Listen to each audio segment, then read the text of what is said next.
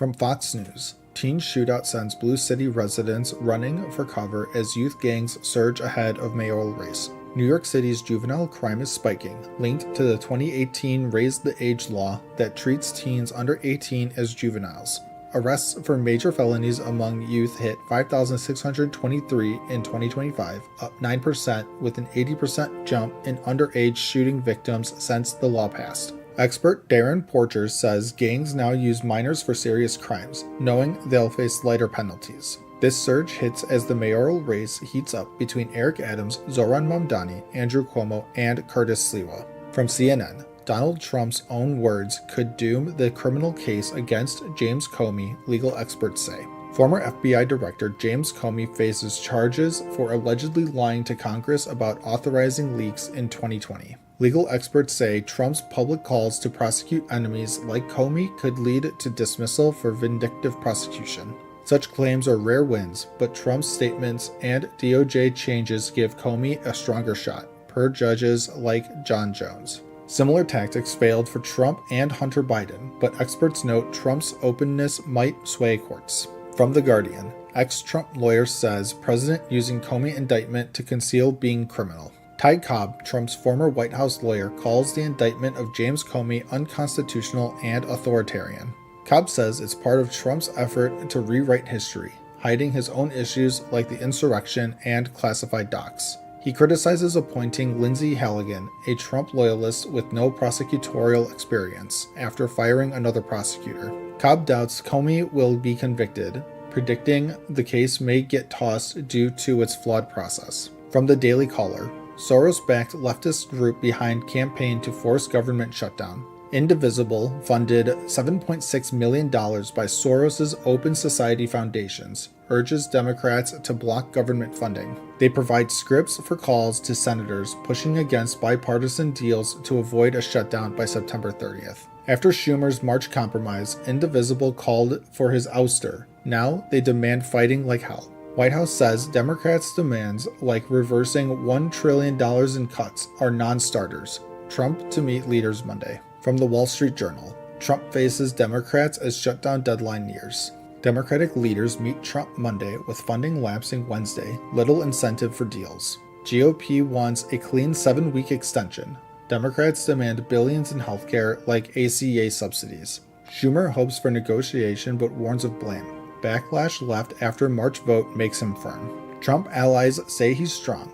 Budget chief preps firings beyond furloughs if no deal. From The Independent, I do not work for you. Marjorie Taylor Greene speaks out on growing rift with Trump's White House over Epstein files. Rep. Marjorie Taylor Greene blasts White House threats over her support for releasing Jeffrey Epstein files. She's one of 4 GOP reps signing a discharge petition with all Democrats, forcing a potential vote soon. Greene says she told aides she works for her district, not them, rejecting hostile act warnings. Trump promised release but now calls it a Democrat hoax. New docs show Epstein ties to Bannon and Thiel. And as always, thank you for the like, comment, and subscription. From Go Banking Rates, Trump said he would end inflation on day 1 of his presidency. See where we stand now. President Trump promised to end inflation on day 1. Let's see where we stand 8 months in. Inflation averaged 2.65% from January to August, above the Fed's 2% target, but it was falling early on. Since April, it's rebounded to 2.9% with jumps in groceries, apparel, and more, linked to tariffs passing costs to consumers. August saw the biggest monthly rise in prices since December, sparking debate on policy impacts. And as always, thank you for the like, comment, and subscription. From CNN, if Trump loses his tariff lawsuit, America may have to refund businesses more than $200 billion. A federal appeals court ruled Trump's use of emergency powers for tariffs on countries like China, India, and Brazil is illegal. Plans to appeal to the Supreme Court, warning a loss could devastate the economy, but businesses have paid over $210 billion in these tariffs. If upheld, refunds could be issued, though the process might require claims or lawsuits, and it could increase government borrowing and inflation risks. Experts say tariffs might stay in place during appeals, but a final loss means stopping collections and potential economic ripple effects. From Fox News, Nobody's in control, as chaotic street takeovers terrorize cities across U.S., crime expert. Street takeovers are surging across U.S. cities, with vehicles blocking roads, doing stunts, and causing fear among residents. Expert Peter Moskos says these events are dangerous, disrupt quality of life, and make it seem like no one's in control of public order. Recent incidents in LA, Tampa, Boston, and more led to arrests, vehicle seizures, and citations, but social media fuels the trend. Solutions include political crackdowns, cultural shifts, and physical barriers to deter participants and restore safety. From Newsweek, Trump's tariff gamble could trigger a $500 billion Treasury crisis. Opinion. The appeals court ruled against Trump's emergency power for tariffs, setting up a Supreme Court battle that could force over $500 billion in refunds with interest. Trump warns a loss could spark a Great Depression-like crisis as tariffs affect trillions in trade without clear congressional approval. Refunds would require massive borrowing, potentially spiking yields and stressing already weak Treasury markets amid deficits. A ruling could challenge other tariffs too, creating broader fiscal issues and market panic amplified by Trump's warnings. From USA Today, why is Trump moving Space Command headquarters to Alabama? Inside the decision. President Trump is relocating U.S. Space Command headquarters from Colorado Springs to Huntsville, Alabama, reversing Biden's decision. Huntsville, known as Rocket City, hosts NASA and defense firms aligning with the Air Force's original preference for the site. The command handles space operations like satellite defense and missile warnings, separate from Space Force. Alabama leaders celebrate jobs and investment, while Colorado officials criticize it as wasteful and risky to national security. From MSNBC, Jeanine Pirro wants all violent teens off Washington, D.C.'s street, except one. U.S. Attorney Jeanine Pirro, tough on D.C. juvenile crime, let a 19-year-old convicted of armed carjacking walk free despite probation violations. The teen posted with a rifle online, but Pirro's office stopped prosecuting unlicensed long gun carrying, leading to probation termination. This contrasts with conservative views on crime versus guns amid debates after a Minneapolis church shooting killing children. Critics say it ignores gun prevalence and violence, while Pirro focuses on intent over instruments in prosecutions. From the Mirror US, ABC's David Muir fans fume. Where's the proof as he drops breaking Donald Trump news? ABC's David Muir reported President Trump's announcement of a U.S. military strike on a Venezuelan boat in the Caribbean. Trump said the vessel carried drugs for the U.S., killing 11 alleged gang members from Venezuela's Tren de Aragua. Fans questioned the proof of drugs, calling it aggressive and wondering why not intercept via Coast Guard instead. Comments highlighted potential environmental harm and execution without arrest, sparking uproar over the escalation. And as always, thank you for the like, comment, and subscription. From CNN, suspect identified in killings of abandoned Tennessee babies' relatives, authorities say. A manhunt is underway in Tennessee for Austin Drummond, wanted for killing 4 relatives of a baby found abandoned in sweltering heat. The 7-month-old was left in a random front yard hours before the bodies of her parents, grandmother, and uncle were discovered. Drummond, a convicted felon, faces murder and kidnapping charges. Authorities warn he's armed and dangerous. A $15,000 reward is offered for his arrest as the community seeks justice. From Fox News, Linda McMahon pulls back the curtain on Trump's plan to dismantle the Department of Education. Education Secretary Linda McMahon says dismantling the Department of Education is a nonpartisan plan to empower states. At the National Governors Association, McMahon discussed returning federal education funds to states for local control. She's focused on literacy and best practices, citing declining reading and math scores nationwide. Trump's executive order aims to let teachers teach and states innovate. Is this the future of education? From The Guardian, Trump officials plan coverage for weight loss drugs under Medicare and Medicaid. The Trump administration is planning a pilot to cover weight loss drugs like Ozempic under Medicare and Medicaid. The 5-year experiment aims to tackle obesity, but the drugs cost thousands annually. Starting in 2026, states and Medicare plans could opt to cover these pricey medications. Will this help Americans get healthier or strain public funds? The debate is on. From NBC News, swing voters who were key for Trump in 2024 have mixed reviews so far. Swing voters who backed Trump in 2024 are split on his first 6 months back in office. Some, like Ray from New York, say Trump's tariffs and economic plans aren't delivering. Others, like Scott from Missouri, praise Trump but question his handling of the Epstein case. From deportations to taxes, these voters could shape future elections. Who's winning them over? From the Wall Street Journal. The rough day in court for Trump's tariffs. Trump's emergency tariffs face a tough test in court, with judges questioning his powers. The case hinges on whether trade deficits justify bypassing Congress to impose levies. The 1977 law Trump used doesn't mention tariffs, raising doubts about his authority. Will courts curb Trump's trade agenda or give him a win? The ruling could reshape policy. From USA Today, July jobs report reveals employers added 73,000 jobs, unemployment rises. The U.S. added just 73,000 jobs in July, far below expectations, as unemployment hit 4.2%. Trump's tariffs and deportations are slowing hiring, especially in manufacturing and construction. Federal layoffs are surging, with 84,000 jobs cut since January due to a hiring freeze. Economists warn of recession risks. Will the Fed cut rates to save the economy? And as always, thank you for the like, comment, and subscription. From Fox News, Trump administration ends second layer of temporary protected status for Venezuelan migrants.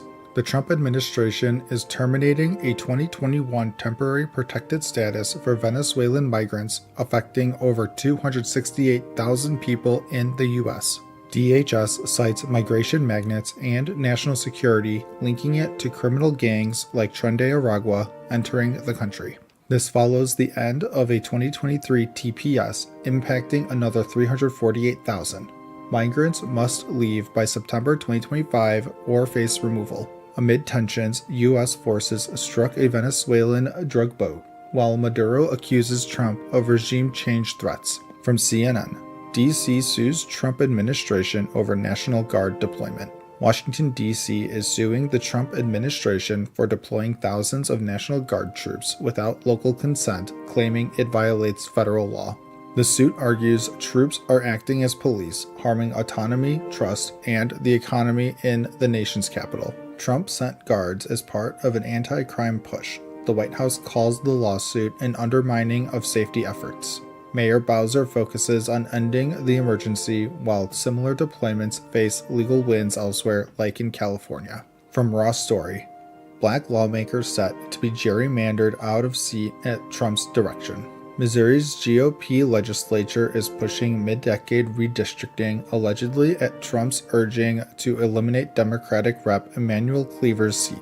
The new map would stretch urban Kansas City into rural areas, potentially giving Republicans an extra House seat in 2026. Cleaver, a black lawmaker serving over 20 years, calls it an unconstitutional attack on democracy and voter voices. This follows similar moves in Texas.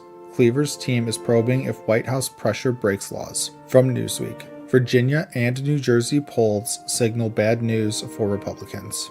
Polls show Democrats leading in Virginia and New Jersey gubernatorial races, signaling trouble for Republicans ahead of 2026 midterms.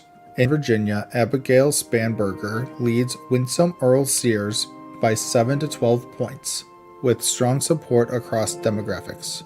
New Jersey's Mickey Sherrill edges Jack Ciattarelli by 6 to 9 points, focusing on costs. He calls polls biased. Analysts say these off-year wins could predict a Democratic House gain, testing turnout and Trump-era messaging. From the Wall Street Journal, McDonald's escalates restaurant industry's fight over tipping. McDonald's CEO calls for ending sub-minimum wages for tipped workers at sit-down restaurants, creating an even playing field. The chain withdrew from the National Restaurant Association over the issue, arguing tips let customers subsidize labor costs. This aligns with labor groups. Cities like Chicago are phasing out tipped wages while tipping fatigue grows among customers.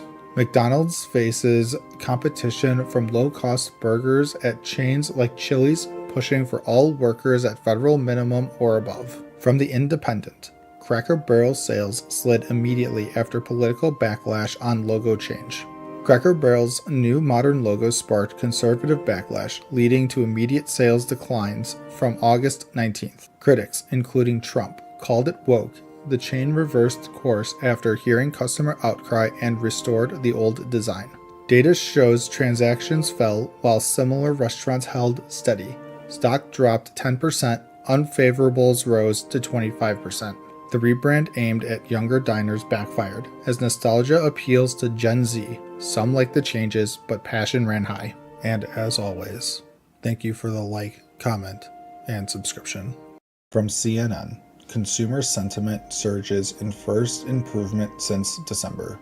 Consumer sentiment in the U.S. jumped 16% to 60.5, says the University of Michigan, the first rise since December after near-record lows during Trump's tariff blitz. Easing trade tensions from April's high tariffs sparked the uptick, but sentiments still 20% below December levels. With Trump's reciprocal tariffs set for July 8th and legal battles ongoing, economists warn volatility could shake confidence again. Spending, the economy's backbone, rose just 0.2% in April. A steady labor market is key to keeping wallets open. From Fox News, mother of murdered jogger slams Rep. Crockett for dismissing migrant crime victims. Patty Morin, whose daughter Rachel was murdered, spoke on Fox and Friends about her daughter's killer, an undocumented migrant. Morin criticized Rep. Jasmine Crockett for saying Republicans cherry-pick migrant crime victims during a House hearing. Crockett called the Sanctuary City hearing political theater, while Morin decried protests supporting illegal immigrants. Morin supports Trump's immigration policies, urging stricter enforcement to prevent tragedies like her daughter's murder. From USA Today, Trump keeps control of National Guard ahead of widespread protests. Trump keeps California's National Guard as an appeals court blocks a judge's order to return control to Governor Newsom. Protests over Trump's immigration raids continue, with 700 Marines now guarding federal property in Los Angeles. In New Jersey, 4 detainees escaped Delaney Hall amid unrest over poor conditions, prompting a law enforcement response. No Kings protests planned for June 14th expect millions to oppose Trump's policies across the country. From Reuters, analysis. Trump's peacemaker pledge takes big hit as Israel strikes Iran. Israel struck Iranian targets, risking regional war, despite Trump urging Netanyahu to avoid attacking Iran.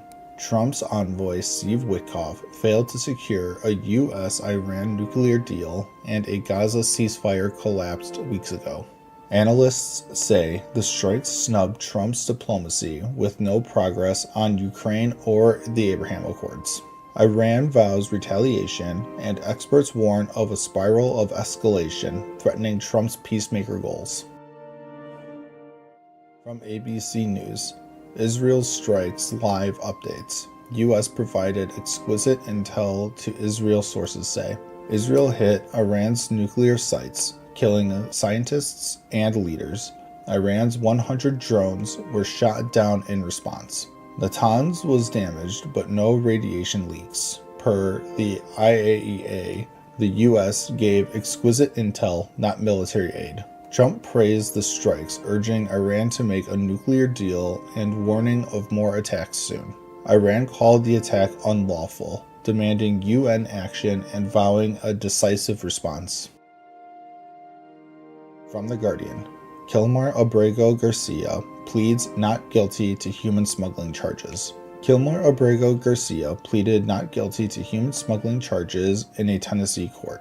Wrongly deported to El Salvador's gang prison by Trump's administration, he was returned after campaigners fought back. Critics say his removal ignored due process. He's charged with smuggling migrants, drugs, and firearms. Abrego Garcia contests detention as his case fuels debate over Trump's deportation policies. From CNN, Paramount settles Trump's 60 Minutes lawsuit with $16 million payout and no apology. Paramount Global just settled a lawsuit with President Trump over a 60 Minutes report for a hefty $16 million. The suit claimed CBS edited a Kamala Harris interview to favor her, sparking Trump's accusations of election interference. Paramount's payout will fund Trump's future presidential library, but no apology was issued, despite legal experts calling the suit frivolous. Critics say Paramount caved due to pressure from a pending merger needing Trump administration approval. Is this a win for free speech or a corporate compromise?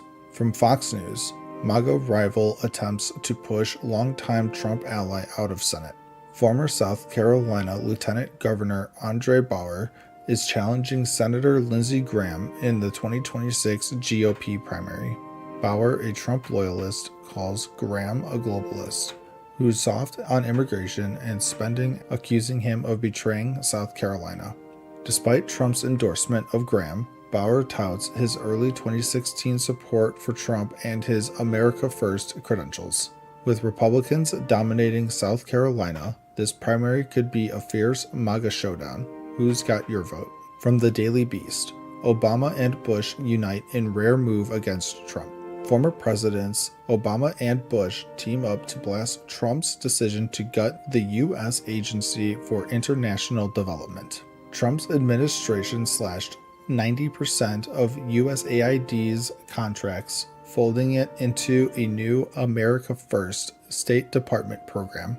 Elon Musk's efficiency push led to USAID's workforce dropping from 10,000 to just 300, risking millions of lives, says a Lancet study. Obama calls it a tragedy. Bush says it weakens America's heart. The White House insists it's about self-reliance. Who's right? From CBS News, is Trump really close to securing an Israel-Hamas ceasefire for Gaza? President Trump claims Israel's ready for a 60-day ceasefire, with Hamas urging the group to accept the deal. Israeli sources say it's just a framework, not a done deal, while Hamas demands a full end to the war and Israeli withdrawal. Far-right Israeli ministers may block the deal, complicating Netanyahu's upcoming meeting with Trump. Meanwhile, Gaza's humanitarian crisis worsens, with 640 civilians reportedly killed seeking aid. Is peace within reach? From NBC News, could an Elon Musk third party disrupt American politics? Elon Musk is threatening to launch a new America Party after clashing with Trump over a $3.3 trillion spending bill. Musk wants a party focused on slashing national debt, calling both parties a Porky Pig party. With growing independent voters, Musk's Wealth and X platform could fuel a third-party push, but experts say it's a tough road. Trump fired back, threatening Musk's businesses. Could this spark a political revolution or just fizzle out? From The Federalist, not everyone with U.S. citizenship is actually an American. A 1940 pamphlet says being American means loving the nation, its constitution, and shared values, not just holding citizenship. It warns against hyphenated Americanism, urging immigrants to fully embrace a unified American identity.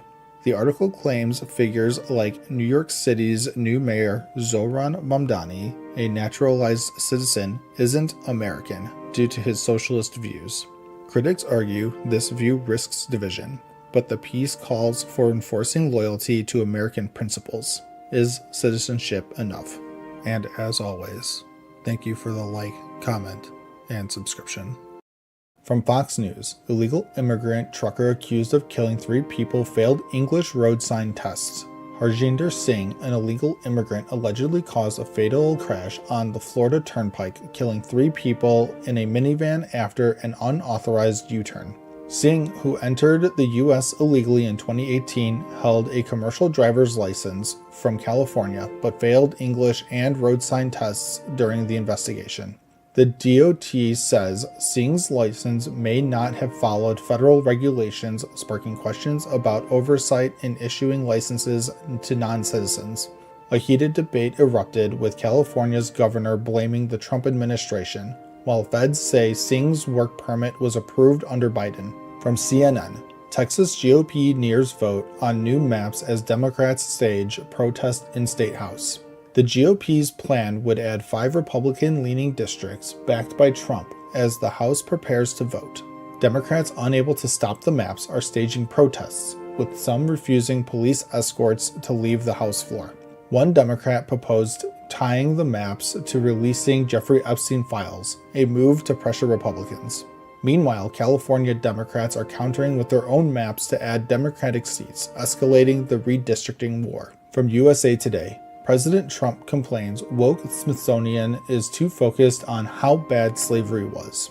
Trump claims the Smithsonian dwells on slavery and negativity, ignoring America's successes. A review of 8 museums, including African American history, aims to remove divisive narratives and promote American exceptionalism. Trump compares this to his push against woke policies in universities, vowing to make museums celebrate the U.S. The Smithsonian says it's committed to factual history, as the review could reshape how America's story is told. From Newsweek, mystery explosion rocks Ukraine's NATO neighbor. An explosion in a Polish cornfield left a crater and shattered windows, with no injuries reported. Poland's military says no airspace violation was detected, but fragments suggest it could be a Russian decoy drone.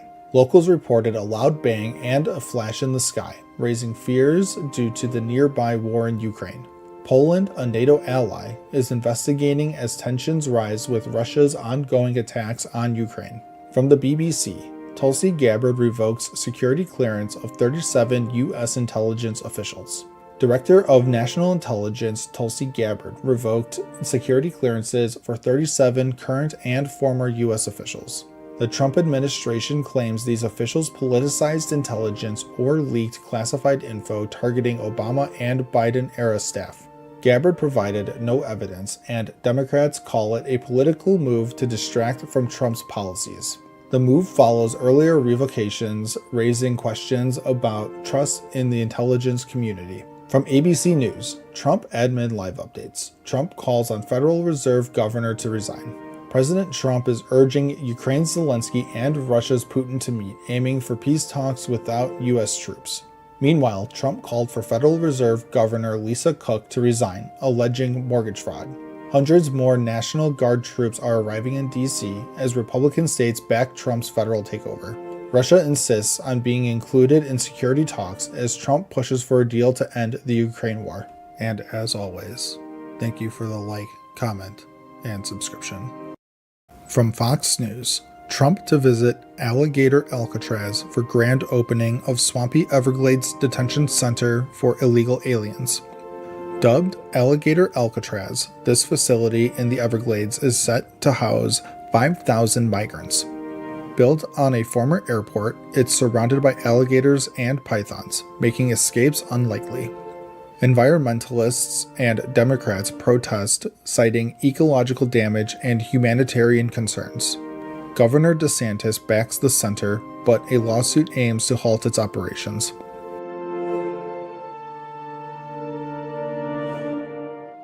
From CNN, U.S. revokes visas of British rap punk duo Bob Vylan after chant against Israeli military. At Glastonbury, the band led chants against the Israeli military, sparking outrage. Their Free Palestine message and chants led to U.S. visa revocations. UK officials and the BBC condemned the performance as inciting violence. The band stands by their words, but their U.S. tour is now in jeopardy.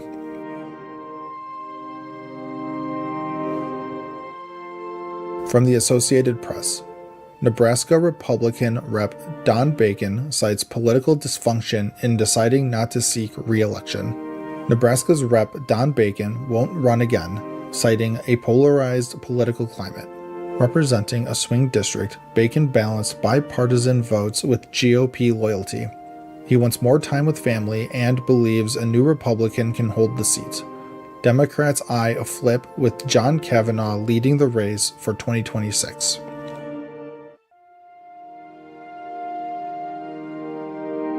From ABC News, Supreme Court to hear Republican challenge to campaign spending limits. The Supreme Court will review limits on coordinated campaign spending. Republicans argue these caps violate First Amendment rights. GOP leaders say lifting limits will boost their 2026 midterm chances. A ruling could unleash a flood of spending in future elections.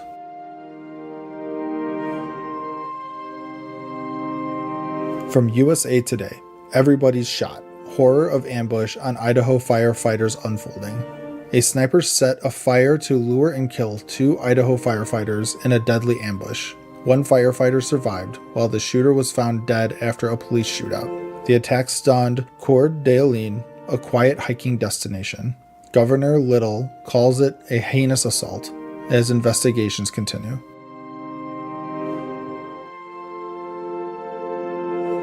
From CBS, Senate kicks off vote-a-rama on Trump's Big Beautiful Bill. The Senate debates Trump's massive tax bill in a marathon vote-a-rama. It boosts border security and defense but cuts healthcare, adding $3.3 trillion to the deficit. Some Republicans, like Tom Tillis, oppose Medicaid cuts and urge caution.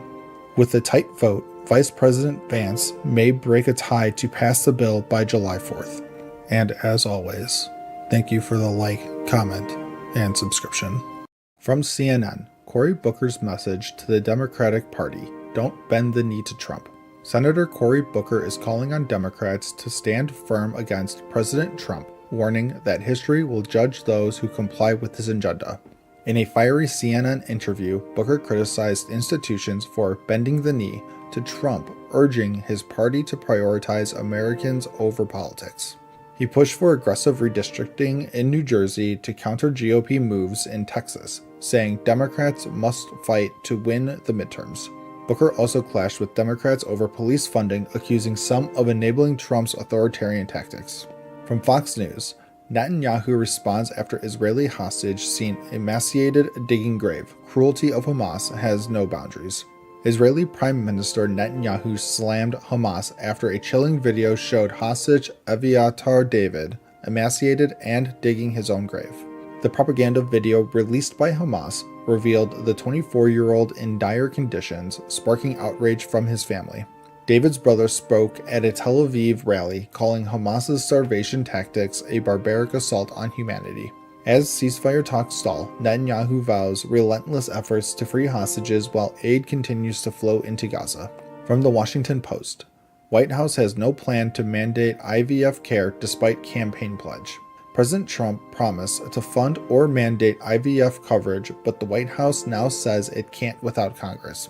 Despite internal talks, plans to require IVF coverage for millions on Obamacare exchanges are off the table. GOP divisions over federal mandates and rising insurance costs are stalling Trump's campaign pledge. Experts warn that prioritizing holistic health over IVF could delay access for families desperate to conceive. From USA Today, Trump addresses pardon decision for Sean Diddy Combs, says mogul was half innocent. President Trump discussed pardoning Sean Diddy Combs, acquitted of major charges in a sex crimes trial, on Newsmax. Combs was convicted on lesser charges, but Trump called him half innocent, citing past hostility from the mogul. Trump admitted personal feelings make a pardon more difficult, despite once being friendly with Combs. Conservative host Megyn Kelly urged against a pardon, warning it could alienate GOP voters, especially women. From the Associated Press, broken altimeter ignored warnings. Hearings revealed what went wrong in DC crash that killed 67. A Black Hawk helicopter's broken altimeter contributed to a deadly collision with a jet over DC, killing 67.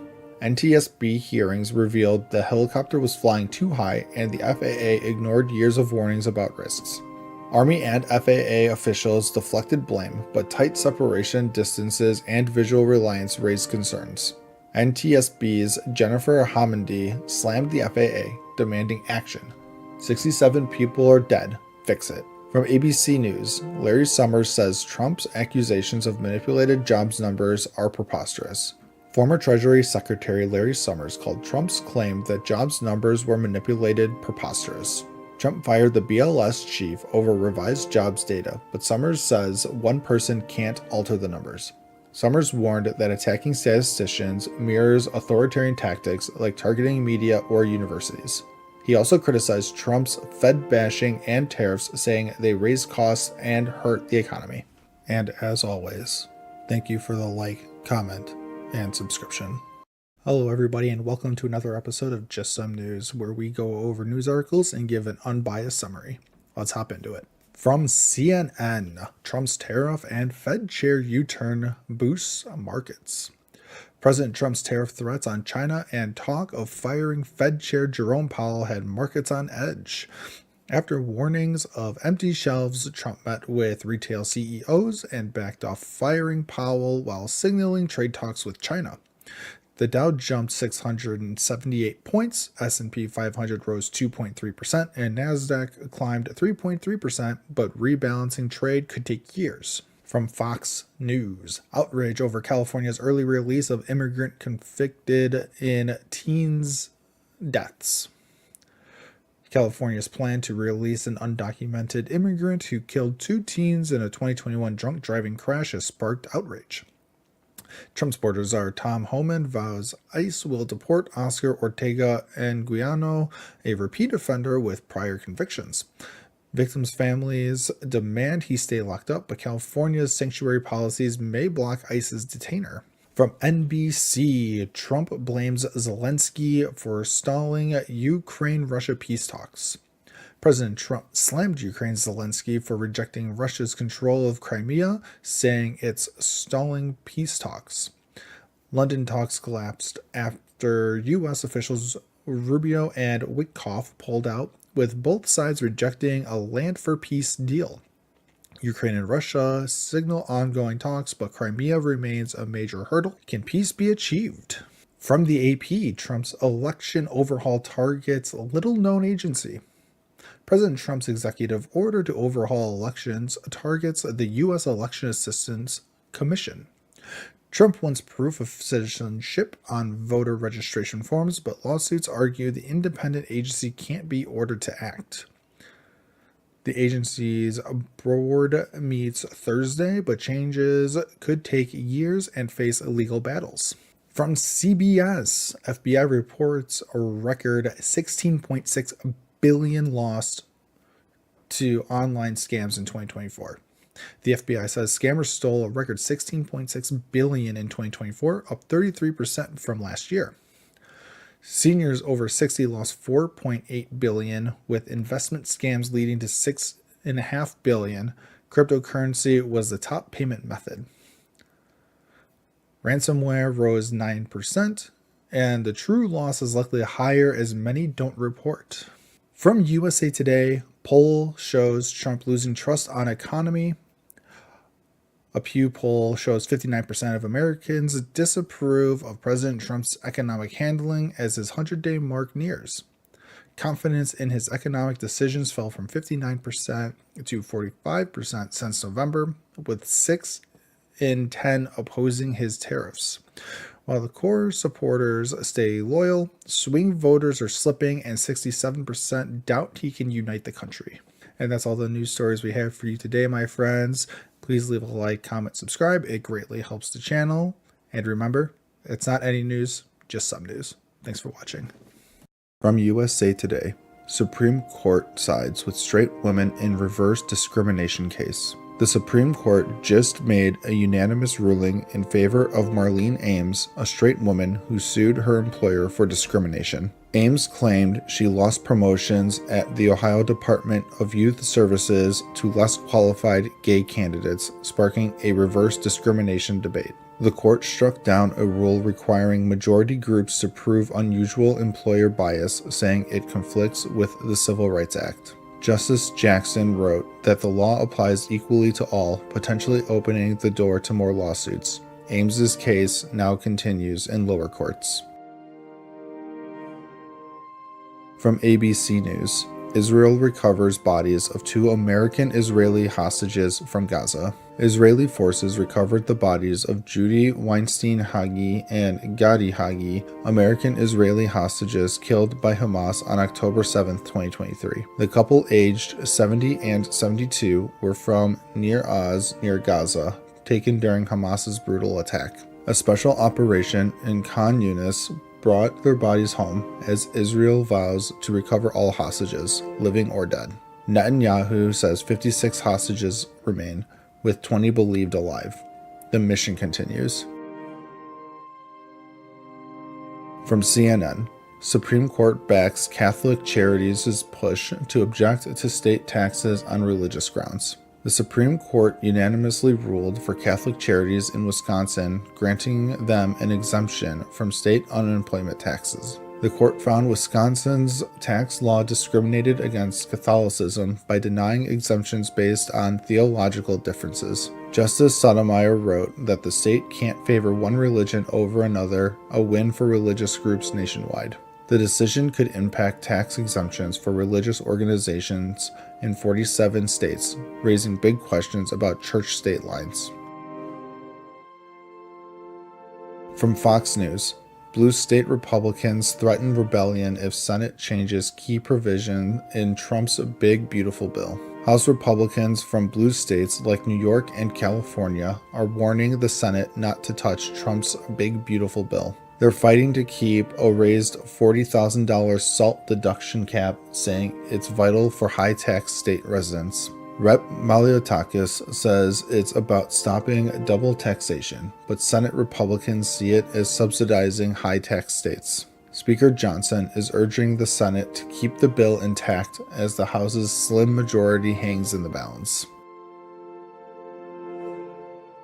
From the Wall Street Journal, Trump says he discussed trade rare earths in call with China's Xi. President Trump had a 90-minute call with China's Xi Jinping, focusing on trade and rare earth minerals critical for U.S. industries. Trump says they resolved issues around rare earth exports, but China's report was less upbeat, urging the U.S. to ease trade restrictions. Both sides agreed to new trade talks soon, with Treasury Secretary Scott Bessent leading the U.S. team. Analysts question if Xi made firm commitments as tensions over tariffs and tech controllers linger. From the Post-Millennial, Trump disappointed over Musk's break with admin over Big Beautiful Bill. Elon said he never got to read it. President Trump is disappointed in Elon Musk after the ex-owner called Trump's Big Beautiful Bill a disgusting abomination. Musk claims he never saw the bill, passed quickly by the House, which raises the debt ceiling by $5 trillion.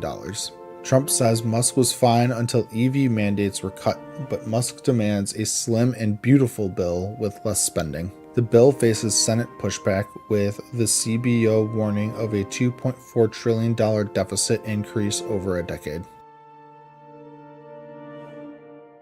From CNN, South Park premiere skewers Trump and Paramount in fiery return.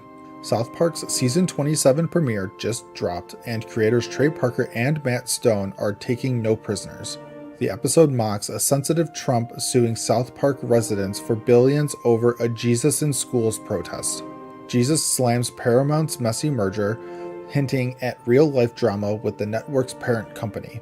Amid a $1.5 billion streaming deal, the show's creators call out the chaos, blending satire with reality. From Fox News, key immigration proposal vows to end backdoor hiring practices in American universities. A new Republican bill, the Colleges for the American People Act, aims to scrap H-1B visa exemptions for university staff. Rep. Tom Tiffany says it stops universities from favoring foreign workers over American graduates. The proposal forces foreign academics to compete for the $65,000 H-1B visa cap, sparking debate. Critics like Bernie Sanders call the visa program exploitative, while others say it boosts U.S. innovation.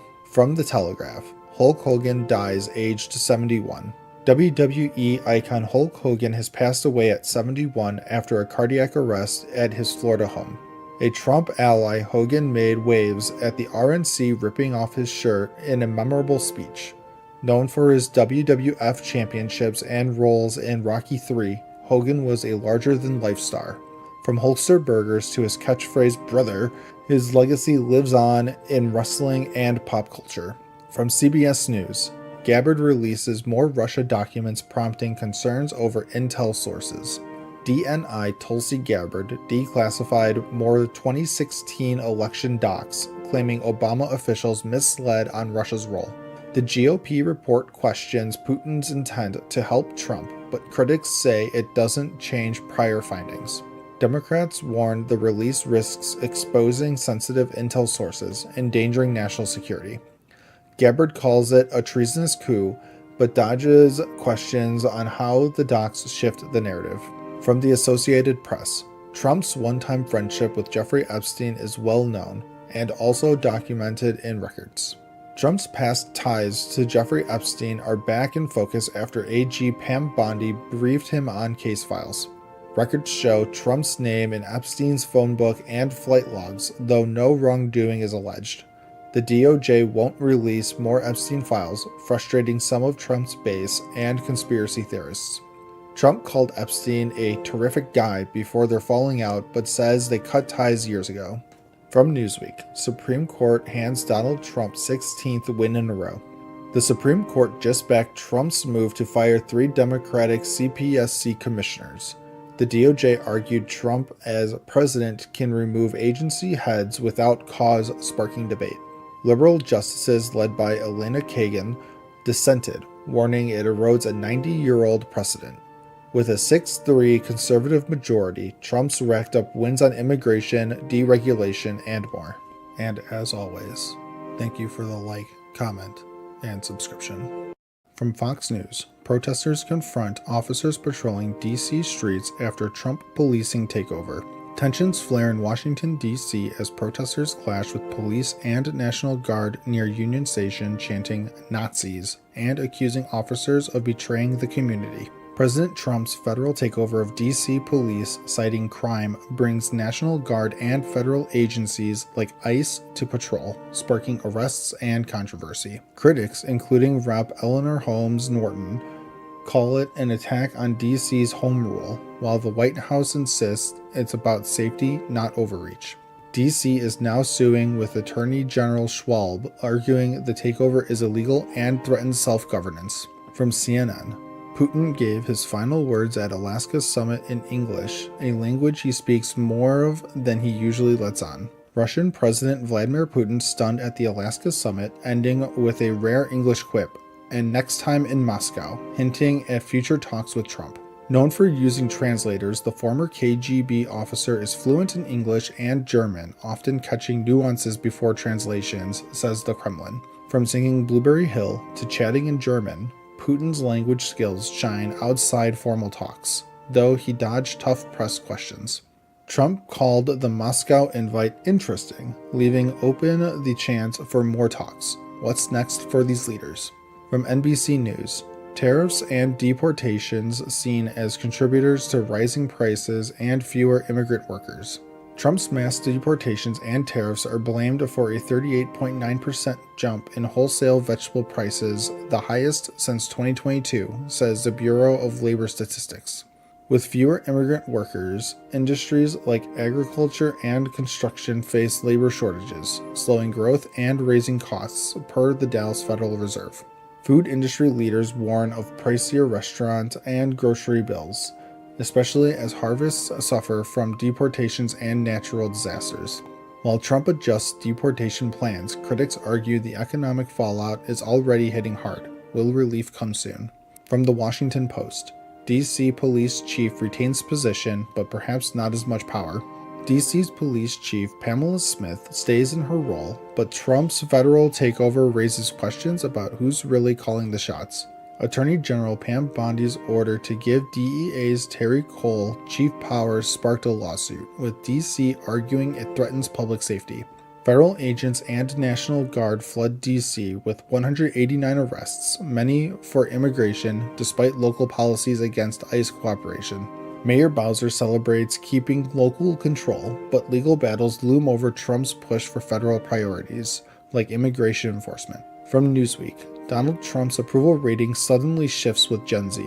A new YouGov Economist poll shows Trump's approval rating among Gen Z jumping 10 points to -28, driven by gains on economy and immigration. Experts say Gen Z's choice-based voting, focusing on issues over party loyalty, may explain the shift. Despite low Democratic popularity, approval for Trump's handling of inflation rose to 31%, but his overall honesty rating is down, especially over the Epstein case. Only 13% of Gen Z approve of Trump's Epstein handling, with many believing he knew of the crimes. Will this trend hold? From the Charlotte Observer, Trump loses lawsuit as judge sides with defendants. A federal judge dismissed Trump's copyright lawsuit against Bob Woodward and Simon & Schuster over the Trump Tapes audiobook. Judge Paul Gardef ruled Trump's claim of co-authorship lacks credibility, citing the Supreme Court that authorship belongs to the creator. Despite conflicting copyright claims, the court found no evidence Trump has rights to the recordings even though he gave the interviews.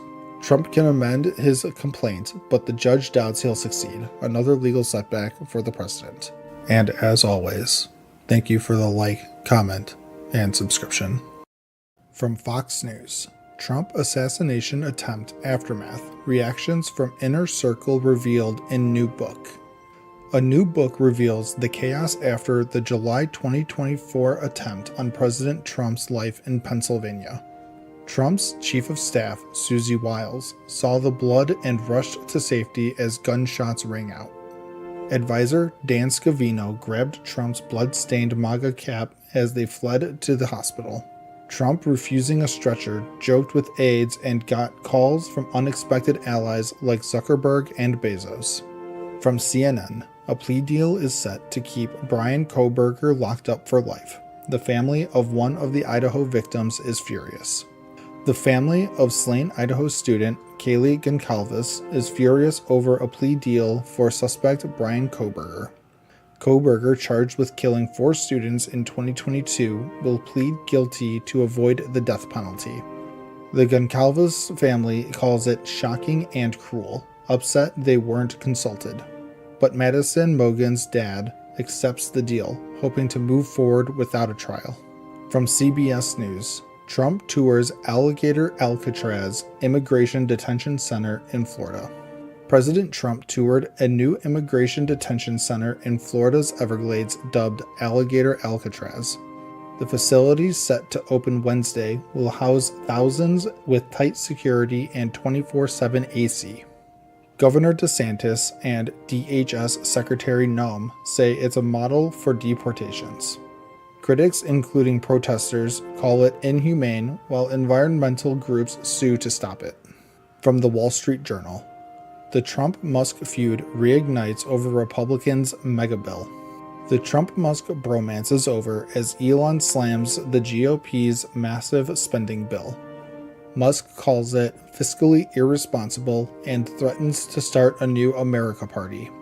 Trump hits back, threatening to cut Musk's contracts and even deport him. Tesla shares dropped as the feud escalates, with Musk vowing to back anti-bill Republicans. From ABC News, Trump admin live updates. Vance casts tie-breaking vote to pass mega bill in Senate. Vice President J.D. Vance casts the tie-breaking vote to pass Trump's tax and immigration bill.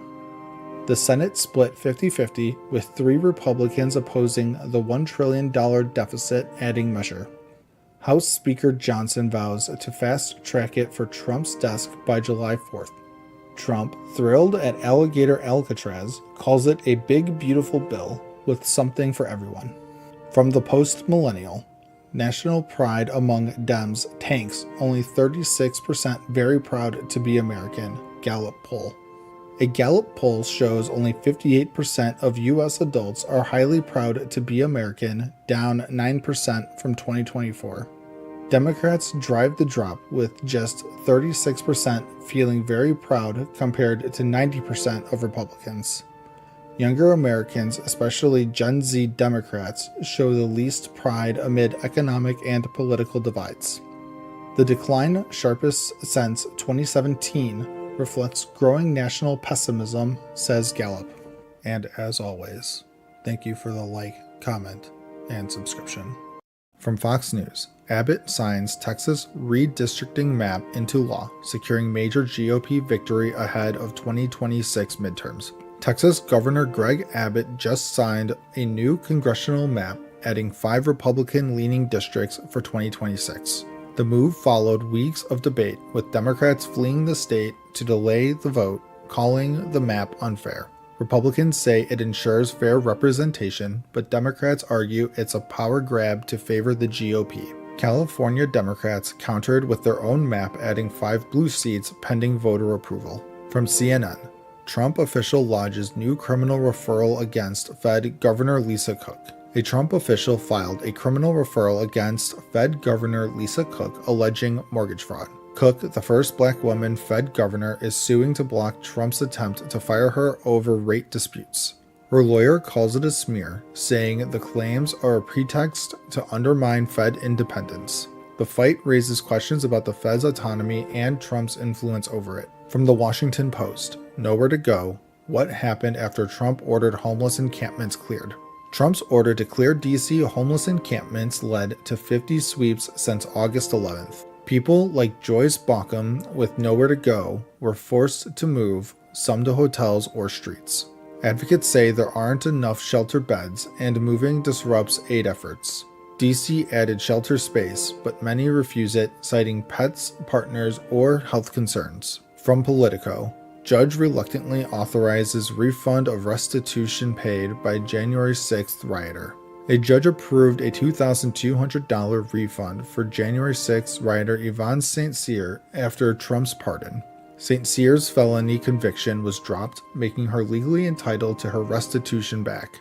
Judge Bates called it a tough but lawful decision despite her actions at the Capitol.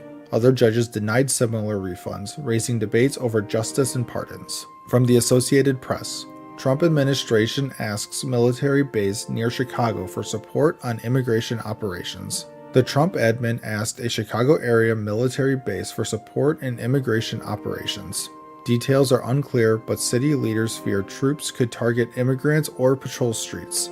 Mayor Johnson and Governor Pritzker oppose it, citing falling crime and no need for military help. Critics, including Obama, warn of eroded liberties and militarized enforcement. From the Daily Beast, Obama turns up the heat on Trump. Barack Obama called out Trump's federalization of local police as a dangerous trend. He highlighted D.C. and L.A. deployments, warning of a personal army under Trump. Obama also backed efforts to fight Texas's redistricting, urging fair voter representation. His rare public criticism signals growing concern over Trump's policies. And as always, thank you for the like, comment, and subscription. From CNN, it's a scary time to be here right now. Americans stuck in Israel are desperate to get out. After Israel's attack on Iran, missile strikes shut down airspaces, canceling flights out of Tel Aviv. Families like the Mammons, visiting for a wedding, now jump between shelters dodging louder, bigger bombs. The U.S. Embassy is arranging evacuation flights to Athens, but the process is slow, prioritizing families and the elderly. For people like Noah with anxiety, the terrifying sounds of missiles linger, pushing many to seek any way out. From Fox News, Los Angeles taxpayers to foot millions for peaceful anti-ICE protests. The protests, costing $32 million, turned violent, damaging property and requiring extensive cleanup. Over $29 million went to police response, including citywide tactical alerts after clashes with demonstrators. Arrests included a man accused of planning to harm officers with fireworks during the riots. The costs don't include potential lawsuits, leaving taxpayers to cover emergency services and repairs. From the Associated Press, GOP's food stamp plan is found to violate Senate rules. It's the latest setback for Trump's big bill. The Senate parliamentarian ruled that shifting SNAP costs to states violates chamber rules. The proposal aimed to save billions to offset $4.5 trillion in tax cuts, but critics say it would cut aid for millions. The Byrd rule blocks certain policy changes in budget bills, forcing Republicans to rethink their strategy. The broader bill, including tax cuts and spending reductions, faces more hurdles as Senate debates continue. From Newsweek, State Department starts exit flights from Israel as Trump mulls war entry. The U.S. State Department has started assisted departure flights for Americans in Israel amid escalating conflict. Israel's strikes on Iran, followed by retaliatory missile attacks, have heightened tensions in the region. The U.S. Embassy is helping citizens leave via flights, ships, or land routes to Jordan and Egypt. President Trump is meeting with advisors to decide on U.S. involvement as the situation remains volatile. From the Washington Post, U.S. warplanes strike 3 Iranian nuclear sites in sweeping attack. U.S. B-2 bombers struck 3 Iranian nuclear facilities, including the fortified Fordow site. The targets included uranium enrichment centers, escalating U.S. involvement in the Israel-Iran conflict. With thousands of U.S. troops in the region, Iran has threatened retaliation against American forces. The Pentagon has deployed additional ships and planes as the conflict's outcome remains uncertain. From The Independent, U.S. has bombed 3 nuclear sites in Iran, Trump announces. President Trump announced U.S. strikes on 3 Iranian nuclear sites, Fordow, Natanz, and Esfahan. Fordow, a heavily fortified uranium enrichment site, was hit with a full payload of bombs. Iran's leaders warned of irreparable harm to the U.S., raising fears of retaliation. The strikes follow Israel's attacks on Iran, deepening the regional conflict. And as always, thank you for the like, comment, and subscription. From CNN, 2 bridges collapse in Russian regions bordering Ukraine, killing at least 7. 2 bridges in Russia's Bryansk and Kursk regions near Ukraine collapsed, killing at least 7 and injuring dozens. In Bryansk, a passenger train was crushed by a falling bridge, blamed on an explosion. The train's engineer was among the dead. In Kursk, a freight train derailed after another bridge collapsed, sparking fires. Authorities point to illegal interference. Russia calls these terrorist acts, while Ukraine denies involvement, as peace talks loom. From the Daily Mail, chaos erupts as ICE raids office of top Democrat and detains staff. Federal agents raided Rep. Jerry Nadler's Manhattan office, detaining a staffer in a chaotic scene caught on video. DHS claims they were checking for protesters hiding in the office, but Nadler calls it an illegal overreach. The congressman slammed the intimidating tactics, saying no one is safe if this can happen in his office. DHS insists it was a routine security check. Who's in the right? From Forbes, Elon Musk says he doesn't want responsibility for Trump's actions. Elon Musk, ex-head of Trump's Doge, says he doesn't want to be blamed for the administration's every move. After quitting his role, Musk criticized a Trump-backed bill for raising the deficit, clashing with Doge's goals. Doge claims $175 billion in savings, but critics question the numbers. Trump still praises Musk's work. Musk says he'll advise Trump informally, but will he stay in the spotlight? From Fox News, Kevin Hassett very confident courts will back Trump's tariffs. White House Economic Director Kevin Hassett is very confident courts will uphold Trump's tariff plans. A federal court blocked Trump's tariffs, citing overreach, but an appeals court paused the ruling. The tariffs, including a 10% baseline, aim to make trade fair, but face a tough legal battle. Hassett says they have backup plans if courts rule against them. Will Trump's trade agenda win? From the Washington Post, 2 dead, nearly 500 arrested as Paris celebrates Champions League victory. Paris erupted in joy as PSG won the Champions League, but violence left 2 dead and nearly 500 arrested. Clashes around Champs-Élysées saw looted stores and burned vehicles, with 192 injured. Police deployed 5,400 officers, blaming thugs for the chaos, not true fans. As PSG's victory parade looms, will Paris stay peaceful?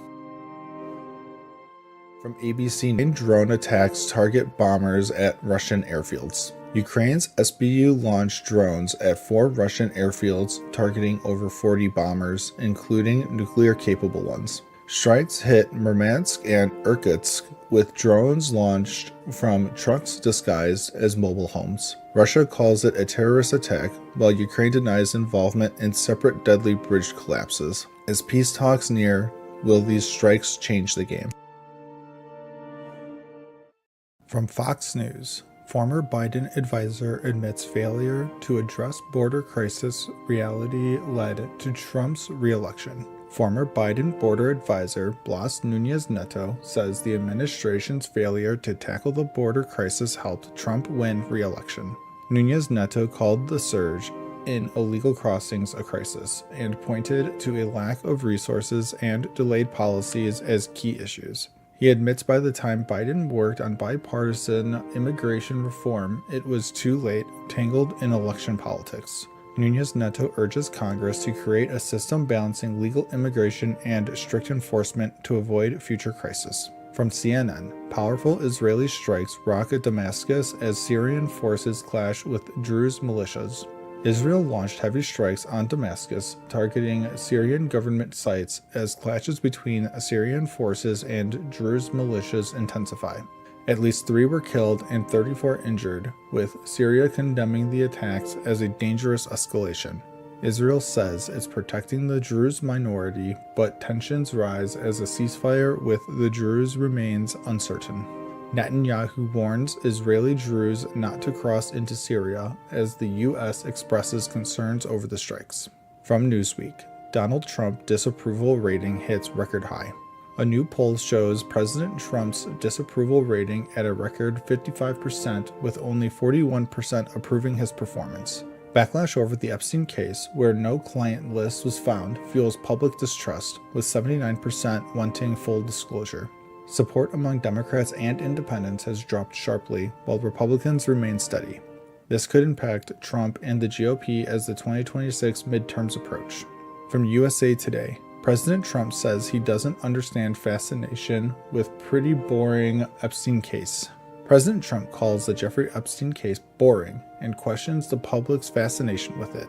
Despite his stance, top Republicans and MAGA voices demand the Justice Department release all Epstein files. House Speaker Mike Johnson joins calls for transparency, breaking from Trump's dismissive tone. The DOJ says no client list exists, and Epstein's death was ruled a but public skepticism persists. From WIVB Buffalo, Trump tells GOP lawmakers he will likely fire Powell soon. President Trump told GOP lawmakers he may soon fire Federal Reserve Chair Jerome Powell, sparking market concerns. The S&P 500 fell after reports of Trump's plans, fueled by his frustration over Powell's refusal to cut interest rates. Trump later called firing Powell unlikely unless fraud is proven, but tensions remain high. Legal challenges could arise if Trump moves to oust Powell before his term ends in May. From the Post-Millennial, former Spokane City Council president federally indicted for riot against ICE facility in Washington. Former Spokane City Council President Ben Stuckert faces federal charges for a riot at an ICE facility in June. Stuckert allegedly rallied others to block an ICE bus, with co-defendants accused of slashing tires and assaulting officers. 9 were indicted, with Stuckert released under strict conditions, while 2 others remain in custody. The riot, part of a wave of anti-ICE protests, trapped federal agents and detainees for hours. And as always, thank you for the like, comment, and subscription.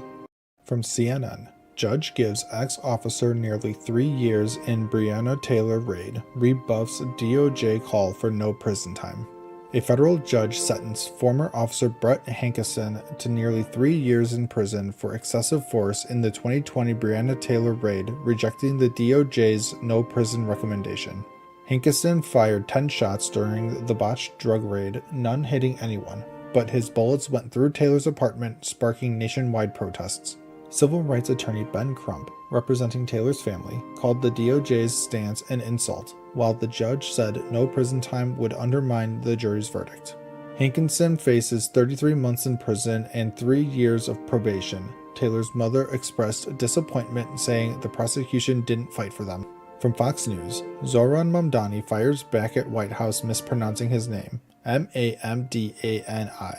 Zohran Mamdani, New York City mayoral candidate, clapped back after the White House mispronounced his name as Zamdani in a viral TikTok set to Hollaback Girl. White House Press Secretary Caroline Leavitt called Mamdani a known communist who supports defunding police, warning his election would be a disaster. The 33-year-old Democratic Socialist, backed by AOC and Bernie Sanders, could be New York City's first Muslim and millennial mayor if elected. Trump criticized Mamdani on Truth Social, while Mamdani's team jabbed at rival Andrew Cuomo for Trump's apparent support. From USA Today, Native Americans rail against Trump's call to change Commander's name back. President Trump demanded the Washington Commanders revert to their former name, a term many Native Americans call offensive, threatening to block a new stadium deal. Native American groups, like the Native American Rights Fund, say the old name mocks their culture and dehumanizes them. Trump claimed Native Americans want the name back, but activists like Savannah Romero call it a slur and a tactic of dehumanization.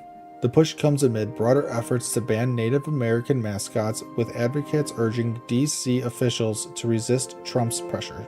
From MSNBC, why the Supreme Court could take up Ghislaine Maxwell's appeal over Epstein agreement. Ghislaine Maxwell's appeal could reach the Supreme Court, not over her Epstein-related charges, but a legal question about federal agreements. Maxwell argues a Florida non-prosecution deal with Epstein should have blocked her New York charges, but lower courts disagreed. Her team says a split among federal circuits on whether one district's deal binds others could push the justices to take the case.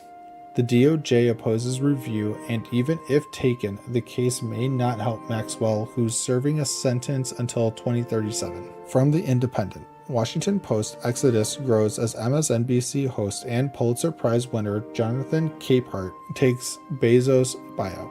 Pulitzer Prize-winning columnist Jonathan Capehart is leaving the Washington Post, taking a buyout amid a staff exodus over the paper's new direction. Owner Jeff Bezos mandated the opinion section focus on personal liberties and free markets, leading to resignations from veteran journalists. Capehart, who will stay on MSNBC, follows columnists like Eugene Robinson, who cited the paper's shift as their reason for leaving. CEO Will Lewis urged staff not aligned with the changes to leave, as the Post loses subscribers and morale plummets. From the Post Millennial, Trump admin releases FBI records on Martin Luther King Jr. The Trump administration released over 200,000 pages of FBI records on Martin Luther King Jr., unsealed early from a 1977 court order. The files detail FBI surveillance and J. Edgar Hoover's campaign to discredit King and the civil rights movement. King's children urged empathy, noting the files reflect a personal loss and a disturbing government effort to undermine their father. The release fulfills Trump's campaign promise to declassify records on King, JFK, and RFK, sparking debate over historical context. And as always, thank you for the like, comment, and subscription. From The Guardian, my stomach just dropped. Foreign students in panicked limbo as Trump cancels visa interviews. The Trump administration has paused student visa interviews worldwide to implement new social media screening, leaving international students in limbo. Students like Oliver Cropley, set to study in Kansas, fear delays could cost scholarships and housing. Many can't even schedule interviews. Recent moves, like banning Harvard from enrolling foreign students, add to the uncertainty. A federal judge blocked that, but the future's unclear. With 1.1 million international students in the U.S., many are now reconsidering their academic plans amid growing anxiety. From CNN, stocks drop as Trump claims China has violated trade agreement and tensions flare. Stocks fell Friday after Trump accused China of violating trade agreements, hinting at new tax sanctions on Chinese firms. The Dow dropped 230 points, with the Nasdaq down 1.48% as Trump's trade war rhetoric heats up after a week of tariff battles. A court blocked Trump's tariffs, but an appeal paused that ruling, leaving markets uncertain as legal fights continue. Despite the volatility, some investors bet Trump may back down, but the trade war's impact is far from over. From CBS News, Taylor Swift buys back Masters, shares new info about Reputation. Taylor Swift announced she's bought back her first 6 albums, Masters, sold in 2019, calling it a dream come true. She's paused re-recording Reputation, saying it's too unique to redo, but teased unreleased vault tracks that are fire. Her debut album's re-recording is done and she's excited to share it when the time's right, thanks to fan support. Swift praised fans for backing her re-recordings and hopes her fight inspires artists to own their work. From Fox News, Harvard vs. Trump. All the president wants is for the university to obey the law. President Trump is clashing with Harvard, demanding reforms like merit-based hiring and auditing for viewpoint diversity. Harvard's president rejected the demands, prompting Trump to freeze $2.2 billion in grants and ban foreign student enrollment. Critics call Harvard's stance hubris, while others say Trump's targeting universities to fight woke culture. With 27% of Harvard students international, the financial and academic stakes are high in this ongoing feud. From the Associated Press, Supreme Court lets Trump strip legal protections from 500,000 people, exposing more to deportation. The Supreme Court allowed Trump to end legal protections for over 500,000 migrants from Cuba, Haiti, Nicaragua, and Venezuela. This follows a similar ruling affecting 350,000 Venezuelans, exposing nearly 1 million to potential deportation. Critics like Justice Jackson warn of chaos for families and communities, while the administration calls the protections temporary. The case returns to a lower court, but for now, these migrants face an uncertain future in the U.S. From The Federalist.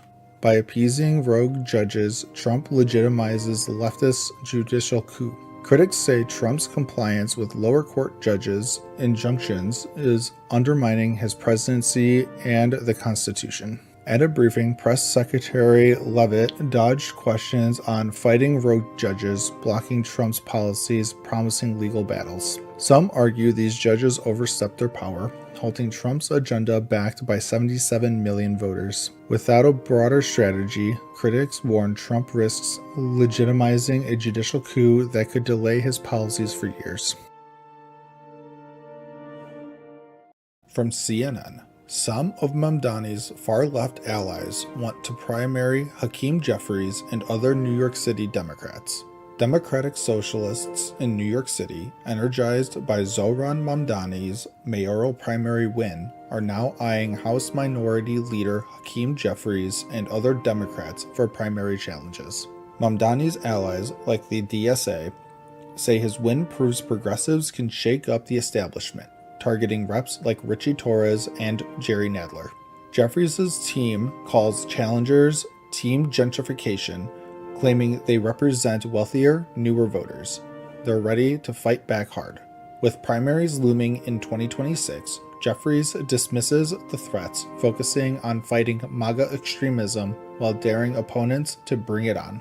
From Fox News, author reveals why Caitlin Clark never had a chance of making Olympic team. Caitlin Clark, WNBA's rising star, was controversially left off the 2024 Olympic roster despite her stellar play. Author Christine Brennan says Clark never had a shot. USA Basketball worried her fans would react badly to her limited playing time. A spot was reserved for veteran Diana Taurasi's farewell, leaving Clark out of the 12-woman roster even if she outperformed expectations. Clark took the snub in stride, saying it'll fuel her career, but the decision sparked heated debate about fairness in selection.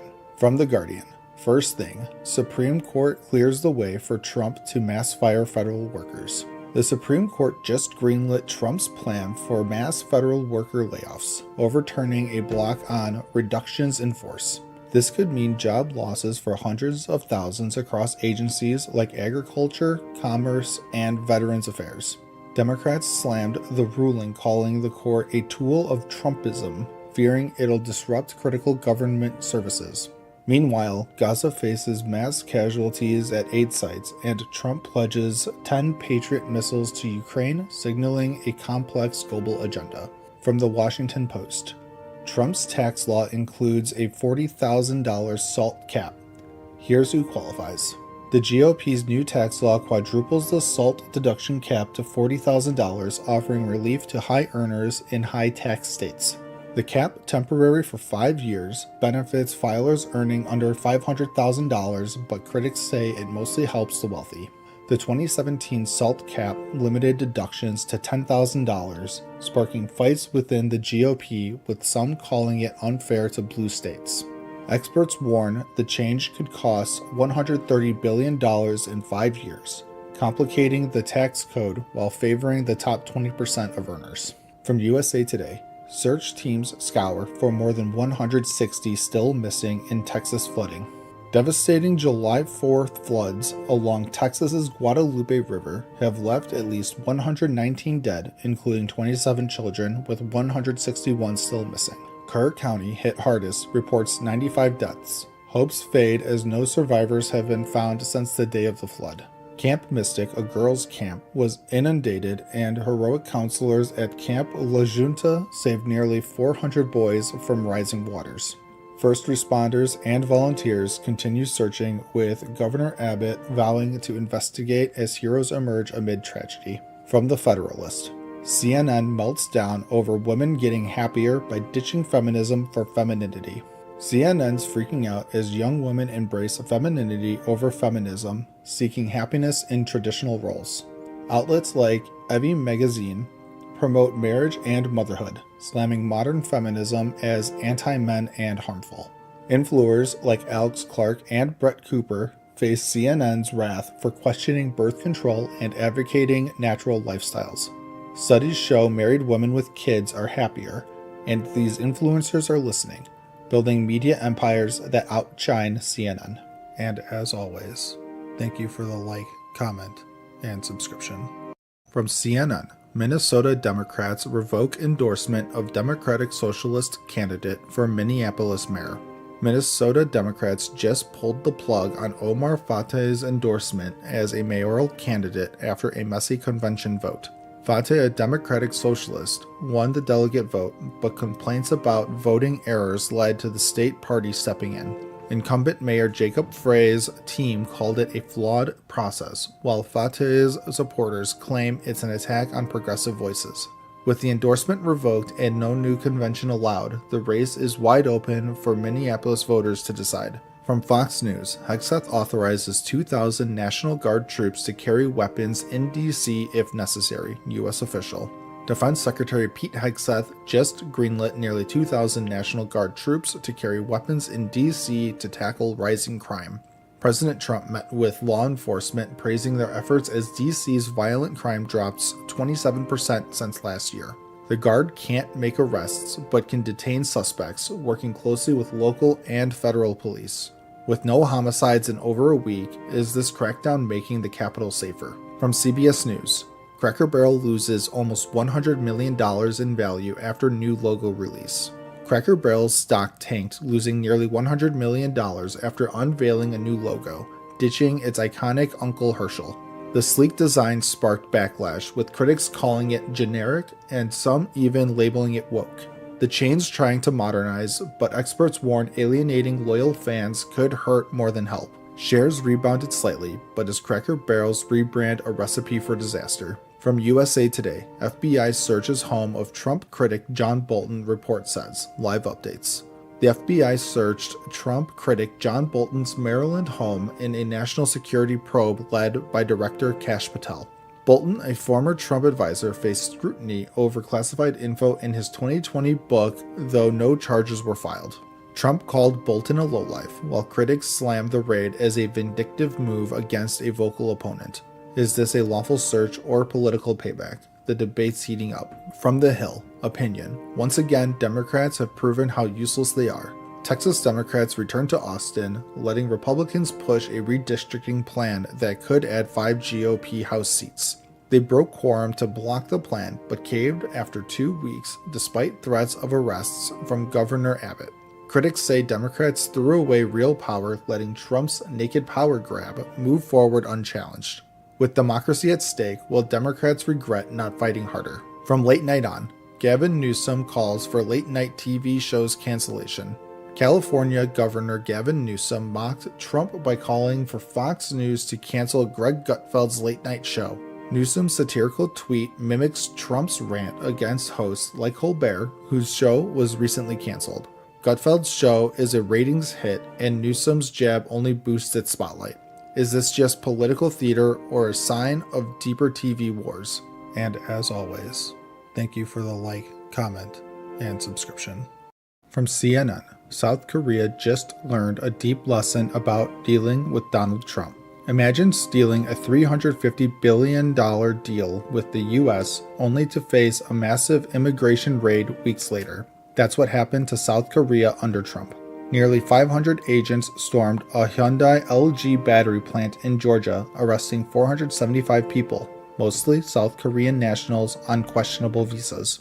South Korean officials called it a slap in the face, with workers treated like criminals despite promises to boost U.S. jobs.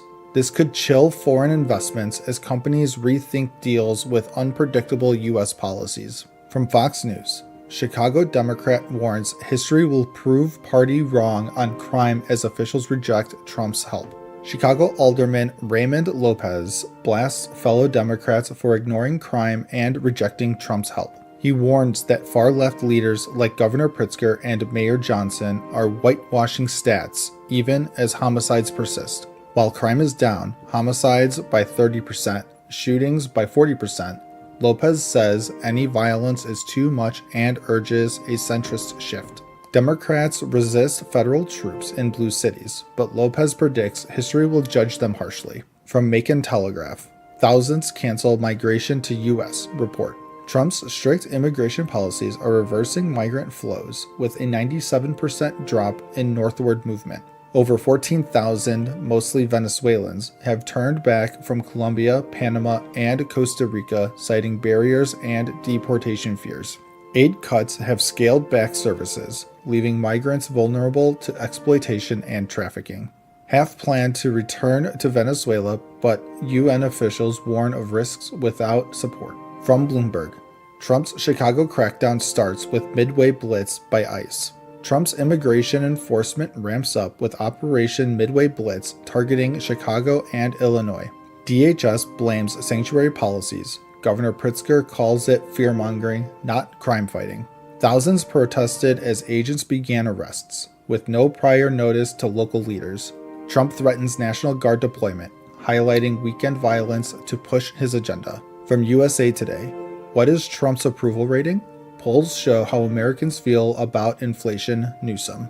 Trump's approval hovers at minus 6.1 points, lower than most modern presidents in their first year. Polls show steady but negative ratings, dipping amid controversies like Epstein.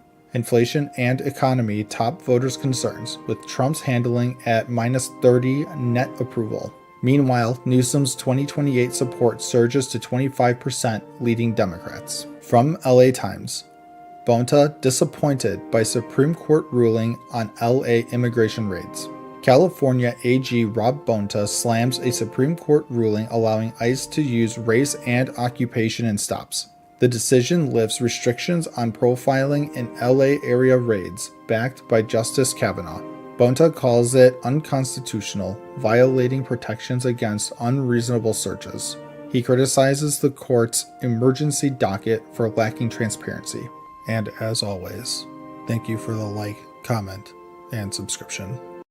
From CNN, U.S. Rep. LaMonica McIver pleads not guilty to assault charges stemming from immigration center visit. U.S. Rep. LaMonica McIver, a New Jersey Democrat, pleaded not guilty to federal assault charges after a May visit to an immigration detention center. The charges stem from an incident at Newark's Delaney Hall where McIver allegedly pushed and grabbed federal agents during a chaotic congressional oversight visit. Indicted on 3 counts, McIver faces up to 8 years if convicted. Her lawyer says she's innocent, claiming agents escalated the situation. Democrats call the prosecution politically motivated amid tensions over Trump's immigration policies. A trial is set for November 10th. From Fox News, flashback. New York City mayoral candidate Zohran Mamdani vowed to arrest Netanyahu if he visited the city. New York City mayoral candidate Zohran Mamdani, a Democratic socialist, won the primary and once vowed to arrest Israeli Prime Minister Benjamin Netanyahu if he visited the city. Mamdani said he'd act on international law, citing ICC warrants, despite the U.S. not being an ICC member. Trump sanctioned the ICC over this. Linked to anti-Israel activism, Mamdani supports Israel's right to exist, but calls for equal rights for all. Critics highlight his protest ties. His stance sparks debate as he aims to lead New York City, promising to resist Trump's policies and align the city with global values. From the Washington Post, Trump administration is preparing to challenge budget law, U.S. officials say. The Trump administration is gearing up to challenge a 1974 budget law aiming to withhold billions in congressionally approved funds. White House aides argue the law limits presidential power. Delays in spending have stalled research grants and agency contracts. Health and science funding is frozen, with agencies like NIH and NSF unable to award grants, risking illegal fund cancellations. Experts warn of a constitutional clash, with Democrats alleging violations. The issue may head to court, reshaping federal power. From CBS News, Trump says U.S. will meet with Iran next week. President Trump says the U.S. will meet with Iran next week following a ceasefire after a 12-day Israel-Iran conflict. Trump claims U.S. strikes obliterated Iran's nuclear sites, though intelligence suggests only months of setbacks. Israel says years. As the NATO summit, Trump pushed for higher defense spending and discussed peace with Ukraine's Zelensky and NATO allies. No formal agreement is planned, but Trump insists Iran's nuclear threat is neutralized. The world watches the ceasefire's stability. From USA Today, deadly Israel-Iran conflict is now over, Trump declares at NATO. President Trump declared the 12-day Israel-Iran conflict over at a NATO summit, saying neither side will resume fighting. Trump insists U.S. strikes destroyed Iran's nuclear facilities, disputing leaks suggesting only minor delays to Iran's program. Israel claims the attacks set Iran's nuclear ambitions back years, while Iran says its program continues despite heavy losses. NATO allies pledged to boost defense spending to 5% of GDP, a Trump priority, as the FBI probes the leaked intelligence. From the Wall Street Journal, New York City mayoral primary is latest blow to Democratic establishment. Democratic Socialist Zohran Mamdani's New York City mayoral primary win stunned the Democratic establishment, beating ex-Governor Andrew Cuomo. Backed by Bernie Sanders and AOC, Mamdani's progressive plans like free buses and rent freezes resonated with voters. He proposes higher taxes on the wealthy to fund his vision, while critics warn his policies, like anti-Israel stances, may polarize. The win highlights Democratic divides, with Republicans framing Mamdani as too far left. A ranked choice count will confirm the nominee. And as always, thank you for the like, comment, and subscription. From CNN, Manhattan shooting victims honored while investigators continue search for answers. Mourners gathered at Bryant Park to honor 4 lives lost in a tragic shooting at a midtown skyscraper. The shooter, Shane Tamura, used an M4 rifle, killing 4, including an NYPD officer and a Blackstone executive, before dying by unaliving. Governor Hochul and Mayor Adams called for gun reform, highlighting the need for legislative action to prevent such violence. Investigators are probing Tamura's motives, including a possible link to CTE, as the city mourns its deadliest attack since 2013. From Fox News, David Marcus. Democrats' media betray Israel, but look who stands firm. Hamas's 2023 attack aimed to turn the West against Israel, and some Democrats and media are falling for it. Pod Save America hosts called for cutting Israel's aid, while the New York Times was criticized for misleading images of Gaza. President Trump and his GOP allies stand firm, rejecting a Palestinian state that rewards Hamas's violence.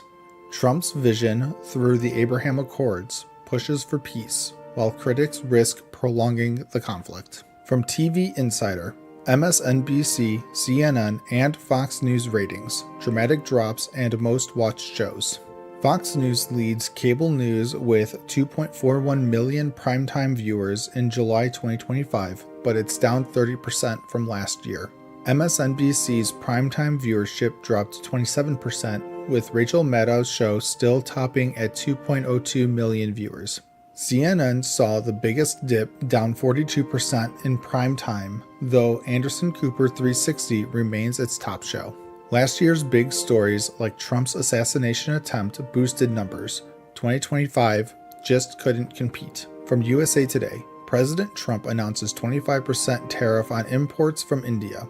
President Trump announced a 25% tariff on Indian imports, citing India's high tariffs and trade with Russia. India, the U.S.'s 10th largest trading partner, faces this tariff starting August 1st, impacting goods like drugs and jewelry. Trump also plans a penalty for India's oil and military purchases from Russia, tied to the Ukraine conflict. The tariffs aim to boost U.S. manufacturing, as Trump holds firm on his August 1st deadline. From NBC News, massive earthquake off Russia's east coast is one of the most powerful ever recorded.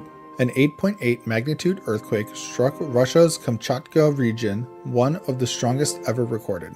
Tsunami warnings went out across the Pacific, with waves reaching up to 13 feet in Russia and 5.7 feet in Hawaii. Surprisingly, no deaths or major damage were reported, thanks to the quake's remote location.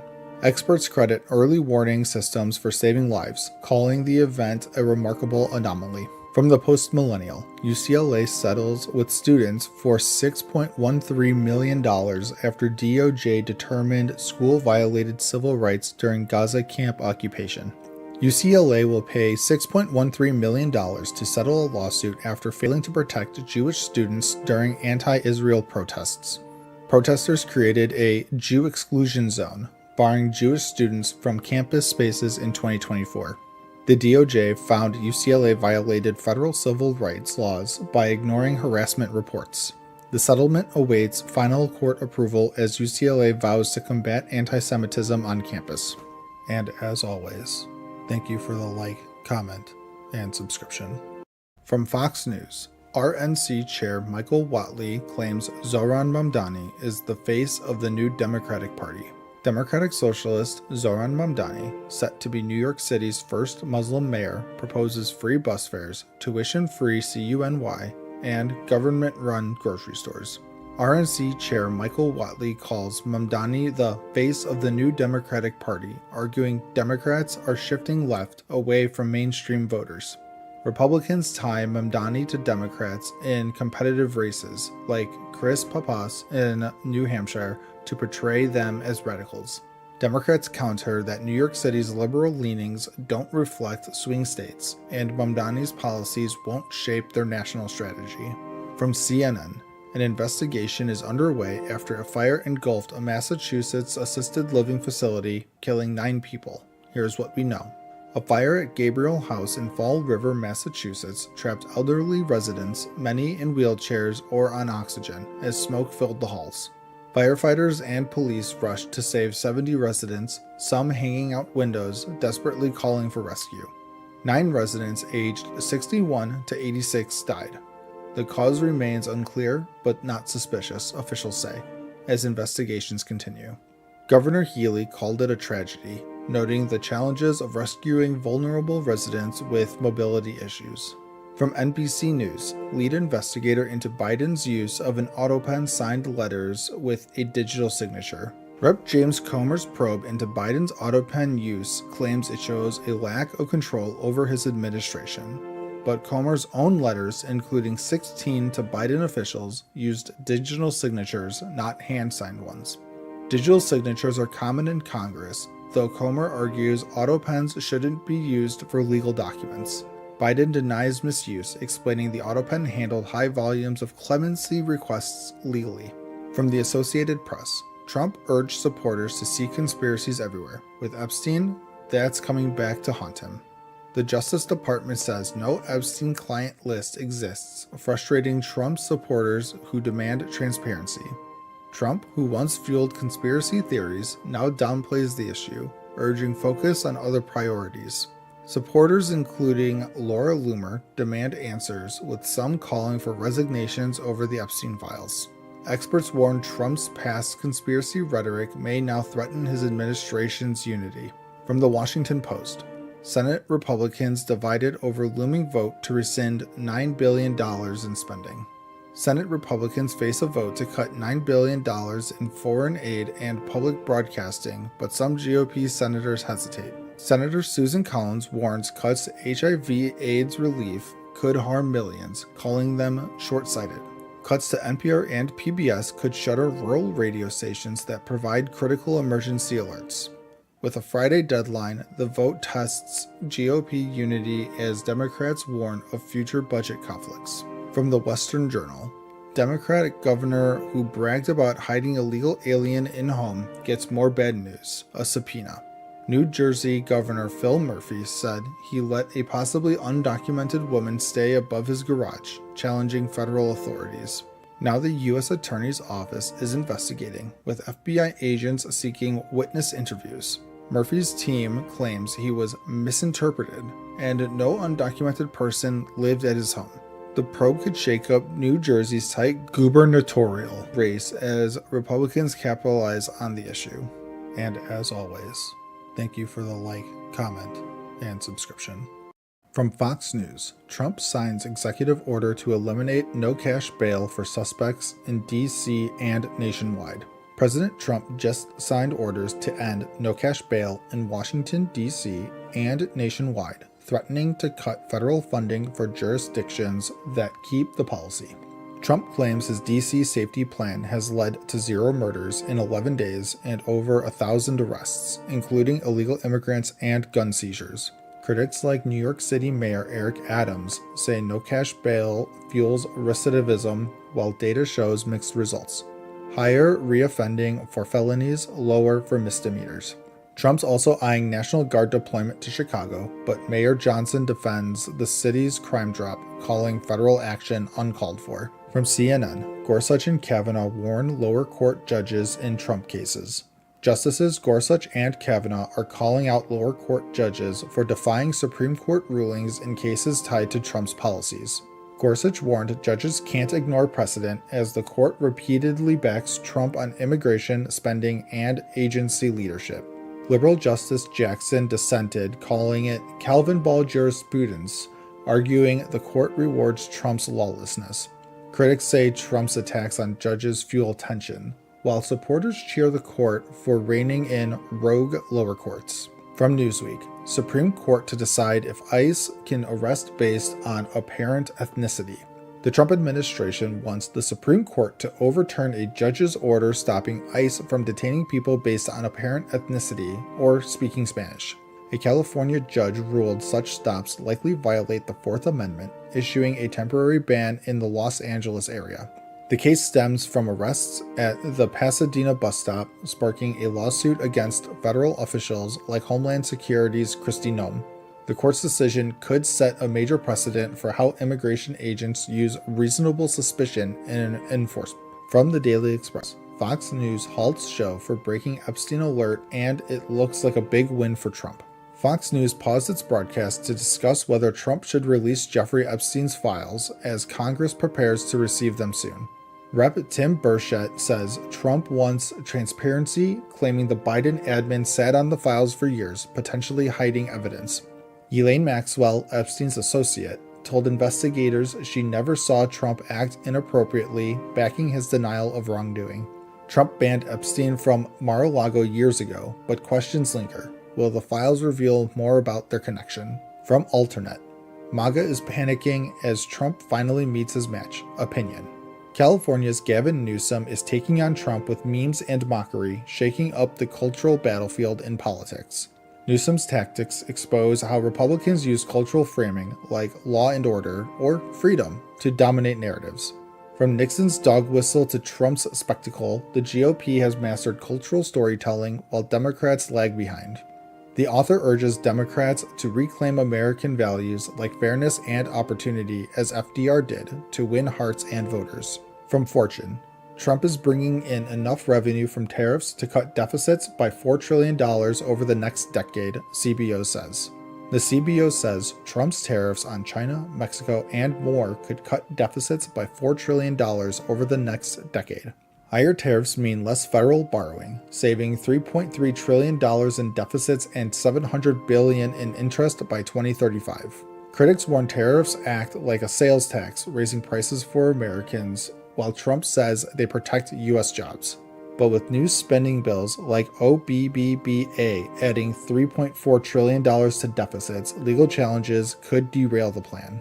And as always, thank you for the like, comment, and subscription. From CNN, Trump files $15 billion defamation lawsuit against the New York Times. President Trump has launched a massive $15 billion defamation lawsuit against the New York Times, calling it a Democratic mouthpiece. The suit targets the Times, Penguin Random House, and reporters over a book claiming Trump squandered his fortune and fake success. Experts say it's a strategy to silence critics, but the Times vows to fight, citing no merit and First Amendment protections. Trump hails it as restoring journalism integrity amid past settlements with other outlets like ABC and CBS. From Fox News, Jonathan Isaac's new sneakers suddenly mirror Charlie Kirk's message after assassination. NBA star Jonathan Isaac is dropping his Judah 2 sneakers, featuring 6 Bible verses to promote bold Christian expression. After befriending Charlie Kirk, Isaac says the shoes now echo Kirk's message of unity for believers and patriots. Kirk's tragic assassination hits hard, but Isaac remembers him as a respectful debater who encouraged open discourse. The sold-out Judah 1 inspired an upgrade. Verses like Mighty Warrior to motivate wearers in life and games. From Business Insider, Adidas, Walmart, Home Depot, and other major brands say that Trump's tariffs are pushing them to raise prices. Trump's tariffs are forcing big brands like Adidas, Walmart, and Home Depot to hike prices on everything from shoes to tools. Adidas predicts a $218 million hit, passing costs from Vietnam and Indonesia imports to U.S. shoppers. Walmart warns of unavoidable increases, while Best Buy and Nike plan surgical hikes on electronics and apparel. From cars at Ford to luxury like Ferrari, companies say uncertainty means consumers will feel the pinch soon.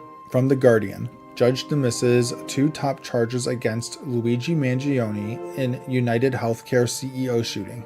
A judge dismissed first and second-degree murder terrorism charges against Luigi Mangione in the United Healthcare CEO shooting. Evidence was insufficient for terrorism, but Mangione still faces second-degree murder and federal charges. The ruling rejects double jeopardy claims amid politicized debates linking to Charlie Kirk's assassination. prosecutors push forward. The case has sparked healthcare debates, with Trump seeking the death penalty federally. From USA Today, as shutdown deadline nears, Democrats have rare leverage over Trump. They're digging in. With funding expiring October 1st, Democrats are leveraging Senate rules to demand concessions from Republicans and Trump. Key issues: reversing Medicaid cuts and extending Obamacare subsidies to prevent premium hikes for millions. A shutdown would furlough workers, close parks, but essential services continue. Both sides blame the other. Amid Kirk assassination fears, extra security funding is proposed, but Democrats hold firm for healthcare wins. From The Independent, MTG calls for a national divorce and for left-leaners to split from the conservatives in wake of Charlie Kirk shooting. In the wake of conservative activist Charlie Kirk's shocking assassination at a Utah University event, Rep. Marjorie Taylor Greene dropped a bombshell on X, calling for a peaceful national divorce between red and blue America. Greene says the U.S. is too far gone and divided, claiming the left's celebration of Kirk's death proves there's nothing left to talk about. Both parties have condemned the violence, with companies firing staff for hateful posts. The 31-year-old Kirk was gunned down publicly. Suspect Tyler Robinson, 22, hails from a Republican family with no party ties. Vice President J.D. Vance echoed the divide, blaming left-wing extremism and citing stats on violence, though research shows right-wing attacks have claimed more lives. Greene urged faith over politics, warning Republicans to protect families amid the rift. As shockwaves ripple, is this the end of unity? And as always, thank you for the like, comment, and subscription. From Fox News, Crockett argues a person committing a crime doesn't make them a criminal.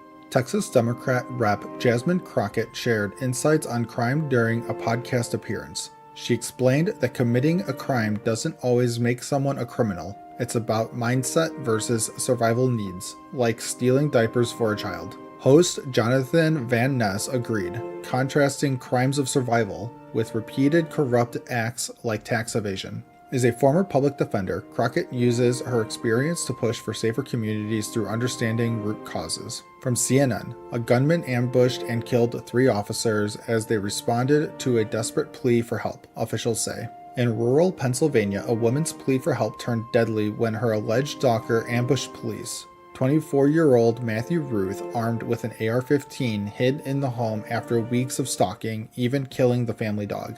Officers serving an arrest warrant were shot upon entry, 3 killed, 2 injured in a brutal barrage. 1 injured officer fired back, ending the threat. Communities mourn as investigations continue. From MSNBC, Texas man arrested over Islamophobic threats against Zohran Mamdani. A Texas man faces charges for Islamophobic threats against Democratic New York City mayoral nominee Zohran Mamdani. Jeremy Fitzel allegedly sent death threats, racist messages, and wishes of harm to Mamdani and his family. Arrested in Texas and extradited to Queens, he pleaded not guilty to harassment and terroristic threats as a hate crime. If convicted, up to 15 years in prison. Officials stress no room for hate in politics. From CBS News, House passes GOP funding bill, teeing up shutdown fight in Senate. The House passed a Republican funding bill to avoid a government shutdown until November 21st. It passed 217 to 212 with mostly party-line voters, including extra security funds after recent violence. Now in the Senate, it needs 60 votes, but Democrats oppose, citing lack of negotiation on healthcare priorities. Leaders dig in, no talks yet, risking shutdown as recess looms. Blame game heats up. From Go Banking Rates, Trump said he would end inflation on day 1 of his presidency. See where we stand now. President Trump promised to end inflation on day 1. Let's see where we stand 8 months in. Inflation averaged 2.65% from January to August, above the Fed's 2% target, but it was falling early on. Since April, it's rebounded to 2.9% with jumps in groceries, apparel, and more, linked to tariffs passing costs to consumers. August saw the biggest monthly rise in prices since December, sparking debate on policy impacts. From People, congressional staffer dies after catching fire. Her mom says she made heartbreaking plea when help arrived. Congressional staffer Regina Santos Aviles, 35, died after accidentally catching fire in Uvalde, Texas. Found outside her home by her mother, the incident was ruled accidental with no foul play. Conscious when help arrived, she pleaded, "I don't want to die," before being airlifted to a hospital. She leaves an 8-year-old son. Rep. Tony Gonzalez praised her dedication to her community. And as always, thank you for the like, comment, and subscription. From CNN, Trump bypasses Congress to cancel nearly $5 billion in foreign aid. President Trump just pulled a rare move, notifying Congress to cancel $4.9 billion in approved foreign aid using a pocket rescission, the first in nearly 50 years since Jimmy Carter. The cuts target USAID development aid, peacekeeping, and democracy programs, aligning with Trump's America First agenda, as Secretary Rubio called it, woke and weaponized spending. But it's sparking bipartisan backlash. Democrats call it illegal theft of funds, and even Republican Senator Susan Collins says it's a violation of the Impoundment Act per GAO rulings. With a funding deadline looming on September 30th, this could complicate shutdown talks, triggering a 45-day pause that might let the money lapse without Congress acting. From Fox News, who is Kilmar Abrego Garcia and why does he matter? Meet Kilmar Abrego Garcia, a Salvadoran in Maryland turned symbol in the immigration debate. Deported to El Salvador's mega prison despite protections, now back facing smuggling charges. DHS says he's an MS-13 member, validated by police in 2019 with a 2022 traffic stop revealing 9 undocumented men in his van, suspected human trafficking plus past domestic violence claims. But Garcia denies gang ties, got withholding of removal in 2019 fearing rival gangs, and courts ordered his return after the administrative error deportation, now charged in Tennessee, released but detained again. Left-wing activists rally for him as a due process fight against endless deportation battles, while critics see it as endless litigation letting criminals stay.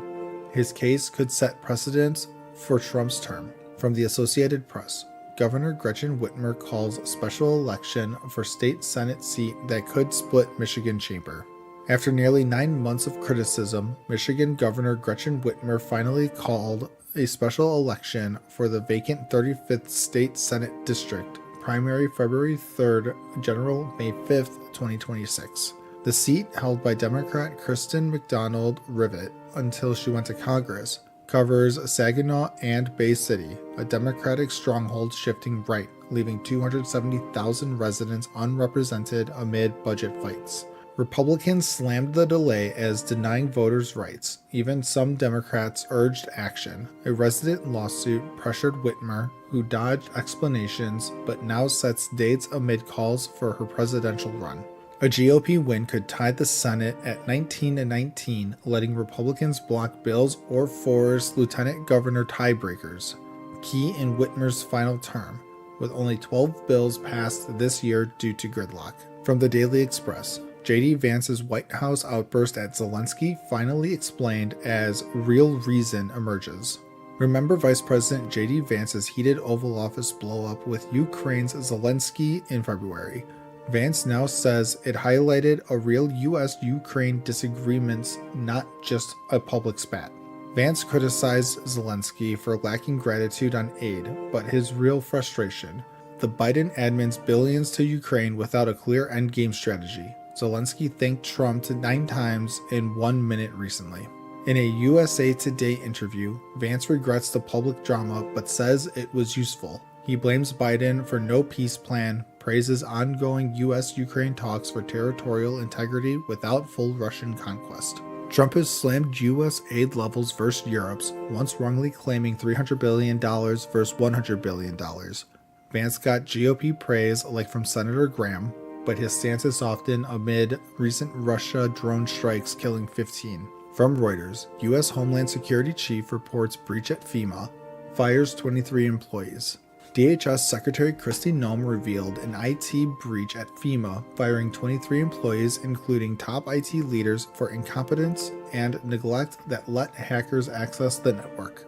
A routine review found severe lapses like no multi-factor authentication and unpatched vulnerabilities threatening the whole department. But no sensitive data was stolen and no citizens directly impacted. This follows a dissent letter from scores of FEMA workers warning of catastrophe risks from inexperienced Trump appointees, echoing Katrina 20 years ago. Trump plans to eliminate FEMA for direct office funding. Amid a hiring freeze through year's end as hurricane season peaks, Nome blasted staff for dishonesty and obstruction. FEMA insists it's committed to Americans, but critics see it as part of broader cuts. From NBC News, Missouri's governor calls special session to redraw congressional maps and push to boost GOP seats. Missouri Governor Mike Kehoe called a special session starting Wednesday to redraw congressional maps aiming to create more GOP-leaning districts ahead of 2026 midterms. The push backed by Trump targets the Democratic 5th District in Kansas City, held by Rep. Emmanuel Cleaver, potentially flipping it for a 7-1 Republican edge. Kehoe says it reflects Missouri values over extreme left. Following Texas Governor Abbott's new maps for 5 GOP pickups, this is Trump's strategy to hold the slim House majority. Missouri's GOP-led legislature will act, but Democrats vow court challenges. The session also tackles initiative petition reform to limit citizen-led ballot measures like abortion rights. Critics call it rigging elections, while Kehoe says it ensures fair representation. And as always, thank you for the like, comment, and subscription. From CNN, Trump visits Arlington National Cemetery after lashing out at political opponents in Memorial Day post. President Trump visited Arlington National Cemetery on Memorial Day to honor fallen service members. Hours earlier, he posted on Truth Social, calling political opponents scum and criticizing Biden's immigration policies. The post, which claimed 21 million illegal immigrants entered under Biden, contradicts official data. Trump's history of mixing politics with solemn events like his West Point speech drew criticism for breaking tradition. From Newsmax, California Republicans want Kamala Harris to run for governor. Former VP Kamala Harris may run for California governor in 2026, and state Republicans are eager for the challenge. They believe her candidacy could boost GOP fundraising despite California's Democratic dominance. Potential GOP candidates include Richard Grenell and Sheriff Chad Bianco, ready to face a tough race. Harris won 59% of California's vote in 2024, but some counties flipped to Trump, signaling a shifting landscape. From USA Today, FBI to probe Biden White House cocaine incident, leaked Supreme Court abortion opinion. The FBI is investigating cocaine found at Biden's White House in 2023 and the 2022 leaked Supreme Court draft on Roe v. Wade. Deputy Director Dan Bongino announced the probes, citing public interest and potential corruption. The Secret Service closed the cocaine case without a suspect, while the leak's source remains unknown. The FBI also probes 2021 pipe bombs near DNC and RNC headquarters, with weekly updates requested. From Newsweek, Trump endorses Republican who fell asleep and missed bill vote. President Trump endorsed Rep. Andrew Garbarino for re-election, calling him a fierce advocate for Long Island. Garbarino missed a vote on Trump's $4.9 trillion budget bill, which passed 215 to 214 because he fell asleep. Speaker Johnson jokingly said he'd strangle Garbarino, but praised his role in securing the bill's passage. The bill now faces Senate scrutiny, with concerns over its impact on national debt. From the Wall Street Journal, Trump threatens to redistribute $3 billion in Harvard grants to trade schools. President Trump proposed redirecting $3 billion in Harvard grants to U.S. trade schools, citing anti-Semitism concerns. The move follows a DHS decision to block Harvard from enrolling international students halted by a judge. Trump and Harris both pushed trade school support in 2024 amid rising college costs. Harvard's lawsuit claims the administration's actions violate its constitutional rights, setting up a legal battle. From Fox News, Trump accused Harvard of being very slow to turn over foreign student info. President Trump accused Harvard of delaying foreign student data, alleging it hides radicalized individuals. DHS revoked Harvard's ability to enroll international students, citing anti-Semitism and noncompliance. A judge temporarily blocked the move, but Harvard's lawsuit claims it's retaliation for free speech. Trump also proposed redirecting $3 billion in Harvard grants to trade schools, escalating the conflict.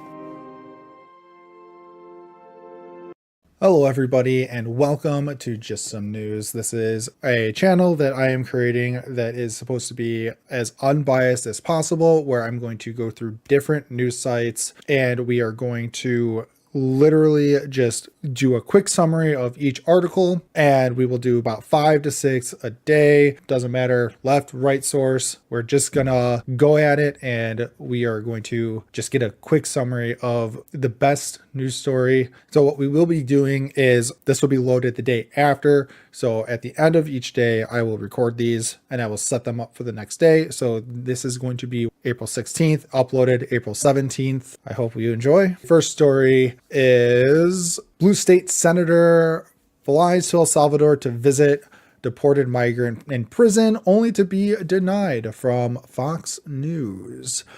Today, Maryland Senator Chris Van Hollen flew to El Salvador to visit Kilmar Abrego Garcia, a migrant deported to the CCOT prison amid allegations of MS-13 ties, claims his lawyers deny. However, he was denied access by Vice President Fili Ulloa, however you pronounce his name, I am sorry. The Supreme Court recently upheld a ruling to facilitate Garcia's return to the U.S. following an admitted administrative error by the Trump administration. Yet Attorney General Pam Bondi says it's up to El Salvador to decide. Van Hollen vows to keep pressing for Garcia's release, calling the situation unjust. Meanwhile, the White House, with Rachel Morin's mother Patty, criticized the trip, linking to broader immigration debates after her daughter's murder by Anthony Salvadoran, another Salvadoran migrant. Other Democrats like Reps Maxwell Frost and Robert Garcia also plan visits. Stay tuned for more updates on that one. Next, from CNN. Internal Trump administration document reveals massive budget cut proposal for federal health agents. The Trump administration is eyeing major cuts to federal health budgets, according to a leaked memo. The plan slashes spending by a third, targeting agencies like the CDC and the NIH with over 40% reductions. Dozens of programs like the CDC's Global Health and Chronic Disease Initiatives face elimination. The National Institutes of Health would shrink from 27 to 8 research centers, merging areas like mental health and substance abuse into broader entities. Rural health programs are also on the chopping block, though some will move to a new administration. For a Healthy America, the proposal aligns with Trump and his HHS Secretary Robert F. Kennedy Jr.'s Make America Healthy Again vision. Congress will review the budget soon, and they will continue updates on that as well. We'll have to check back in later. From the Post-Millennial, David Hogg's organization to spend $20 million challenging ineffective Democrat incumbents. We have a culture of seniority politics that has created a litmus test of who deserved to be here. I believe that is a quote from David Hogg himself. David Hogg, the new DNC vice chair, is shaking things up. His group Leaders We Deserve is investing $20 million to challenge ineffective Democratic incumbents in safe blue House seats with younger candidates. Hogg says it's not about age, but fighting spirit, targeting seniority politics. The move breaks from DNC tradition, which avoids primary interference, though DNC Chair Ken Martin supports Hogg's passion while staying neutral. All DNC officers but Hogg signed a neutrality pledge. His strategy aims to energize Democrats amid struggles against the surging GOP. Will this reshape the party? From good old Timcast News. Los Angeles dad Vince Ricky used his gun to fend off two masked intruders during a break-in at his $2 million home, protecting his wife, nanny, and 5-month-old daughter. The intense shootout was caught on camera. Ricky, a concealed carry permit holder, says the intruder fired back while fleeing, but after the incident, he claims that the LAPD's investigation was sloppy and his permit was revoked. Not for shooting, but for yelling at officers. Ricky argues this violates his Second Amendment rights, saying his gun saved his family. The debate over gun laws continues. Good luck, sir. And last but not least, from the Daily Mail, the wife of deported Maryland man reveals horrors she experienced at his hands in scathing police reports. New details emerge about Kilmer Abrego Garcia, deported Salvadoran migrant. His wife, Jennifer Vasquez, filed a 2021 protective order alleging he beat her multiple times, including causing a black eye and leaving bruises. Despite this, Vasquez now supports his release from the El Salvador's Sicat prison, where he's held over alleged MS-13 ties. A 2019 police report and DOJ document confirmed his gang affiliation, contradicting claims of an administrative error by the Trump administration. Senator Chris Van Hollen visited El Salvador to advocate for Garcia's return, drawing criticism from the White House officials and Rachel Morin's mother, whose daughter was killed by another Salvadoran migrant. That is our news summary for the day. And remember, that's not any news, it's just some news. Thanks for watching. Peace. From Fox News, Blue City murder victim's brother rips ex-mayor calling crime crisis manufactured as families beg for help. Former Chicago Mayor Lori Lightfoot called the city's crime crisis manufactured by Trump to justify federal intervention like sending the National Guard. But Gianno Caldwell, whose 18-year-old brother Christian was killed in a 2022 shooting, slammed her comments, saying families are begging for real help amid rising violence. Caldwell argues the crisis is real, especially in Black communities, and Democrats have normalized it by failing to implement protective policies. He urges leaders to address the fear and pain Chicago residents face daily, beyond political rhetoric. From CNN, Tuesday's special election in Arizona set to deliver a decisive U.S. House vote for Epstein files release. A special election in Arizona's 7th district today could provide the 218th signature needed for a House vote to release Jeffrey Epstein's case files. Democrat Adelita Grijalva, daughter of the late Rep. Raul Grijalva, is favored over Republican Daniel Gutierrez. Both pledged to sign the petition if elected. The bipartisan discharge petition, led by Reps. Thomas Massie and Ro Khanna, aims to force a vote despite GOP leaders' efforts to avoid it. If successful, a vote could happen mid-October, though it faces Senate hurdles and historical challenges for such petitions. From the Wall Street Journal, Sinclair Nexstar won't air Jimmy Kimmel's Late Night return. Jimmy Kimmel's Late Night show resumes on ABC after a suspension over controversial remarks about Charlie Kirk's killing. But affiliates owned by Sinclair and Nexstar, covering 22% of U.S. households, plan to air news instead, citing a need for respectful dialogue. The poll followed FCC criticism and Trump's threats against networks, sparking debates on censorship and free speech. Over 400 celebrities decried the suspension as a threat to expression, while Disney negotiated Kimmel's return without details on his address. From the Associated Press, Army identifies 4 soldiers killed in military helicopter crash in Washington state. 4 soldiers from the Army's elite 160th Special Operations Aviation Regiment died in a crash during routine training near Joint Base Lewis McChord. Identified as Chief Warrant Officers Andrew Cully, 35, from Missouri, and Andrew Cross, 39, from Florida, and Sergeants Donovan Scott, 25, and Jadalyn Good, 23, both from Washington state. The cause is under investigation. This is the second deadly incident for the Night Stalkers unit in recent years. From the Daily Caller, Antifa cop fired over insane social media posts. North Carolina detention officer Brian Edwards was fired after posts on Blue Sky declaring himself Antifa and calling for war crimes trials against traitors. Edwards suggested executing right-wing figures and referenced guillotines violating his office's conduct policies. Sheriff Charles Blackwood emphasized maintaining public trust and treating everyone with dignity.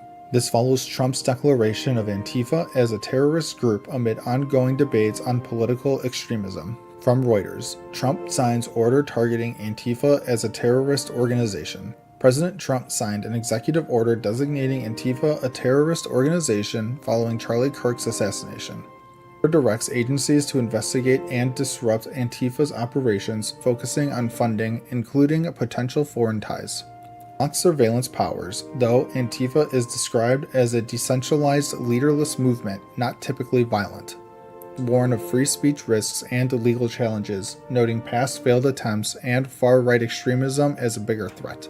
And as always, thank you for the like, comment, and subscription.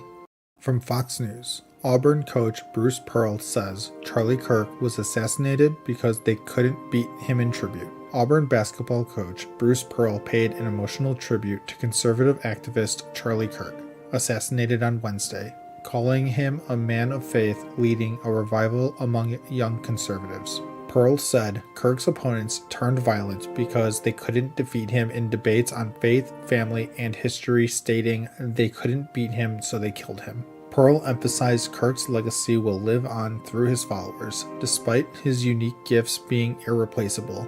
Suspect Tyler Robinson was arrested in Utah. Pearl concluded that no one could match Kirk, and he'll be sorely missed amid rising political tensions. From CNN, NATO launches Eastern Sentry operation in response to Russian drone incursions. NATO has launched Eastern Sentry to bolster Europe's eastern defenses after a Russian drone incursion into Polish airspace this week, announced Secretary General Mark Rutte. The operation involves assets from Denmark, France, UK, Germany, and others, including F-16s, Rafales, and Eurofighters, to counter increasing Russian recklessness. Polish Prime Minister Donald Tusk called it an intentional attack, not a mistake, with up to 21 drones involved. US President Trump suggested it might be accidental, but NATO vows to defend every inch. Modeled after Baltic Sentry, it covers from the high north to the Mediterranean, with ongoing assessments of Russia's actions. From USA Today, Charlie Kirk shooting suspect Tyler Robinson arrested, widow vows to fight.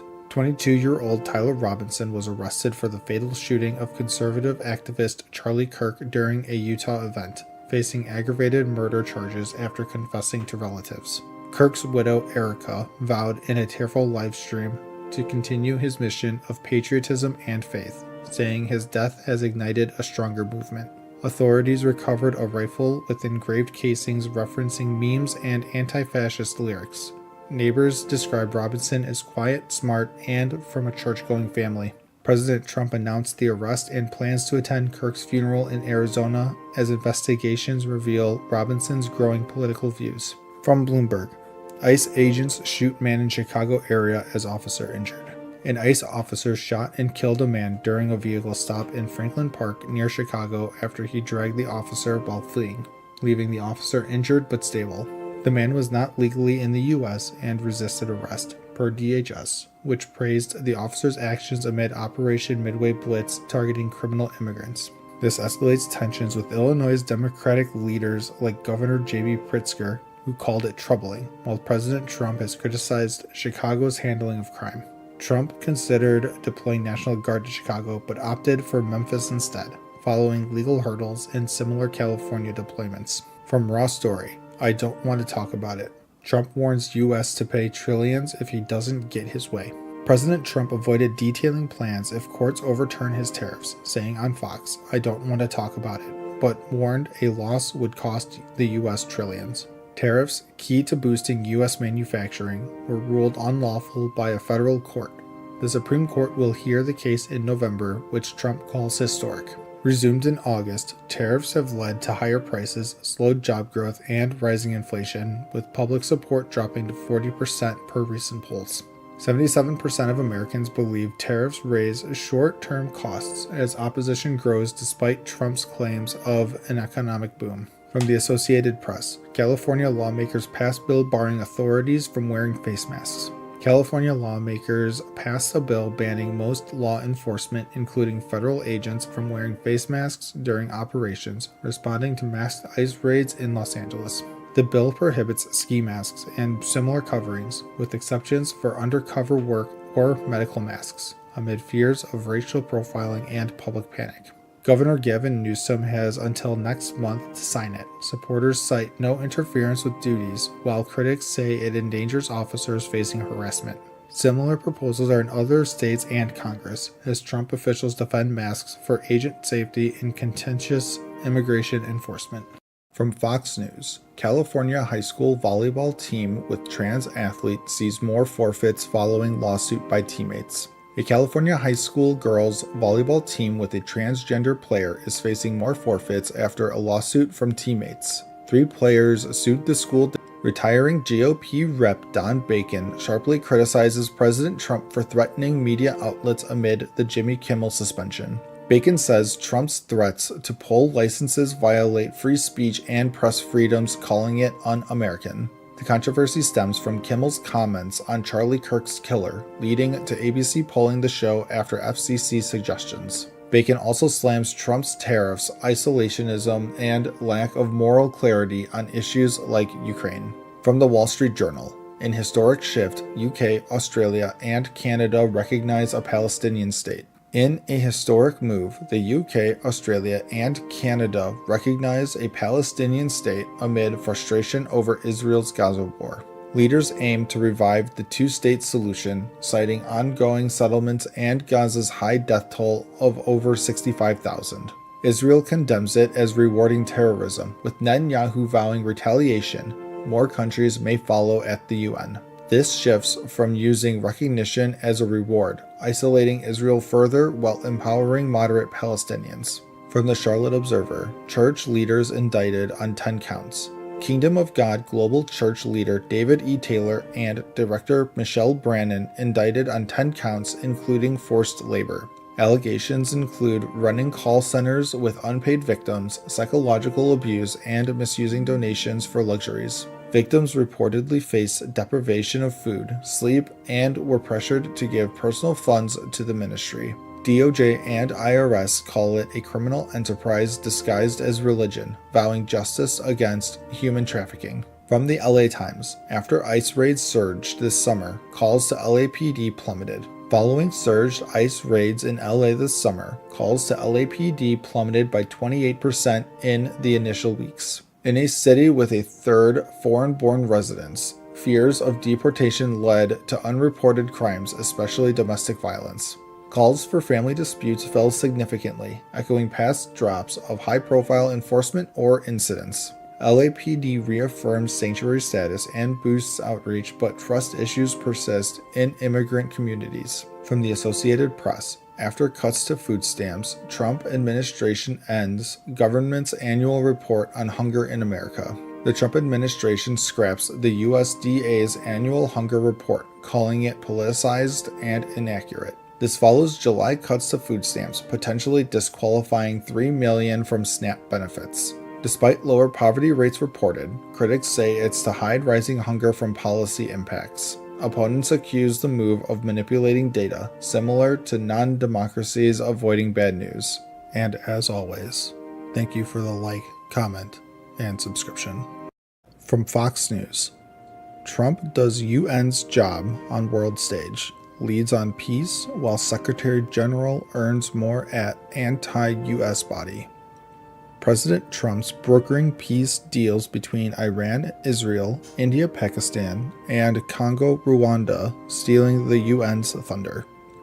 Critics slam UN's Antonio Guterres for earning $418,348, more than Trump's $400,000, while running a body accused of anti-US bias. The U.S. funds a quarter of the UN's budget, but some say it's a waste, with Guterres enjoying lavish perks like a Manhattan penthouse. As Trump leads on global peace, critics argue the UN's bloated system needs a shakeup. Should the U.S. keep footing the bill?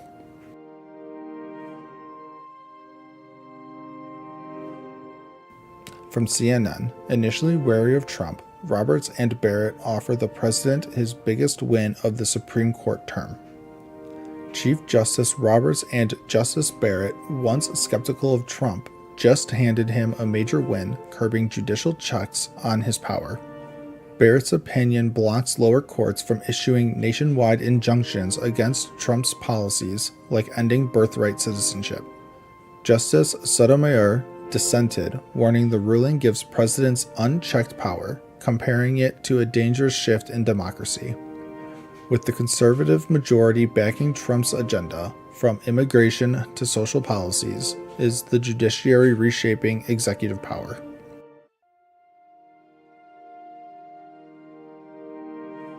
From the Daily Mail, Canada brutally hits back at Trump's tariffs ultimatum with huge hike that could cripple struggling U.S. industry. After Trump halted trade talks over Canada's tech tax, Canada slapped a 50% surcharge on U.S. steel imports exceeding new quotas. The move could hurt the struggling U.S. steel industry, already hit by Trump's 50% tariffs on Canadian steel and aluminum. Trump called Canada difficult to trade with, sparking this retaliation over a 3% digital tax targeting U.S. tech giants like Amazon. With Canada as the U.S.'s second largest trade partner, will this tariff war escalate before Trump's July 9th deadline?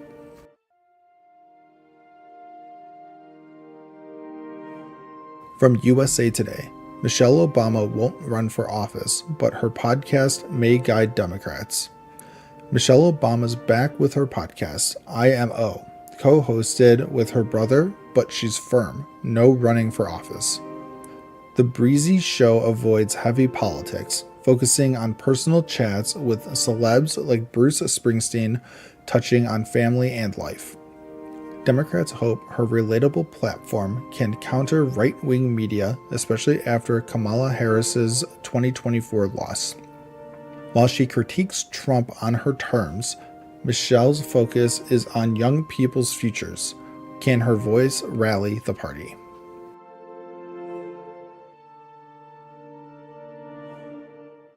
From NBC News, can Iran secretly build a nuclear bomb without being caught by Israel? After Israel's strikes killed Iran's top nuclear scientists and crippled its defenses, can Iran secretly build a nuclear bomb? Israel's intelligence dominance and airstrikes, plus U.S. bunker buster bombs, have decimated Iran's known nuclear sites. Past covert attempts, like Project Ahmad, were exposed by Israel's Mossad, showing Iran's struggle to hide its nuclear ambitions. With political pressure mounting, will Iran risk a secret bomb to deter attacks, or is Israel's vigilance too strong?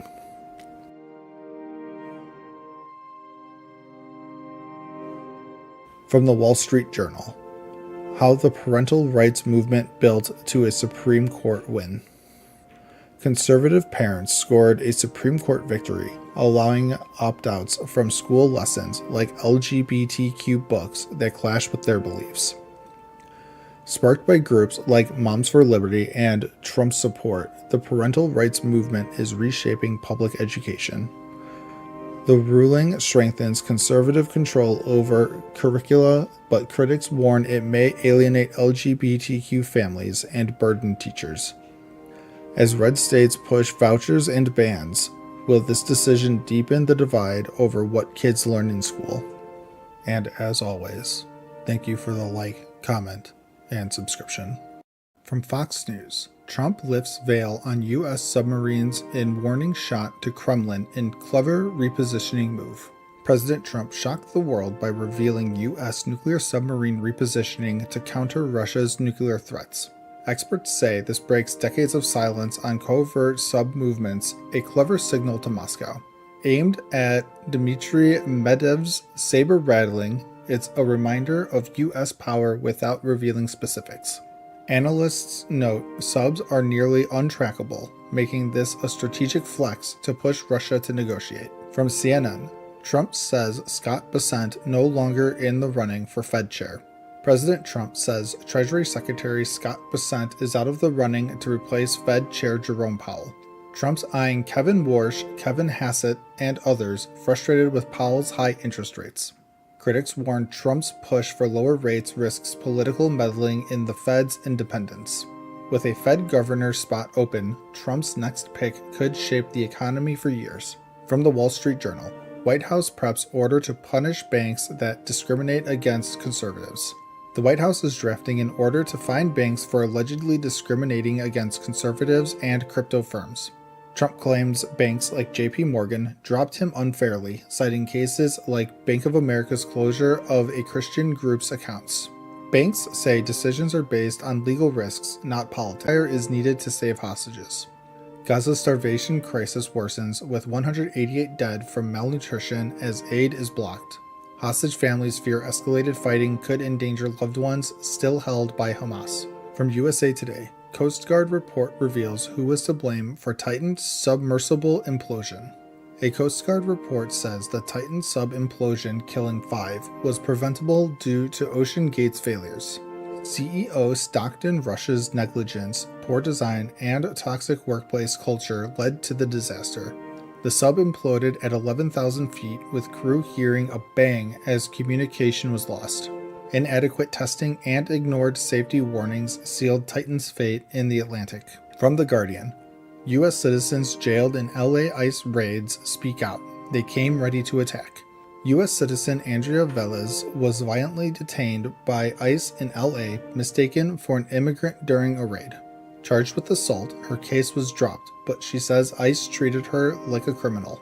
Over 2,000 were detained in June, with citizens like Adrian Martinez also jailed for protesting. Critics slam ICE's aggressive tactics and false charges as an abuse of power. And as always, thank you for the like, comment, and subscription. From Fox News, not a Democrat, John Fetterman calls Zohran Mamdani's New York City primary win a gift to the GOP. Senator John Fetterman told Fox News that Zohran Mamdani, a 33-year-old socialist, isn't a true Democrat, clashing with his policies. Mamdani's primary win, with promises like taxing the rich and free buses, is a GOP branding opportunity, Fetterman says. With Adams and Cuomo running as independents, Fetterman warns a split vote could let Mamdani win the mayoral race. Fetterman calls New York City's politics a circus mirror, saying it doesn't reflect battleground states like Pennsylvania. From CNN, Trump threatens 50% tariffs on Brazil if it doesn't stop the Bolsonaro witch hunt trial. Trump sent Brazil's President Lula a letter demanding an end to Jair Bolsonaro's trial, threatening 50% tariffs by August 1st. Bolsonaro faces coup charges, but Trump says Brazil can avoid tariffs by manufacturing in the U.S. Lula vowed retaliation, citing sovereignty. A U.S. trade surplus means American industries could face backlash. Trump sent tariff letters to 21 other countries, raising stakes in global trade negotiations. From USA Today, U.S. stocks open lower as Trump escalates trade war with Canada. Bitcoin climbs to record. U.S. stocks dropped after Trump imposed a 35% tariff on Canada, effective August 1st, escalating trade tensions.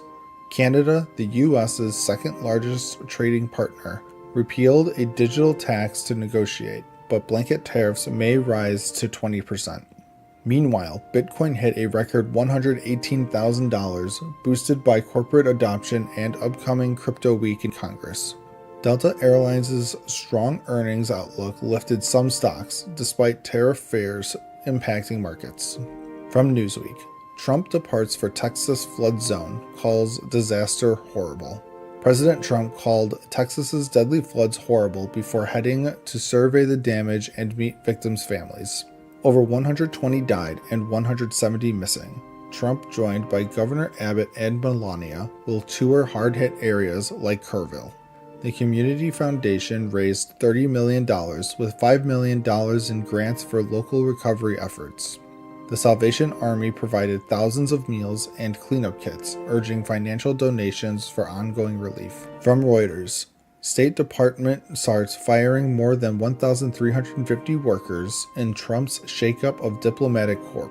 The State Department began firing over 1,350 employees to streamline operations under Trump's America First agenda. Secretary Rubio called the department bloated, cutting roles like civilian security to focus on core diplomacy. Critics, including Senator Tim Kaine, warned the cuts weaken U.S. influence against rivals like China and Russia. Over 130 retired diplomats opposed the overhaul as the U.S. navigates a new era of global competition. From the post-millennial, FBI investigates apparent shooter at ICE raid on California weed farm. The FBI offers $50,000 for info on a shooter who fired at federal officers during an ICE raid at a California weed farm. The raid at Glass House Farms sparked protests, with agents using smoke canisters to disperse crowds. Authorities found 10 minors, including 8 unaccompanied, working illegally, prompting a child labor investigation. Governor Newsom criticized the raid, while Glass House Farms cooperated with ICE's search warrant. And as always, thank you for the like, comment, and subscription. From CNN, someone using AI to impersonate Marco Rubio contacted at least 5 people, including foreign ministers, cable says. A U.S. diplomatic cable reveals someone used AI to impersonate Secretary of State Marco Rubio, targeting foreign ministers, a governor, and a Congress member. The unknown actor created a fake Signal account, sending voicemails and texts to trick targets into sharing sensitive info. This is part of 2 cyber campaigns targeting State Department officials. The FBI is investigating, and a Russia-linked phishing scheme was also uncovered. The State Department is boosting cybersecurity to stop these AI-driven attacks. Stay vigilant. From Fox News, new book exposes Jill Biden's power grab amid husband's political demise. A new book, 2024, How Trump Retook the White House, claims First Lady Jill Biden gained major influence as President Biden's campaign faltered. With Chief of Staff Anthony Bernal, Jill attended Hunter Biden's trial, showing her independent streak despite a packed schedule. After Biden's disastrous debate, Jill fiercely defended him, insisting he was the only one for the job, even as donors wavered. At Camp David, Jill helped convince Biden to stay in the race, though he later dropped out, endorsing Kamala Harris. From Newsweek, Student Loan Update. Trump admin making major change to forgiveness program. The Trump administration is overhauling the Public Service Loan Forgiveness Program, targeting organizations deemed to engage in illegal activities. The changes could strip eligibility from nonprofits or cities, raising concerns about subjective enforcement on issues like immigration or transgender rights. Borrowers face uncertainty as technical issues halt payment tracking and delays pile up due to staff cuts at the Education Department. Advocates warn of unintended consequences for teachers and firefighters. Stay informed as new rules roll out by July 2026. From GB News, King Charles expresses profound sadness in letter to Donald Trump. King Charles sent a heartfelt letter to President Trump expressing profound sadness over deadly Texas floods that claimed over 90 lives. His Majesty offered sympathy to grieving families and praised the bravery of emergency responders working tirelessly to save lives. The worst flooding since 1987 swept away homes, with failed warning systems leaving campers and residents caught off guard. As rescue efforts continue, Texas faces its worst flood crisis in decades, with hundreds still missing. From The Independent, J.D. Vance's old tweets show why the Epstein client list is becoming such a problem for Trump. Old tweets from Vice President J.D. Vance are fueling trouble for Trump, as he once pushed for the release of a rumored Epstein client list. Epstein, who died in 2019, had ties to powerful figures like Trump and Clinton, sparking online conspiracy theories about a secret client list. Trump's team denies any list exists, but Press Secretary Caroline Leavitt faced tough questions after AG Pam Bondi referenced Epstein documents. Even Trump allies like Laura Loomer are attacking the administration, showing how Vance's past comments have backfired. From USA Today, clinging to trees, huddling on rooftops, harrowing stories of survival in Texas floods. Texas flood survivors share gripping tales of clinging to trees and rooftops to escape deadly waters that killed over 90 people. With little warning, residents like Taylor Bergman and his mom held onto a tree for over an hour as their home was swamped. Others like Addison Martin lost family members in the raging Guadalupe River, while rescue teams saved hundreds. The worst floods since 1987 left communities in ruin, with survivors calling it a nightmare. And as always, thank you for the like, comment, and subscription. From Fox News, California girls' volleyball players refuse to participate alongside transgender teammate. Two California high school girls, Alyssa McPherson and Hadil Hazama, are refusing to play on their volleyball team due to a transgender teammate who is biologically male. They won't share the locker room or court, citing safety and fairness concerns for female athletes. At least 4 opposing teams have forfeited games against their school this season, and the issue gained national attention last spring in track events. The school district follows state law allowing transgender participation and urges advocacy toward lawmaking. From CNN, EPA moves to suspend without pay over 100 employees who signed a letter of dissent. The EPA is suspending over 130 employees without pay for signing a letter criticizing the Trump administration's policies on climate and public health. The letter accused the agency of straying from its mission. Employees face 14-day suspensions for conduct unbecoming. Union leaders call it an attack on dissent, wasting work hours and funds, while the EPA says it's about not undermining public will. This follows administrative leaves in July and some firings, amid an ongoing investigation. From The Motley Fool, your 2026 Social Security raise is set for a Trump bump. Here's how much extra you can expect. Social Security beneficiaries might see a 2.7% cost of living adjustment in 2026, influenced by Trump's tariff policies pushing prices higher. This Trump bump could add about $54 monthly for average retirees based on CPIW calculations from July to September. However, flaws in the inflation measure and a projected 11.5% Medicare Part B premium hike could offset much of the gain. Despite recent above-average COLAs, retirees have lost 20% purchasing power since 2010. From the Daily Caller, Abrego Garcia being deported to country you probably never heard of. Alleged MS-13 member Kilmar Abrego Garcia faces deportation to Eswatini, Africa, after claiming fear of persecution in over 20 countries. A judge halted his initial Uganda deportation. He was previously deported to El Salvador but returned to face smuggling charges. The Trump administration offered a plea deal for Costa Rica deportation, but plans shifted due to his fears. This follows political rallies for his return and ongoing legal battles. From the Latin Times, U.S. could set up a military base in a South American country that has a tense relationship with Venezuela. The U.S. may establish a military base in Ecuador and Paraguay to speed deportations. From Reason, MAGA economics is losing. Trump's tariffs and immigration policies aim to boost blue-collar jobs, but recent data shows manufacturing lost 12,000 jobs in August. Over 3 months, manufacturing, construction, and mining sectors are down, contrary to promises, as tariffs raise costs for businesses.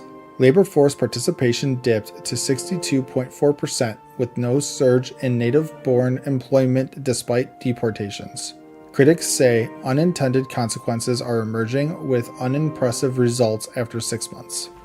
And as always, thank you for the like, comment, and subscription. From CNN, America's incredible stock market rebound could be completed today.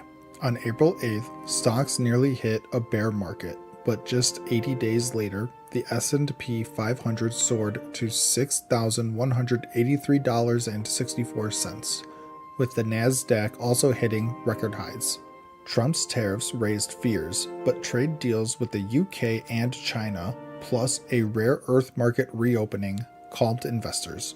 The AI boom and hopes for Fed rate cuts fuel the rally, but high valuations and debt ceiling talks could spell trouble. Will the party last? Middle East tensions and tariff risks loom. Stay tuned.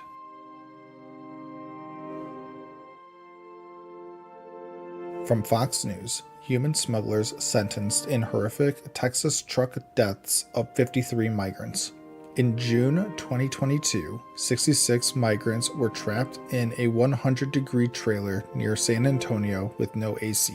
Tragically, 53 died, including 6 children. Smugglers Felipe Orduna Torres got life. Armando Gonzalez Ortega got 87.5 years for their roles in this deadly smuggling attempt. The judge warned smugglers of harsh penalties. A third suspect was extradited from Guatemala to face charges. The deadliest smuggling case in U.S. history exposes the dangers of illegal crossings.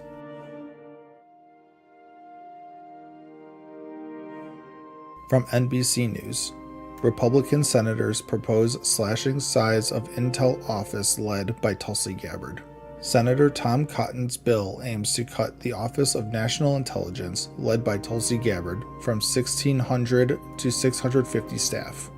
Gabbard already reduced staff by 20%, but Cotton wants ODNI to focus on coordinating spy agencies, not duplicating their work. The plan shifts counterterrorism to the FBI and cuts centers like climate security to streamline operations. Will Trump's team back it? The bill's fate is unclear, but reform is brewing.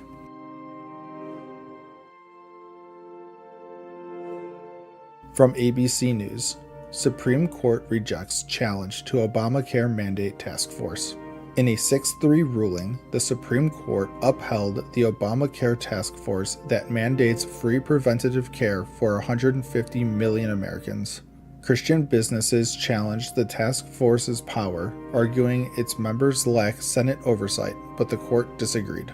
Justices Thomas Alito and Gorsuch dissented, but the ruling secures free screenings and meds for millions. Health advocates celebrate, but future challenges may arise. What's next?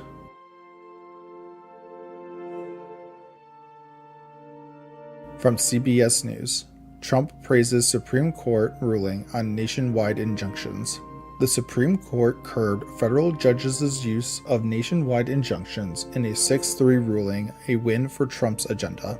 The decision, tied to Trump's birthright citizenship order, limits courts from broadly blocking executive actions. Trump praised Justice Barrett's opinion, saying it protects democracy. Sotomayor warned it could threaten rights like gun ownership. The ruling may speed up Trump's policies, but debates over birthright citizenship continue.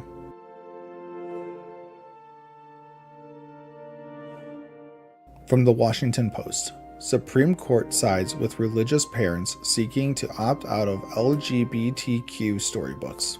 In a 6-3 ruling, the Supreme Court said Maryland parents can opt kids out of lessons with LGBTQ+ themed books, citing religious freedom. The case involved books like Uncle Bobby's Wedding. Parents wanted opt-outs, which the schools stopped allowing. Justice Alito said schools can't force kids into lessons clashing with parents' beliefs. Sotomayor warned of public education risks. This could reshape school policies nationwide. Will more opt-outs follow? And as always, thank you for the like, comment, and subscription. From Fox News, alleged human smugglers arrested in Texas after hiding migrants inside hollowed hay bales. In Flatonia, Texas, deputies stopped a pickup towing a hay trailer and made a stunning discovery. The hay bales were hollowed out, hiding 12 migrants in dangerously tight spaces under metal and hay. The driver and 2 alleged coordinators face federal and state smuggling charges after the risky operation. The migrants were turned over to ICE, highlighting the dangerous tactics smugglers use on Texas highways. From CNN, Trump says he's not looking for a deal with the EU after threatening a 50% tariff. President Trump threatened a 50% tariff on EU goods, citing a $250 billion trade deficit and unfair barriers. European markets tanked, with Germany's DAX down 2.4% and the Dow falling 480 points after the news. The EU's trade commissioner urged mutual respect, saying they're ready to negotiate but will defend their interests. Trump doubled down, saying he's not seeking a deal as talks with other trade partners progress. From Tag 24 News, South Africa minister rejects Trump's white genocide claim with statistics. South Africa's police minister rejected Trump's white genocide claims, calling them totally unfounded. Stats show most farm murder victims are black, with only one white victim last quarter, not thousands. Trump's claims of white farmer persecution have strained U.S.-South Africa ties, cutting aid. The minister clarified no government land grabs exist, urging accurate crime reporting. From USA Today, we are putting America first. 5 takeaways from Trump's West Point commencement speech. President Trump told West Point grads to put America first, rejecting global nation-building missions. He criticized diversity programs, banning them, and transgender service while praising the military's lethality. Protesters outside decried Trump's policies. Others shared videos of chaotic backrooms, blaming understaffing for unmet expectations. Sales dropped 2.8% to $23.85 billion, missing Wall Street's mark, with shares down 31% this year. CEO Brian Cornell admitted the struggle, as tariffs and boycotts add pressure from all sides. From The Federalist, U.S. universities have blood on their hands in latest violence against Jews. A suspected terrorist killed 2 Jewish embassy workers in D.C. shouting, "I did it for Gaza." The attack follows rising anti-Semitism on U.S. campuses, with an 84% spike in incidents since 2023. Trump condemned the killings, vowing to cut funds to universities allowing anti-Semitic environments. Harvard lost $60 million in federal funds and its ability to enroll foreign students due to hate issues. From CNN, how Trump is building a case to fire the Fed chair explained. President Trump is eyeing a way to fire Federal Reserve Chairman Jerome Powell, but it's not about interest rates. It's about a pricey building renovation. The Fed's headquarters renovation in D.C. ballooned from $1.9 billion to $2.5 billion, sparking criticism from Trump and his allies, like Russell Vought. Critics call it a lavish project, comparing it to Versailles, citing plans for roof terraces and marble upgrades. Powell says these are practical fixes, like reusing original marble. Trump, who nominated Powell in 2017, now uses the cost overruns to question his leadership, despite Powell's call for an inspector general review. From Fox News, meet Annie Tomasini, the longtime Biden loyalist subpoenaed to testify Friday about his mental health. Annie Tomasini, a longtime Biden aide, faces a House Oversight Committee subpoena to testify about the former president's cognitive health and possible misuse of an autopen. Republicans are investigating claims of a cover-up regarding Biden's mental decline, also questioning Tomasini's ties to Hunter Biden from 2010 emails. A book by Jake Tapper describes Tomasini and aide Anthony Burnell as fiercely loyal to the Biden family, even using a teleprompter to prep Biden for interviews. Tomasini's counsel requested the subpoena for her Friday testimony, while another aide, Bernal, recently pleaded the fifth in a similar probe. From The Guardian, House Republicans passed Trump's proposed aid and public broadcasting cuts. House Republicans passed a $9 billion funding cut proposed by Trump targeting foreign aid and public broadcasting like NPR and PBS. The vote split 216 to 213, met a tight Friday deadline to avoid spending on programs like global AIDS prevention and food assistance. The bill hit a snag over the Epstein case, with Democrats pushing to release related files, forcing GOP leaders to delay and address the controversy. While some cuts were softened in the Senate, the bill now heads to Trump's desk, impacting programs like Corporation for Public Broadcasting. From USA Today, Trump bows to Epstein critics clamoring for more records. Will it calm MAGA's fury? President Trump is under pressure to release more Jeffrey Epstein case records, prompting him to ask Attorney General Pam Bondi for grand jury testimony. The Justice Department says no client list exists, but Trump's base and critics like Rep. Thomas Massie demand all files be made public. A bipartisan bill by Massie and Rep. Ro Khanna pushes for full disclosure, but some say grand jury records won't reveal the full story. Trump's move follows backlash from MAGA supporters and a lewd letter he reportedly wrote to Epstein, fueling calls for transparency. From Newsweek, FBI responds to explosion at LA Sheriff Training Site. A deadly explosion at the LA County Sheriff's Biscayne's training center killed 3 deputies Friday morning around 7:30 a.m. The blast near a bomb squad vehicle may have involved explosive materials, prompting an FBI and LAPD bomb squad investigation. Witnesses reported a massive boom and shattered glass. The site used for specialized training is now evacuated as officials probe the cause. Governor Newsom and Homeland Security's Kristi Noem offered support, with early reports suggesting it may be a tragic accident. From the Gateway Pundit, brutal. Joy Reid melts down after Piers Morgan tortures her for playing the race card over MSNBC firing, calling it of God, while Morgan accused her of racializing the conversation, dividing opinions online. And as always, thank you for the like, comment, and subscription. From CNN, scientists launch coordinated response to Trump's attempt to wipe credible climate research off the record. Dozens of climate scientists are pushing back against a Trump administration report questioning the severity of climate change, authored by 5 researchers known for challenging mainstream science. Released last week, the report, lacking peer review, is being used to weaken pollution rules, while the administration removed mandated climate assessments from federal websites. Led by Andy Dessler from Texas A&M, scientists are drafting a public comment to counter the report's errors, aiming to keep solid science in the public record. The National Academy of Sciences is also reviewing climate findings since 2009, as experts warn the report misrepresents decades of research, reigniting old debates. From Fox News, Food Feud. Woman blew up at boyfriend over his reaction to her home-cooked meals. A woman's Reddit post went viral after she argued with her boyfriend of 5 years for rarely complimenting her home-cooked meals, while he praises takeout. She described a blowout after he ate her meal silently but raved about work leftovers, saying he forgets to compliment her cooking. Online, many supported her, calling cooking a labor of love, though some felt she overreacted, saying compliments shouldn't be forced. Experts suggest she express her need for appreciation, warning that lack of acknowledgement could strain the relationship further. From the Washington Post, America's CEOs come to the White House bearing gifts and flattery. Tech CEOs like Apple's Tim Cook and Nvidia's Jensen Huang are building ties with President Trump through gifts and major U.S. investments. Cook gifted Trump a glass plate and announced $100 billion for U.S. manufacturing, earning Apple an exemption from Trump's semiconductor tariffs.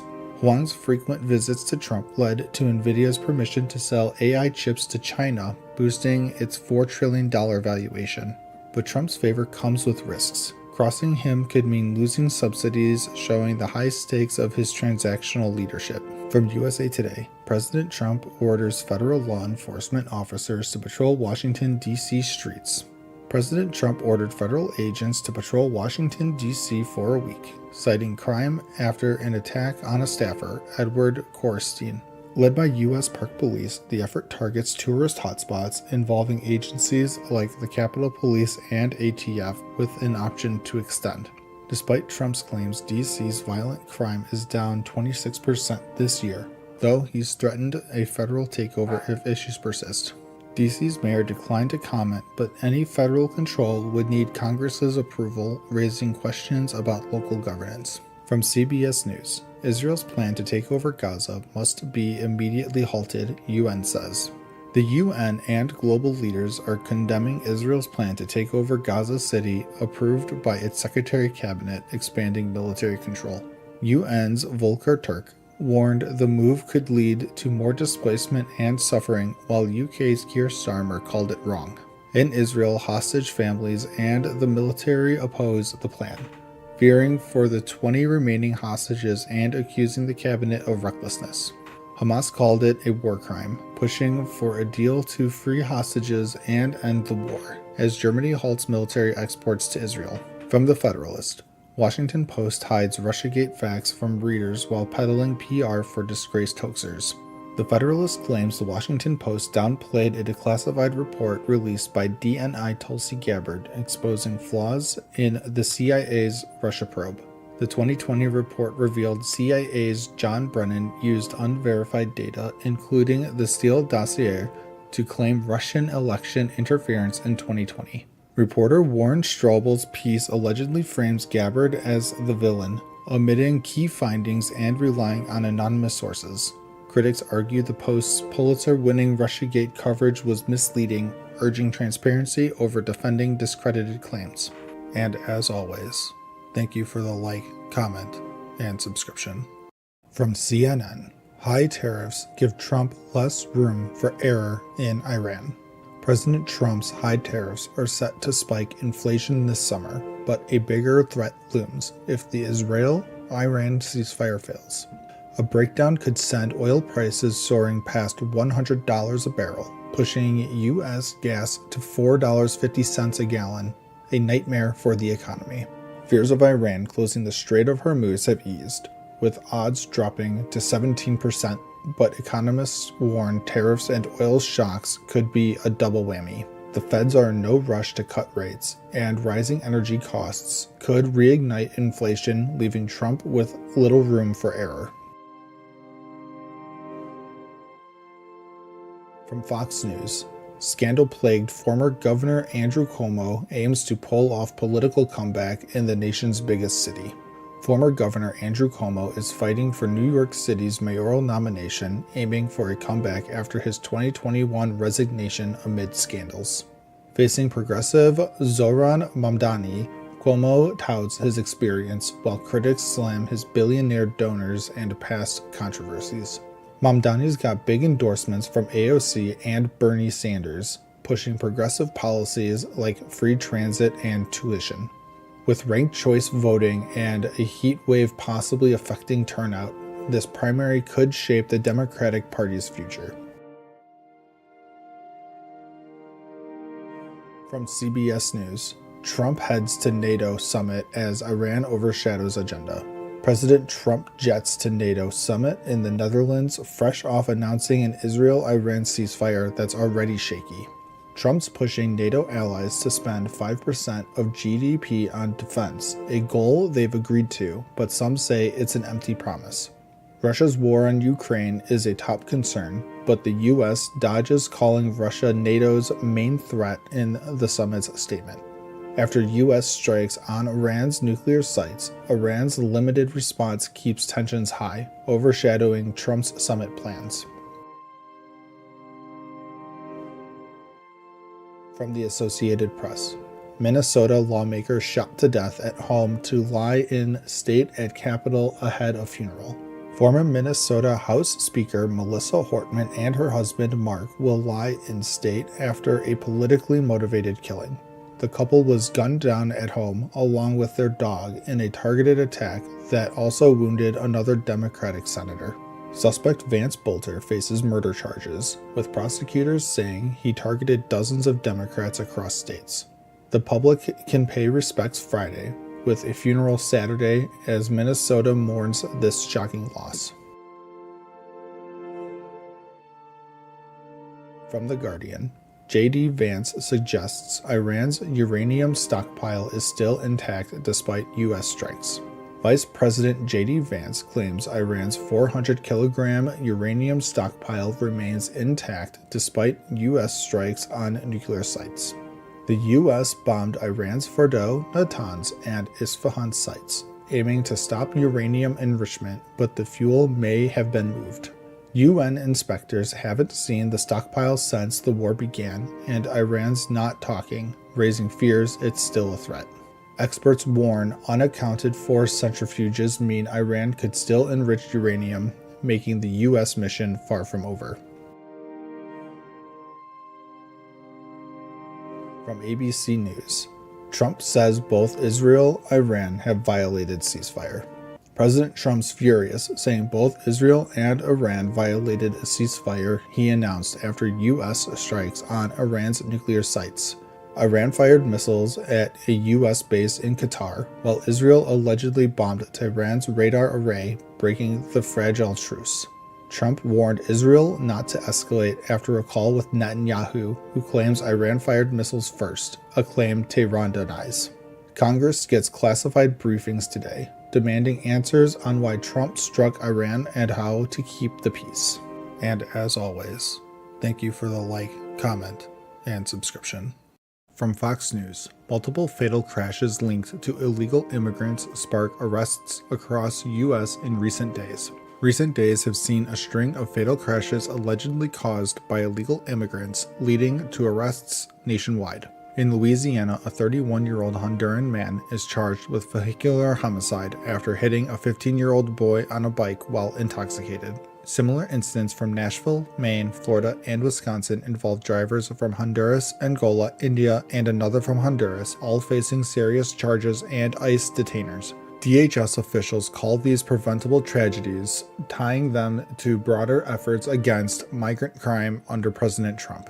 From CNN, CDC left leaderless after new director Dr. Susan Monarez is ousted and other key officials follow. The CDC is now leaderless after Director Susan Monarez was ousted by the White House, followed by resignations from several top officials. Monarez, sworn in July 31st, clashed with HHS Secretary Robert F. Kennedy Jr. over vaccine policies and refused to fire key staff, leading to her removal. Veterans like Chief Medical Officer Deborah Ori resigned, citing censorship of science and misinformation risks amid rising measles cases. Critics warn this politicizes public health, endangering responses to threats, while morale plummets after staff cuts and a recent shooting. From Deadline, Gavin Newsom trolls Arnold Schwarzenegger after his Twins co-star Danny DeVito contributes to California redistricting effort. California Governor Gavin Newsom is trolling former Governor Arnold Schwarzenegger over a redistricting ballot measure. Newsom highlighted a $1,000 donation to Yes on 50 from Danny DeVito, Schwarzenegger's Twins co-star, on social media. Prop 50 aims to redraw districts to favor Democrats in response to Texas's Republican-favoring changes, bypassing the independent commission Schwarzenegger supports. Schwarzenegger opposes it, while Newsom's bold Trump-mimicking online strategy draws attention and sells satirical merch. From Fortune, it's time to unmask the Trump tariffs for what they really are, a giant national sales tax that will hobble U.S. economic growth. Trump's tariffs are essentially a massive national sales tax hitting Americans' wallets and slowing growth. Unlike Europe's VAT, this will raise $2.7 trillion over a decade, offsetting half of the savings from extending 2017 tax cuts. Consumers pay more for imports, but it won't cause inflation unless money supply grows, nor shrink trade deficits caused by overspending. Experts predict a 0.4% annual drag on GDP, limiting choices and raising costs in America's marketplace. From CBS News, Trump moves to fire Fed's Lisa Cook as she vows to sue. President Trump fired Federal Reserve Governor Lisa Cook, accusing her of mortgage fraud, but she vows to sue, claiming no legal basis. Allegations stem from 2021 mortgages on two homes claimed as primary residences. One was later rented, but experts question if it's fraud. Trump cited cause under Fed law, but courts may decide this tests presidential removal power amid his attacks on the Fed. Cook, the first black woman on the board, aligns with Chair Powell on rates. Trump aims to reshape the Fed with his appointees. From USA Today, maybe you can't indict a ham sandwich. What happened with DC man who threw a sub at feds? A DC man arrested for throwing a sub sandwich at a federal agent won't face felony charges after a grand jury refused to indict. Amid Trump's crime crackdown deploying feds in DC, Sean Dunn yelled at officers, tossed the sandwich, and was chased down. Fired from his Justice Department job and initially charged with felony assault, prosecutors pushed hard, but the jury said no. This highlights pushback against overzealous charges in DC, with other cases also facing resistance from juries and judges. And as always, thank you for the like, comment, and subscription. From Fox News, war on cartels yields results as El Chapo heir confesses to running violent drug empire. Ovidio Guzman Lopez, son of El Chapo, pleaded guilty in a Chicago federal court to running the Sinaloa cartel's drug empire. The 35-year-old admitted to smuggling massive amounts of fentanyl, heroin, and cocaine into the U.S. using tunnels, planes, and couriers. Part of Operation Take Back America, his plea includes forfeiting $80 million as feds target the cartel's fentanyl network. Two brothers face charges with $10 million rewards for their capture. Is this the end of the cartel's reign? From CNN, judge orders Trump administration to stop immigration arrests without probable cause in Southern California. Judge Mame Frimpong ruled that DHS must stop arrests in Southern California based solely on race, language, or occupation. The ACLU sued, alleging unconstitutional stops and denied lawyer access in ICE's B-18 holding facility. The judge ordered DHS to document arrests and ensure detainees can contact attorneys, citing the lack of evidence for stops. Governor Newsom and LA Mayor Bass praised the ruling, while DHS called it an attack on public will. From Newsweek, Pam Bondi faces pressure from conservatives in Epstein files fallout. Attorney General Pam Bondi faces backlash after a memo claimed no Epstein client list exists and his death was.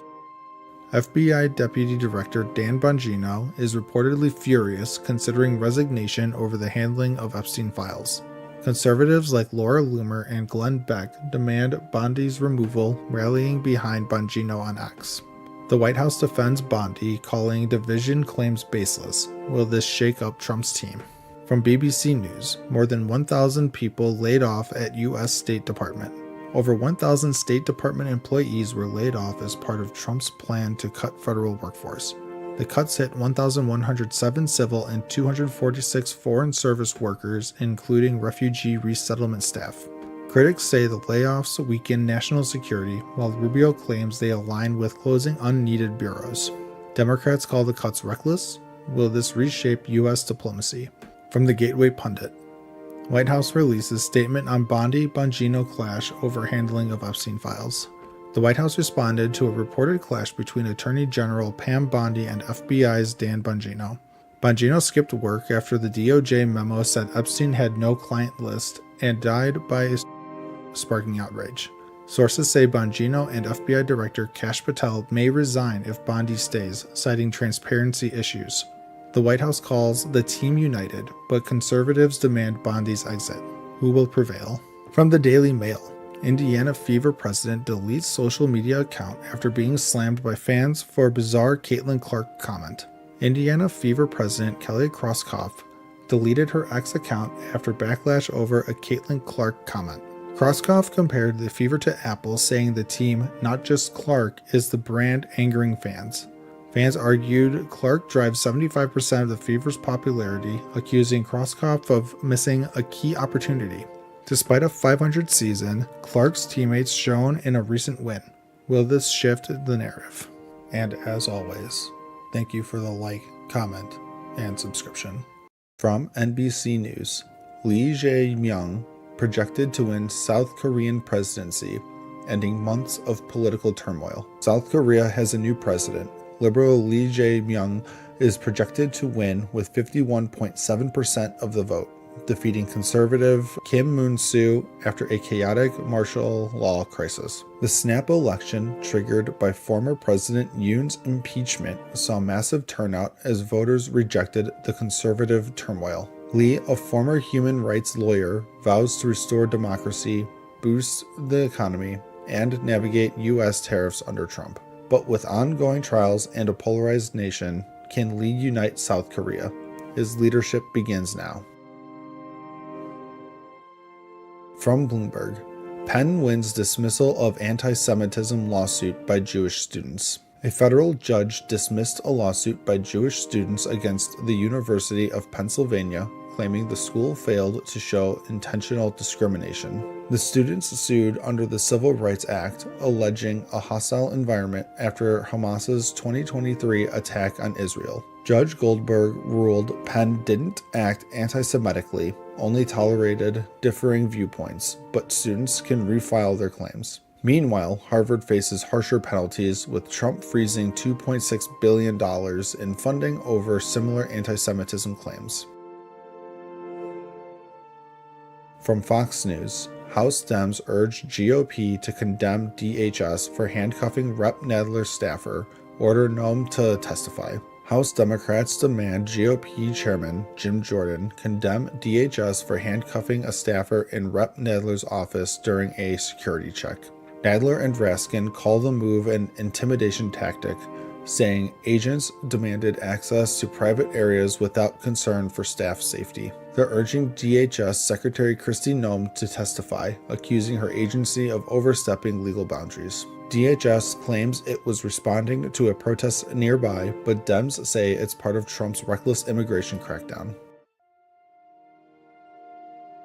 From the Associated Press, Republican push for proof of citizenship to vote proves a tough sell in the states. Republicans led by Trump are pushing for proof of citizenship to vote, but efforts are stalling in states like Texas and Missouri. A Texas bill requiring all 18.6 million voters to prove citizenship failed to pass, with critics citing voter inconvenience. Voting rights groups warn it could disenfranchise millions, especially women with name changes, as seen in New Hampshire. Non-citizen voting is rare, but Trump insists it's needed for election confidence. Will these laws gain traction? From USA Today, Boulder suspect left journal with family, says he has no regrets. Mohammed Solomon, a 45-year-old Egyptian, attacked pro-Jewish protesters in Boulder with Molotov cocktails, injuring 12. Solomon, who planned the attack for a year, told police he wanted supporters of Israel to die and has no regrets. Facing hate crime and attempted murder charges, he could get life in prison.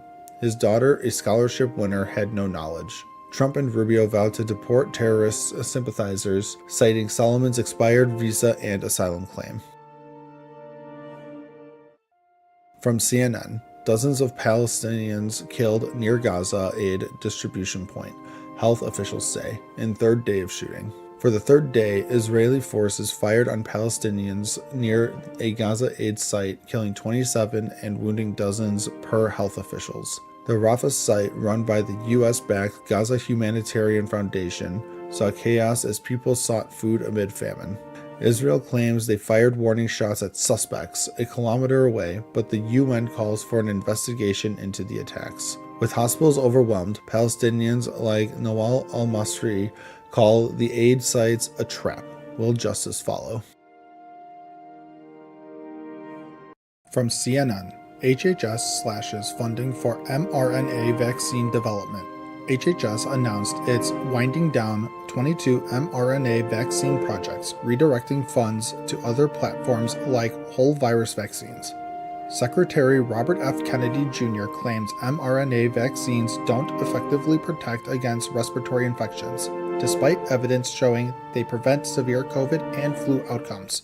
Experts like Dr. Peter Hotez warn this could weaken biosecurity, arguing mRNA's speed and safety were critical during the pandemic. Contracts with Moderna, Emory, and others are being cut, sparking debate over innovation versus safety concerns. From Fox News, Senate Democrats are feverishly recruiting top candidates to win back majority in 2026 midterms. Former North Carolina Governor Roy Cooper is running to replace retiring Senator Thom Tillis, a major coup for Democrats in a key battleground. In Ohio, Democrats are eyeing former Senator Sherrod Brown to challenge Republican John Husted in a state trending red. New Hampshire's Rep. Chris Pappas is set to run for an open Senate seat, clearing the Democratic primary field. In Georgia, Senator John Ossoff faces a tough re-election, but his strong fundraising could give him an edge. From USA Today, why jobs revisions that led Trump to fire statistics head were so huge. President Trump fired the Bureau of Labor Statistics head after a report showed just 73,000 jobs added in July, with May and June revised down by 258,000. Trump claimed the numbers were rigged to hurt Republicans, but economists say the revisions reflect a slowing economy, not manipulation. Trump's tariffs and immigration crackdowns have slowed hiring, with small businesses hit hard, leading to lower survey responses. The revisions align job data with weak GDP growth, showing an economy growing at just 1.2% annually, driven by productivity, not jobs. From the Associated Press, what is chikungunya, the virus now spreading in southern China? Over 7,000 cases of chikungunya, a mosquito-borne virus, have been reported in Foshan, China, marking the country's largest outbreak. Authorities are spraying insecticides and fining residents for leaving water sources where mosquitoes breed, fueled by heavy rains. Symptoms include fever, joint pain, and rashes, with severe cases causing long-term pain, though deaths are rare. Chikungunya is common in Africa, Asia, and the Americas, with climate change and urban growth driving more outbreaks. From NBC News, Trump hikes India tariffs to 50% for buying Russian oil. President Trump doubled tariffs on India to 50% for importing Russian oil, accusing them of fueling Russia's war machine. The new 25% tariff stacks on an existing 25%, effective immediately, targeting India's growing role in U.S. smartphone imports. India produces 44% of U.S. smartphone imports, including iPhones, which Trump once manufactured in the U.S. instead. The move follows Trump's high tariffs on China as he pushes to reshape global supply chains amid trade tensions. From The Independent, Ghislaine Maxwell told Justice Department she never saw Trump do anything concerning with Epstein, report says. Ghislaine Maxwell told the DOJ she never saw Trump do anything concerning with Jeffrey Epstein during hours-long meeting. Trump and Epstein were friends in the 90s, but their relationship ended in 2007 after Epstein allegedly harassed a Mar-a-Lago member's daughter. The Trump admin is considering releasing Maxwell's interview transcripts amid calls for transparency in the Epstein case. Maxwell opposes unsealing grand jury transcripts, citing harm to her case, while victims demand more openness. And as always, thank you for the like, comment, and subscription. From CNN, a new TikTok app may be coming. Here's what we know so far. TikTok's US future is uncertain, as a new app could replace it by September 5th, changing how 170 million Americans use the platform. ByteDance, TikTok's China-based parent, faces a US ban unless it sells, but China may block sharing TikTok's algorithm, forcing a new US-only version. The current app might vanish from US stores, with user profiles and content transfer posing challenges, possibly isolating American users. President Trump claims a buyer is ready, but will a deal meet legal requirements? The clock's ticking for TikTok's future. From Fox News, federal judge deems former Chicago alderman accused of bribery unfit for trial. A federal judge ruled 76-year-old former Chicago alderman Carrie Austin unfit for trial due to severe health issues. Austin, indicted in 2021 for bribery and lying to the FBI, allegedly took home improvements to favor a $49.6 million development project. Her chronic illnesses, including COPD and cancer, make even daily tasks tough, leading the judge to postpone her trial indefinitely. Prosecutors claimed Austin was mobile, but the judge prioritized her health, halting the case for now. From CBS News, Secret Service suspended 6 personnel after Trump assassination attempt. 6 Secret Service personnel were suspended without pay after July 2024 Trump assassination attempt in Butler, Pennsylvania. A gunman grazed Trump's ear, killed 1 and injured 2. The agency faced backlash for security lapses. To fix failures, the Secret Service added drones and mobile command posts to improve communication with local police. A bipartisan report called the incident preventable, citing poor training and leadership. No one was fired, but reforms are underway. From the Washington Post, Supreme Court refuses to allow Florida to enforce new immigration law. The Supreme Court stopped Florida from enforcing a law that jails undocumented migrants for entering the state. Signed by Governor DeSantis, the law was challenged for overriding federal immigration powers, joining similar blocked laws in other states. Critics say it violates the Constitution, while Florida claims it fights illegal immigration's harms like trafficking. Lower courts halted the law, and the Supreme Court's order keeps it on hold as legal battles continue. From NBC News, judge blocks Trump's order restricting birthright citizenship. A New Hampshire judge blocked Trump's order to limit birthright citizenship, protecting babies nationwide. The order aimed to deny citizenship to babies of non-citizen parents, defying the 14th Amendment's guarantee. The ACLU argued it causes irreparable harm, and the judge agreed, granting class action status for affected children. The block is temporary, with a 7-day stay for appeals, as lawsuits challenge Trump's plan across the country. From the Gateway Pundit: Epstein horrors, officials sleight of hand about millions of pages of unreleased evidence. It's not all not all destroyed. Millions of Epstein-related documents remain unreleased, despite public demands for justice and transparency. The DOJ claims unreleased files are graphic, but critics say they hide names of powerful clients and enablers. Maxwell's defense got millions of pages, yet only 350, mostly old, were shared with the public. Victims and advocates push for prosecution of Epstein's network, questioning if the truth will ever surface. And as always, thank you for the like, comment, and subscription.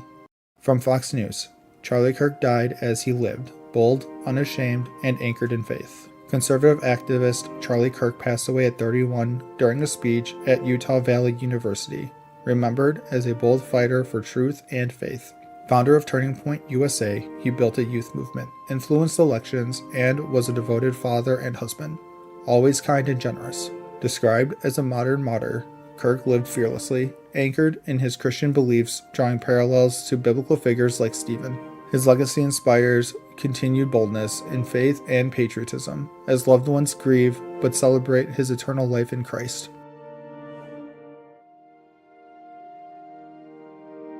From CNN: UK fires ambassador to US Peter Mandelson over Epstein links.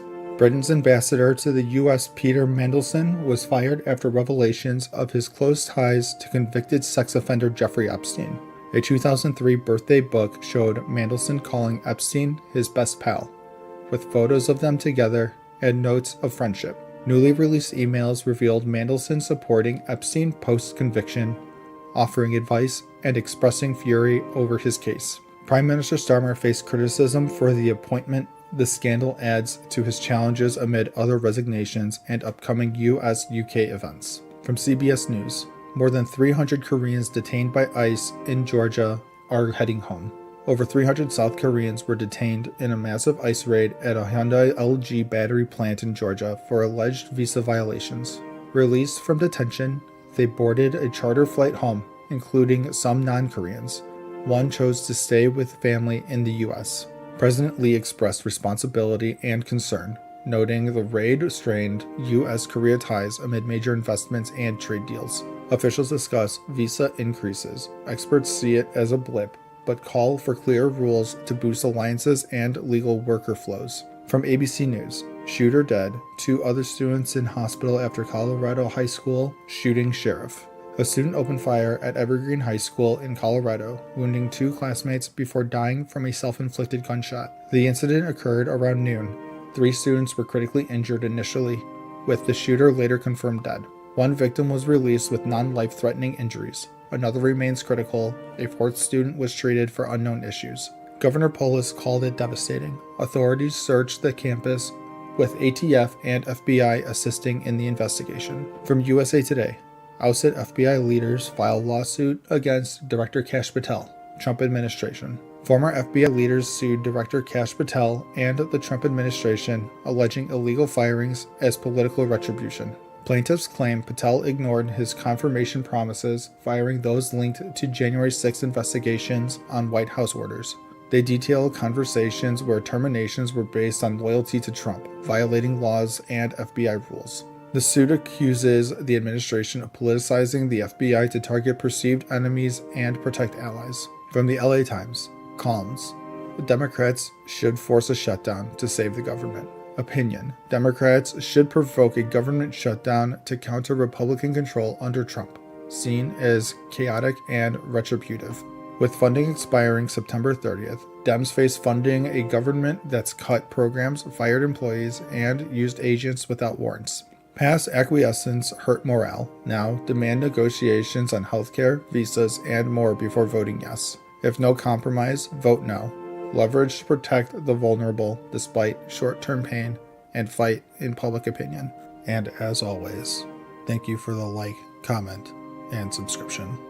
From CNN, Russia launches second biggest air assault of Ukraine war, killing 19 and damaging EU building. Russia unleashed its second largest air assault on Ukraine since the invasion began, bombarding Kiev overnight with 598 drones and 31 missiles.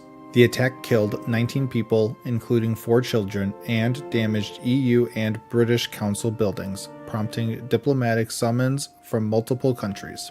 President Zelensky called it a deliberate civilian killing, rejecting calls for ceasefire, while Russia claims it targeted military sites and remains open to talks.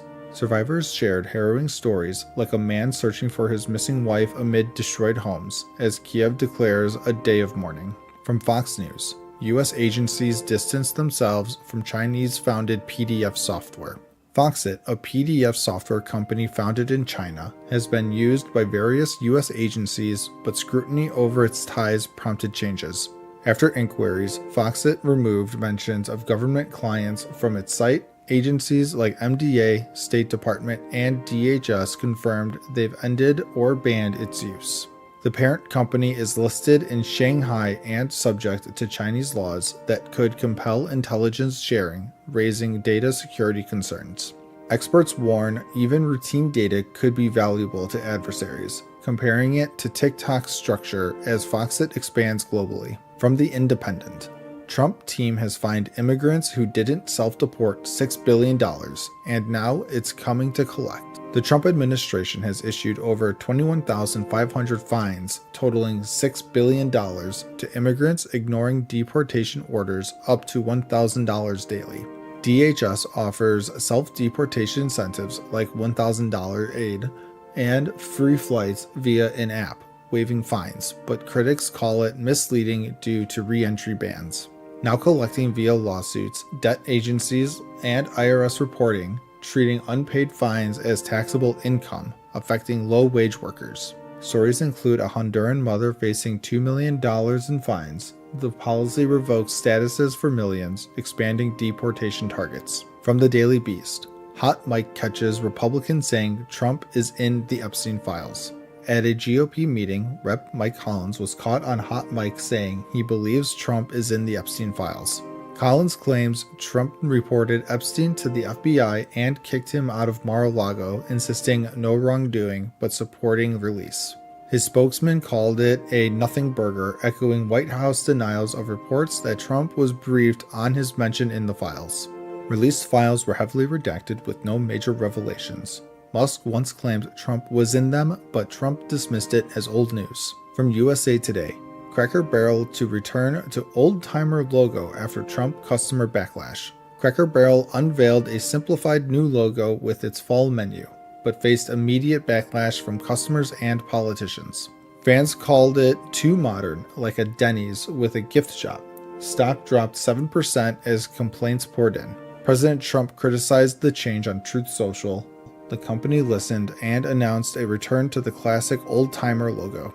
The decision drew praise, with stock rising over 9%. Cracker Barrel thanked guests for their passion and commitment to tradition. From the Western Journal, armed Chicago area mom refuses to become a statistic, takes matters into her own hands during home invasion.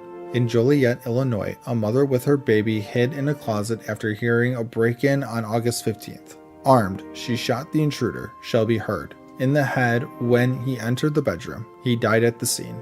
Hurd, 36, was on parole for burglaries, with a history of convictions including felon in possession of a weapon. Despite Illinois' strict gun laws, the mother's actions highlight self-defense. An investigation is ongoing amid Chicago area crime concerns. And as always, thank you for the like, comment, and subscription. Hello and welcome everybody to another Just Some News. This is our channel where we go over news sites and give unbiased summaries. Let's hop into it. From USA Today, Israel's military finds professional failures in killings of Gaza medics, commander to be dismissed. Israel's military admits professional failures in the killing of 15 Gaza medics, dismissing a commander. On March 23rd, soldiers shot emergency responders near Rafah, mistaking them for Hamas threats in 3 incidents. A review found operational errors and breaches of orders, with a deputy commander fired for an inaccurate report. The military claims some responders were Hamas members, a charge Hamas denies. Criminal charges may follow as investigations continue. From Newsweek, anti-Trump protests update. Organizers say more than 3 million attended.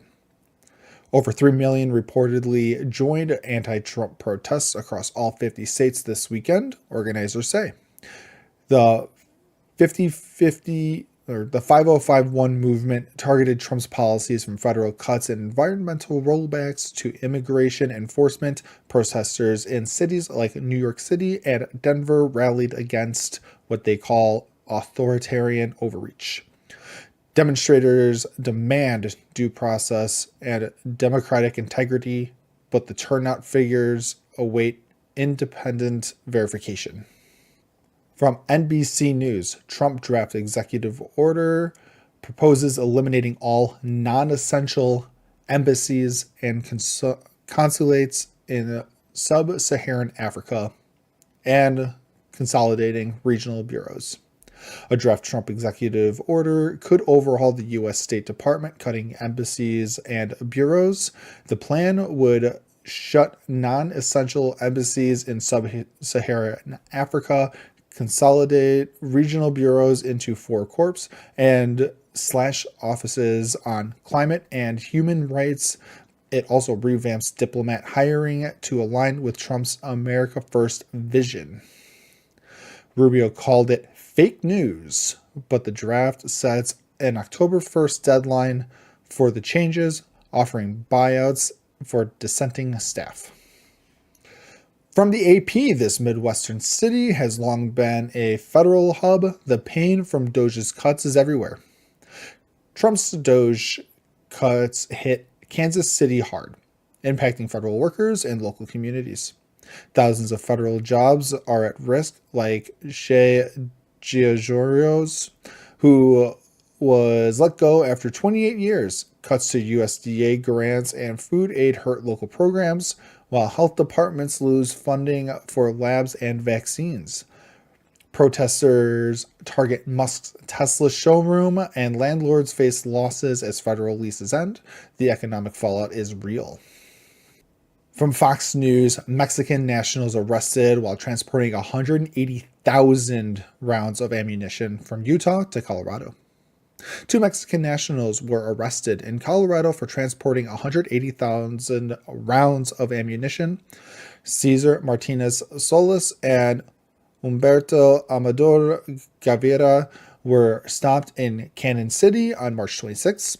Detectives found 150 boxes of .308 and 30 boxes of 7.62 ammo, bought in Salt Lake City, possibly headed to Pueblo. Both men on non-immigrant visas face charges for unlawful ammo possession. The case ties to a federal anti-cartel operation. And from CNN, El Salvador's president offers Maduro U.S. deported Venezuelans for prisoner swap. El Salvador's President Bukele offers a prisoner swap with Venezuela's Maduro involving U.S. deported Venezuelans. Bukele wants to exchange 252 Venezuelans in Secot prison, alleged gang members, for 252 political prisoners in Venezuela, including opposition families. Maduro calls the deportations a kidnapping, denying their criminal ties. The proposal includes activists hiding in an embassy and jailed journalists. Bukele's move faces scrutiny amid his tough anti-gang stance. And that's all the news we have for you today, my friends. If you want to like, comment, subscribe, it'd be great. Watch all of our shorts. If we don't want to watch this all in one go, we do upload them all separately on YouTube Shorts or on TikTok. And remember, that's not just any news, it's sub news. Thanks for watching. From CNN, Chicago area mayor says federal agents tear gassed him at a protest outside an ICE facility. In suburban Chicago, a small protest outside an ICE facility turned chaotic when federal agents clashed with demonstrators blocking a van. Evanston Mayor Daniel Biss, a Democrat running for Congress, claims he was tear gassed, calling it terrifying and an attempt to intimidate nonviolent resistance. Protester Kat Abu-Ghazala says she was thrown to the ground and hit with pepper balls amid ongoing deportations in the Midway Blitz operation that's arrested nearly 550 people. ICE reports protesters assaulted officers, slashed tires, and blocked entrances, leading to at least 10 arrests, while local officials condemn the tactics and call for facility shutdowns. From Fox News, mother furious after Rep. Crockett calls daughter murdered by illegal migrant a random dead person. The mother of murdered Maryland woman Kayla Hamilton is outraged after Rep. Jasmine Crockett referred to her daughter as a random dead person during a House debate. Crockett, a Texas Democrat, criticized Republicans for exploiting victims' stories for political gain, mentioning other ignored crimes like those tied to Jeffrey Epstein. Tammy Nobles called the comment nasty and possibly racist, remembering Kayla as happy and energetic, killed by an MS-13 member who entered the U.S. illegally. The bill named after Kayla aims to tighten screenings for unaccompanied migrant children, with supporters saying it could prevent future tragedies for Americans and migrants alike. From the Irish News US, UK to explore reparations loan for Ukraine using frozen Russian assets. The UK is set to explore using frozen Russian assets to fund a reparations loan worth billions for Ukraine's war effort against Russian aggression. Chancellor Rachel Reeves will announce plans at a European meeting emphasizing options that comply with international law while supporting Ukraine's security. This follows EU suggestions to back loans with profits from frozen assets, avoiding direct confiscation that some fear could breach laws. The UK has already committed £21.8 billion in aid and frozen £25 billion in Russian assets, with calls from some to seize them outright for Ukraine. From Law and Crime, they knew exactly what they were doing. Florida men went on a hunt and killed 4-year-old girl in hail of gunfire. 5 Florida men have been convicted of first-degree murder in the 2021 drive-by shooting that killed 4-year-old Suni Bell in Tampa. Suni was in a car with her family when 3 vehicles pursued them, firing dozens of shots in what prosecutors called a targeted hunt.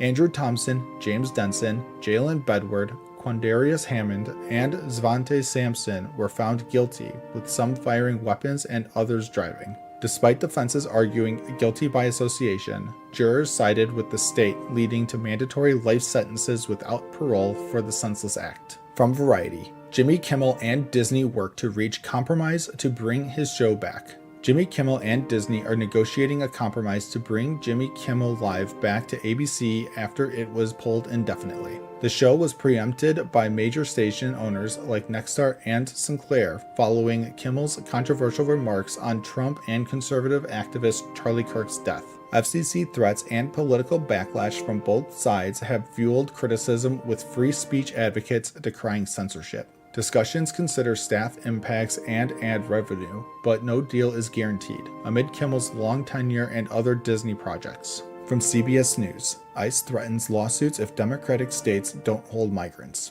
ICE is threatening legal action against California, New York, and Illinois for not honoring immigration detainers in sanctuary policies. Letters from ICE demand compliance, warning of lawsuits via the Justice Department, and potential funding cuts for refusing to hold migrants briefly. States argue their laws build community trust and require judicial warrants, while ICE says it leads to criminal releases and more street arrests. DHS reports 400,000 arrests since Trump's term began, mostly with criminal records escalating clashes in major cities. And as always, thank you for the like, comment, and subscription.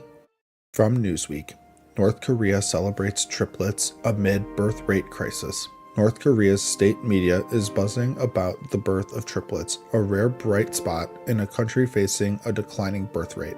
Born to Kim Hyung-mi in Tuksan City, the 3 boys, once critically small, are now healthy after top care at Pyongyang Maternity Hospital. The regime's focus on the triplets highlights its push to boost population amid a fertility rate below sustainability, worsened by sanctions. Experts warn North Korea's aging population could strain its economy and massive military raising stakes for Kim Jong-un. From Fox News, federal judge delivers 1-2 punch to Trump in Abrego Garcia case. A federal judge just unleashed a double blow against the Trump admin in the case of deported Salvadorian migrant Kilmar Abrego Garcia. Judge Paula Zinnes ordered records unsealed for major media like Fox and New York Times, citing public access rights to the case. She also greenlit sanctions motion against Trump's team for possibly defying orders to return Abrego Garcia to the U.S. The case fuels tensions over Trump's use of a 1798 law to deport migrants, with courts demanding answers. From the Associated Press, these satellite photos show Russian bombers Ukraine says it destroyed. Satellite photos reveal wreckage of 7 Russian bombers at Belaya airbase, hit by Ukraine in a bold drone attack. Ukraine claims 41 warplanes were damaged, targeting Russia's strategic air force in one of its most daring strikes. The attack, planned for 18 months, dealt a blow to Russia's military prestige, though Russia downplays the damage. With no comment from Putin, the strike exposes vulnerabilities in Russia's long-range bomber fleet. From USA Today, Donald Trump to double tariffs on foreign steel to 50%. President Trump announced a massive 50% tariff on foreign steel during a visit to a U.S. steel plant in Pennsylvania. The move, doubling the current 25% tariff, aims to shield U.S. steelmakers but could raise costs for consumers. Canada's Chamber of Commerce slammed the hike, warning it disrupts North American supply chains. Trump also touted a U.S. Nippon Steel deal, promising no layoffs and $5,000 bonuses for workers. From CNN, Musk joins Trump in playing legislative arsonist.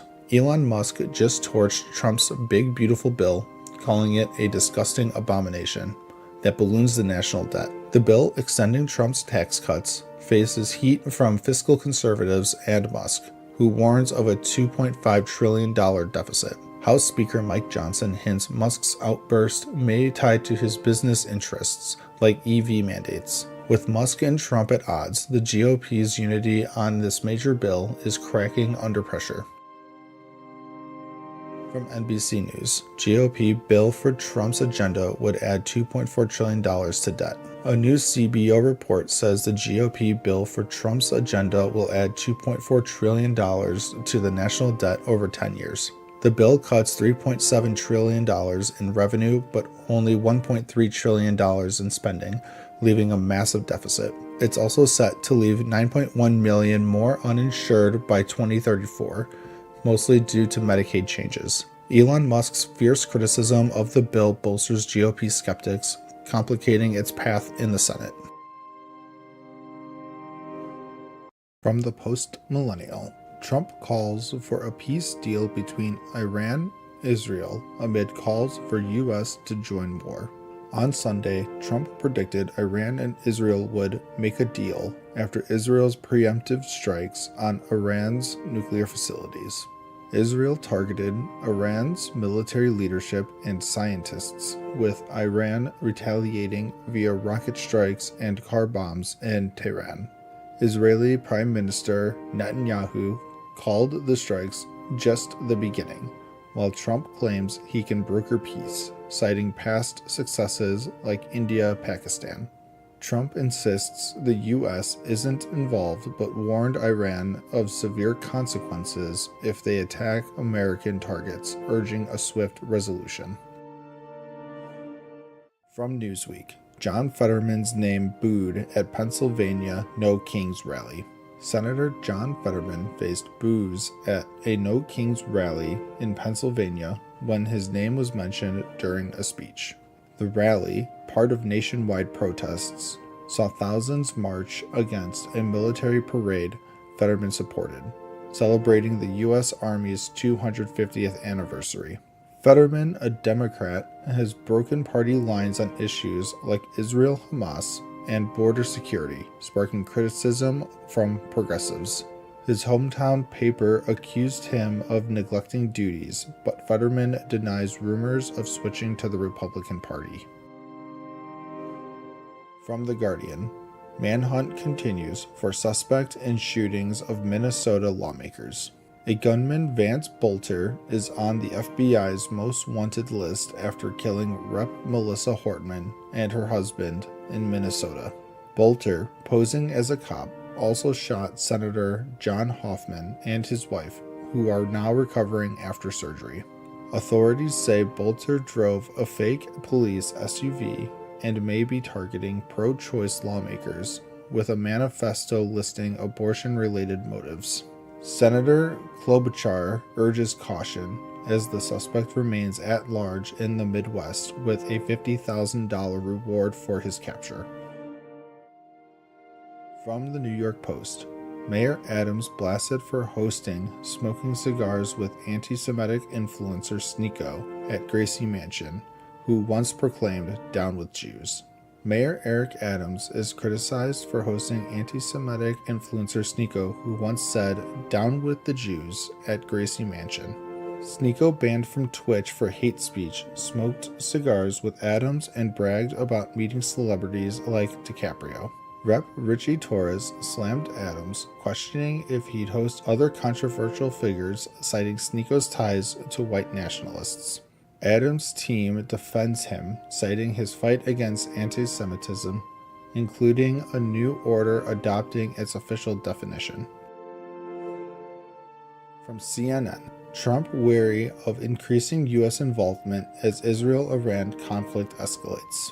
President Trump is resisting calls to deepen U.S. involvement in the escalating Israel-Iran conflict, wary of another Middle East war. Israel's strikes on Iran's nuclear sites prompted Iranian retaliation, with the U.S. offering only defensive support so far.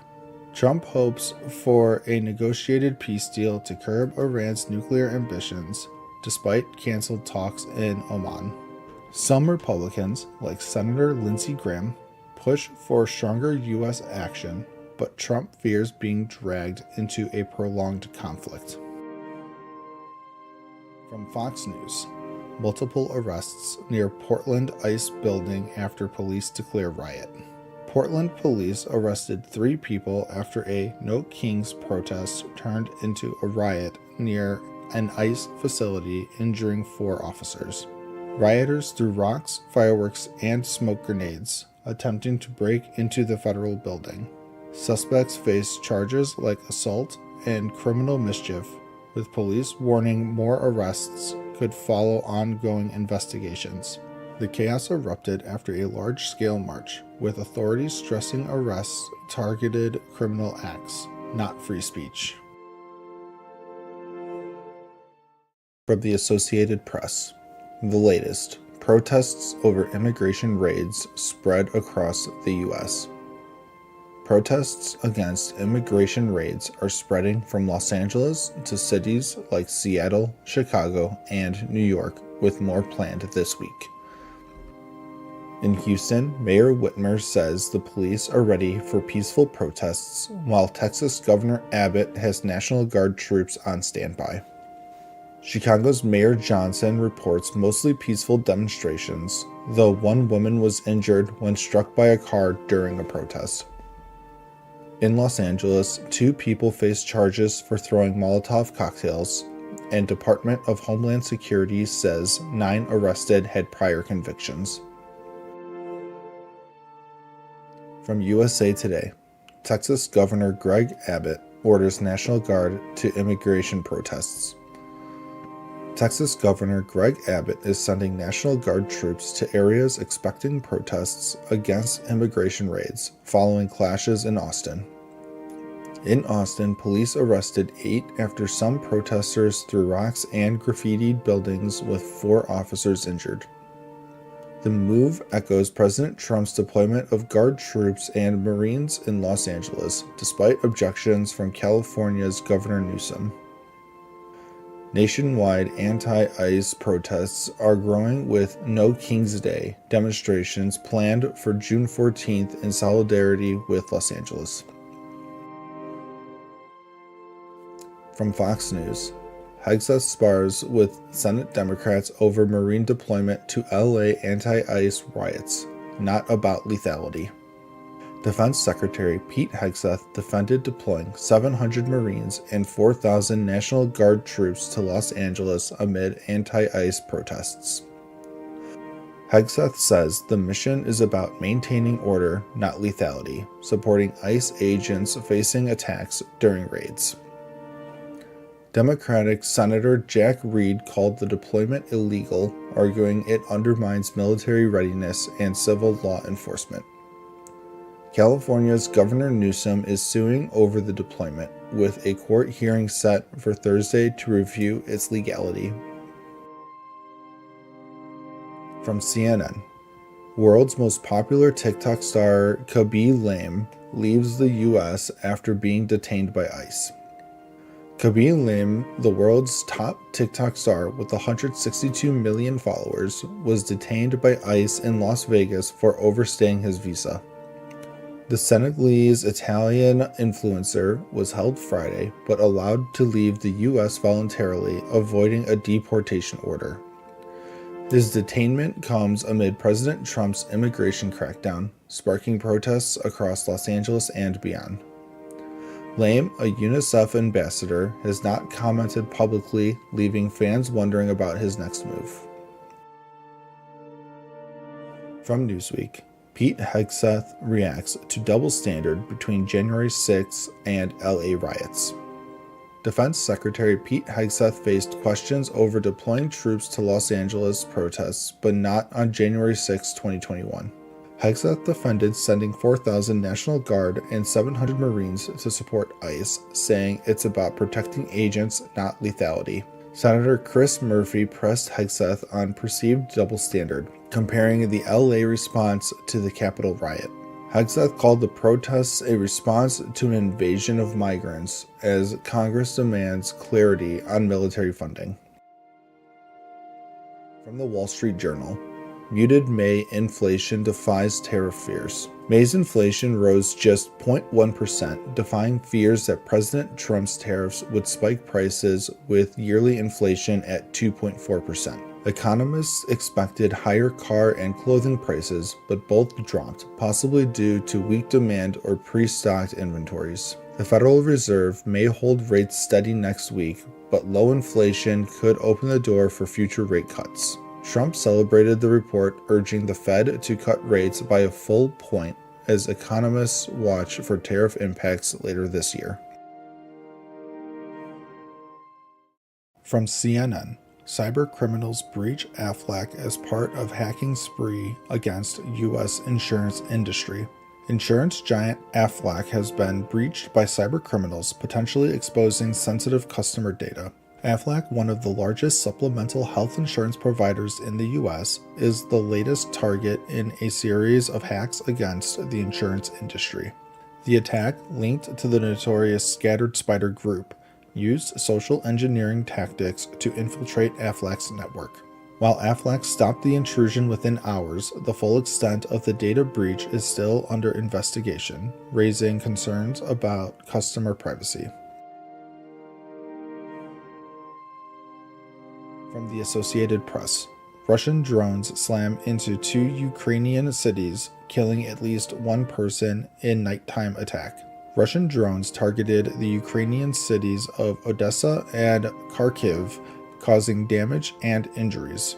In Odessa, a residential building was hit, leading to a partial collapse and injuries, including 2 emergency workers.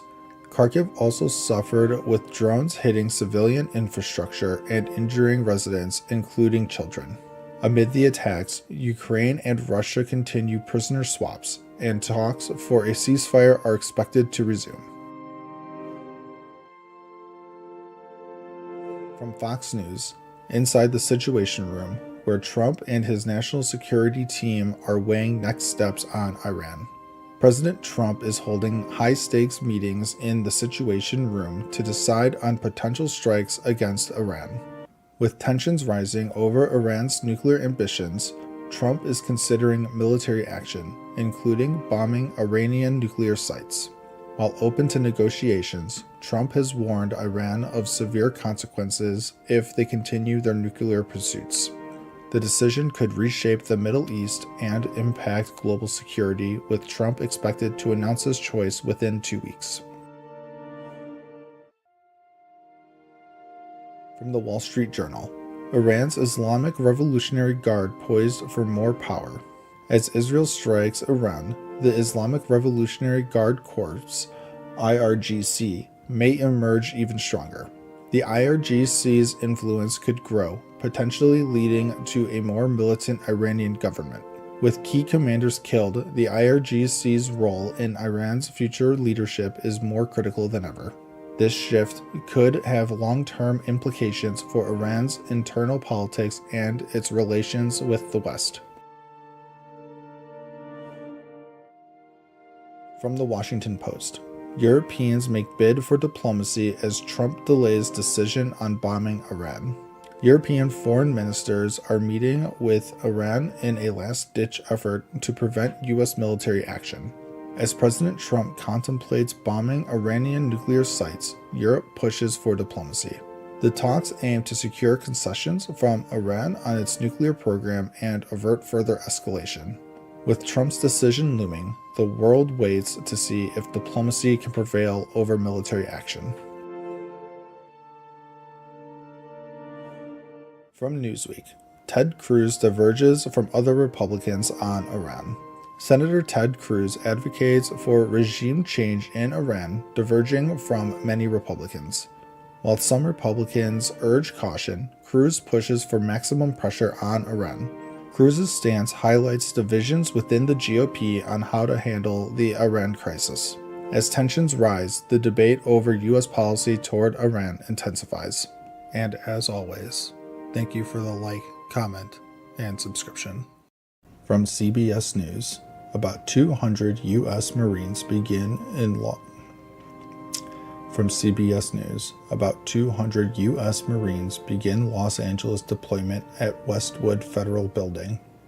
About 200 U.S. Marines arrived in Los Angeles to guard the Wilshire Federal Building amid protests over immigration enforcement. President Trump deployed over 2,000 National Guard and 700 Marines, saying it's needed to prevent chaos. Governor Newsom calls it authoritarian and filed a lawsuit. A U.S. Army veteran was briefly detained outside the building but released, saying he was treated fairly. The Marines' role is to protect federal property, not enforce laws, as tensions escalate in LA. From Newsweek, Gavin Newsom accuses Trump administration of spreading fake protest images. California Governor Gavin Newsom accused the Trump administration of sharing doctored images of Los Angeles protests to justify military deployment. A Department of Defense post showed burning police cars, but Snopes confirmed the footage was from 2020, not recent protests. Newsom called it a propaganda campaign. The Pentagon countered that Newsom has failed to maintain order in LA.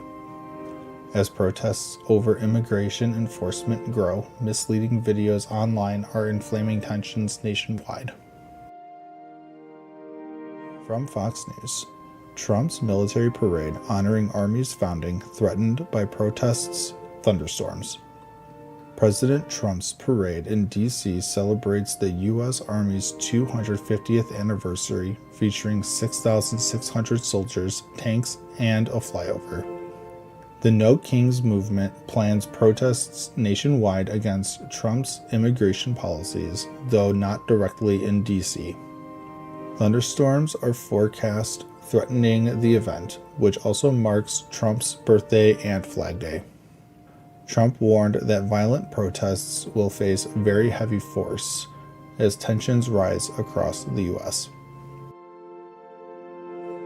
From CNN, Israel attacked 3 key Iranian nuclear facilities. Did it strike a decisive blow? Israel launched strikes on Iran's Natanz, Isfahan, and Fordow nuclear sites, aiming to disrupt its nuclear program. Natanz suffered major damage, with power to underground centrifuges cut. Iran claims limited impact and no contamination risk. Israel says the strikes hit key targets, but Fordow, a fortified site, was largely unaffected. The strikes killed 9 experts. The full impact on Iran's nuclear ambitions remain unclear. From The Guardian. Democratic lawmaker killed and another wounded in Minnesota in politically motivated attacks.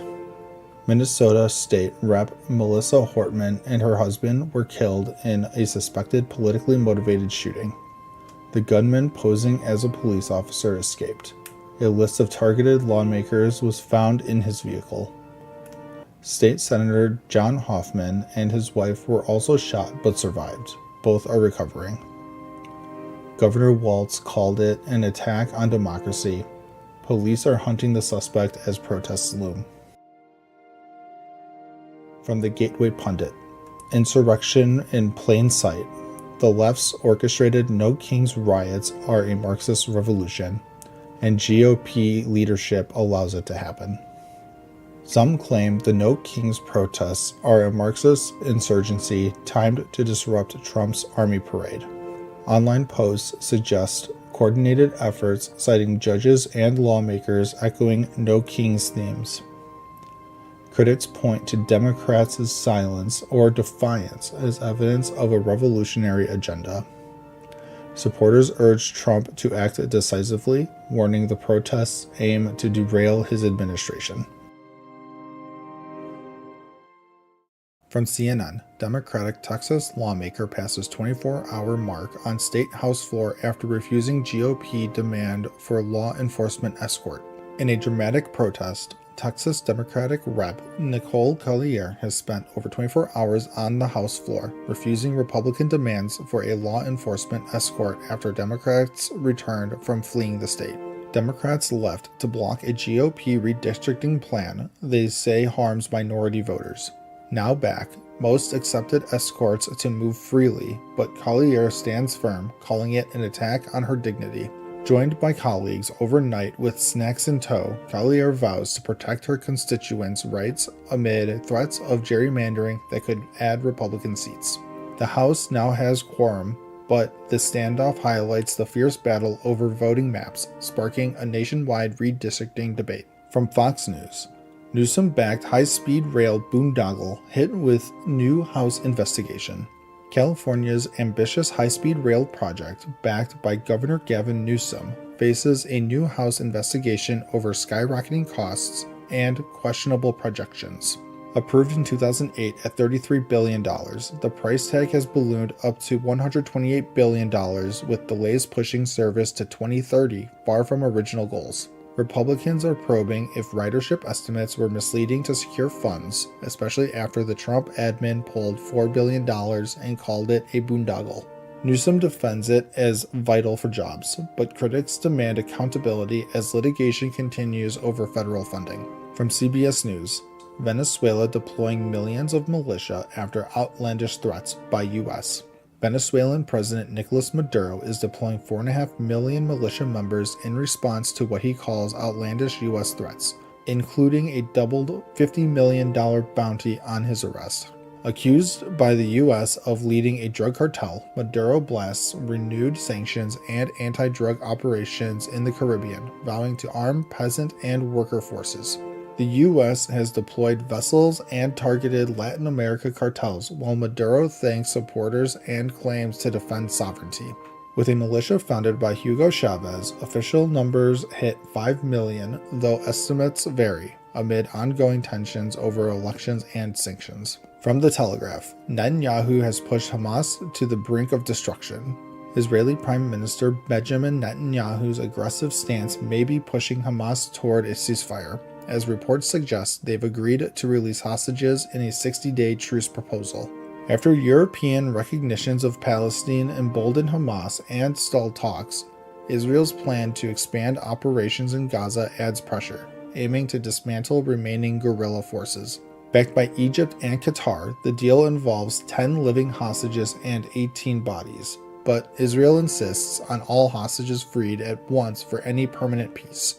Amid criticisms that Hamas exploits civilian deaths, the IDF sees a turning point after 22 months, though uncertainties linger in this complex conflict. From The Independent, I don't regret it. Duo arrested after decapitating roommate and confessing to their alleged crime.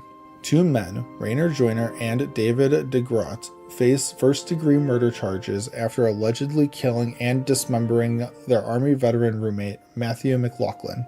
The former soldiers with desertion warrants confessed to ambushing McLaughlin over rumors and drugs, shooting him and scattering remains along a highway. Joyner showed no remorse, saying he doesn't regret it, while DeGroat claimed he was forced to help. Authorities call it premeditated.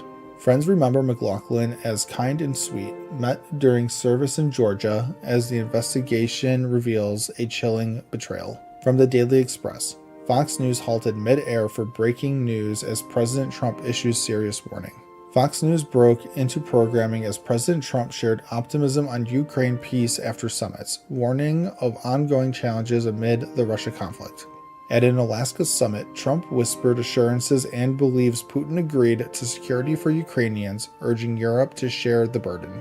Zelensky called talks constructive. Starmer thanked Trump for progress, and leaders like Melania and Merz praised his role in negotiations. Trump eyes a tri-party meeting with Putin and Zelensky for a lasting accord, preferring ceasefire but noting it's not immediate yet attainable. And as always, thank you for the like, comment, and subscription. From NBC News, as Gabbard eyes revamping Trump's intelligence briefing, one idea is to mimic Fox News. National Intelligence Director Tulsi Gabbard is exploring ways to revamp President Trump's daily intelligence briefings to suit his style. One idea? Turn the president's daily brief into a Fox News-style video, complete with graphics and possibly a network personality presenting it. Trump has taken the brief less often than past presidents, prompting discussions to tailor it to his preference for visuals over text. While the content would stay the same, critics question if this risks politicizing intelligence. Gabbard's team denies the claims, calling them fake news. From the BBC, UK steelmakers call Trump doubling tariffs another body blow. UK steelmakers are reeling after President Trump doubled U.S. import tariffs on steel and aluminum to 50%. The trade group UK Steel warns orders may be cancelled, with some shipments already en route across the Atlantic. A recent UK-US trade deal to drop tariffs is still being finalized, leaving the industry in limbo. UK officials are pushing to resolve this fast, as specialized steel exports to the US face a costly hike. From Fox News, Michelle Obama facing backlash over claim about women's reproductive health. Former First Lady Michelle Obama is under fire for saying creating life is the least of what a woman's reproductive system does. On her podcast, Obama argued women's reproductive health is about more than just choice, but her words drew sharp criticism from pro-life activists. Critics like Danielle DeSouza-Gill called motherhood a miracle, slamming Obama for downplaying it. Obama also criticized Republican voters, suggesting some women vote based on their husband's views, fueling further debate. From Newsweek, Steve Bannon says Elon Musk and Scott Bessent had physical confrontation. Steve Bannon claims Elon Musk shoved Treasury Secretary Scott Bessent during a heated White House argument over budget cuts. The clash reportedly happened after Bessent challenged Musk's unfulfilled promise of $1 trillion in federal spending cuts. Trump sided with Bessent, and Musk's role in the administration has since diminished, says Bannon. Musk, who left his Doge role, jokingly blamed a black eye on his son, but his exit raises questions about his influence. From the Post-Millennial, NYC Dem lawmakers claim NYPD e-bike crackdown is racist and could lead to deportations. NYC's progressive lawmakers are slamming the NYPD's e-bike crackdown, calling it racist and a risk for deportations. The NYPD is issuing criminal summons for traffic violations like running red lights, targeting delivery drivers, many of whom are minorities. Council members like Tiffany Caban argue the fines could lead to court appearances and deportations for undocumented drivers. NYPD's commissioner defends the measures, citing safety concerns, but critics say it unfairly targets communities of color. From CNN, Trump's mass firings at several agencies will remain on hold, appeals court rules. A federal appeals court has halted President Trump's plan for mass firings across multiple government agencies. The Ninth Circuit ruled that Trump's executive order for sweeping layoffs lacks congressional approval, calling it unconstitutional. Federal employee unions and groups challenged the order, arguing it oversteps the president's authority. The White House vows to fight the ruling, which could head to the Supreme Court, stalling Trump's government overhaul. From CNN, businesses have been eating Trump's tariffs. That's starting to change. Inflation is heating up. July's producer price index jumped 0.9%. The fastest monthly rise since June 2022, hitting 3.3% annually. Tariffs are driving up costs for producers, and experts warned these hikes could soon hit consumers' wallets. The Dow fell 175 points after the report, and hopes for a Federal Reserve rate cut are fading as core PPI soared to 3.7%. Food prices, especially vegetables, spiked due to tariffs on Mexican imports. Is this a sign of more inflation to come? From Fox News, Trump's federal crime operation brings 100 arrests, 800 National Guard troops to Washington. President Trump's crime operation in D.C. is in full swing, with 100 arrests, including 29 illegal immigrants since Monday. 800 National Guard troops are deploying, with 400 already patrolling. 3 illegal firearms were seized Wednesday. Protests erupted, with one man charged for assaulting an officer. Critics questioned D.C.'s reported 35% drop in violent crime. A juvenile curfew in Navy Yard and a suspended police commander raised questions about crime stats and Trump's takeover. From Newsweek, Texas AG Ken Paxton suffers major blow in bid to round up Democrats. Texas Democrats fled to Illinois to block a redistricting bill denying quorum and stalling GOP plans for 5 new House seats. An Illinois judge rejected Texas AG Ken Paxton's request to arrest the Democrats, citing no jurisdiction over non-residents. Governor Abbott vows to call special sessions until the bill passes, while Democrats refuse to return. The standoff also delays disaster relief after deadly Texas floods. Will this political battle reshape the state? From the Associated Press, a car accident in small-town Tennessee leads to U.S. charges against a major Mexican drug operation. A 2019 Tennessee car crash sparked a major drug bust, leading to charges against 5 United Cartel's leaders in Mexico. Wiretaps and surveillance uncovered 850 kilos of meth hidden in a truck, linked to cartel leader El Abuelo. The U.S. offers $10 million for El Abuelo's arrest, targeting the cartel's meth empire in Michoacan.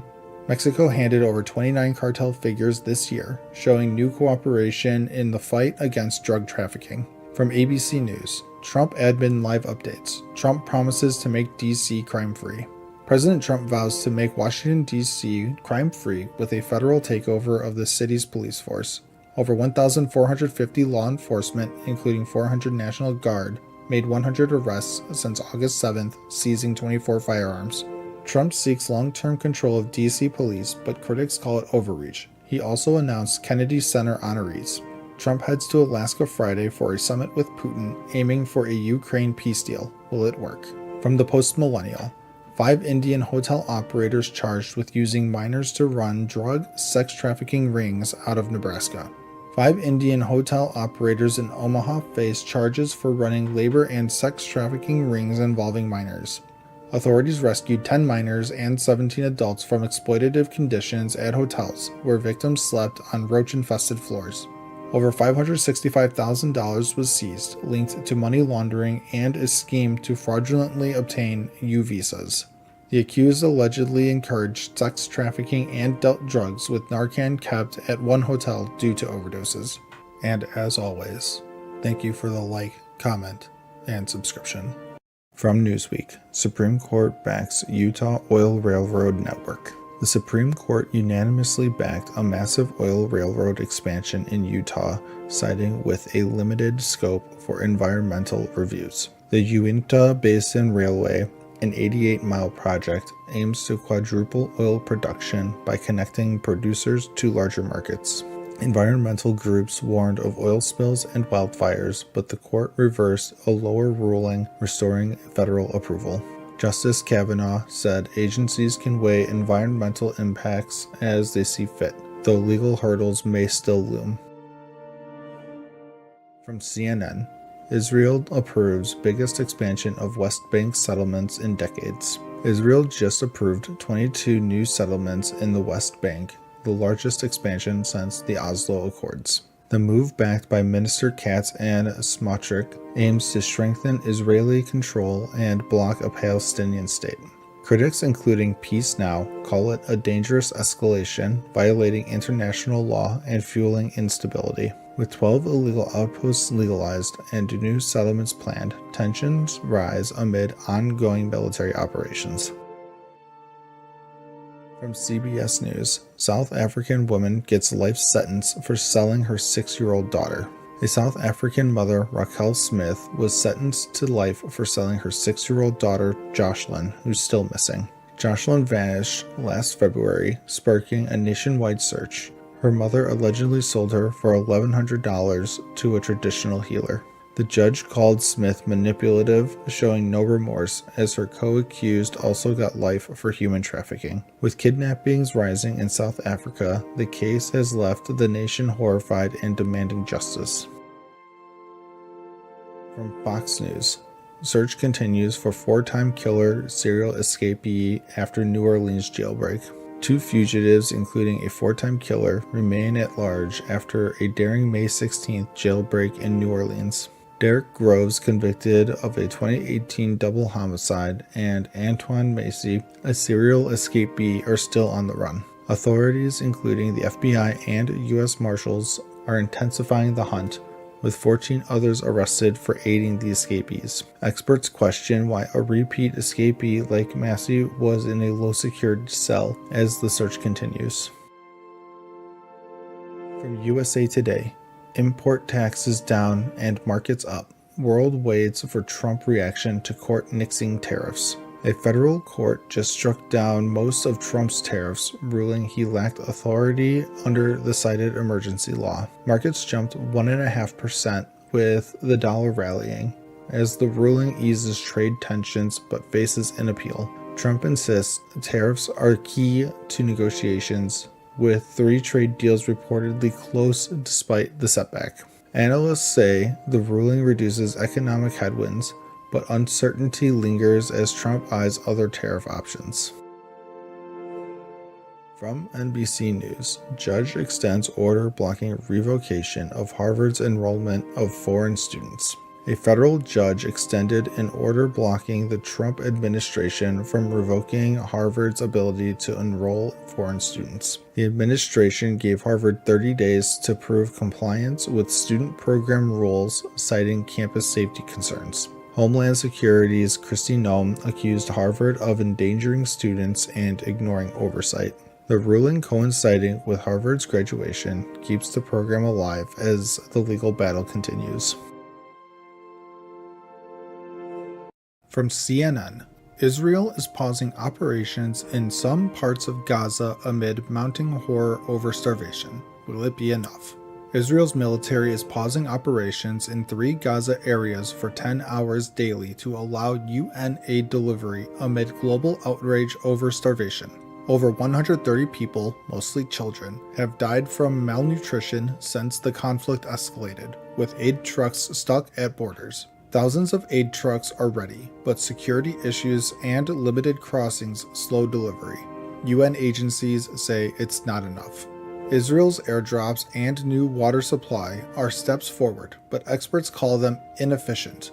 Can this pause turn the tide? From Fox News, Rubio reflects on remarkable political journey from Trump critic to trusted cabinet member. Once a 2016 rival, Senator Marco Rubio now serves as Trump's Secretary of State, comparing politics to an MMA fight.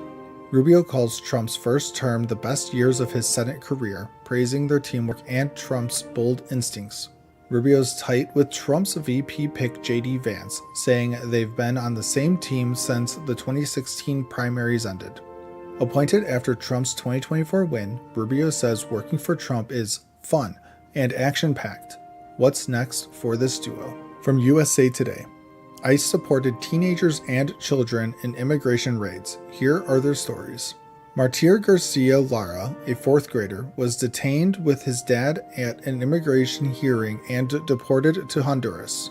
A Maryland high schooler was deported to Guatemala, sparking a student walkout and fear in immigrant communities.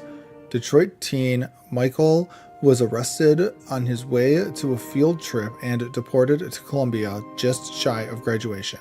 Schools are bracing for more raids, handing out Know Your Rights cards as kids live in fear.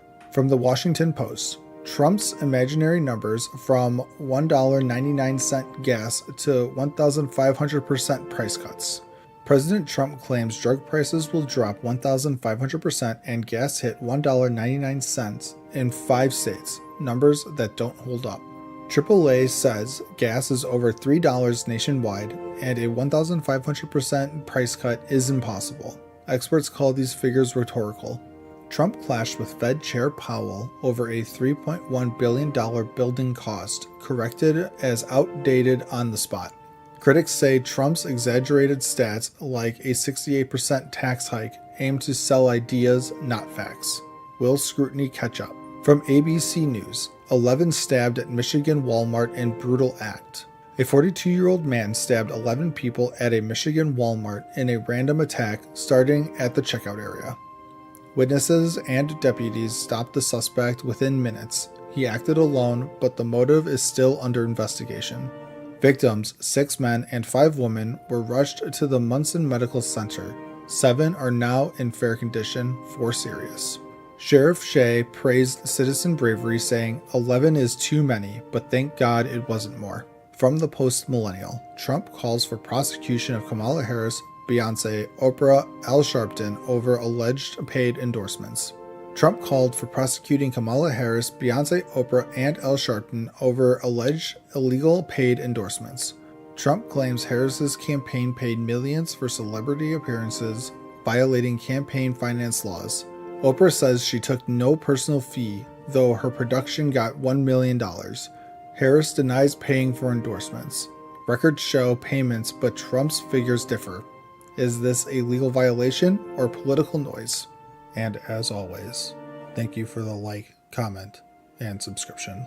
From CNN, Americans cut back sharply on their spending last month amid tariffs. Americans slashed spending by 0.9% in May, the steepest drop since January, as tariff fears cooled a spring buying spree. Car sales tanked 3.5%, while gas stations and home improvement stores also saw sharp declines. Even dining out took a hit, with bar and restaurant spending down 0.9%, the first drop since February 2023.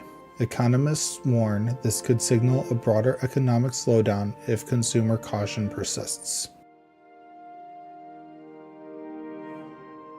From Fox News, Fetterman calls out fellow Democrats for crazy rhetoric criticism of D.C. military parade. Senator John Fetterman blasts progressive Democrats for booing him and criticizing a D.C. military parade celebrating 250 years of the U.S. Army.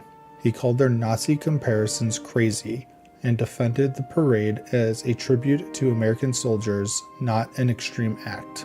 Fetterman also stood firm on supporting Israel against Iran and deporting criminal illegal immigrants. Breaking ranks, he says he's unapologetically pro-Israel and pro-law enforcement. From ABC News, Appeals Court set to hold hearing over Trump National Guard deployment in California. A federal appeals court is reviewing Trump's deployment of California's National Guard to handle LA immigration protests. Governor Newsom won a temporary court order calling Trump's move illegal, but the Ninth Circuit paused it. The court, with 2 Trump-appointed judges, will decide if the president overstepped his authority. California claims Trump inflamed protests by sending 4,000 guardsmen and 700 Marines to LA. From USA Today, R. Kelly hospitalized after prison overdose, alleged murder plot, lawyers say. R. Kelly's lawyers claim he overdosed on medication given by prison staff, landing him in a hospital. After being placed in solitary, Kelly allegedly received an overdose of anxiety meds, causing him to collapse. He was rushed to Duke University Hospital, but removed against medical advice for untreated blood clots. His team alleges a murder plot by prison officials and is pleading for a Trump pardon. From the Wall Street Journal, where Israel struck Iran's nuclear program, a visual breakdown. Israel struck Iran's key nuclear sites in Natanz and Isfahan, targeting underground enrichment facilities. 4 buildings, including a uranium conversion plant, were hit, potentially disrupting Iran's nuclear ambitions. The UN says Natanz's centrifuges may be destroyed, but Iran's Fordow site shows little damage. The fate of Iran's enriched uranium stockpile remains unclear, raising fears of a covert nuclear program. From the Federalists, riot-ravaged LA paid out $1.1 billion in overtime hours last year. Los Angeles paid $1.1 billion in overtime last year as riots and protests over immigration enforcement rocked the city. The LAPD alone spent $265.5 million on overtime, with $17 million tied to recent anti-ICE protests. Wildfires and staffing shortages worsened the crisis, leaving taxpayers with a massive bill. 5 city employees earned more in overtime than the U.S. president's salary, sparking outrage.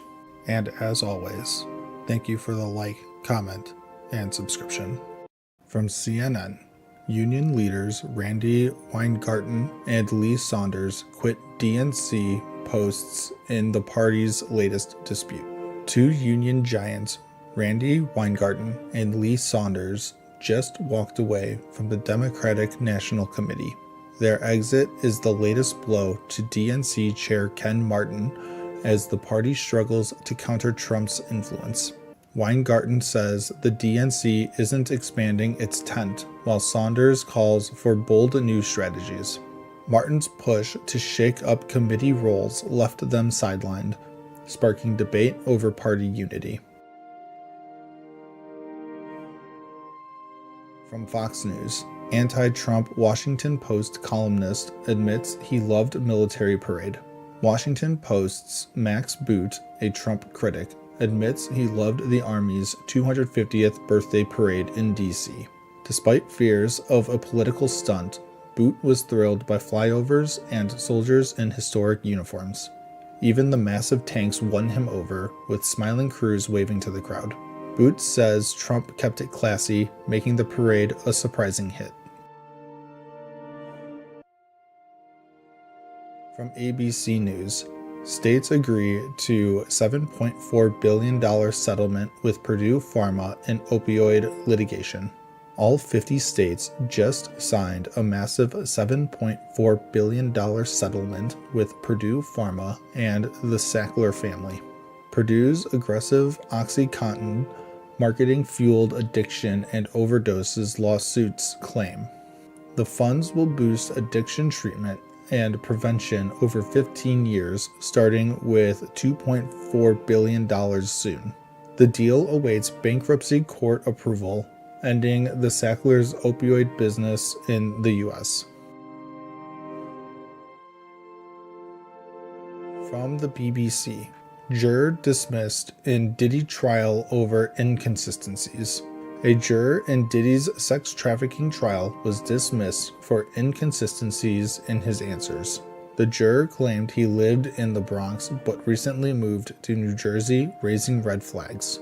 Judge Subramanian said the juror's shady responses questioned his honesty and impartiality. Diddy's team cried foul, saying the dismissal hurts diversity, but the trial rolls on. From USA Today, Trump Organization launches $499 phone, new Trump mobile cell service. The Trump Organization just dropped Trump Mobile, a new 5G cell service and T1 phone. The T1 phone runs Android, has 256 gigabyte storage, and costs $499 with AI face unlock. Eric Trump says it's made in the USA with call centers in St. Louis, not overseas. The 47 plan offers unlimited data for $47.45 a month, nodding to Trump's presidency.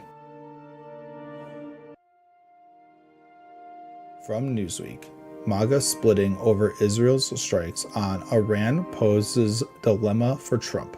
President Trump backs Israel's strikes on Iran, but it's splitting his MAGA base. Rep. Marjorie Taylor Greene says supporting the war isn't America first, clashing with Trump.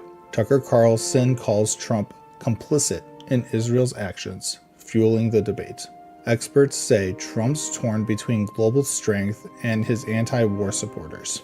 And as always, thank you for the like, comment, and subscription. From NBC New York, protesters trying to stop ICE immigration raids arrested in Lower Manhattan showdown. In New York City, tensions flared as 100 pro-migrant activists tried to block ICE raids at Federal Plaza.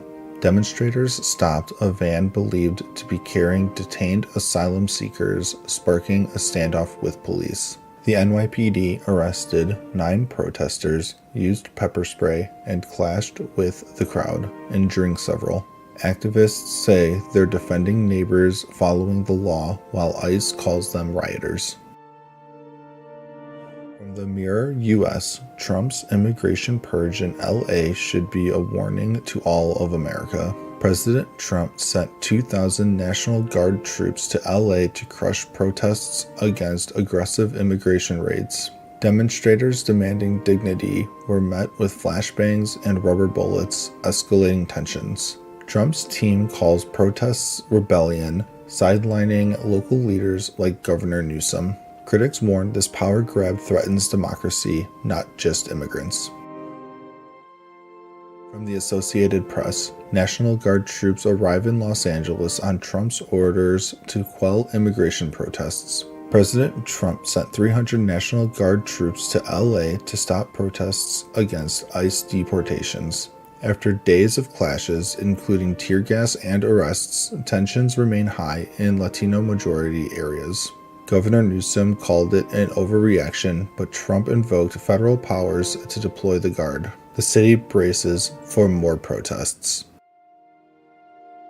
From CNN, Russia claims to have pushed into central Ukrainian region for first time. Russia claims its forces entered Ukraine's Dnipropetrovsk region, a key central area, for the first time. Ukraine denies the advance, but Russia's move could strain Kiev's stretched defenses. The advance threatens Pokrovsk, a vital Ukrainian hub, amid stalled peace talks. Russia controls nearly 20% of Ukraine, raising fears of further escalation.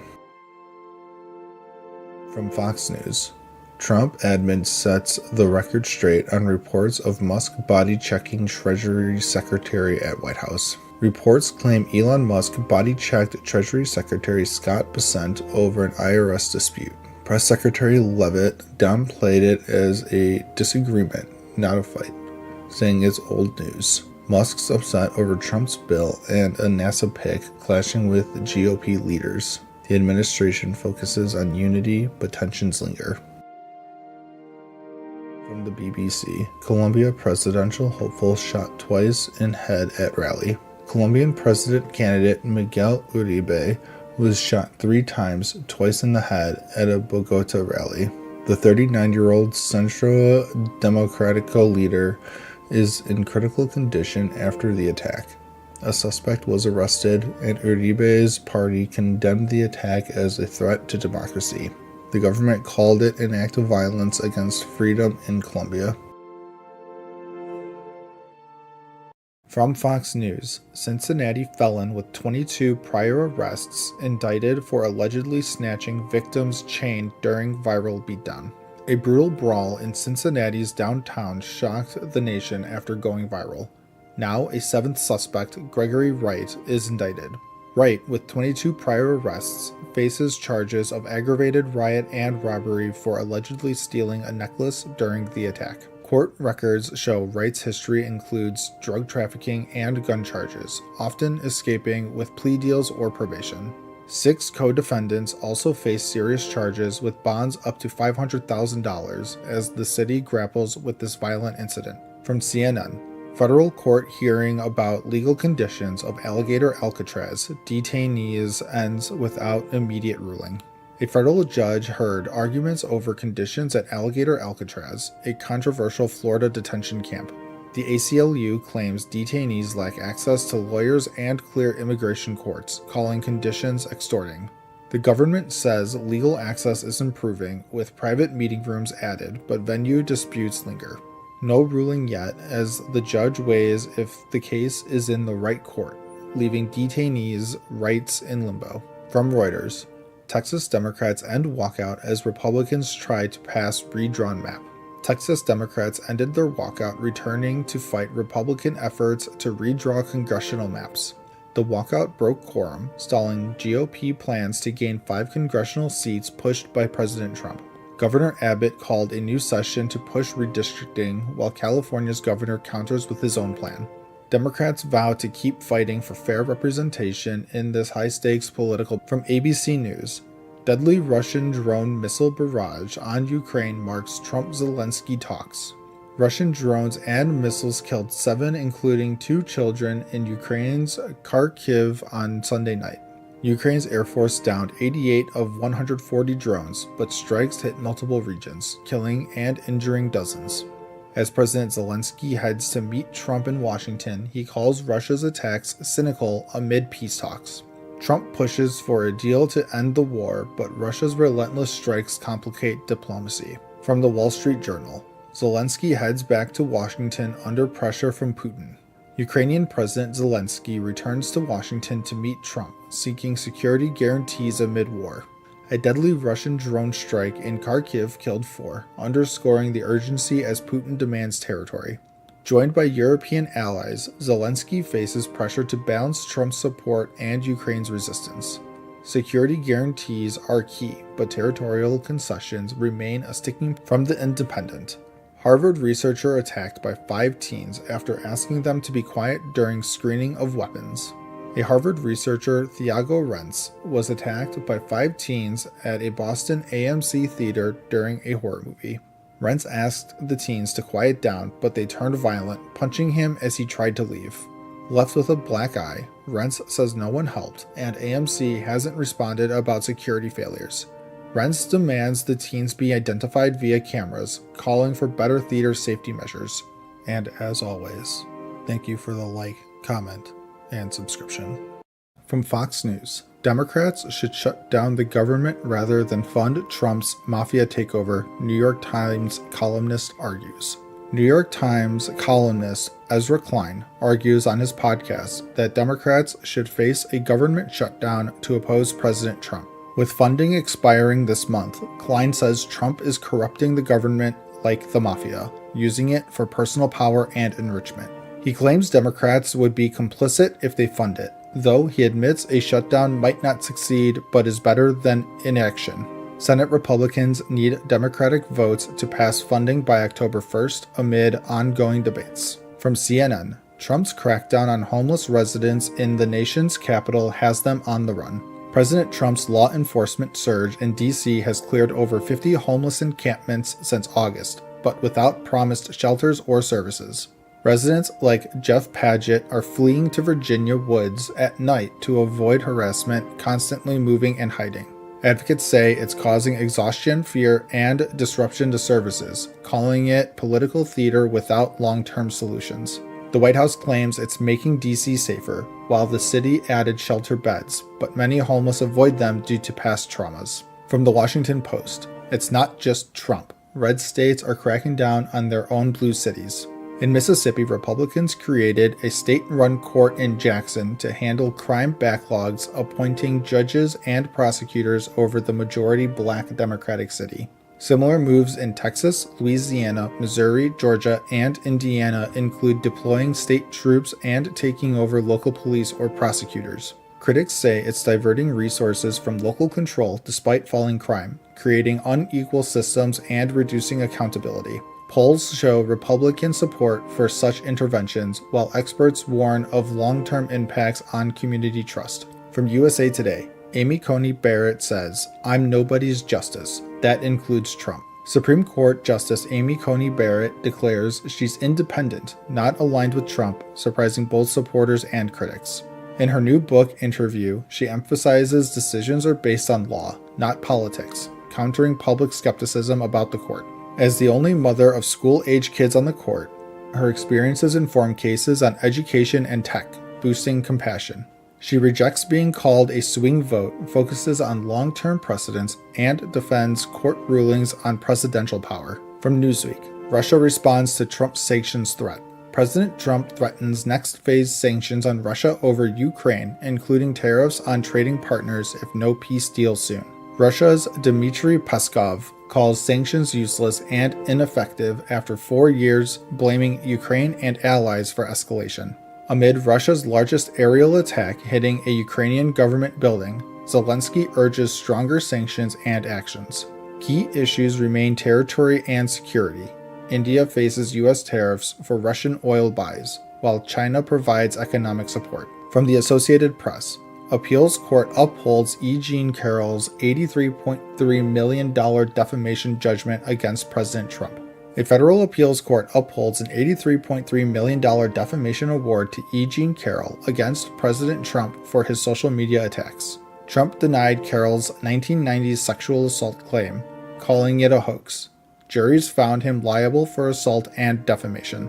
The court rejects Trump's arguments for a new trial or reduced damages, calling his attacks extraordinary and egregious. Carroll's attorney welcomes the ruling, affirming her truthfulness. Trump sought immunity but was denied. And as always, thank you for the like, comment, and subscription. From CNN, Trump signs executive order making it easier to remove homeless people from streets. President Trump just signed an executive order to clear homeless encampments from America's streets, aiming to redirect people to rehab and substance abuse programs. The order pushes to reverse court rulings and fast-track funding to states cracking down on public drug use and loitering, with Trump calling it a common-sense fix. Critics, like the National Coalition for the Homeless, slam the move as punitive, arguing it ignores proven housing solutions and could worsen the crisis. This follows a Supreme Court ruling allowing cities to penalize sleeping outside as homelessness hit a record 770,000 people in 2024. From Fox News, Trump says SCOTUS immunity ruling likely helps Obama in light of Gabbard DNI findings. President Trump says a Supreme Court immunity ruling might shield former President Obama from scrutiny over alleged Russiagate involvement. Trump claims Obama led efforts to push flawed intelligence linking him to Russia in 2016, a charge Obama's team calls bizarre and baseless. A 2020 report declassified by DNI Tulsi Gabbard suggests Obama's administration rushed a biased report to smear Trump before his first term. Trump says the immunity ruling protects Obama but not his team, as debates over 2016 election interference heat up again. From Newsweek, Hamas contradicts Trump envoy as Gaza ceasefire talks stall. Ceasefire talks in Gaza have stalled, with Hamas clashing with Trump's envoy Steve Witkoff over negotiation efforts. Witkoff criticized Hamas for lacking good faith, while Hamas claims mediators praise their constructive stance in Qatar talks. The breakdown dims hopes for a 60-day truce, hostage releases, and more aid as Gaza's humanitarian crisis worsens. With nearly 60,000 Palestinian and 900 Israeli deaths since October 2023, the U.S. is now exploring other ways to free hostages. From USA Today, David Letterman takes subtle jab at CBS amid Colbert Late Show cancellation. David Letterman's YouTube channel dropped a video roasting CBS just days after the network canceled Stephen Colbert's Late Show. Colbert announced the show ends in May 2026, sparking fan outrage and theories CBS is appeasing Trump amid a merger. Letterman's clips mock CBS executives, with fans praising the timely jab at the network's BS decision. CBS insists the cancellation is financial, not political, but the timing has everyone talking. From The Independent, Bill Clinton wrote a birthday note to Jeffrey Epstein, according to Bombshell Report. A new report claims former President Bill Clinton wrote a birthday note to Jeffrey Epstein for his 50th birthday in 2003. The Wall Street Journal says the note was part of a birthday album alongside one allegedly from Trump, who's now suing for defamation. Clinton's team says his ties to Epstein ended years before the financier's 2019 arrest, denying any knowledge of his crimes. The report fuels speculation about high-profile ties to Epstein as Trump's $10 billion lawsuit against the Wall Street Journal heats up. From the Post-Millennial, 442 sponsors for illegal immigrant minors arrested on suspicion of child abuse, other crimes after Biden allowed 450,000 unaccompanied kids across the border. The Trump administration says 442 sponsors of unaccompanied migrant kids were arrested for suspected child abuse or other crimes. Under Biden, 450,000 kids crossed the border without adults, with 13,000 now located by Trump's team. DHS is offering some minors voluntary deportation to reunite them with families, a policy rooted in a 2022 law. Critics call it a cleanup of Biden's border failures, but the fate of thousands of kids remains unclear. And as always, thank you for the like, comment, and subscription. From CNN, 2 dead, suspect killed at a Lexington, Kentucky church after suspect shot a state trooper, police say. A shooting spree began when a state trooper was shot near Bluegrass Airport after pulling over a suspect. The suspect fled, carjacked a vehicle, and ended up at Richmond Road Baptist Church. At the church, the suspect opened fire, killing Christina Combs, 34, and Beverly Gum, 72, and injuring 2 men. Police suggest a possible connection to the church. Responding officers fatally shot the suspect. The trooper and 1 victim are stable, another victim is critical. The close-knit church community is devastated. Governor Bashar calls for prayers and thanks law enforcement for their quick response. From Fox News, Tom Homan slams Alligator Alcatraz's critics, who stayed silent on Biden's historic migrant deaths.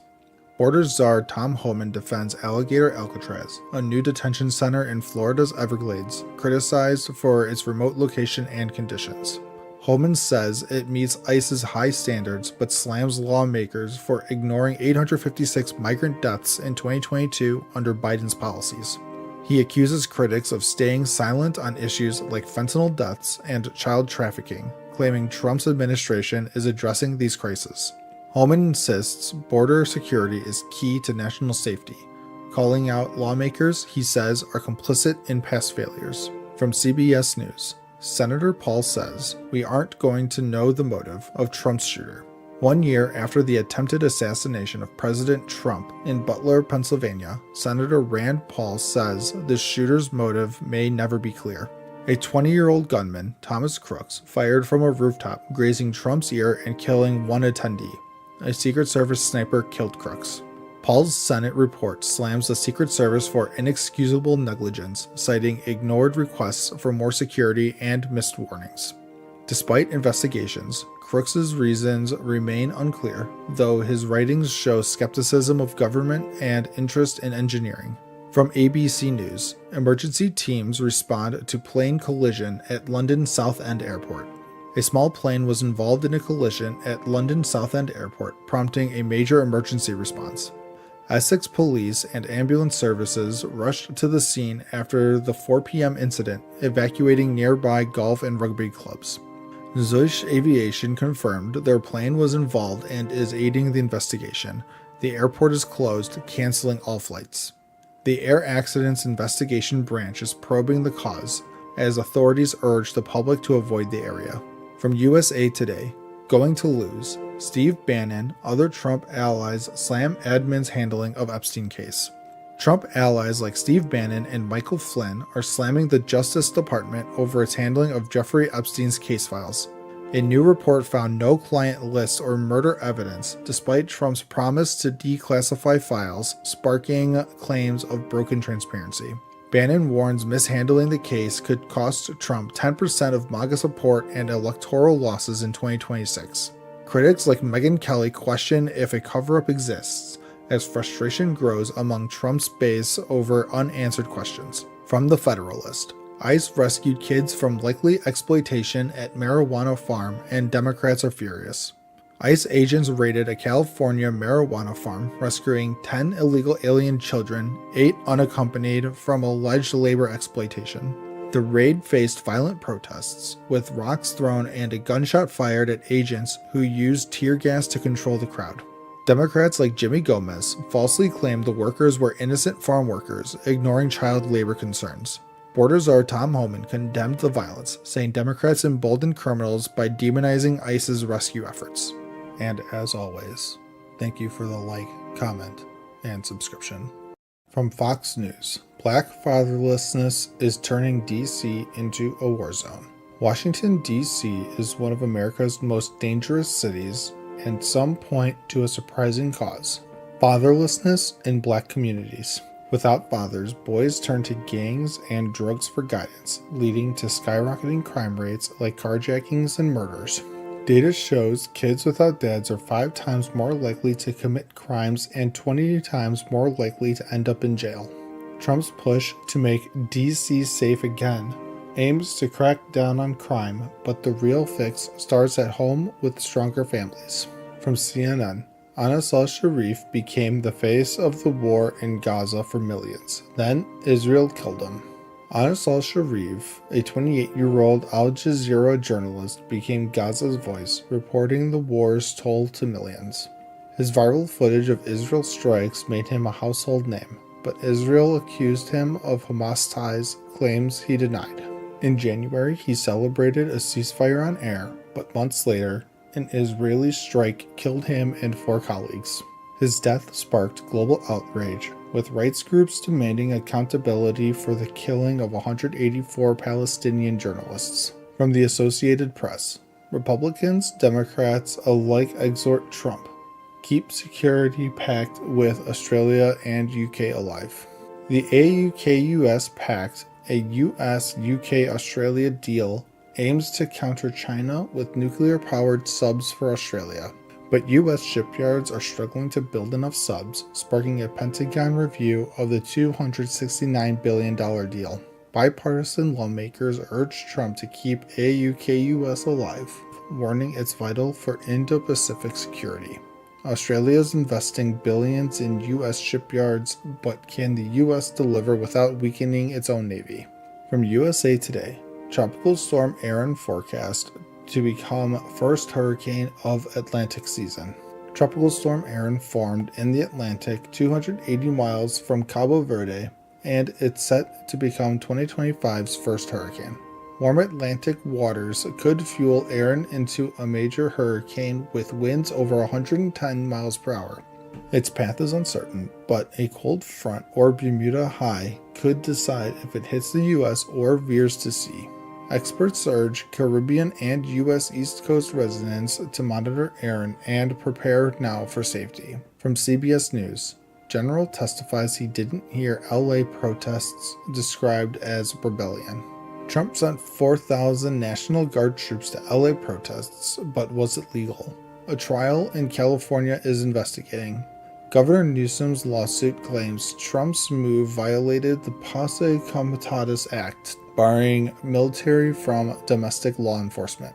A general testified he never heard protests called a rebellion, undermining Trump's legal justification. The trial questions if Trump's deployment was a power grab or a needed defense of federal property. From The Guardian, Trump will ignore crime reduction data for the political value of a show of force. Trump's federalizing DC police and deploying National Guard ignores a 30-year low in violent crime. Critics say it's a show of force, not a safety move, risking police abuse without accountability. DC's lack of statehood lets Trump declare emergencies, overriding local control of police. Advocates push for DC statehood to stop federal overreach and protect civil rights. And as always, Thank you for the like, comment, and subscription. From Fox News, billionaire Democratic Governor Pritzker defends his wealth as party rails against the rich. Illinois Governor J.B. Pritzker, a billionaire Democrat, was grilled on NBC about his wealth as some in his party, like New York City mayor candidate Zohran Mamdani, criticized billionaires. Pritzker said values, not wealth, define him. He supports healthcare, education, and democracy regardless of income. NBC's Kristen Welker also pressed him on Illinois' redistricting, accused of favoring Democrats. Pritzker defended the process, saying it followed public hearings. Critics gave Illinois' maps an F for fairness. Pritzker insisted Texas's redistricting violates voting rights, while Illinois played by the rules. From CNN, Trump moves Obama-Bush portraits to hidden stairwell. President Trump moved Barack Obama's portrait from the White House entryway to the top of the grand staircase out of public view. Portraits of George H.W. Bush and George W. Bush were also relocated to this restricted area, accessible only to select staff and the first family. This follows a prior move replacing Obama's portrait with a painting of Trump surviving an assassination attempt. Tradition places recent presidents' portraits prominently, but Trump's tensions with Obama and the Bushes seem to drive these changes. From USA Today, all is lost. Record rainfall leads to widespread floods in Milwaukee, more rain expected. Record rainfall of nearly 7 inches flooded Milwaukee, submerging cars and homes. The fire department rescued 65 people overnight. Governor Tony Evers deployed the National Guard to assist as residents like Jacqueline Zeldin lost basements to floodwater. The Wisconsin State Fair and a triathlon were canceled while thousands lost power. More rain is expected. Residents face major property damage, with river levels falling after record highs. Officials urge avoiding flooded roads. From the Post-Millennial, Biden admin pressured banks to cut ties with Trump over J6. A report claims Biden admin regulators pressured banks to cut ties with Trump after January 6, 2021, citing reputational risk. Trump said JP Morgan, Chase, and Bank of America dropped him, and at least 10 other banks followed suit post-2021. No explicit order was found, but banks feared enforcement or fines for keeping clients like Trump or crypto firms. Trump signed an order to stop debanking based on political beliefs, aiming to ensure fair banking access. From the Daily Mail, hundreds of National Guard troops to flood Washington, D.C. as Trump posts images of homeless from motorcade. We want our capital back. President Trump is deploying hundreds of National Guard troops and 100 FBI agents to Washington, D.C. to tackle crime and homelessness. Trump posted images of homeless encampments, vowing to evict them and jail criminals to take our capital back. D.C. Mayor Muriel Bowser denies a crime spike, saying violent crime dropped 26% in 2025 compared to last year. Trump plans a Monday press conference to detail his plans, but his legal authority to evict remains unclear. From the Gateway Pundit, Border czar Tom Homan blasts South Park parody is in bad form amid escalating threats to ICE agents. Border czar Tom Homan slammed a South Park episode mocking ICE and its $50,000 hiring bonuses, calling it in bad form. The episode aired August 6, also jabbed Homeland Security Secretary Kristi Noem over her dog shooting controversy. Homan said assaults on ICE agents are up over 1,000%, and such rhetoric emboldens violence against them. Despite criticism, Homan noted record-high Border Patrol recruitment showing strong interest in the agency's work. And as always, thank you for the like, comment, and subscription. Welcome everyone to another episode of Just Some News. This again is a channel that I have started where I am going through different news sites, different articles that I found to be like the most prevalent of the day. I'm going to be doing a very unbiased summary of each of the articles. Let's hop into it. From CBS News, Luigi Mangione indicted on federal charges in CEO's killing.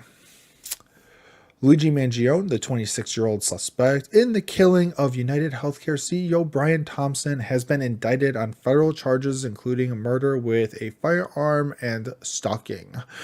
Thompson was shot dead outside Manhattan Hotel on December 4th, 2024. Mangione arrested in Pennsylvania after a manhunt allegedly planned the attack using a 3D printed ghost gun. Shell casings at the scene had words like delay and deny written on them. Mangione faces the death penalty if convicted, though his attorneys are fighting to remove that option. He's pleaded not guilty to both federal and state charges. Next, from Newsweek, Luigi Mangione's lawyer asked a judge to force Pam Bondi to confirm she read the law. Luigi Mangione's legal team is pushing a New York judge to make Attorney General Pam Bondi confirm she's read a court rule limiting prosecutors' public comments that could bias a jury. Mangione faces the federal death penalty charges for the 2024 murder of United Healthcare CEO Brian Thompson. His lawyers claim Bondi's statements calling it a cold-blooded assassination violate fair trial rules and are asking for records on her death penalty decision. A judge has yet to rule, with deadlines looming. Mangione's team says this is about protecting his due process rights. From Raw Story, Silenced Americans. Rubio shuttered disinfo office amid surge in foreign influence ops. Secretary of State Mark Rubio is shutting down a State Department office meant to combat foreign disinformation, claiming it censored Americans instead. The office, known as R/FIMI, allegedly used taxpayer money to silence voices, especially on social media, over issues like COVID-19 origins. Rubio says it targeted Americans, not just foreign lies, and plans to investigate deplatforming cases. The closure aligns with Trump's budget cuts and comes amid rising foreign influence campaigns using AI and bots. Critics warn of risks as such threats grow. From CNN, Trump finds kindred European spirit in Melanie, however you pronounce her name. Italy's Prime Minister Giorgia Meloni visited President Trump, signaling a strong alliance. She praised their shared fight against woke and DEI ideology and aims to make the West great again. Meloni, a populist conservative, aligns with Trump's anti-migration stance and attended his inauguration. Unlike other European leaders, she is seen as a key intermediary for strained US-EU ties, though trade and Ukraine remain sticking points. Trump praised Meloni, sidestepping Italy's trade surplus and low defense spending, and even accepted her invite to Rome. A trade deal might be in sight. From Fox News, Trump admin imposes sanctions against Bank of Yemen for supporting Houthis. The Trump administration has imposed sanctions on the International Bank of Yemen for supporting Houthi terrorists, aiming to halt their attacks on Red Sea shipping. The Treasury Department targeted the bank and its key leaders, accusing them of aiding Iran-backed Houthis with international transactions via the SWIFT network. All U.S.-based assets of those sanctioned are now blocked. State Department's Tammy Bruce emphasized disrupting Houthi finances and called out China's support for a company linked to Houthi attacks, urging global action to protect investigation. And lastly, from Fox News, Southwest Airlines flight bound for Mexico returns to Houston after engine issues. A Southwest Airlines flight to Los Cabos, Mexico turned back to Houston's Hobby Airport Thursday morning due to an engine issue. Flight 3006, with 134 passengers, landed safely. The crew followed procedures, evacuating everybody onto the tarmac. Southwest is now arranging to get passengers to Cabo San Lucas. The airline praised the crew's professionalism, emphasized safety first. This follows a recent Frontier Airlines incident in Puerto Rico where a hard landing broke a wheel, but no one was hurt. All right, everybody, that's all of our news summaries for today. All of these will be cut up into shorts, so if you ever just want to catch the shorts instead of watching the whole video, They will be up every 2 hours apart. And with that, that's not just any news, it's some news. Thanks for watching. From Fox News, Obama swipes at affluent liberals during rare public remarks, says all of us are going to be tested. In a rare public appearance in Hartford, Connecticut, former President Barack Obama took aim at wealthy liberals, suggesting they would face challenges unlike during his presidency. He remarked that while they could previously enjoy their wealth without issue, now they might have to make sacrifices like foregoing kitchen remodels in their Hampton homes. Obama also addressed immigration, defending immigrants, and criticizing their treatment as enemies, referencing his DACA program. While not mentioning Trump by name, Obama urged institutions to counter current policies, though some progressives are frustrated by his relatively mild opposition. From Newsweek, U.S. housing market sees slowdown in new building projects. The U.S. housing market is experiencing a significant slowdown, with new construction projects decreasing sharply. According to recent data, housing starts and permits have fallen to 5-year lows, impacted by tariffs on construction materials and labor shortages. With more homes on the market and fewer buyers, sellers are outnumbering buyers, leading to price cuts and incentives from builders. Economic uncertainty and rising costs due to tariffs are making home builders pessimistic, with confidence at its lowest since 2012. From CBS News, a fact check on Governor Walz's appointment of Vance Bolter. Following the tragic shootings involving Vance Bolter, questions arose about his appointment to a state workforce board by Governor Tim Walz. Bolter served on the Minnesota Governor's Workforce Development Board, a position that is unpaid and one of thousands of such appointments. Experts explain that these appointments are often recommended by subordinates and are more technical than political, with the governor's role being largely ceremonial. While Bolter's actions are under investigation, the appointment process itself is standard and not indicative of direct involvement by the governor. From CNN, taking on Israel's greatest foe has banished Netanyahu's political troubles in an instant. Israeli Prime Minister Benjamin Netanyahu has seen a dramatic shift in his political fortunes following a successful military operation against Iran. Facing confidence votes and protests, Netanyahu's government was under pressure, but the operation has united the country and silenced critics. The campaign, dubbed Operation Rising Lion, has been praised as a Churchill moment for Netanyahu, showcasing his leadership on the international stage. With national security taking precedence, domestic issues have taken a backseat, strengthening Netanyahu's position despite ongoing challenges. From USA Today, Trump teases possible U.S. strike as Iran's supreme leader warns America. President Donald Trump has hinted at a possible U.S. strike on Iran, stating, "I may do it, I may not do it."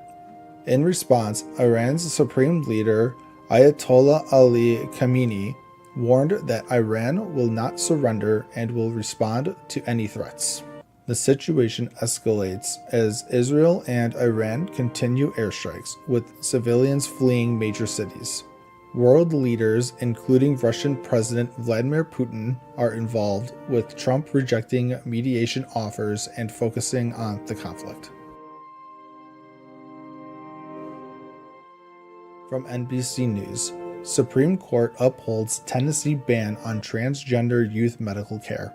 In a 6-3 ruling, the Supreme Court has upheld Tennessee's law restricting gender transition care for minors. The decision is seen as a major setback for transgender rights, potentially affecting similar laws in 24 other states. The law bars surgeries, puberty blockers, and hormone therapy for minors.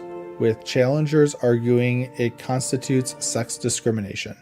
While the ruling does not resolve all legal issues, it sets a precedent that could influence future cases on transgender healthcare. And as always, thank you for the like, comment, and subscription. From the Wall Street Journal, hiring slowed in May with 139,000 new jobs. The U.S. economy added 139,000 jobs in May, slightly above expectations, but signaling cautious hiring due to tariff uncertainties. Stocks rose as the job market held steady at 4.2% unemployment, despite weaker earlier job numbers. Healthcare added 62,000 jobs, while tariff-sensitive sectors like manufacturing saw small losses. The Fed's likely to keep rates steady, but Trump's pushing for cuts, citing the jobs report. From the Associated Press, the latest, Sean Diddy Combs' ex-girlfriend sobs while describing abuse. Jane, Diddy's ex, gave emotional testimony about enduring drug-fueled hotel nights with sex workers. She described smuggling drugs for Combs and feeling coerced to keep his financial support. Prosecutors played audio of Jane requesting a condom, which Combs allegedly denied, highlighting sex trafficking charges. Jane sobbed, saying Combs ignored her resistance, raising questions about coercion. From Bloomberg, U.S. companies delay impact reports with DEI ESG under attack. Firms like Nike and JP Morgan are delaying diversity and sustainability reports amid political backlash. Trump's anti-DEI orders and activist scrutiny have 25% of S&P 500 reports behind schedule. Companies cite timing issues, but shareholders worry about reduced transparency on ESG issues. Firms are caught between compliance and caution as investors watch closely. From Fox News, claimed Trump nicks top Musk ally from NASA post over Dem donations. Trump withdrew Jared Isaacman's NASA nomination, with some citing his Democratic donations. Yet Trump's appointed ex-Democrats like RFK Jr., showing he's open to bipartisan picks. Critics link the move to Trump's feud with Elon Musk, not just donations. The decision raises questions about politics shaping space policy. From CNN, North Korea refloats destroyer that capsized during launch. North Korea refloated a 5,000-ton destroyer that capsized during its launch last month. Using balloons, workers righted the ship in just 2 weeks, surprising analysts. Kim Jong-un demanded repairs before a key meeting, calling the failure a criminal act. The ship's now set for repairs, possibly ready for sea trials soon. From The Guardian, Donald Trump says Elon Musk has lost his mind. Trump called Elon Musk the man who's lost his mind after Musk criticized his tax plans.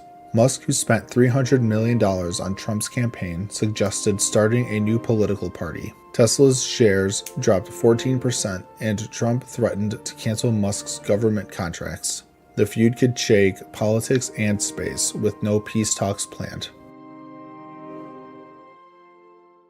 From CNN, Trump administration accuses Columbia University of violating federal civil rights law by failing to protect Jewish students. The Trump administration accuses Columbia University of failing to protect Jewish students from harassment since October 2023, alleging violations of federal civil rights law. The claim cites a hostile environment for Jewish students amid protests linked to the Israel-Gaza conflict, with Columbia accused of inadequate responses to vandalism and complaints. The Department of Health and Human Services says Columbia didn't act effectively until last summer, risking federal funding if changes aren't made. Columbia insists it's committed to fighting anti-Semitism and is working with the government to address these concerns.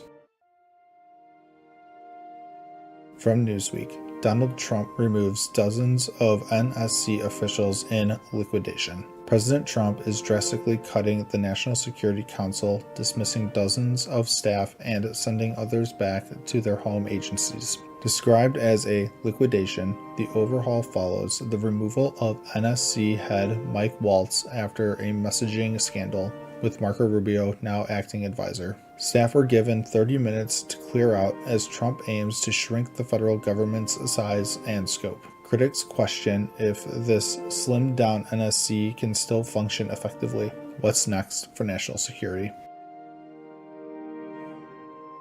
From Fox News, New Orleans police make another arrest in ongoing jail escape investigation. New Orleans police arrested Emmett Weber, accused of helping inmates escape from Orleans Parish Jail on May 16th. Weber is one of several suspects charged with aiding escapees, with 5 of the 10 fugitives still at large. The escapees face serious charges like murder and weapons violations, and authorities warn they're armed and dangerous. Police are urging the public to stay vigilant as the manhunt continues.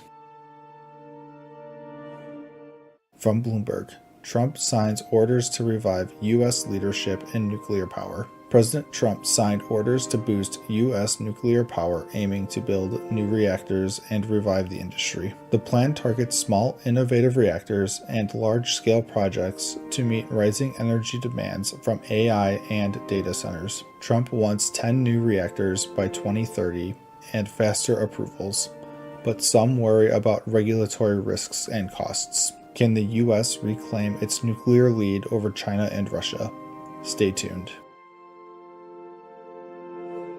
From the Associated Press, Defense Secretary Hegseth, bedeviled by leaks, orders more restrictions on press at Pentagon. Defense Secretary Pete Hegseth is tightening press access at the Pentagon after embarrassing leaks citing national security. Reporters now need escorts in key areas and new badges. Moves from the Pentagon Press Association calls an attack on press freedom. Leaks about military plans and a messaging scandal prompted the restrictions, raising tensions with the media. Will these rules protect secrets or limit transparency? The debate heats up.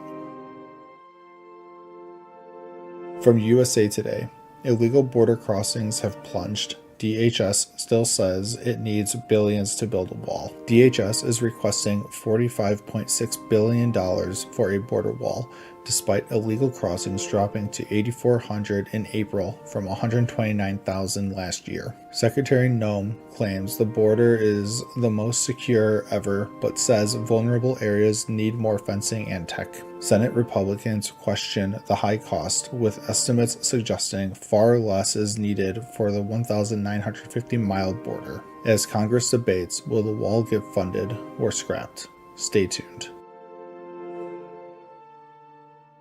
From Fox News, our leaders abandoned Chicago. Trump is right. It's time to call in the Guard.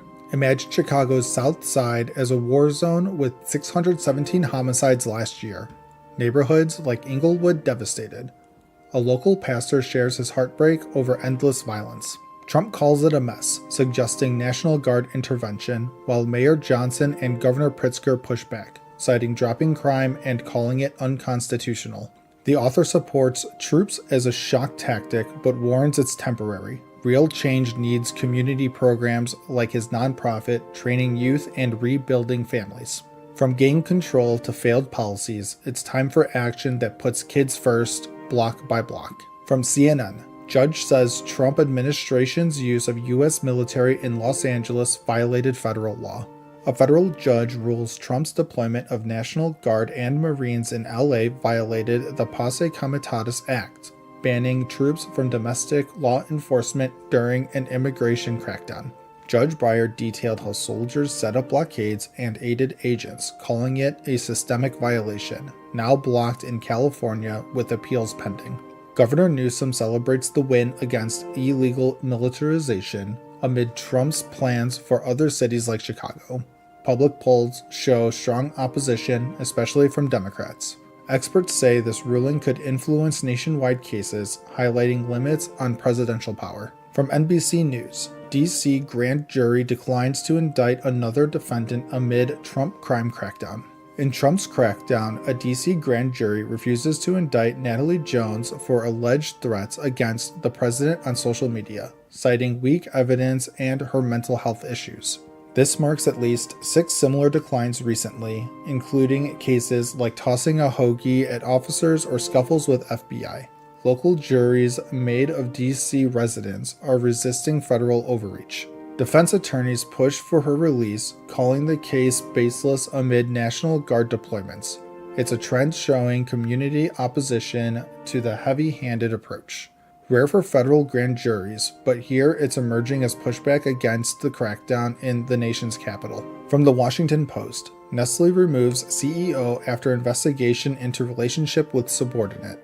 Nestle, the world's biggest food giant, fires CEO Laurent Frégy over an undisclosed romantic relationship with a subordinate, breaching company conduct rules. The investigation, led by the board chairman and outside counsel, led to immediate dismissal. Frégy, who rose through ranks since 1986, had just refocused the company on core products like coffee and pet food. Enter Philip Navratil as new CEO, a veteran exec from Nescafé and Nespresso, amid challenges like dropping profits from tariffs and currency issues. Nestle emphasizes strong governance, but this scandal shakes up its global empire serving billions. From Daily Mail, 21,000 American casualties, millions of civilians trapped, and the world on the brink of war. War games reveal a Chinese blockade of Taiwan could cost the U.S. 21,000 casualties, dozens of ships, and over 1,000 aircraft, drawing America into devastating conflict.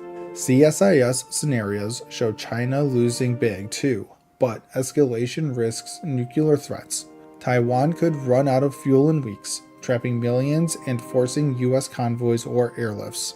With G prepping generals by 2027 and building warships 3 times faster than the U.S., experts urge Pentagon prep, blockade seen as first step, not full invasion.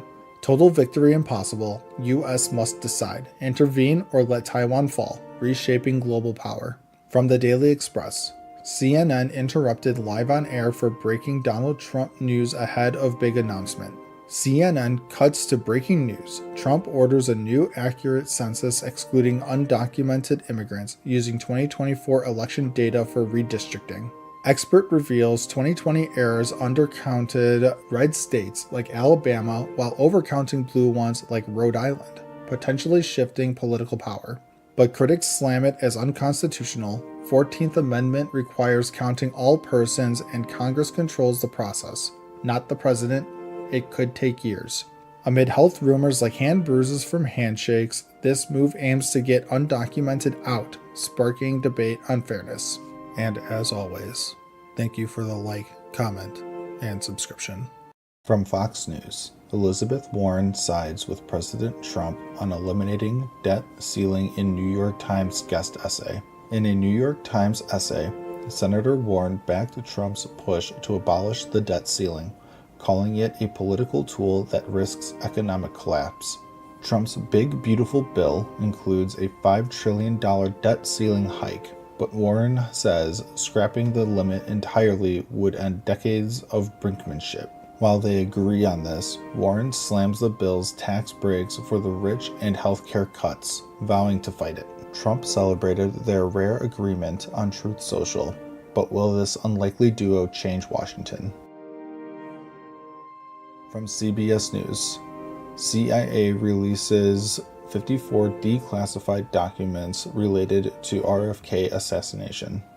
The CIA released 54 declassified files totaling 1,450 pages following President Trump's executive order for transparency. The files reveal RFK shared Soviet Union travel insights with the CIA and include global reports on assassin Sirhan's motives. Some documents are still heavily redacted, hiding details about Sirhan's mental state, but they shed light on CIA operations. RFK Jr. praised the release, saying it restores trust. What secrets are still hidden? From USA Today, Newsom says Trump use of troops is theater madness as court hearing looms. Live updates. Trump sent 4,000 National Guard and 700 Marines to aid ICE raids, sparking protests and arrests across Los Angeles. Governor Newsom sued to block the troops, calling it unconstitutional madness and seeking to limit their role. Protests spread nationwide, with thousands rallying against ICE raids as tensions boil over. Trump says LA is safe thanks to the military. Will this feud escalate further? From the Associated Press. Standoff with troops in Los Angeles reignites old feud as Newsom resists Trump's immigration raids. Trump federalized the National Guard and deployed Marines to support immigration sweeps, prompting violent protests. Newsom called it an authoritarian move, suing to return the Guard to state control and slamming Trump's tactics. Nationwide protests like Tucson's saw arrests as crowds opposed ICE actions, fueling a growing unrest. With a court hearing looming, will Newsom's lawsuit stop Trump's military move? From CNN. The FBI raided the wrong house. The Supreme Court says the family is allowed to sue. In 2017, the FBI raided Katrina Martin's Atlanta home by mistake, using a battering ram and flashbang grenade. The Supreme Court unanimously ruled the family can sue, overturning lower courts that blocked their case. The raid targeting a gang member traumatized Martin's family when agents realized they hit the wrong house. Justice Gorsuch's opinion criticized the FBI's errors. Will this lead to justice for the Martins? From ABC News. Israel considering military actions against Iran in coming days. Israel is weighing military action against Iran soon, sources say, amid rising Middle East tensions. Iran's president vowed to continue uranium enrichment and rebuild any bombed facilities, defying threats. The U.S. may share intel for a strike, while nuclear talks with Iran are set for this weekend. Will this spark a larger conflict, or can diplomacy prevail? Stay tuned. From Fox News. D.C. gun permit wait slashed from months to days as Trump's crime crackdown continues. President Trump's Making D.C. Safe and Beautiful task force is shaking things up in Washington, D.C., cutting gun permit wait times from months to just days.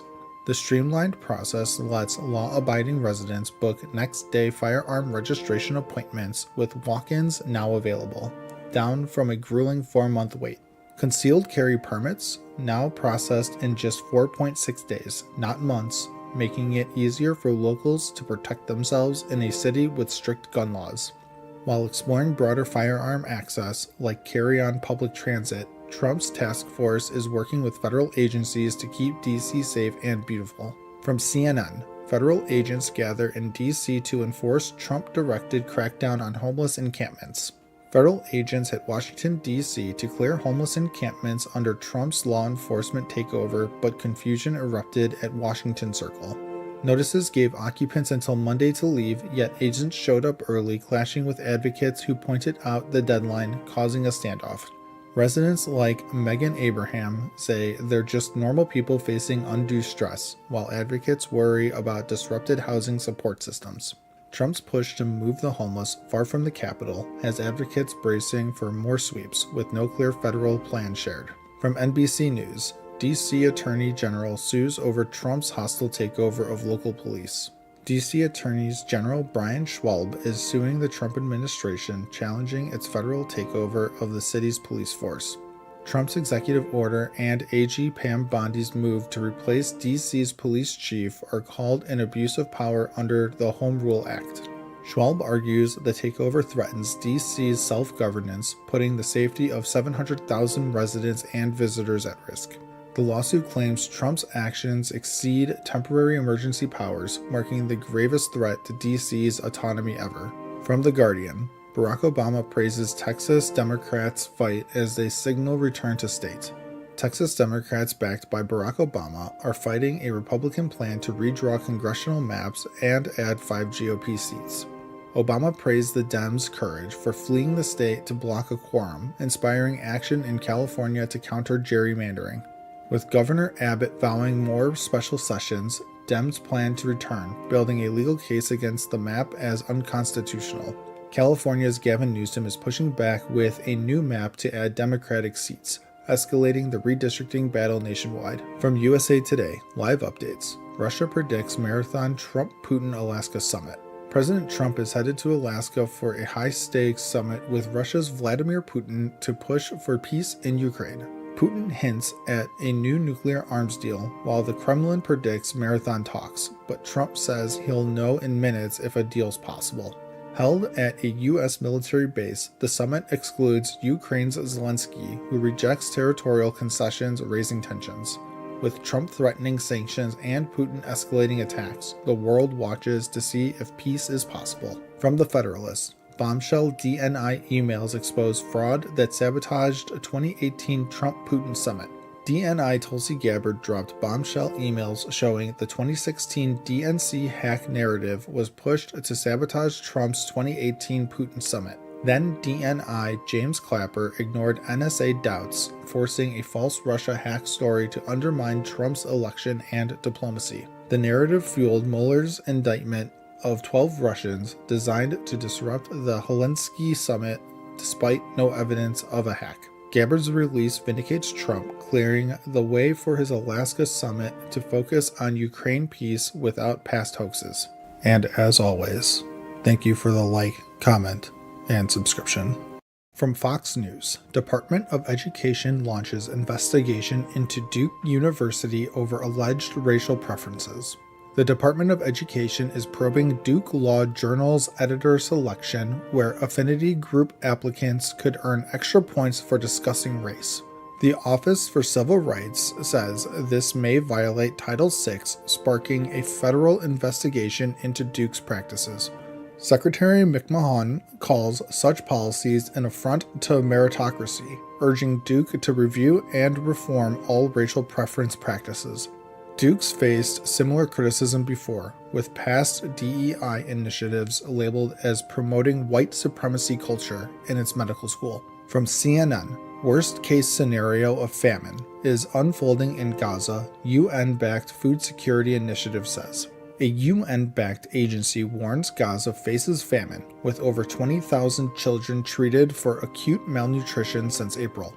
Conflict and restricted aid have led to hunger-related deaths, with famine thresholds met in parts of Gaza City. President Trump acknowledged Gaza's real starvation, pledging U.S. food centers as Israel faces pressure to allow more aid. Gaza's death toll exceeds 60,000, with ceasefire hopes fading and international calls for humanitarian action growing louder. From CBS News, gunman in New York City office shooting tried to target NFL mayor says. A gunman, Shane Tamura, killed 4 in a Midtown Manhattan office intending to target NFL headquarters but hitting Rudin management instead. Tamura's note blamed the NFL for his believed CTE, a brain injury from his high school football days. Mayor Adams said Tamura took the wrong elevator, leading to the tragic shooting, including the death of an NYPD officer.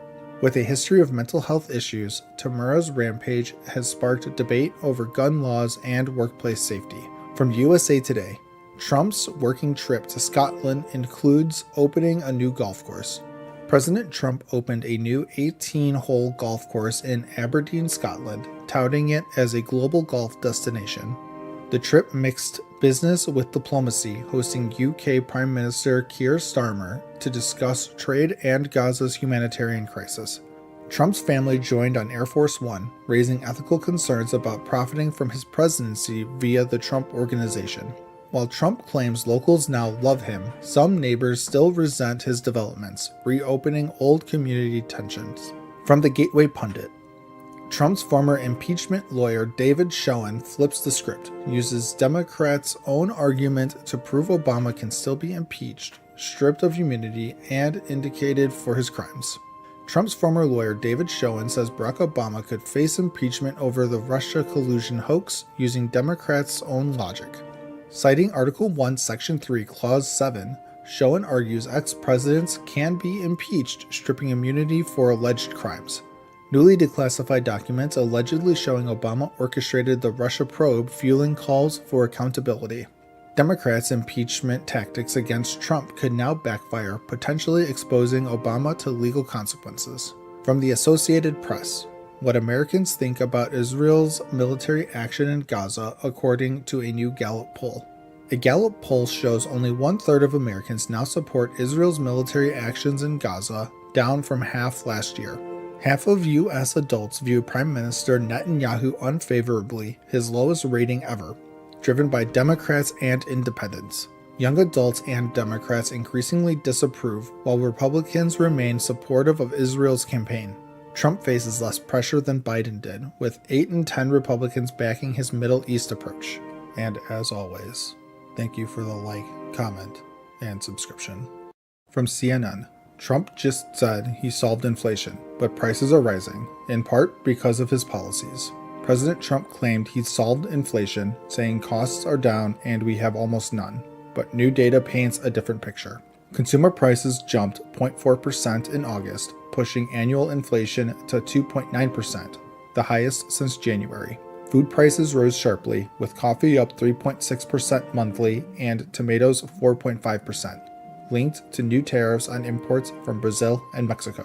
Economists point to Trump's tariffs on imports and tougher immigration enforcement as factors driving up costs.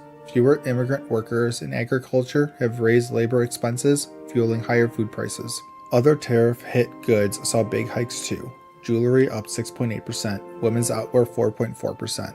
While effects are modest now due to stockpiling, experts warn prices could climb further. From Fox News, Blackburn cheers Trump's move to make Memphis safe again. President Trump announced plans to send the National Guard to Memphis, Tennessee, calling it deeply troubled, with the highest crime rate in the U.S. per FBI data. Senator Marsha Blackburn praised the move, saying Trump answered her call to make Memphis safe again. She highlighted his success in reducing D.C. crime and vowed to hold soft-on-crime officials accountable. Trump shifted focus from Chicago after a chat with a railroad executive who suggested Memphis. He said the Democrat mayor and Tennessee governor are on board, and he'll bring in the military if needed. This follows Trump's federalization of D.C. police, which ended after 30 days without extension. Guard presence there continues as Trump aims to tackle crime in major cities one by one. From The Independent, Tyler Robinson, 22, facing capital murder and weapons charges. Details emerge about alleged Charlie Kirk assassin. 22-year-old Tyler Robinson was arrested for the fatal shooting of conservative activist Charlie Kirk at Utah Valley University. Kirk, 31, was hit in the neck during a speaking event. Robinson, politically unaffiliated but from a Republican family, confessed to a relative who tipped off authorities. He arrived in a gray Dodge Challenger, wearing a maroon t-shirt and shorts, and fled after jumping from a rooftop. Evidence includes Discord messages about retrieving a rifle and ammo engraved with anti-fascist phrases like "Hey fascist, catch" and "Bella Ciao." Families said he viewed Kirk as spreading hate. Kirk's event drew 3,000 despite protests. He leaves a wife and 2 kids.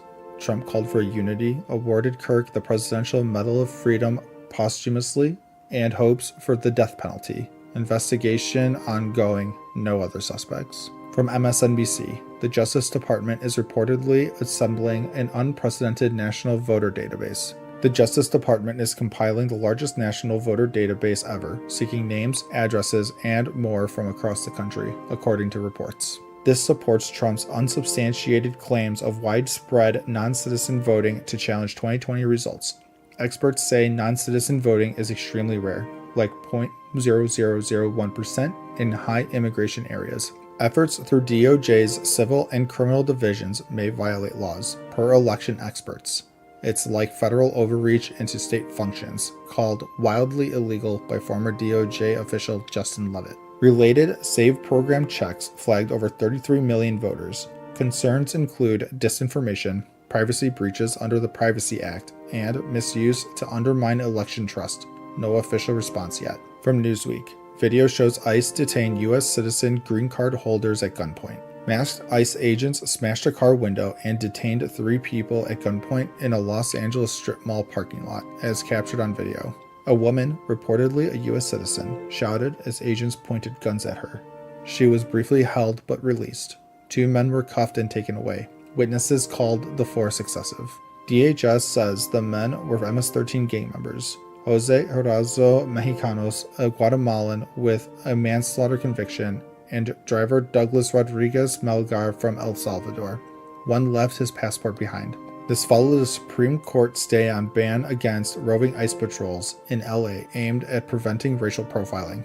LAPD monitored to keep peace amid community tensions over intensified enforcement. From Reuters, people killed in U.S. boat strike were not Tren de Aragua, Venezuela minister says. Venezuela's interior minister says none of the 11 killed in a U.S. military strike on a Caribbean boat last week were Tren de Aragua gang members or drug traffickers. Diosdado Cabello called it a murder, questioning how the U.S. identified drugs without arresting anyone.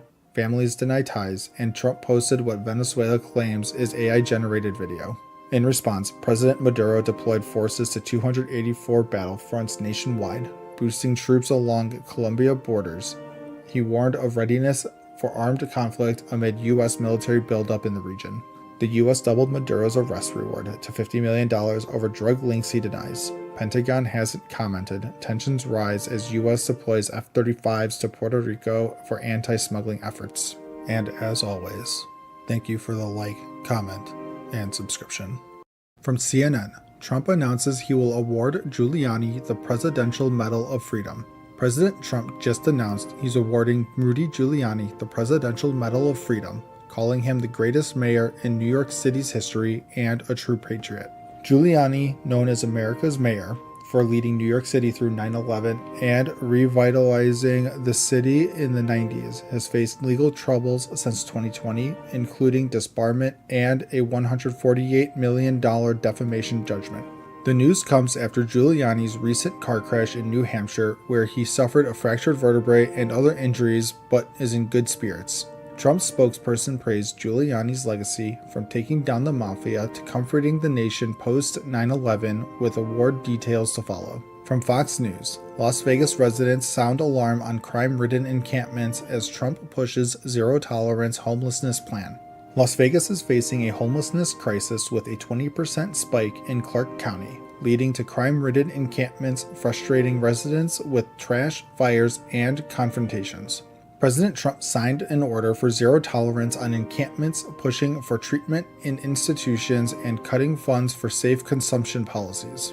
Expert Robert Marbut says past gimmicks like free housing failed. It's about political will to address street dwellers cycling through jails and hospitals. With over 26,000 evictions this year, locals demand action as Trump's plan aims to restore order nationwide. From Alternet, Trump just tried to break the law on a holiday weekend. Over Labor Day weekend, the Trump administration planned to deport over 600 unaccompanied Guatemalan kids aged 10 to 17, despite their ongoing immigration cases. A last-minute lawsuit by the National Immigration Law Center led to a federal judge halting the removals early Sunday, citing violations of laws protecting minors. The judge found exigent circumstances, ensuring no kids were sent back to potential danger without due process. Advocates call it a dark move, but the administration's push was stopped for now, with a hearing to decide permanently. From Reuters, Trump's World Liberty token falls in first day of trading. The Trump family's World Liberty financial tokens, WLFI, hit the market Monday but dropped 12% to $0.246, giving it a $7 billion market cap. Launched last year as a DeFi platform, the tokens were initially non-tradable but gave voting rights, now tradable on exchanges like Binance. The family has earned $500 million from the project, drawing criticism for conflicts of interest amid Trump's regulatory role. Investors bet on Trump's backing for value growth, but the debut saw early highs fade, ranking it 31st among cryptos. From ABC News, 54 shot, 7 dead in Chicago amid Trump's threat to deploy National Guard. Over Labor Day weekend, Chicago saw 54 shootings and 7 deaths, including a drive-by wounding 7 and multiple homicides across neighborhoods. President Trump threatened to send the National Guard, warning Illinois Governor Pritzker to straighten it out fast or we're coming. Local leaders oppose, calling it unconstitutional. Johnson signed an order to protect against federal overreach. Despite the spike, overall crime is down 22% this year as debates rage over federal intervention. From Raw Story, Trump poised to declare new national emergency ahead of midterm elections report. Treasury Secretary Scott Bessent revealed Trump may declare a national housing emergency this fall to address soaring costs outpacing wages. Homes now cost over 5 times median income, up from twice in the 1970s, delaying ownership for young Americans. Aimed at boosting GOP in 2026 midterms, it follows the One Big Beautiful Bill Act's cuts to aid, met with negative views. Bessent says everything's on the table for a 2026 economic pickup without stepping on local governments. And as always, thank you for the like, comment, and subscription. From Fox News, Trump slams Europe over immigration, says horrible invasion is killing the continent. President Trump landed in Scotland and immediately called out European leaders, saying mass immigration is a horrible invasion killing the continent. He pointed to the UK, where 22,500 migrants crossed the channel this year, up 57% from last year, while praising countries like Hungary for their tough stance. Trump boasted about securing the US border, claiming 0 entries last month, and urged Europe to follow suit or risk losing its identity. On his UK trip, Trump also discussed a new trade deal and plans to meet EU leaders, but his immigration warning stole the spotlight. From CNN, how Tulsi Gabbard is trying to rewrite the history of the 2016 election. Tulsi Gabbard and Trump claim Obama orchestrated a conspiracy to frame Russia for meddling in the 2016 election to undermine Trump. But the intelligence community, Mueller, and bipartisan reports confirm Russia's interference to boost Trump, not Clinton. Gabbard's declassified documents don't back her claims, conflating issues and ignoring evidence, like Obama's pre-election order for a Russia report. Critics say Gabbard's narrative is a misleading attempt to rewrite history, while Trump pushes for investigations that may fall short. From ABC News, 14-year-old boy identified as victim in University of New Mexico dorm shooting. A 14-year-old boy was killed in a dorm shooting at the University of New Mexico, with another teen wounded during a video game session. The suspect, 18-year-old John Fuentes, was arrested and charged with first-degree murder after fleeing the scene. Police found broken windows and blood after responding to an alarm at 1:30 a.m., later discovering the young victim's body. The university lifted its shelter-in-place order, but the tragedy during new student orientation has shaken the community. From the New York Post, Colbert's left-wing Late Show became therapy session for liberals. A study reveals Stephen Colbert's Late Show hosted 176 left-leaning guests since 2022, with only one Republican, Liz Cheney. With 43 liberal guests in 2025 alone and 0 conservatives, critics call it a group therapy for liberals, not comedy. CBS canceled the show, citing $40 to $50 million yearly losses, though some suspect Colbert's anti-Trump jabs played a role. As late-night TV leans left, with 99% liberal guests across major shows, viewers are tuning out. Will the format survive? From Alternet, officials informed that Trump program intended for white people only. A Trump official reportedly told diplomats a South African refugee program was meant for white Afrikaners only, sparking outrage. The program, launched by Trump's executive order, claims to help Afrikaners facing unjust racial discrimination despite questionable evidence. The State Department says it includes racial minorities, but critics highlight unusually fast vetting for Afrikaners versus other refugees. With white South Africans owning most private land, claims of their persecution fuel debate over Trump's refugee policies. From the Washington Post, Trump's MAGA allies zero in on Ghislaine Maxwell as Epstein furor persists. Trump's MAGA allies claim Ghislaine Maxwell, jailed for sex trafficking, could expose a secret elite ring.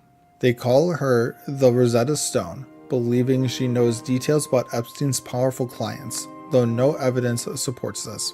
Trump, once friends with Epstein, faces pressure to release more case files, but the Justice Department says there's no new evidence.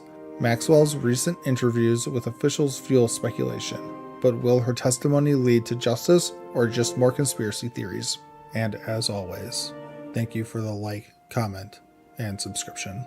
From CNN, Venezuela's Maduro wrote to Trump after U.S. strike on alleged drug boat. Venezuelan President Nicolas Maduro sent a letter to Donald Trump just days after a U.S. strike on a boat accused of drug trafficking, killing 11 Venezuelans. In the letter, Maduro denies any involvement in narco-trafficking, calls the claims fake news, and offers direct talks with U.S. envoy Richard Grenell. The U.S. has accused Maduro of ties to cartels and deployed warships to combat drugs, while Venezuela responds with military exercises and claims of regime change attempts. Maduro shares data claiming Venezuela is drug-free and invites dialogue for peace. Trump says, "We'll see what happens." From Fox News, teen who sacrificed his life stopping school shooter could be declared a saint by Catholic Church. In 2019, 18-year-old Kendrick Castillo charged a school shooter at STEM school Highlands Ranch, sacrificing his life to save classmates.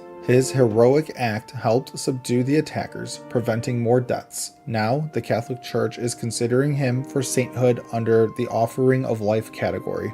Known for faith, Castillo carried a rosary, volunteered at church, and attended funerals to pray for strangers. Prosecutors and parishioners praised his courage.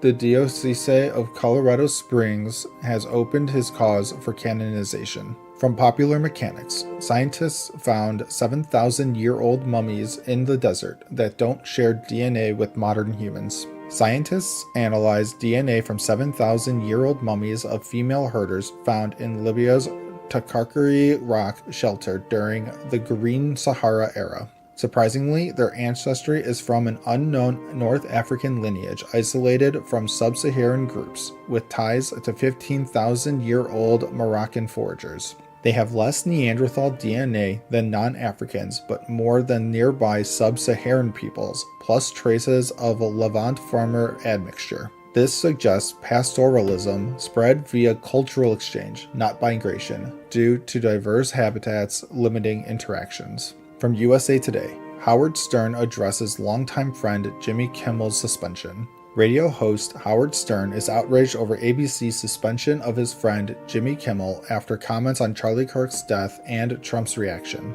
Stern calls it government pressure via the FCC, violating free speech, and plans to cancel his Disney Plus subscription and boycott. Kimmel mocked attempts to mischaracterize the suspect. FCC Chair Brendan Carr threatened action, leading to the suspension. Late-night hosts, stars, and even Senator Ted Cruz criticized the move, warning of dangers to democracy. From the Wall Street Journal, some Republicans warn of government overreach on free speech. Following Charlie Kirk's shooting, Trump's administration pressures media, suspending Jimmy Kimmel and targeting critics, sparking conservative concerns. Senator Ted Cruz warns government threats to ban media could backfire on conservatives, calling FCC Chair Carr's comments mafia-like.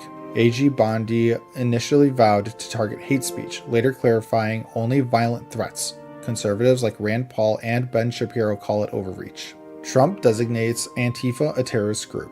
Figures like Megyn Kelly and Thomas Massie criticize as antithetical to the First Amendment. From MSNBC, Maddow blog. After forcing out disobedient prosecutor, Trump's new nominee makes matters worse. Trump pressured U.S. Attorney Eric Siebert to prosecute foes like Letitia James and James Comey without evidence, then fired him for refusing. Siebert, a Trump nominee with bipartisan support, resigned after the president demanded his ouster, calling him a woke rhino. Trump's replacement nominee is Lindsey Halligan, his former lawyer in the document case, with no prosecutorial experience. Background in insurance law. This escalates the abuse scandal. Halligan also leads anti-Smithsonian efforts, facing Senate confirmation amid calls for impeachment-level scrutiny. And as always, thank you for the like, comment, and subscription. From Time, Netanyahu accuses France, UK, Canada of emboldening Hamas. Netanyahu accused France, the UK, and Canada of supporting Hamas by demanding Israel end its Gaza offensive. The claims follow a deadly DC shooting of Israeli embassy staff, with the suspects shouting, "Free Palestine." The three nations called for more Gaza aid and hostage releases, citing a worsening humanitarian crisis. The leaders denied Netanyahu's accusations, supporting Israel's security within international law. From Fox News, Trump reverses course on Middle East tech policy, but will it be enough to counter China? Trump signed $2 trillion in deals with Saudi Arabia, Qatar, and the UAE to counter China's influence. He lifted a ban on AI chip sales to the UAE and Saudi Arabia, raising fears of tech leaks to China. Critics warn that without safeguards, these deals could benefit the Chinese Communist Party. Supporters say the deals strengthen U.S. ties with key allies like the UAE hosting U.S. troops. From CNN, Judge extends block on Trump's mass layoffs at several agencies. Judge Susan Ilston issued an injunction halting Trump's mass layoffs at federal agencies. Trump's order aimed to shrink the federal bureaucracy, putting thousands on administrative leave. Unions argued the layoffs were unlawful, claiming Trump overstepped Congress's authority. The Justice Department's appeal heads to the Supreme Court, sparking a major legal fight. From the Post-Millennial, Suck It.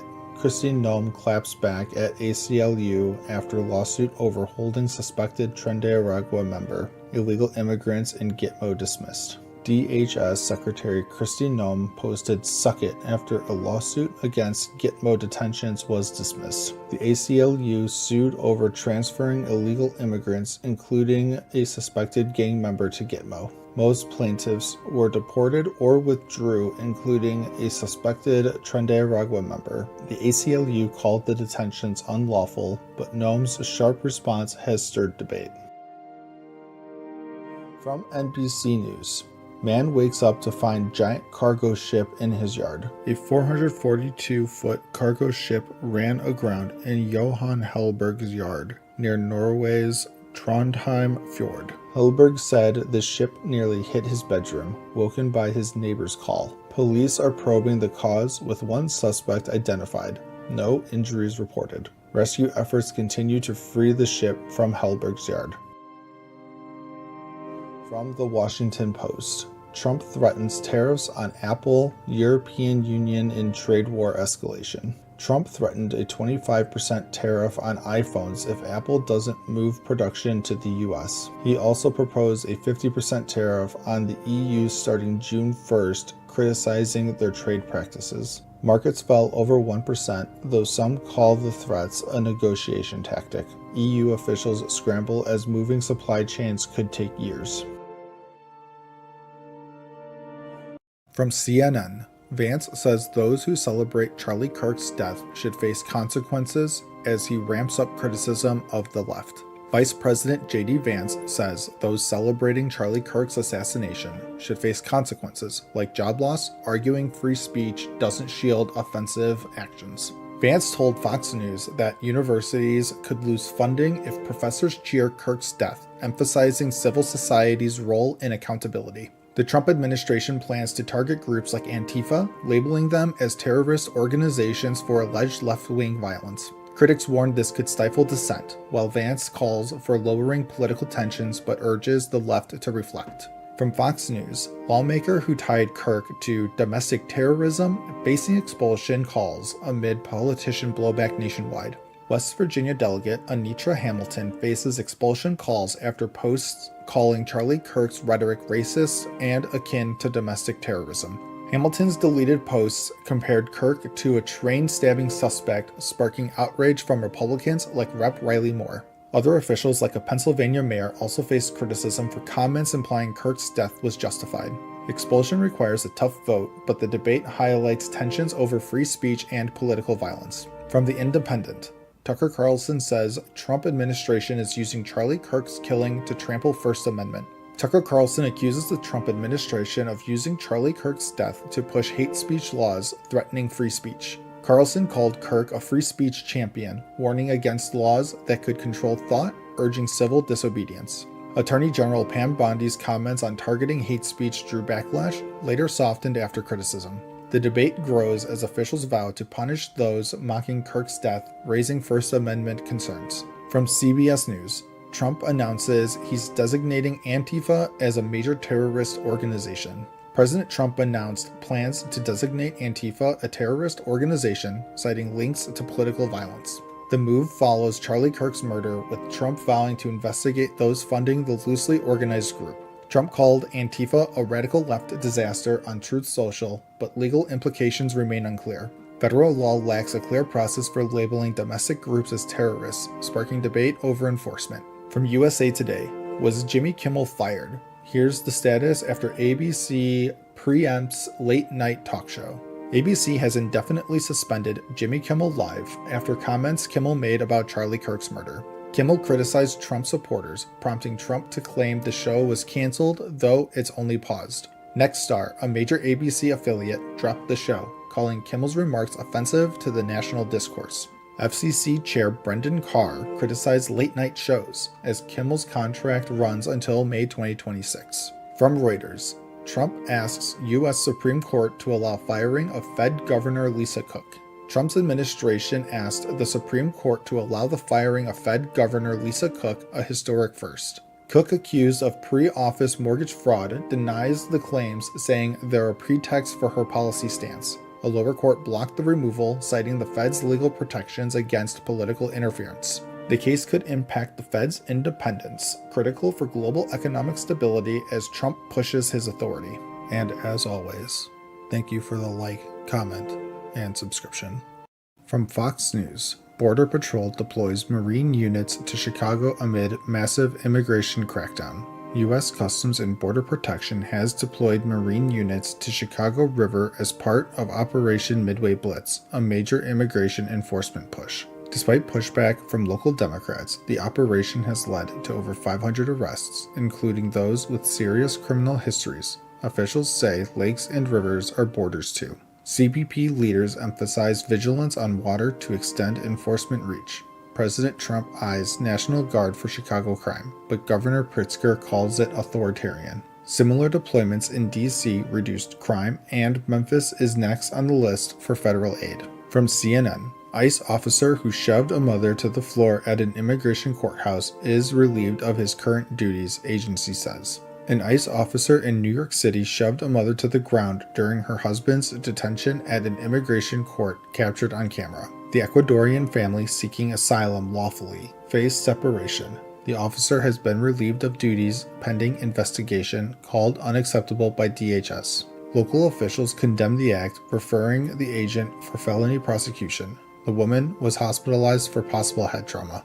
Critics highlight routine arrests at hearings, urging no detentions near courthouses amid broader immigration tensions. From the Wall Street Journal, federal agents heading to Memphis as part of Trump's crime crackdown. Federal agencies like the FBI, DEA, ATF, and U.S. Marshals are deploying to Memphis to combat violent crime and drug trade. Tennessee Governor Bill Lee announced a new task force with local police, including support from the National Guard in non-armed roles. Despite a 25-year low in overall crime, rates remain high. Mayor Paul Young welcomes the help to make the city safer. This follows Trump's interventions in D.C. and threats for Chicago, focusing on Democratic-led cities. From USA Today, Democrats release Epstein records mentioning Musk, Bannon, Thiel, Prince Andrew. House Oversight Democrats released Epstein estate records mentioning figures like Elon Musk, Steve Bannon, Peter Thiel, Prince Andrew, and Bill Gates. Documents show scheduled meetings like breakfast with Bannon, lunch with Thiel, and a possible Musk Island visit, which he denies. All regret associations. Republicans accuse selective release, promising full disclosure soon. This amid ongoing scrutiny of Epstein's sex trafficking network and calls for accountability. From the Associated Press, Democratic candidate for governor of New Jersey pushes back after GOP questions her service record. Democratic New Jersey gubernatorial candidate Mickey Sherrill defends her Navy record after reports she skipped her 1994 Naval Academy graduation. Punished for not reporting classmates in a cheating scandal, she still graduated, was commissioned, and served as a helicopter pilot. Her unredacted records were improperly released to a GOP operative, including personal info, sparking privacy concerns. Republican rival demands more transparency. Cheryl calls it a smear and uses it for fundraising. From the Daily Caller, transgender Democrat drops out of race after trying to fundraise off hating Charlie Kirk. Transgender Democrat Laura Benjamin drops out of Wisconsin's 3rd District House race, citing fundraising shortfalls. Days after Kirk's assassination, Benjamin Ads criticized his hateful rhetoric toward LGBTQ issues linking to donations. She condemned Kirk's views but not violence. Opponent Rep. Derek Van Orden called it repulsive. Benjamin had low funds. The race now focuses on other Democrats in this toss-up district. And as always, thank you for the like, comment, and subscription. From CNN, Supreme Court declines to hear appeal from 7th grader who wore two genders shirt to school. The Supreme Court declined to hear an appeal from Liam Morrison, a Massachusetts 7th grader sent home for wearing a t-shirt saying, "There are only two genders." School officials asked Liam to remove the shirt, citing disruption. He later wore it with only two covered by censored tape, but the issue persisted. Justices Alito and Thomas dissented, arguing the decision limits students' First Amendment rights. The appeals court upheld the school's action, citing potential harm to the learning environment. The case highlights tensions over free speech and transgender rights in schools, with ongoing debates about student expression. From Fox News, Chicago's Bloody Memorial Day weekend leaves 22 shot, 2 dead. Chicago saw 22 people shot, 2 fatally, over Memorial Day weekend, according to ABC7. In Logan Square, a 35-year-old was unalived in a car shooting, and a 46-year-old was shot in the head in Humboldt Park. Both suspects remain at large. Other shootings included 2 people shot in their Southside home and 2 near a homeless encampment, 1 critically injured. The Chicago Tribune reports 139 homicides in 2025 so far, after 573 in 2024, as the city grapples with ongoing violence. From USA Today, NPR sues Trump administration over order to end federal funding. NPR is suing the Trump administration over an executive order to stop federal funding, calling it unconstitutional. Trump's May 1st order claims NPR and PBS aren't fair or unbiased. NPR argues it has a First Amendment right to free speech. 3 local public radio stations joined the lawsuit, saying the order threatens millions of listeners who rely on their news and emergency info. The White House defends the order, saying Trump is ensuring taxpayer dollars are used efficiently. The legal battle continues. From CBS News, Trump administration looks to end federal contracts with Harvard. The Trump administration is pushing to cancel $100 million in federal contracts with Harvard, citing alleged race discrimination and anti-Semitism issues. A letter from the GSA claims Harvard's admissions and student life practices discriminate and fail to protect Jewish students. Harvard, which faced a 2023 Supreme Court ruling against race-based admissions, says it's addressing anti-Semitism but won't yield to government control. Federal agencies have until June 6 to respond. Harvard's lawsuit claims this is a political attack on its independence. From the Post-Millennial, Trump slams Putin for playing with fire after Russia attacks Ukraine. President Trump criticized Russia's Vladimir Putin after a deadly attack in Kiev killed 12, saying he's playing with fire. Trump posted on Truth Social, warning Putin's actions could lead to Russia's downfall. He's been pushing for a Ukraine-Russia ceasefire. Russia launched 298 drones and 69 missiles at Kiev over the weekend. The Kremlin called the war an emotional overload, but thanked Trump for peace efforts. Trump is considering sanctions as Russia continues attacks, stalling ceasefire talks with Ukraine's Zelensky. From Reuters, U.S. drops COVID vaccine recommendations for healthy children and pregnant women. The CDC no longer recommends routine COVID-19 vaccines for healthy kids and pregnant women, per Health Secretary RFK Jr. RFK Jr., a vaccine skeptic, says this aligns with Trump's goal to shrink government. The FDA's Marty Makary claims healthy kids don't need routine shots. The CDC previously said vaccines are safe and effective for pregnant women and kids, but most countries have stopped recommending them for children. New FDA rules will require trials for annual boosters for those under 65, focusing vaccines on older and at-risk groups. From Fox News, Trump's crown jewel Abraham Accords may expand to normalize ties between Israel and other nations. President Trump's Abraham Accords, a landmark deal normalizing ties between Israel and Gulf states, could soon include new nations.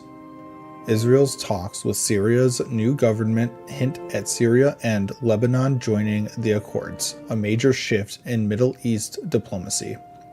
Trump's envoy, Steve Witkoff, teases big announcements, exciting Israeli media and experts. With low barriers for expansion, experts predict Trump could broaden the accords in his second term, reshaping the region.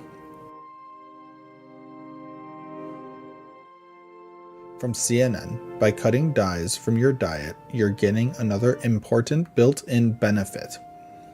California is banning synthetic food dyes in schools, citing cancer and behavioral risks, but there's more to worry about.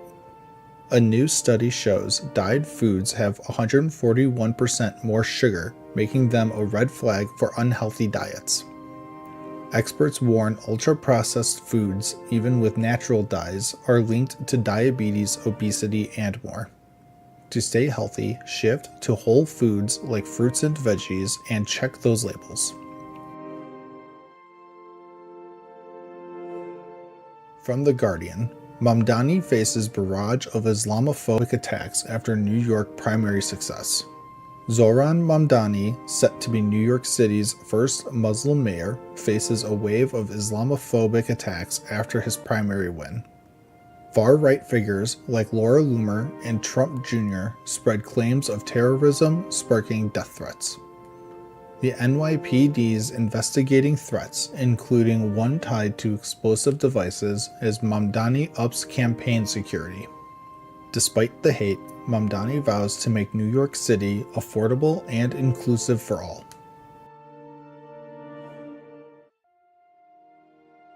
From NBC News, Supreme Court set to issue rulings on birthright citizenship and 5 other cases on its final day.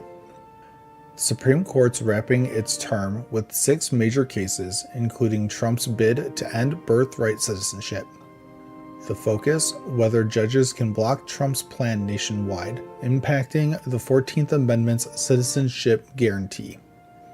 Other cases tackle voting rights, religious exemptions, and Affordable Care Act challenges.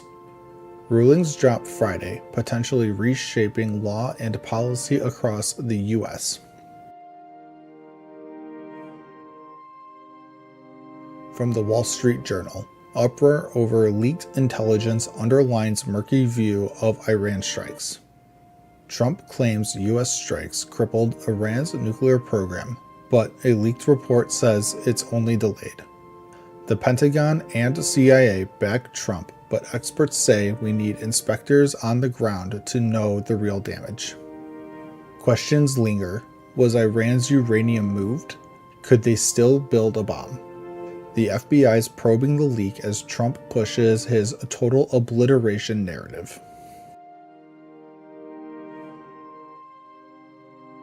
From USA Today, Supreme Court sides with South Carolina in effort to cut Planned Parenthood funding.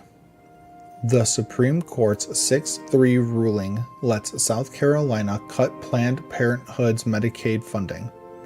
The decision limits patients' ability to sue for provider choice, impacting reproductive care access. Anti-abortion groups cheer, but Planned Parenthood warns of clinical closures in 24 states.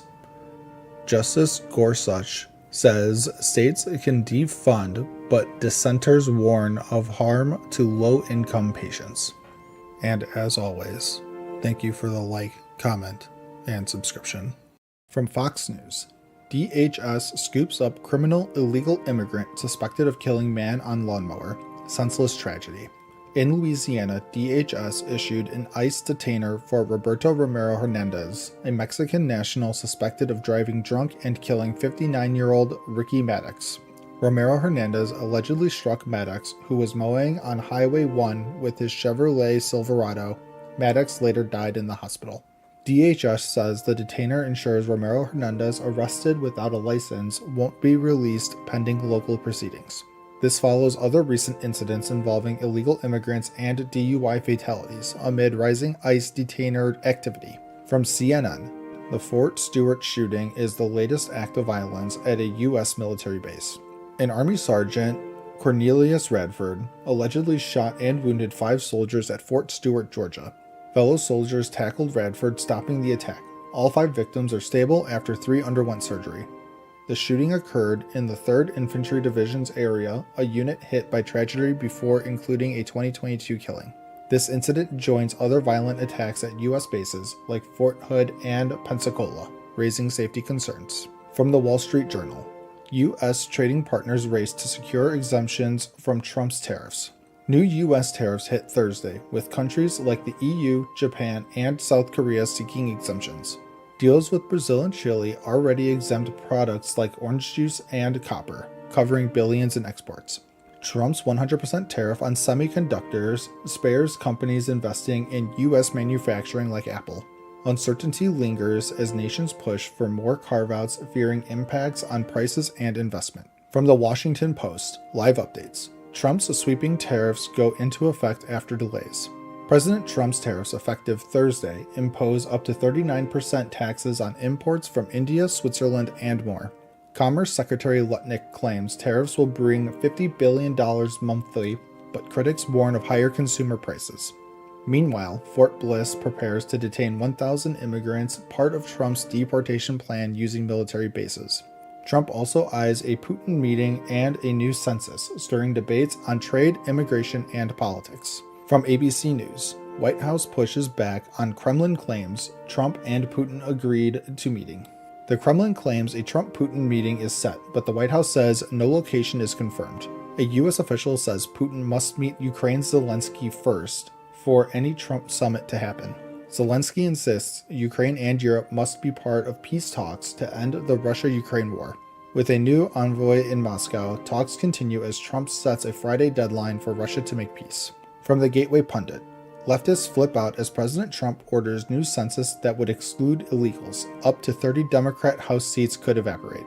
President Trump ordered a new U.S. census to exclude illegal immigrants despite the 2020 census being recent.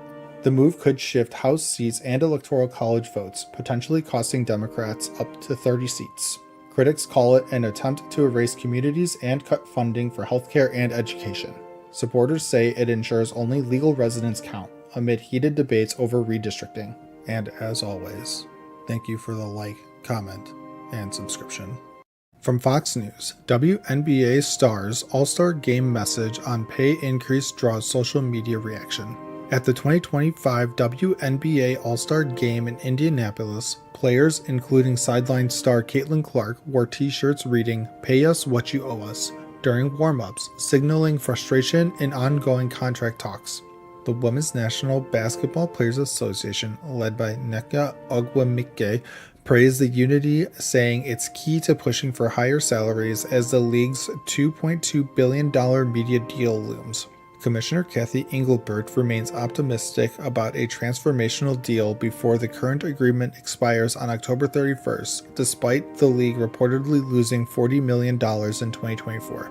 The message sparked mixed reactions online, with some fans supporting the players and others questioning the league's finances. Will they reach a deal? From CNN, DHS Secretary blames New York City officials' sanctuary city policies for shooting of off-duty Border Patrol agent. An off-duty Border Patrol agent was shot in the face and arm during an apparent robbery in New York City's Riverside Park. The 42-year-old, now stable, exchanged gunfire with the suspect. Miguel Mora, a 21-year-old undocumented immigrant with a criminal history, was arrested after arriving at a hospital with gunshot wounds. His alleged accomplice was also detained. DHS Secretary Kristi Noem blamed New York City's sanctuary city policies, claiming they allowed Mora, previously arrested multiple times, to remain free. Mayor Eric Adams denied responsibility. The incident has fueled debate over sanctuary policies, with federal charges expected and calls for policy changes growing. The agent is expected to recover. From NBC News, Breonna Taylor's family is heartbroken over one-day sentence recommendation for ex-cop. Breonna Taylor's family is outraged after the DOJ recommended just 1 day in prison for ex-cop Brett Hankinson, convicted of violating her rights in a 2020 botched raid. Hankinson fired 10 bullets blindly into Taylor's home, though none hit her. The DOJ says he poses no public threat, but Taylor's family calls it an insult. Taylor's mother, Tamika Palmer, and her lawyers, including Ben Crump, urged the judge to impose a tougher sentence, arguing it sets a dangerous precedent. With sentencing set for Monday in Louisville, the family hopes the judge will deliver justice for Breonna. Will the court agree? From The Guardian, Jeffrey Epstein accuser urged FBI to investigate Trump decades ago. Maria Farmer, who accused Jeffrey Epstein of assault in 1996, told the FBI to investigate Donald Trump, citing an unsettling 1995 encounter at Epstein's office. Farmer, then in her 20s, said Trump stared at her legs and Epstein told him, "She's not here for you." She reported no further issues with Trump. Farmer's claim could appear in unreleased Epstein files, stirring controversy as Trump faces backlash for blocking their release, despite denying wrongdoing. The White House insists Trump ended his Epstein ties years ago. Will these files change the narrative around their past connection? From the Associated Press, the latest, Harvard heads to court in $2.6 billion lawsuit against Trump administration. Harvard is suing the Trump administration, claiming it illegally cut $2.6 billion in funding, threatening the university's research on cancer and veterans. In court, Harvard argued the cuts violated its First Amendment rights tied to demands from an anti-Semitism task force. The government denies retaliation. Judge Allison Burroughs questioned the government's lack of evidence for the cuts. A ruling is expected soon, which could restore Harvard's funding. Even with a $53 billion endowment, Harvard says it can't fully self-fund. Will the court side with the university or the administration? From the Gateway Pundit, establishment Democrats are plotting ways to stop Zohran Mamdani. Far-left candidate Zohran Mamdani's win in New York City's mayoral primary has some Democrats worried, fearing he's too extreme and a GOP target. Former Governor Andrew Cuomo and Mayor Eric Adams, running as independents, are seen as moderates who could split the vote, potentially handing Mamdani the win. Leaders like Schumer and Hochul face pressure to pick a side, with some calling Mamdani a Marxist and others warning of a fractured party. Strategists say only one independent must drop out to stop Mamdani. Will Democrats unite before the general election? And as always, thank you for the like, comment, and subscription. From CNN, ICE officer seen pushing woman to the floor at immigration courthouse is relieved of his current duties, agency says. An ICE officer in New York City was caught on camera shoving a woman against a wall and to the ground during a family separation at an immigration court. The woman, clinging to her husband being detained, was grabbed by her hair and removed, sparking widespread outrage over ICE tactics. ICE relieved the officer of duties pending investigation, calling the conduct unacceptable, while critics like Rep. Dan Goldman demand more action. The woman, from Ecuador, said she fled violence only to face it here, as calls grow for accountability in immigration enforcement. From Fox News, Speaker Johnson flips script on Dem leaders with staunch warning against government shutdown. House Speaker Mike Johnson warns Democrats against forcing a government shutdown, flipping their past statements against them in a new memo. He highlights old quotes from Schumer, Sanders, and others stressing shutdowns hurt families, veterans, and security. Republicans passed a clean short-term funding extension, but Democrats oppose it, demanding ACA subsidies and other provisions. Both sides accuse the other of recklessness as the October 1st deadline looms, with no deal in sight amid partisan demands. From ABC News, delegates walk out as Netanyahu speaks at the United Nations. Israeli Prime Minister Benjamin Netanyahu faced walkouts as the UN as he defended Israel's Gaza operations, vowing to finish off Hamas remnants. He broadcast his speech to Gaza via loudspeakers, urging Hamas to release hostages and warning of consequences if they don't. Leaders condemned Israel as a rogue state, with Guterres calling Gaza's destruction unprecedented and urging compliance with ICJ measures. Amid ICC warrants and protests, Netanyahu meets Trump to discuss Palestinian state recognition and potential West Bank annexation. From the Associated Press, Hegseth says Wounded Knee soldiers will keep their Medals of Honor.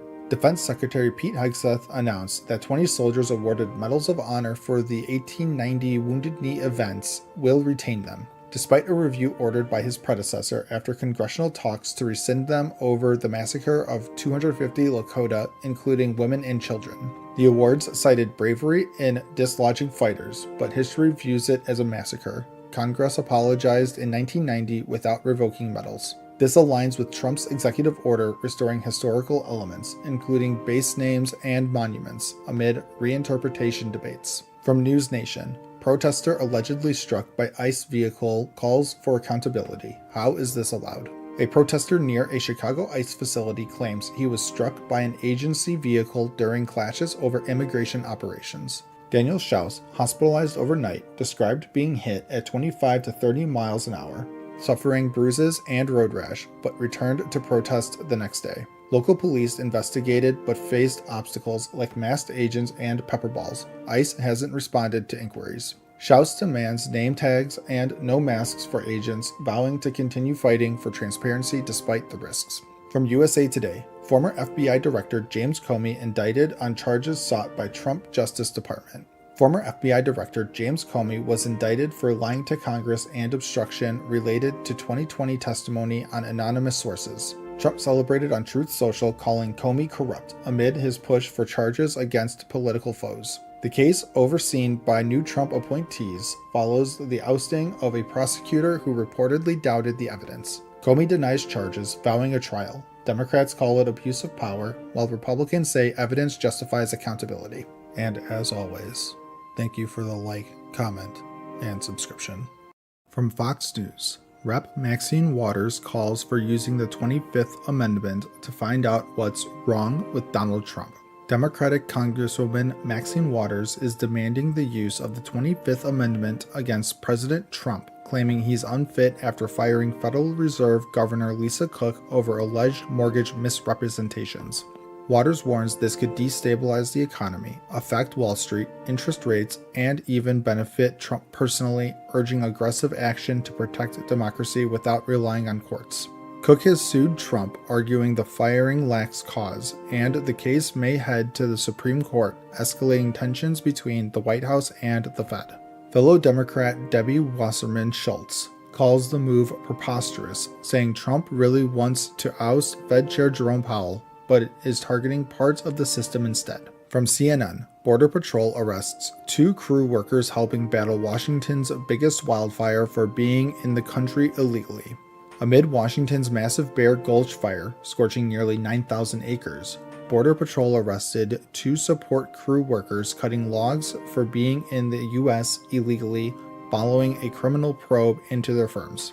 Officials say the firefighting efforts weren't disrupted, but one worker, a 19-year U.S. resident since age 4, was on track for a U visa after aiding investigators in a family crime case. His lawyers call the arrest unjust. He's been waiting since 2018 for approval, and attorneys argue he's protected under policies barring enforcement in disaster zones, demanding his immediate release. Washington leaders like Governor Bob Ferguson and Senator Patty Murray blast the Trump administration's policies as cruel, questioning why they're extending to wildfire fighters amid ongoing deportations. From USA Today, Senator snaps back at RFK Jr. for linking antidepressants to Minnesota shooting. Health Secretary Robert F. Kennedy Jr. suggests studying antidepressants like SSRIs for links to violence after a Minneapolis school shooting that killed 2 kids and injured 18. Shooter Robin Westman, who struggled with depression, prompted Kennedy's comments on Fox News, but a 2019 study found no causal tie between psych drugs and most school shootings. Minnesota Senator Tina Smith slammed Kennedy on social media, accusing him of peddling nonsense and ignoring guns. America has more firearms than people and 10 times the school shooting risk of other nations. Democrats push for gun control, while some conservatives highlight the shooter's gender transition.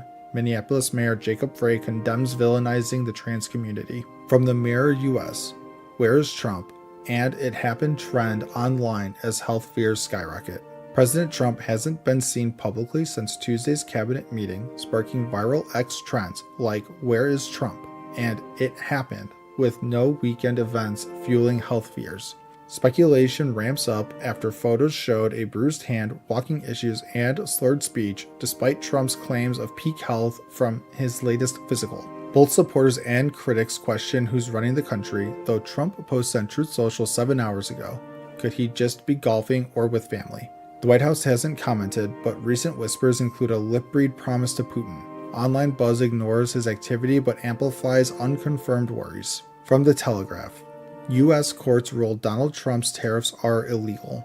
A federal appeals court ruled 7-4 that President Trump's use of emergency powers to impose tariffs on trading partners like the EU, Japan, and China is illegal under the law. The decision questions deals lowering rates and tariffs aimed at stopping fentanyl flows, potentially forcing billions in refunds and chaos for tax cut funding. Tariffs brought in $142 billion this year. Trump fired back on social media, vowing to appeal and warning removal would weaken the U.S. economy like the Great Depression, insisting tariffs protect workers and made-in-America products. Tariffs stay in place until October 14th for a Supreme Court appeal. Separately, a judge blocked fast-track migrant deportations, citing due process violations for millions. From the Western Journal, Scott Jennings responds to CNN guest's vulgar Trump smear with one-sentence retort on Dems' election chances.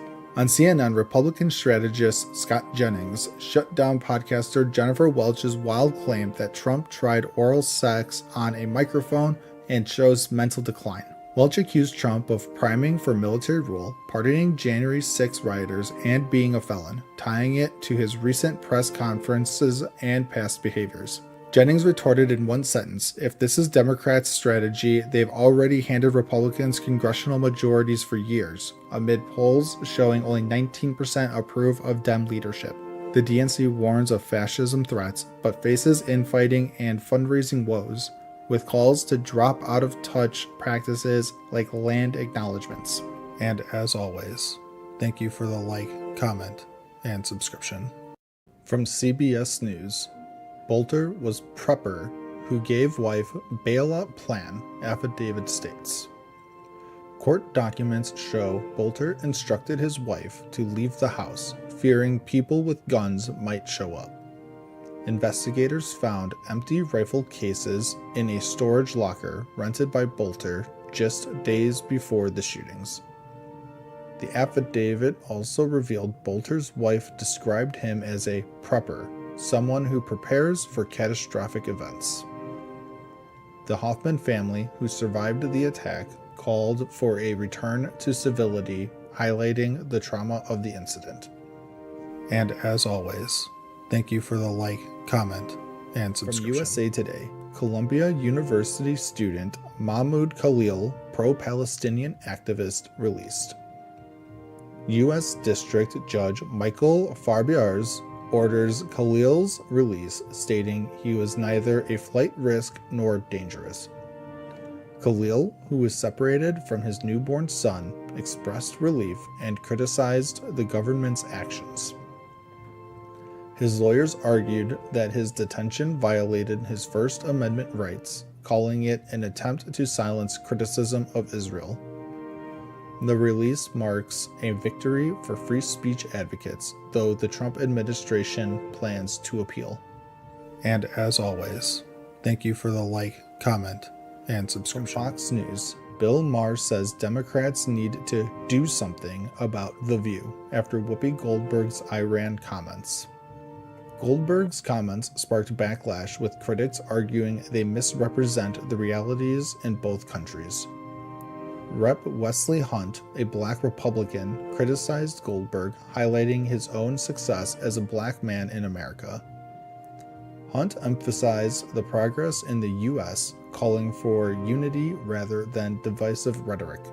The incident underscores ongoing debates about race, politics, and media responsibility. And as always, thank you for the like, comment, and subscription. From Reuters, 2 days of terror. How the Minnesota shooter evaded police and got caught. After shooting the Hoffmans, Bolter moved to other targets, narrowly avoiding capture several times. His impersonation of a police officer, including body armor and a badge, confounded initial attempts to stop him.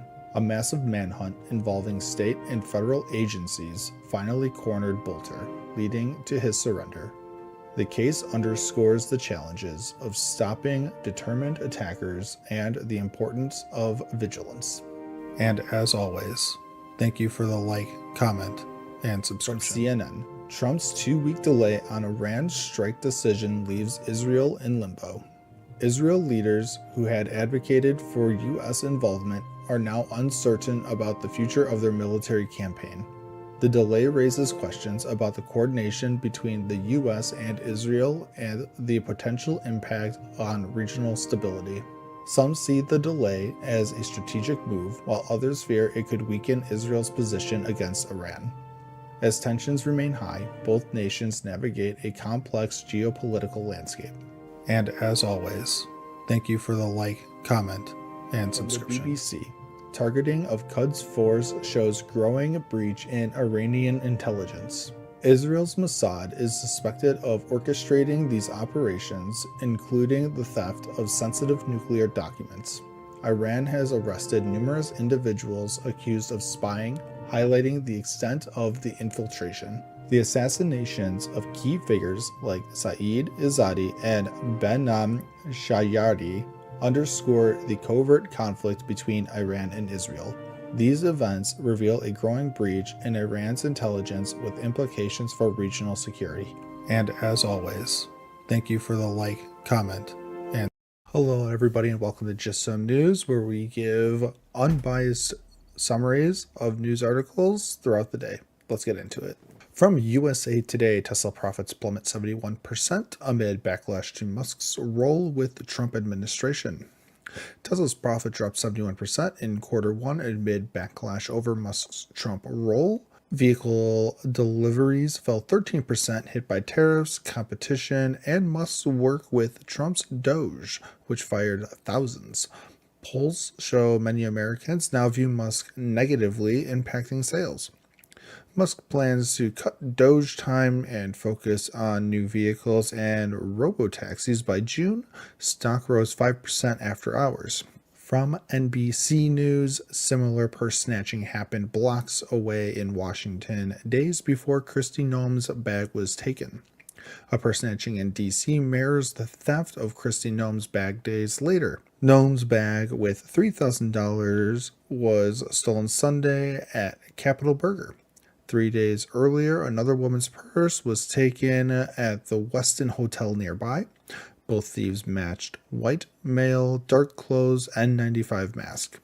No arrests yet, and police haven't linked the cases. Was Noem targeted? Secret Service is investigating. From Fox News, Trump admin files first racketeering charges against massive migrant terrorist group present in United States. Trump admin files RICO charges against 27 Tren de Aragua members in New York. The migrant gang faces charges of murder, sex trafficking, and drug dealing. They allegedly smuggled women into the U.S., forcing them into sex slavery and sold Tutsi drugs. Part of Operation Take Back America, 21 are in custody. The gangs labeled a terrorist group. From CNN, how Trump's presidency can be a colossal failure and stunning success all at once. Trump's second term, a failure to some, a success to his base despite chaos.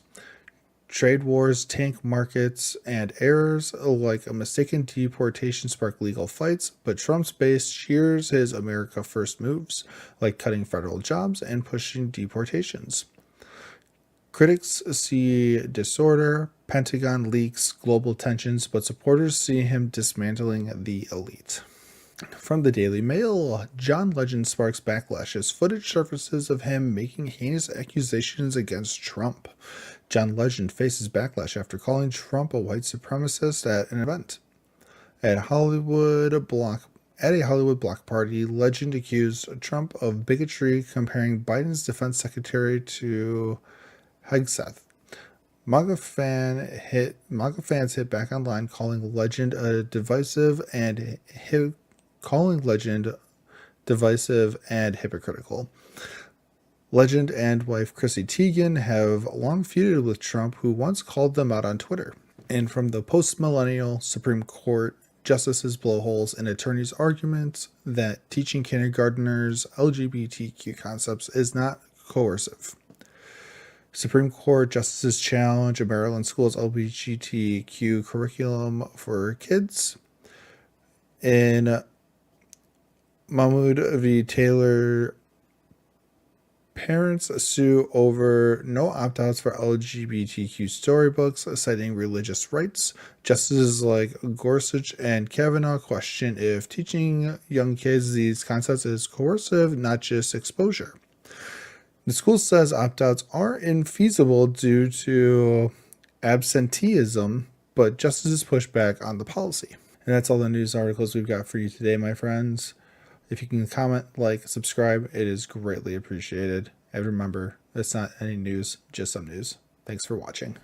From CNN, massive immigration raid at Hyundai mega plant in Georgia leads to 475 arrests. The majority are Korean. Federal agents raided Hyundai's massive EV plant in Georgia, arresting 475 people in the largest single-site operation ever. Most arrestees are Korean nationals, here illegally through border crossings, visa violations, or overstays. Some fled into a sewage pond but were caught. None were direct Hyundai employees, likely contractors. Construction halted at the battery plant, a joint venture with LG. This follows other raids, like one in New York amid Trump's immigration crackdown. Georgia's governor has promoted the plant for job creation. From Fox News, Florida opens Deportation Depot, migrant detention facility inside former prison. Florida has launched a second migrant detention center, Deportation Depot, in a repurposed former prison in northern Sanderson. It started accepting detainees on September 2nd, now holding 117 with room for up to 1,500, supplementing the Alligator Alcatraz site. This follows an appeals court blocking a judge's shutdown order for Alligator Alcatraz over environmental concerns from lawsuits. Officials aim to fill it quickly for deportation efforts, with no anticipated legal challenges as part of broader immigration enforcement. From Alternet, busted. Susan Collins advanced Trump bill after receiving $2 million from billionaire. Senator Susan Collins faces criticism for advancing Trump's bill cutting Medicaid for tax cuts amid a tough 2026 re-election. A report reveals she voted to proceed just after billionaire Steven Schwartzman donated $2 million to her super PAC. The bill benefits private equity like Schwartzman's firm. Collins has received over $715,000 from the industry previously. Challenger Graham Plattner calls her a sellout to oligarchs. Collins denies influence, noting the vote wasn't decisive. From Politico, Federal Appeals Court blocks judge's order shutting down Alligator Alcatraz. A federal appeals court blocked a judge's order to shut down Florida's Alligator Alcatraz Immigrant Detention Center. The 2-1 decision cites irreparable harm and cost to the state, questioning the injunction's validity. Environmental groups sued, arguing it harms the Everglades and wildlife without proper impact studies. Governor DeSantis hailed the ruling, vowing to continue operations. Groups plan further appeals. From the Wall Street Journal, did a boat strike in Caribbean exceed Trump's authority to use military force? President Trump ordered a military strike, destroying a boat in the Caribbean, killing 11 alleged drug smugglers. Officials call it an imminent threat, designating cartels as terrorists and justifying lethal force. Experts dispute the authority, saying it exceeds limits without direct U.S. threat or congressional approval. This marks a shift from interdictions to airstrikes, raising concerns over international law and precedents. From the Rolling Stone, Trump has successfully tanked the American labor market. The latest jobs report shows only 22,000 jobs added in August, with unemployment rising to 4.3%. Revisions indicate negative growth in June. Critics blame Trump's tariffs and immigration policies for uncertainty. Manufacturing lost 12,000 jobs, more unemployed than openings. Healthcare grew, but premiums may spike. Trump criticized the Fed and past reports. Deportations have shrunk the workforce, impacting native-born unemployment too. And as always, thank you for the like, comment, and subscription. From Fox News, ICE rips Pritzker for siding with criminal illegal alien after officer dragged suspect shot dead. Tensions rise in Illinois after an ICE officer was dragged by a suspect's car during an arrest attempt outside Chicago. Governor J.B. Pritzker demands more transparency from ICE, saying they've provided little info on the incident. ICE's Madison Shahan fires back, accusing Democrats like Pritzker of siding with criminal migrants over law enforcement and endangering communities. This clash happens amid ICE's expanded operation targeting criminals despite resistance from Pritzker and Mayor Brandon Johnson. From CNN, why the terror-related murder charges against Luigi Mangione fell apart. A New York judge dismisses terrorism murder charges against Luigi Mangione, accused of killing United Healthcare CEO Brian Thompson. Judge Caro rules there's no evidence of intent to terrorize the public or link to broader violence, calling it different from true terrorism cases. Supporters erupt in cheers. Mangione still faces second-degree murder, plus federal death penalty charges. The case simplifies to proving premeditated murder, amid debates on evidence from his arrest and writings. From Newsweek, Democrats underperform in first election since Charlie Kirk's death. In Minnesota's special House election, Democrat XP Lee wins with 60.82% of the vote, beating Republican Ruth Bittner. This fills the seat of assassinated Democratic leader Melissa Hortman, but Lee's share is down 3% from her last win. Turnout dips slightly in the first vote since conservative Charlie Kirk's assassination amid rising political violence concerns. The win restores a tied House and power-sharing deal. More specials ahead for Senate seats. From CNBC, NVIDIA CEO says he's disappointed after report China has banned its AI chips. NVIDIA's Jensen Huang expresses disappointment over reports that China banned its AI chips like the RTX Pro 6000D. Despite a U.S. deal allowing exports for 15% of sales to the government, China urges firms like ByteDance to avoid them. Huang calls China vital, but says NVIDIA's out if unwanted, amid U.S. export curbs and an anti-monopoly probe. Still, NVIDIA invests billions in UK AI. Huang supports both governments navigating geopolitics. From the Daily Mail, Fatima Payman declares that Charlie Kirk was an awful person after he was assassinated. Australian Senator Fatima Payman sparks outrage by calling assassinated conservative Charlie Kirk an awful person in a TikTok video. She says he doesn't deserve the recognition and jokes about RIP meaning whatever, wishing he'd stayed a footnote without violence. One Nation's Pauline Hanson condemns it as vile, exposing leftist contempt and lack of compassion. The comments come after Kirk's shooting at a Utah rally, highlighting divides in reactions to political violence. The Fed's interest rate decision and what it means for you. Live updates. The Fed is expected to cut rates by a quarter point today, the first of possibly more in 2025 amid weak jobs data. August added only 22,000 jobs, unemployment at 4.3%, inflation at 2.9%, above 2% target. Trump pushes for big cuts, stacking the board with appointees like Stephen Miran, concerns over Fed independence. Stocks mixed ahead. Cuts could lower borrowing costs, but tariffs complicate inflation and growth. And as always, thank you for the like, comment, and subscription. From CBS News, California to sue Trump administration for deploying National Guard to LA. California Governor Gavin Newsom plans to sue the Trump administration after National Guard troops were deployed to Los Angeles without his consent. The deployment followed protests sparked by large-scale immigration raids, with clashes escalating near the Metropolitan Detention Center. Newsom called the move illegal and immoral, accusing Trump of fueling tensions while Trump labeled protesters troublemakers. Images showed guards using tear gas and non-lethal rounds, with 39 arrests reported. California demands the troops to be withdrawn. From Newsweek, journalists shot by police rubber bullet at LA protests. Australian journalist Lauren Tomasi was struck by a police-fired rubber bullet while covering protests in Los Angeles. The protests erupted after immigration raids, with National Guard troops deployed to support police, escalating tensions. Tomasi worked for 9 News Australia, is safe, but the incident raises concerns about press safety during U.S. protests. Australia's government is seeking answers from the U.S. as press freedom groups condemn rising violence against journalists.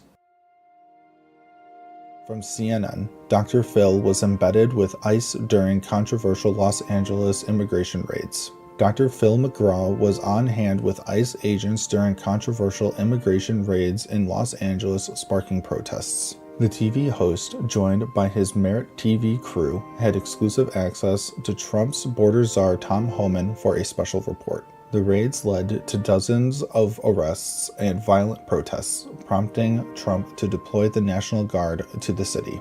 Dr. Phil's footage will air on his show, highlighting the made-for-TV nature of Trump's immigration crackdown.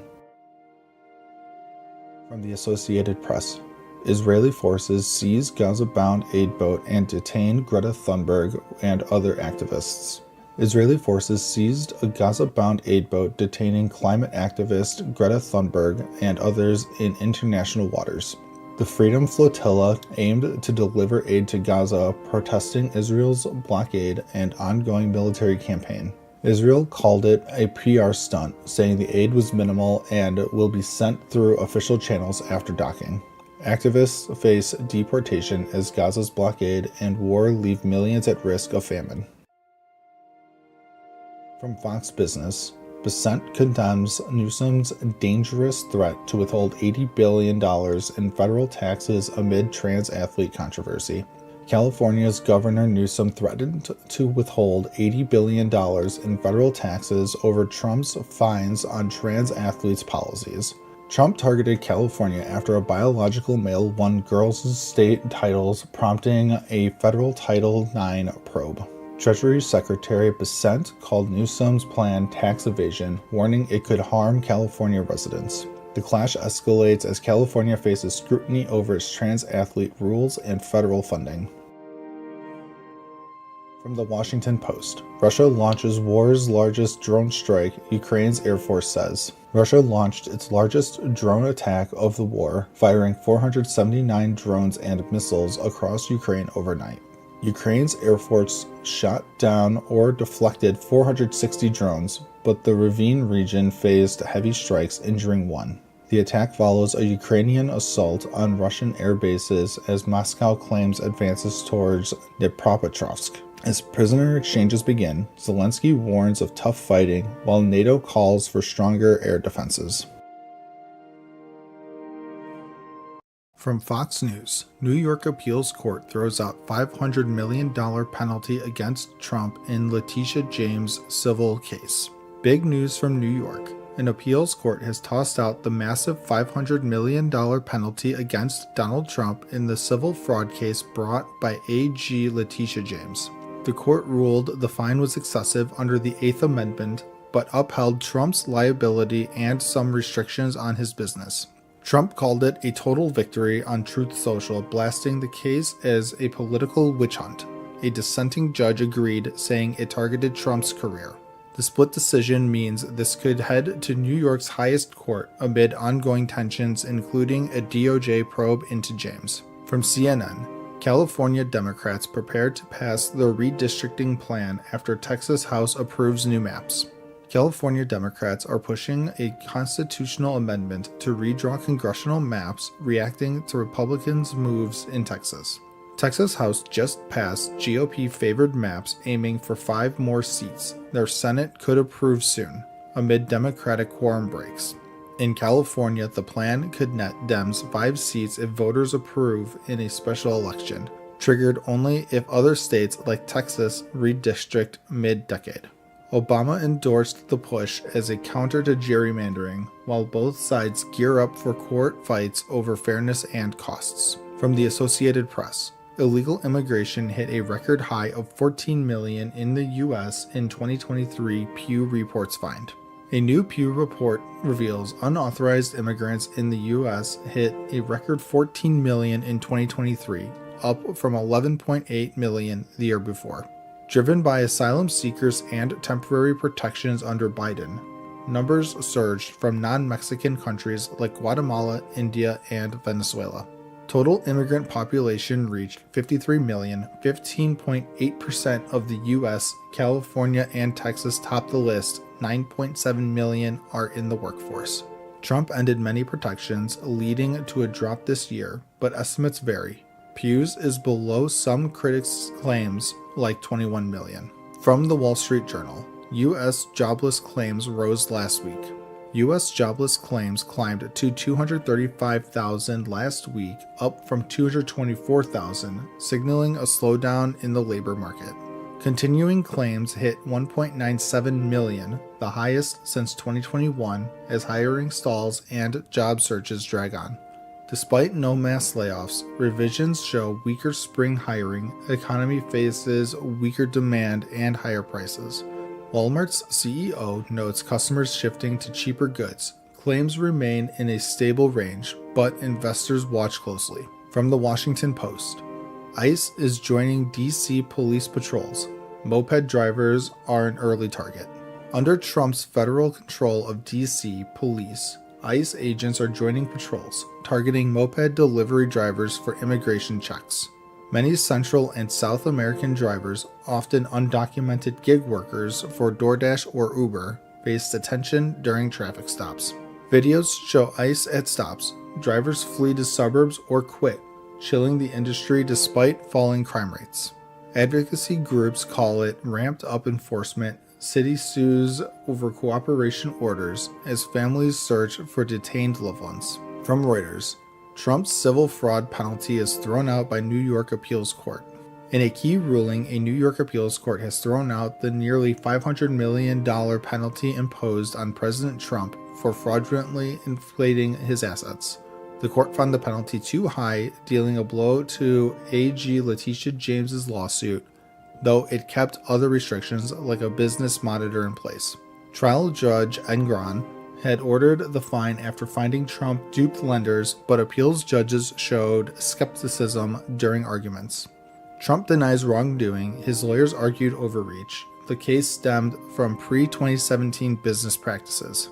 And as always, thank you for the like, comment, and subscription. From CNN, this is the summer of flooding across the U.S., and scientists know why. This summer, the U.S. is grappling with deadly flash floods from Texas to New York as climate change supercharges extreme weather. Record moisture from a warming Gulf and Atlantic is fueling 1,000-year rain events, overwhelming cities like Chicago and Kansas City. Experts say global warming makes heavy rain more intense, with atmospheric patterns locking in destructive storms. From 130 deaths in Texas to subway chaos in New York City, these floods signal a new normal in our warming world. From Fox News, Beto O'Rourke calls for Democrats to be ruthless in pursuit of power, backs Newsom's gerrymandering proposal.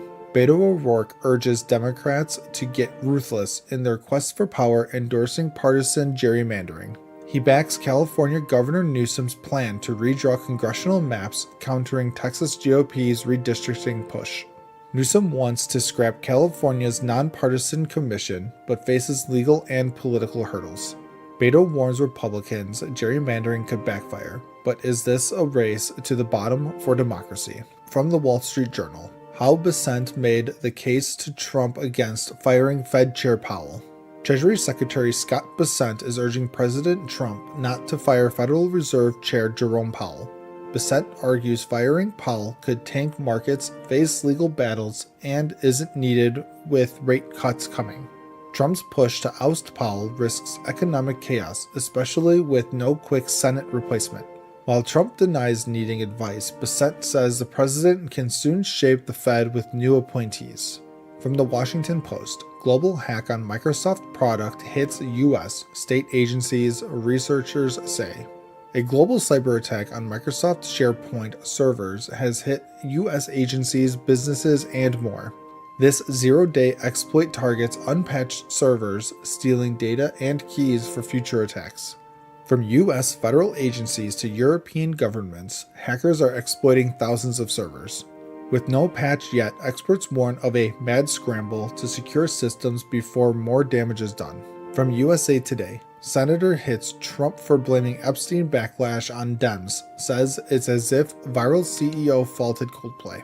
Senator Amy Klobuchar blasts Trump for blaming Democrats over the Jeffrey Epstein case backlash. Trump claims Dems hid a smoking gun, but the FBI says no client list or murder evidence exists. Klobuchar compares Trump's dodge to a CEO blaming Coldplay, saying his team fuels the conspiracy. Amid pressure, Trump's ordered more Epstein files released, but will it calm the storm? From ABC News, dozens of Palestinians killed while seeking aid, Gaza health officials say. At least 73 Palestinians died seeking aid in Gaza, with 150 injured, health officials report. The IDF says troops fired to stop a threat, but their casualty count disputes Gaza's claims. Hospitals are overwhelmed, with Gaza facing a humanitarian crisis after 140 days of closed crossings. Over 875 have died seeking food this year, raising alarms about escalating violence. And as always, thank you for the like, comment, and subscription. From Fox News, Russian lawmakers claim WhatsApp is a national security threat, should prepare to leave the country. Russian lawmakers are pushing WhatsApp out, calling it a national security risk. Deputy Anton Gorlkin says Meta's app may soon be banned, boosting Russia's state-backed Max app. President Putin's new law aims to cut reliance on foreign apps like WhatsApp and Telegram. Critics warn Russia's move could track users and limit free speech, with fines for accessing banned platforms. From CNN, Trump said he never wrote a picture. This woman solicited 2 drawings from him.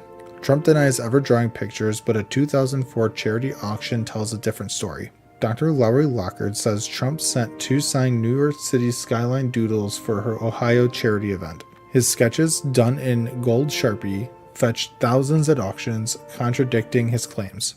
One doodle's up for auction again, with Trump's signed authentication. Will it sell big? From Newsweek, Riley Gaines tells Trump to sue Rupert Murdoch, her boss, into oblivion. Riley Gaines urges Trump to sue media mogul Rupert Murdoch over a Wall Street Journal story.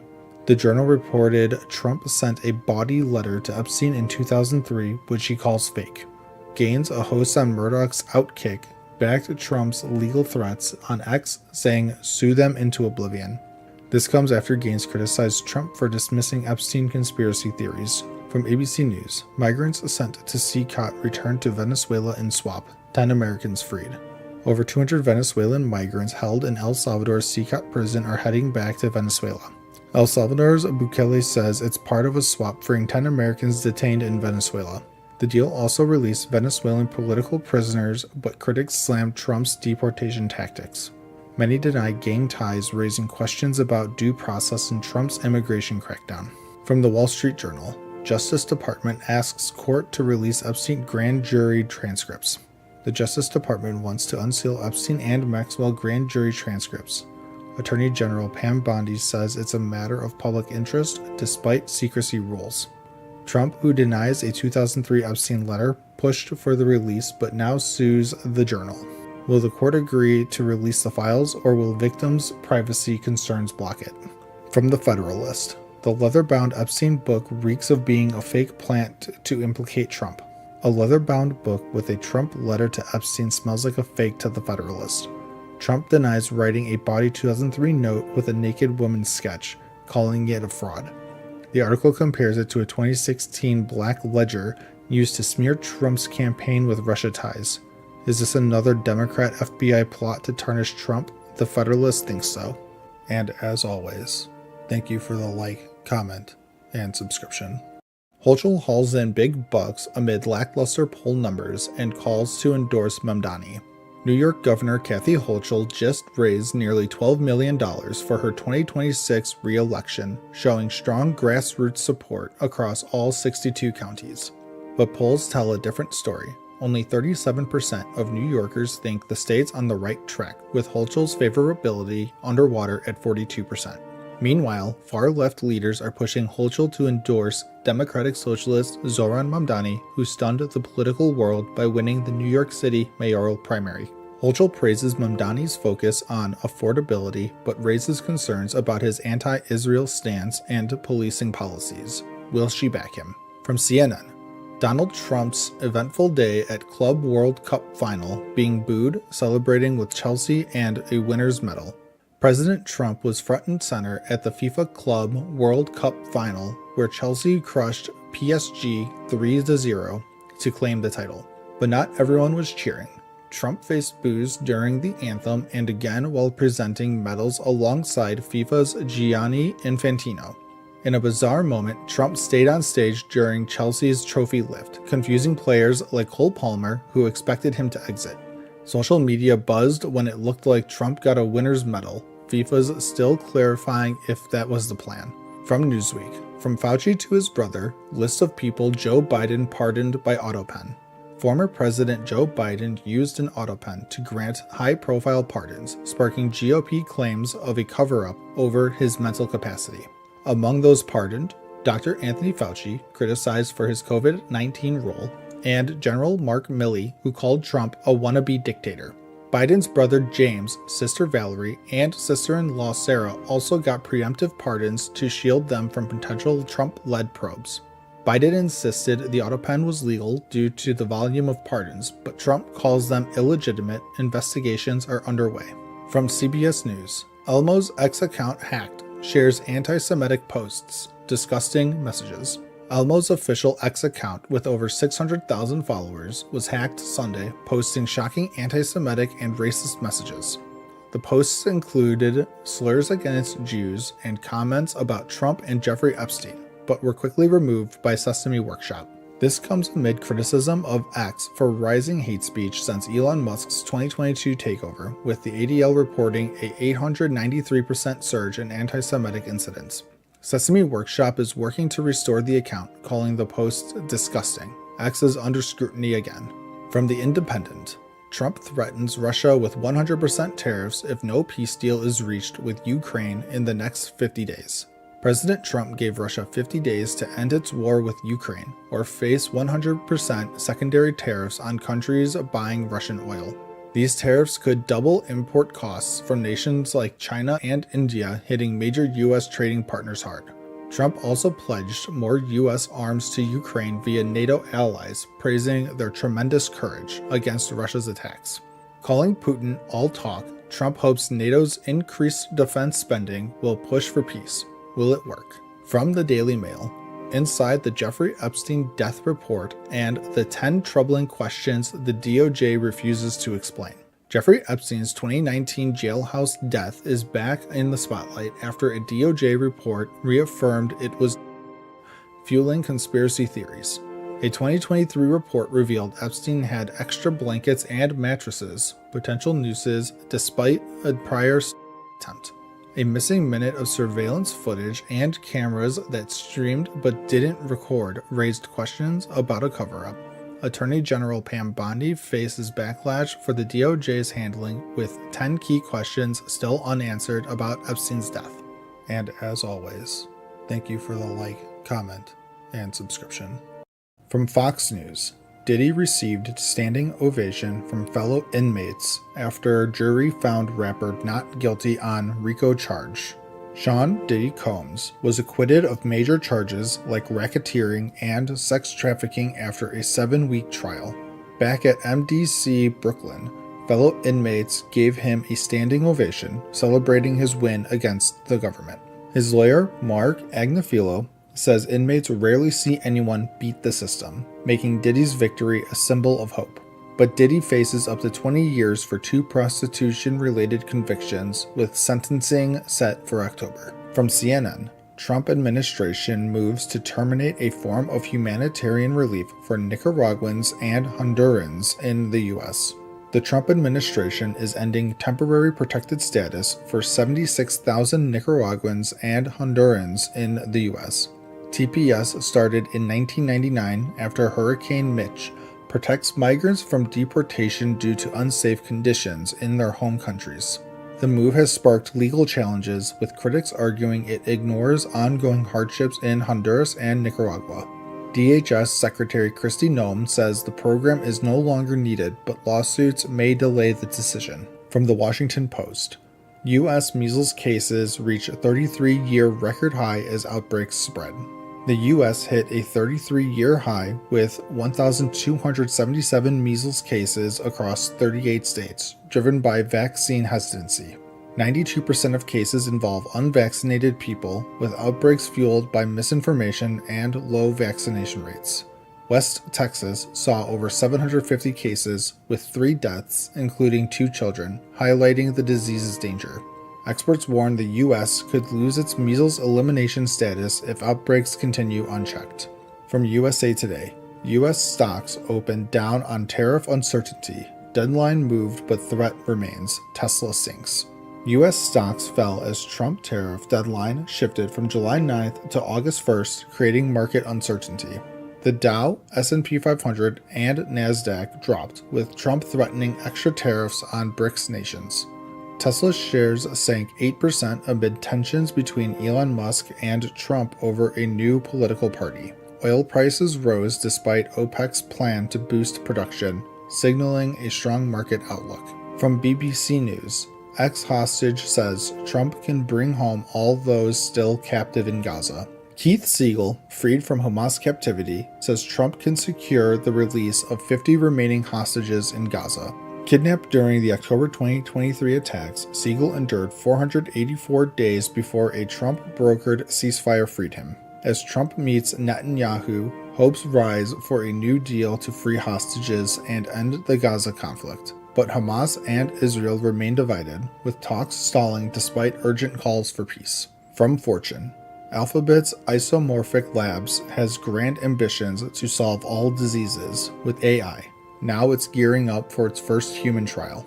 Alphabet's Isomorphic Labs is gearing up for human trials of AI-designed drugs to fight diseases like cancer. Built on DeepMind's AlphaFold, the company uses AI to design medicines faster and more accurately. Partnerships with Novartis and Eli Lilly aim to boost drug discovery, with $600 million raised in 2025. The goal? A future where AI creates drugs with a single click, revolutionizing healthcare. And as always, thank you for the like, comment, and subscription.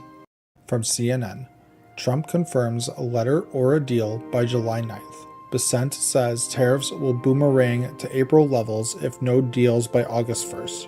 President Trump is shaking up global trade, announcing tariff letters to 100 countries as the 90-day tariff pause ends July 9th.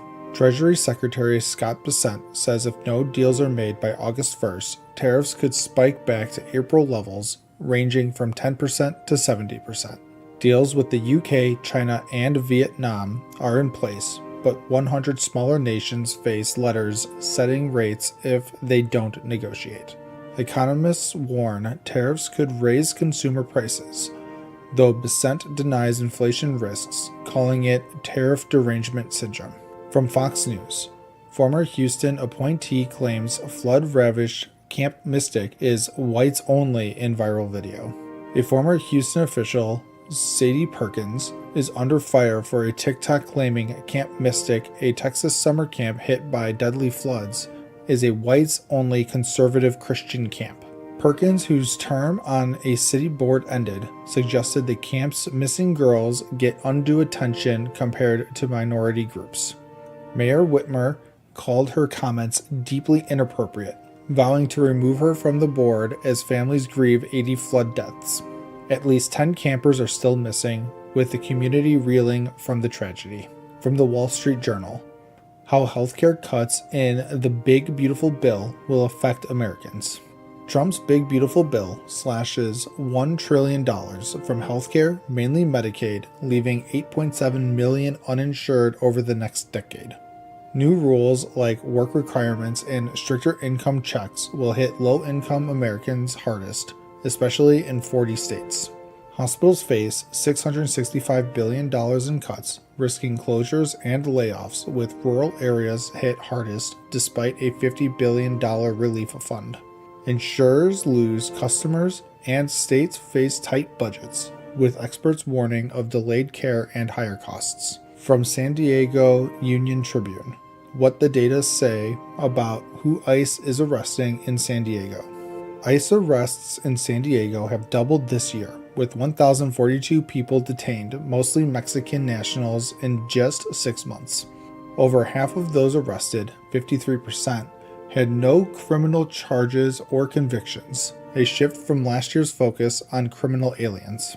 Recent arrests include people leaving immigration hearings, sparking outrage among advocates who call it a quota-driven crackdown. Local GOP lawmakers urge Trump to focus on violent criminals as community fear grows. From Reuters, death toll from Texas floods reaches 59, including 21 children.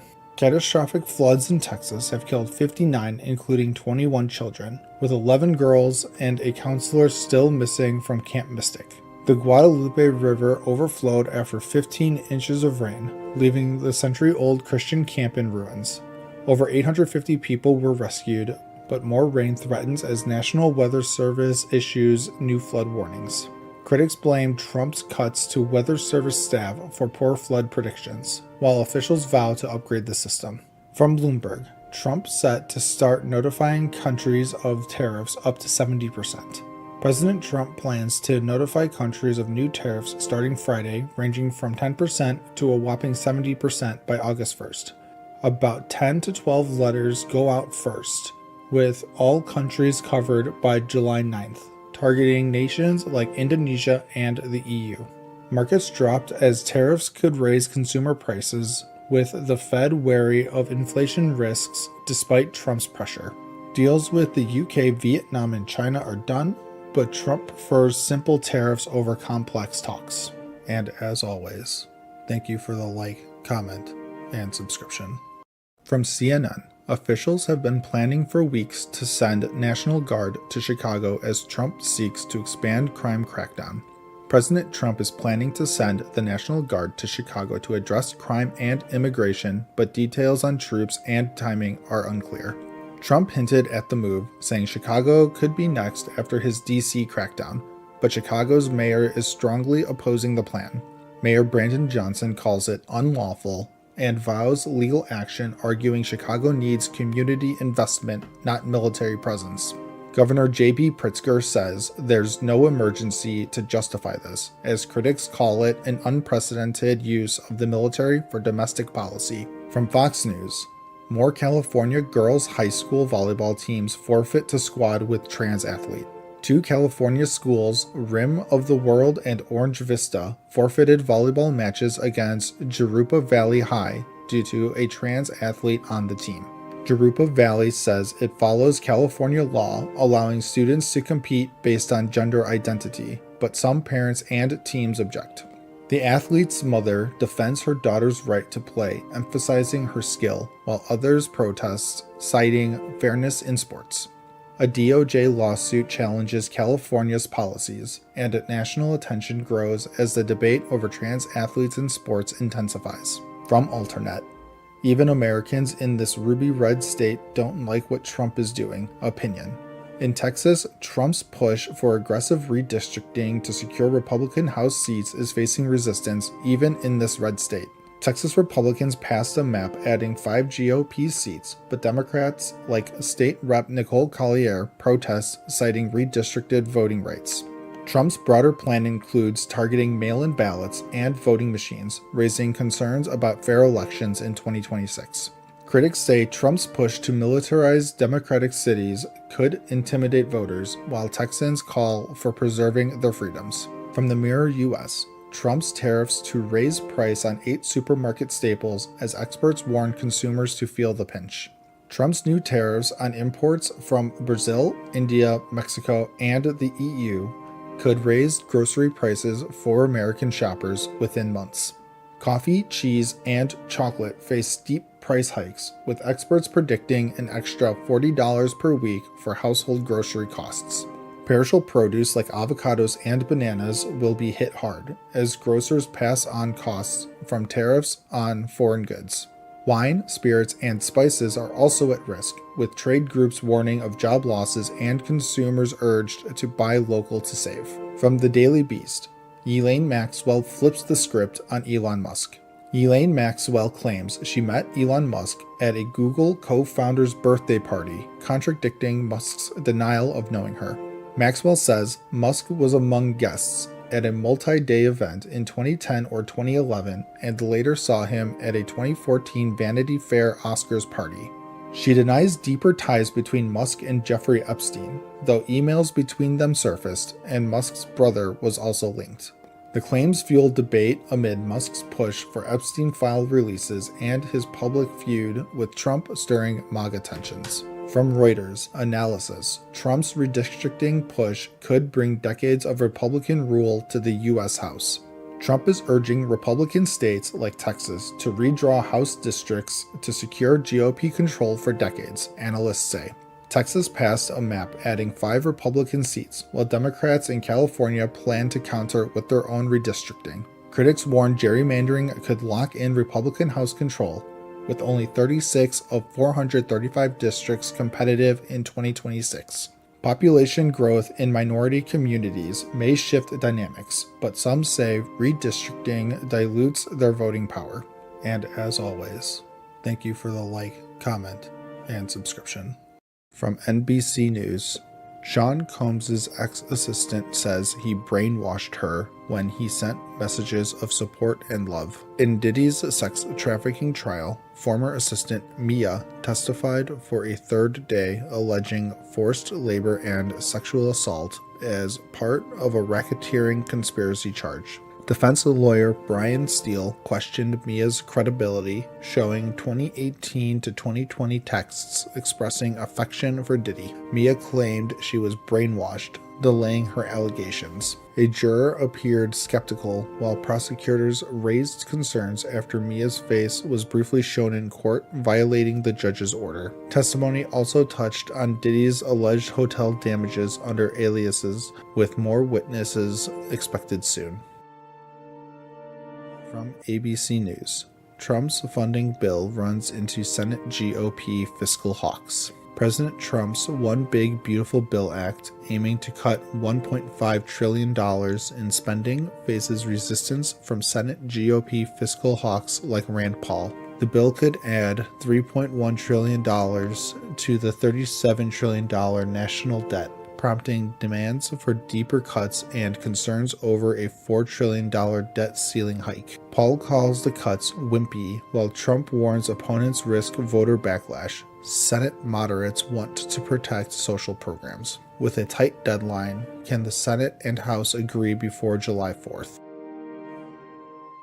From CNN, stabbing attack at Oregon homeless shelter sends 11 people to hospital, man in custody. A man armed with an 8-inch knife attacked a Salem homeless shelter, injuring 12 people, including 2 staff members. The suspect, Tony Williams, was arrested nearby after stabbing people inside and outside the Union Gospel Mission on Sunday night. 5 victims remain hospitalized with serious injuries. Police say the attack wasn't specifically targeting the homeless. The shelter is now reviewing safety measures after this shocking violence.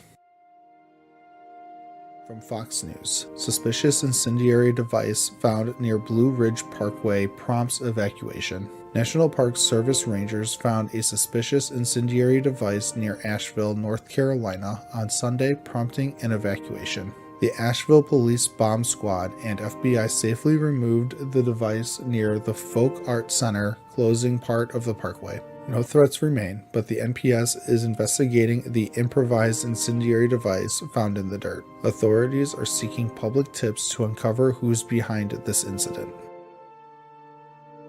From the BBC, how Ukraine carried out daring spiderweb attack on Russian bombers. Ukraine's spiderweb operation saw 117 drones strike Russian air bases, targeting nuclear-capable bombers in a massive attack. Drones were smuggled in wooden cabins on trucks launched remotely near airfields across 5 Russian regions. Ukraine claims 41 bombers hit, with at least 13 destroyed. Russia confirms damage but says some attacks were repelled. President Zelensky hailed the 18-month planned operation as a historic blow to Russia's Air Force. From The Guardian. Suspect charged with federal hate crime and attack on Colorado rally for Israeli hostages. Mohammed Solomon, 45, faces federal hate crime charges for attacking a rally for Israeli hostages in Boulder with a flamethrower and Molotov cocktails. 12 people were injured, including a Holocaust survivor, during the Sunday attack. Solomon allegedly shouted, "Free Palestine." The FBI calls it a targeted act of terrorism. Solomon confessed that he'd do it again, per authorities. Facing life in prison, Solomon's court appearance is set for Monday. From USA Today. Trump erupts when asked about taco trade, a new nickname mocking his tariff approach. President Trump clashed with a reporter over the taco trade nickname, mocking his tariff flip-flops. Taco stands for Trump Always Chickens Out, coined by analysts for his pattern of imposing then easing tariffs. Investors buy market dips after Trump's tariff threats, expecting him to back off, as seen with China and the EU. Trump defended his tariff changes as negotiation, slamming the nickname as a nasty question. With over 50 tariff policy shifts since January, the taco trade highlights Trump's unpredictable. Fox News. FBI examining COVID-19 origin cover-up amid new strain emergence, Bongino. FBI Deputy Director Dan Bongino says the Bureau is investigating the origins of COVID-19 amid a new strain. Bongino posted on X about probing a potential cover-up but didn't confirm a formal investigation. A new variant, NB.1.8.1, has emerged, sparking renewed focus on whether the lab leak theory was downplayed. In 2023, the FBI assessed a lab incident in Wuhan as the likely source, though China denies it. Congress continues to question early pandemic messaging as the FBI seeks NBC News. U.S. will aggressively revoke Chinese students' visas, Rubio says. Secretary of State Marco Rubio announced plans to revoke visas for Chinese students tied to the Communist Party. The Trump administration aims to tighten scrutiny on students from China and Hong Kong. About 277,000 Chinese students study in the U.S., but numbers have dropped amid rising tensions. This follows visa cancellations and deportations over political activism targeting international students. China calls it politicization, while the U.S. pauses new student visa interviews. Gateway pundit. Possible crimes committed by Biden staffers using AutoPen without presidential awareness outlined. Questions swirl over Biden staffers using an AutoPen to sign orders and pardons without his knowledge. House oversight is probing potential felonies, like forgery and impersonation tied to unauthorized signatures. Reports suggest pardons, including Hunter Biden's, were issued while Joe was on vacation. Laws on forgery, false statements, and conspiracy could lead to years in prison for staffers. Was Biden's mental state hidden to keep power? The 25th Amendment in CNN.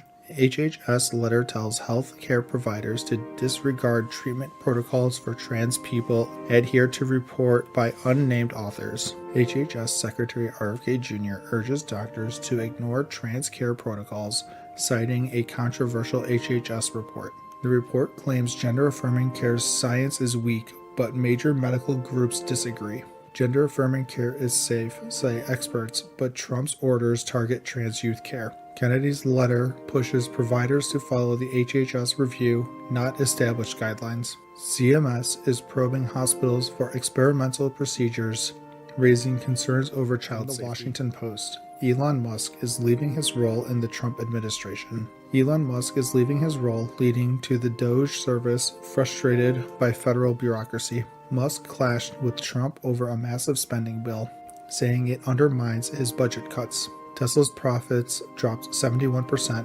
partly blamed on Musk's controversial government role. With Tesla and SpaceX facing challenges, Musk plans to focus on his companies. His exit raises questions about his future influence in Washington. From CNN. Despite Trump's tough tone now, things were much worse in Washington when the National Guard was rolled out in 1968. In 1968, after Martin Luther King Jr.'s assassination, Washington, D.C. erupted in riots. Buildings burned thousands arrested, and over 13,000 troops deployed to restore order. Residents recall chaos like war zones, with flames, looting, and military jeeps everywhere, far worse than today's scene. Now Trump deploys 800 guard troops, claiming lawlessness, but locals and data show crime dropping after a 2023 spike, with guards mostly standing by landmarks. DC officials dispute Trump's dire portrayal, calling it exaggerated, while suing over federal overreach in the Capitol. From Fox News, Sydney Sweeney rocks blue jeans as she breaks social media silence after American Eagle ad controversy. Sydney Sweeney breaks her social media silence after the American Eagle Good Jeans ad stirs controversy, posting fun night out pics in denim. The campaign featuring Sweeney highlighting her great jeans with puns on jeans drew backlash for alleged racial undertones and eugenic vibes. Some call it tone-deaf and white supremacist coded, while others praise it for rejecting woke ads. American Eagle insists it's just about jeans. Experts say the buzz could boost her career and net worth by millions, comparing it to past provocative campaigns like Calvin Klein's. From Newsweek, videos show Fight the Trump Takeover protests across the country. Thousands protest in over 200 events across 34 states against Republican redistricting plans, especially Texas's map redraw favoring GOP seats. Texas Dems fled to deny quorum on gerrymandering, now returning after protests as Governor Abbott calls another session.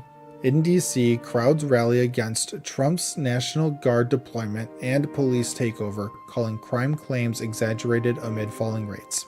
Similar fights in LA earlier.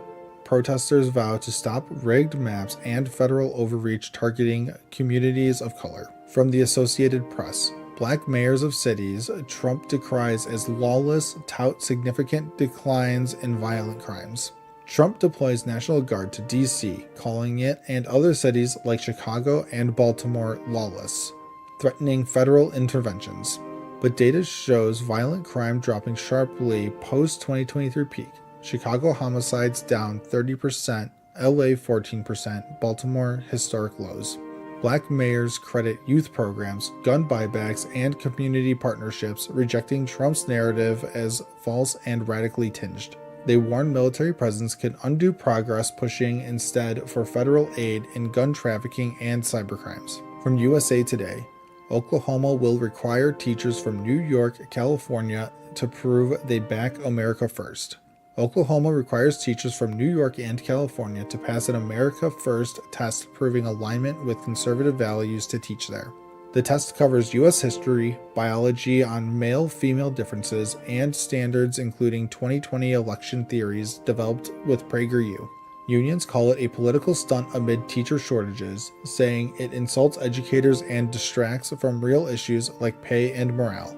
Aimed at antithetical lessons like California's LGBTQ inclusive curriculum, few such teachers apply anyway due to value clashes. From the Wall Street Journal, European leaders to back Zelensky in Washington, hoping to counter Putin. Zelensky meets EU leaders before joining them at the White House, with Trump to seek unity against Russia's peace demands. Putin proposes Ukraine cede Donbass for a freeze elsewhere.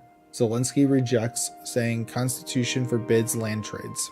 Focus on security guarantees like NATO's Article 5, but bilateral from US and Europe, to end war quickly per Trump's goal. Europeans aim to counter Putin, stressing territorial integrity. Details to be hashed out, then presented to Moscow. And as always, thank you for the like, comment, and subscription. From the Wall Street Journal, aboard Marine One, a phone call and the decision to strike Iran. On Marine One, President Trump gets a call from Defense Secretary Pete Hegseth deciding whether to strike Iran's nuclear sites or abort. Hours later, B-2 bombers hit Iran's nuclear facilities, aiming to halt Tehran's nuclear ambitions after failed diplomacy. The strikes risk escalating Middle East tensions, dividing Trump's MAGA coalition, with hawks like Lindsey Graham cheering and critics like Marjorie Taylor Greene warning of war. Trump calls it a great victory, but Democrats slam the move as unlawful, questioning the strike's timing and evidence. From Fox News, Democratic Senator Fetterman shuts down AOC's call for Trump's impeachment after Iran strikes. Pennsylvania's Senator John Fetterman slams Rep. AOC's call to impeach President Trump over airstrikes on Iran's nuclear sites. AOC calls the strikes a constitutional violation, demanding impeachment after Trump's Operation Midnight Hammer hit Fordo, Natanz, and Isfahan. Fetterman says impeachment talk is pointless, noting Trump's already survived 2 impeachments and it won't help the debate. Trump hails the mission as a success, but the left and some Republicans question its legality. From CNN, buy now, pay later loans will factor into Americans' credit scores. FICO's new credit scores will soon include buy now, pay later loan data, revealing how well Americans manage these popular installment loans. BNPL helps young consumers with flexible payments, but overspending risks phantom debt, especially for daily purchases like groceries. Responsible use could boost credit for young borrowers, but frequent loans might hurt scores due to their unique repayment patterns.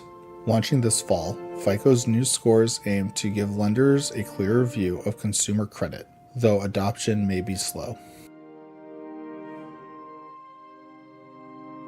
From the Post-Millennial, copper thieves target Seattle area light rail, shutting down train line. Copper thieves strike Seattle's 2 line at 2 a.m., cutting fences and stealing wire, halting service and costing thousands. Sound Transit and King County Sheriff's deputies investigate as copper thefts surge, with 30 cases in Seattle this year alone. Driven by drug addiction, thieves target critical infrastructure, disrupting transit traffic and even hospital networks. Service resumed by afternoon, but officials scramble to secure the system against this growing regional crime wave. From the Washington Post, Truth Social parent company announces $400 million stock buyback. Trump Media, parent of Truth Social, announces a $400 million stock buyback to boost its share value after a volatile year.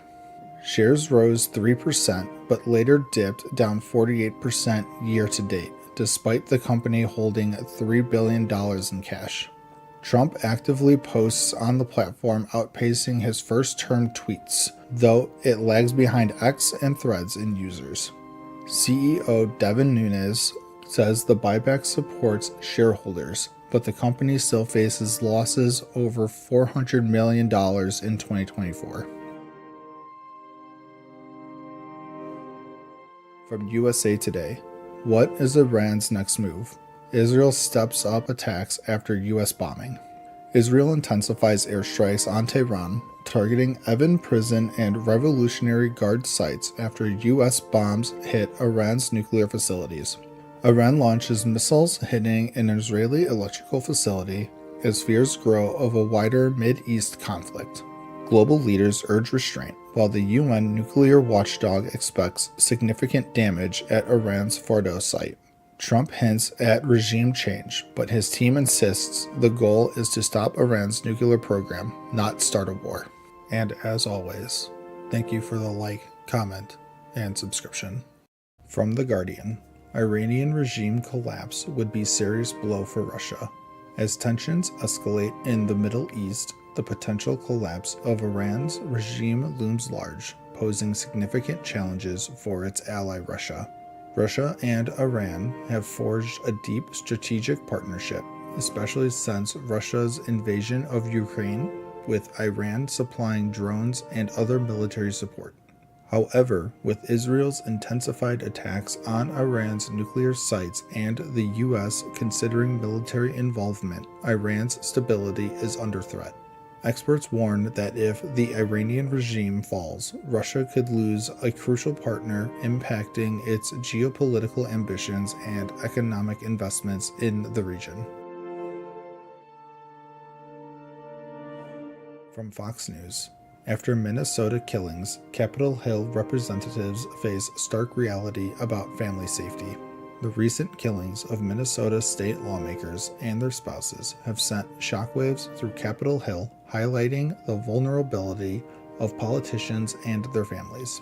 The suspect allegedly targeted lawmakers at their homes, a chilling reminder that threats can extend beyond the political arena to personal lives.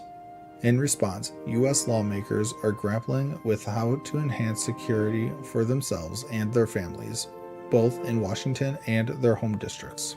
The incident has sparked discussions on increasing security measures and protecting the privacy of lawmakers' families who did not choose to be in the public eye. From CNN, Trump's riffing ahead of a wrenching national security decision has serious drawbacks. As the U.S. contemplates military action against Iran, President Trump's characteristic unpredictability is under scrutiny.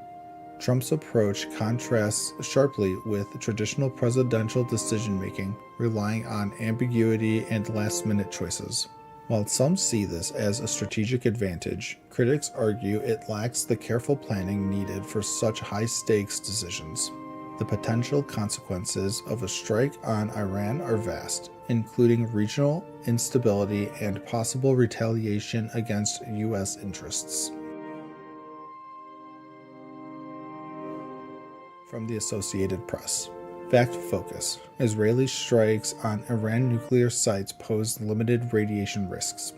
With Israel targeting Iran's nuclear sites, concerns about radiation risks have surfaced, but experts say the danger is minimal. At facilities like Natanz and Fordo, the uranium being enriched is not highly radioactive, and any release would be contained. The International Atomic Energy Agency reports no elevated radiation levels outside the struck facilities. While there may be chemical hazards on site, the broader public health risk from radiation is low. From NBC News, Trump extends TikTok ban deadline by another 90 days. President Trump has once again extended the deadline for ByteDance to sell TikTok, giving the popular app more time to find a U.S. buyer. This marks the third extension, with the new deadline set for September 17, 2025. TikTok, with 170 million U.S. users, faces scrutiny over national security concerns, but continues to operate as negotiations proceed. Several entities have shown interest in acquiring TikTok, but no deal has been finalized yet. From the Gateway Pundit. World's highest IQ holder says he believes Jesus Christ is God, the way, the truth, and the life. Dr. Young-Hoon Kim, recognized for having the world's highest IQ, publicly declares his belief in Jesus Christ as God. Citing quantum physics, Kim argues that consciousness may continue after death, supporting his faith in an afterlife. His statement has sparked interest and debate, blending high intelligence with spiritual conviction. Kim's affirmation highlights the intersection of science and faith, challenging conventional views on both. And as always, thank you for the like, comment, and subscription. From CNN, workers detained in Georgia ICE raid to be sent back to South Korea. Trump's border czar says more such raids are coming. In a massive ICE raid at a Hyundai electric vehicle plant in Georgia, 475 workers were detained, including about 300 South Koreans. After negotiations, South Korea arranged a chartered flight to bring their citizens home, emphasizing swift government action. Trump's border czar Tom Homan confirmed more workplace raids are planned as part of the immigration crackdown. Companies like Hyundai and LG are cooperating, suspending U.S. trips and prioritizing employee safety. From Fox News, Ohio donors ditch Tim Ryan, pour nearly $220,000 into Vivek Ramaswamy's governor bid. Republican Vivek Ramaswamy's Ohio governor bid is gaining traction, with nearly $220,000 from former Tim Ryan donors switching sides. Key business leaders like Sam Covelli and Bruce Zoldan, once Ryan backers, now support Ramaswamy for economic growth and reform. Ryan, a Democrat considering a run, faces donor defections amid claims of unfulfilled promises from traditional leadership. Ramaswamy raised $9.7 million early, backed by the GOP, focusing on manufacturing, safety, and tax cuts. From Fortune, Godfather of AI says the technology will create massive unemployment and send profits soaring. That is the capitalist system. Nobel laureate Geoffrey Hinton, the godfather of AI, warns AI will boost profits but cause massive unemployment by replacing workers. He blames capitalism, not AI, and notes entry-level jobs are already shrinking, while healthcare could benefit from efficiency gains. Hinton dismisses universal basic income as insufficient for human dignity and highlights AI risks like bioweapons.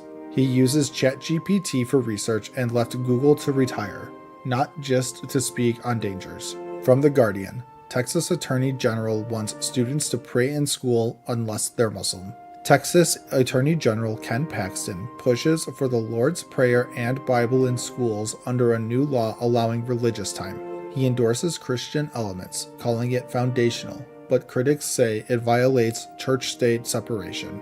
In 2017, Paxton opposed a Muslim prayer room, sparking accusations of favoritism and Islamophobia. He's appealing a ruling blocking 10 Commandments displays backed by Christian nationalist donors. From the Washington Post, military-related work absences at 19-year high amid deployments.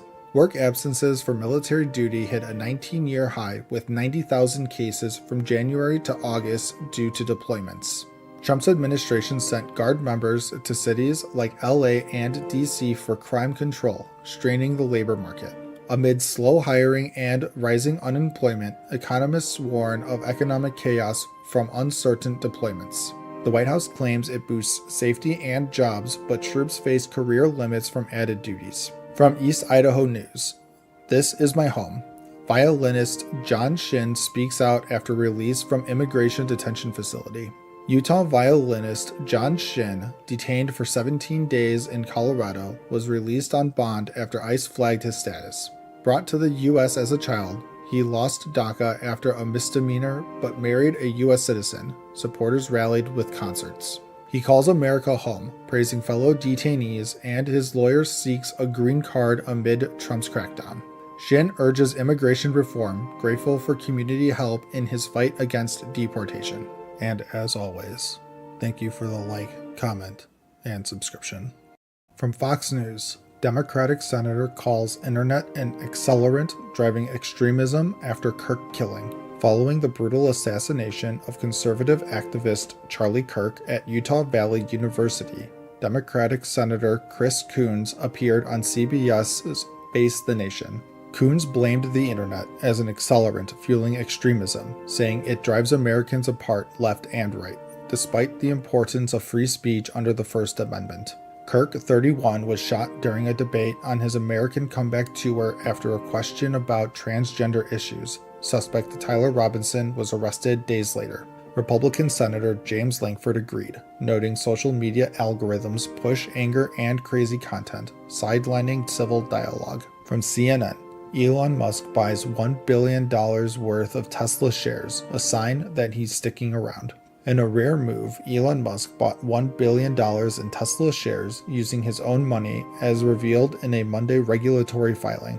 Investors cheered, with shares jumping 7% at open, seeing it as Musk's vote of confidence after a turbulent year of sales drops and political backlash. Tesla faces EV competition from China, ending tax credits, and Musk's focus on self-driving tech and robotaxis amid his other ventures like SpaceX and XAI. Tesla proposed a massive pay package for Musk tied to growth milestones, emphasizing his commitment, though critics highlight income inequality concerns. From the Wall Street Journal, Trump calls for ending quarterly earnings reports. President Trump proposed ending quarterly earnings reports for U.S. companies, suggesting semi-annual updates instead to save costs and boost long-term focus. Posted on Truth Social, the idea echoes a petition from the Long-Term Stock Exchange to the SEC, which has shown interest in reducing regulations. Advocates say it could reverse the drop in U.S. public companies, now at 3,700, down 17% in 3 years, by easing clerical burdens that keep firms private. Europe and the UK ended quarterly mandates years ago, though many still report. Trump explored this in his first term, but it stalled. Will it gain traction now? From USA Today, federal judge hands press groups wins in lawsuits against LAPD DHS.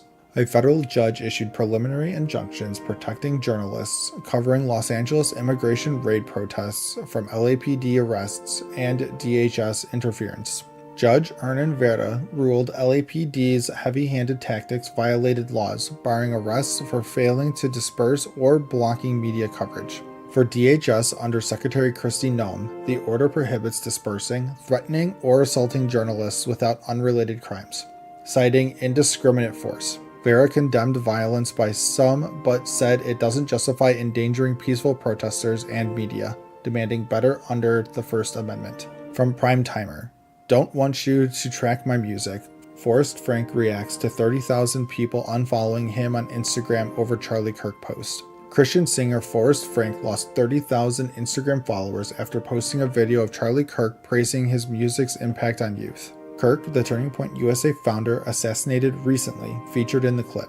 Frank responded with a bold video prioritizing faith over fame. Frank said he doesn't want fans tracking his music or shows unless they follow Jesus, repenting for past lukewarm content and urging spiritual focus.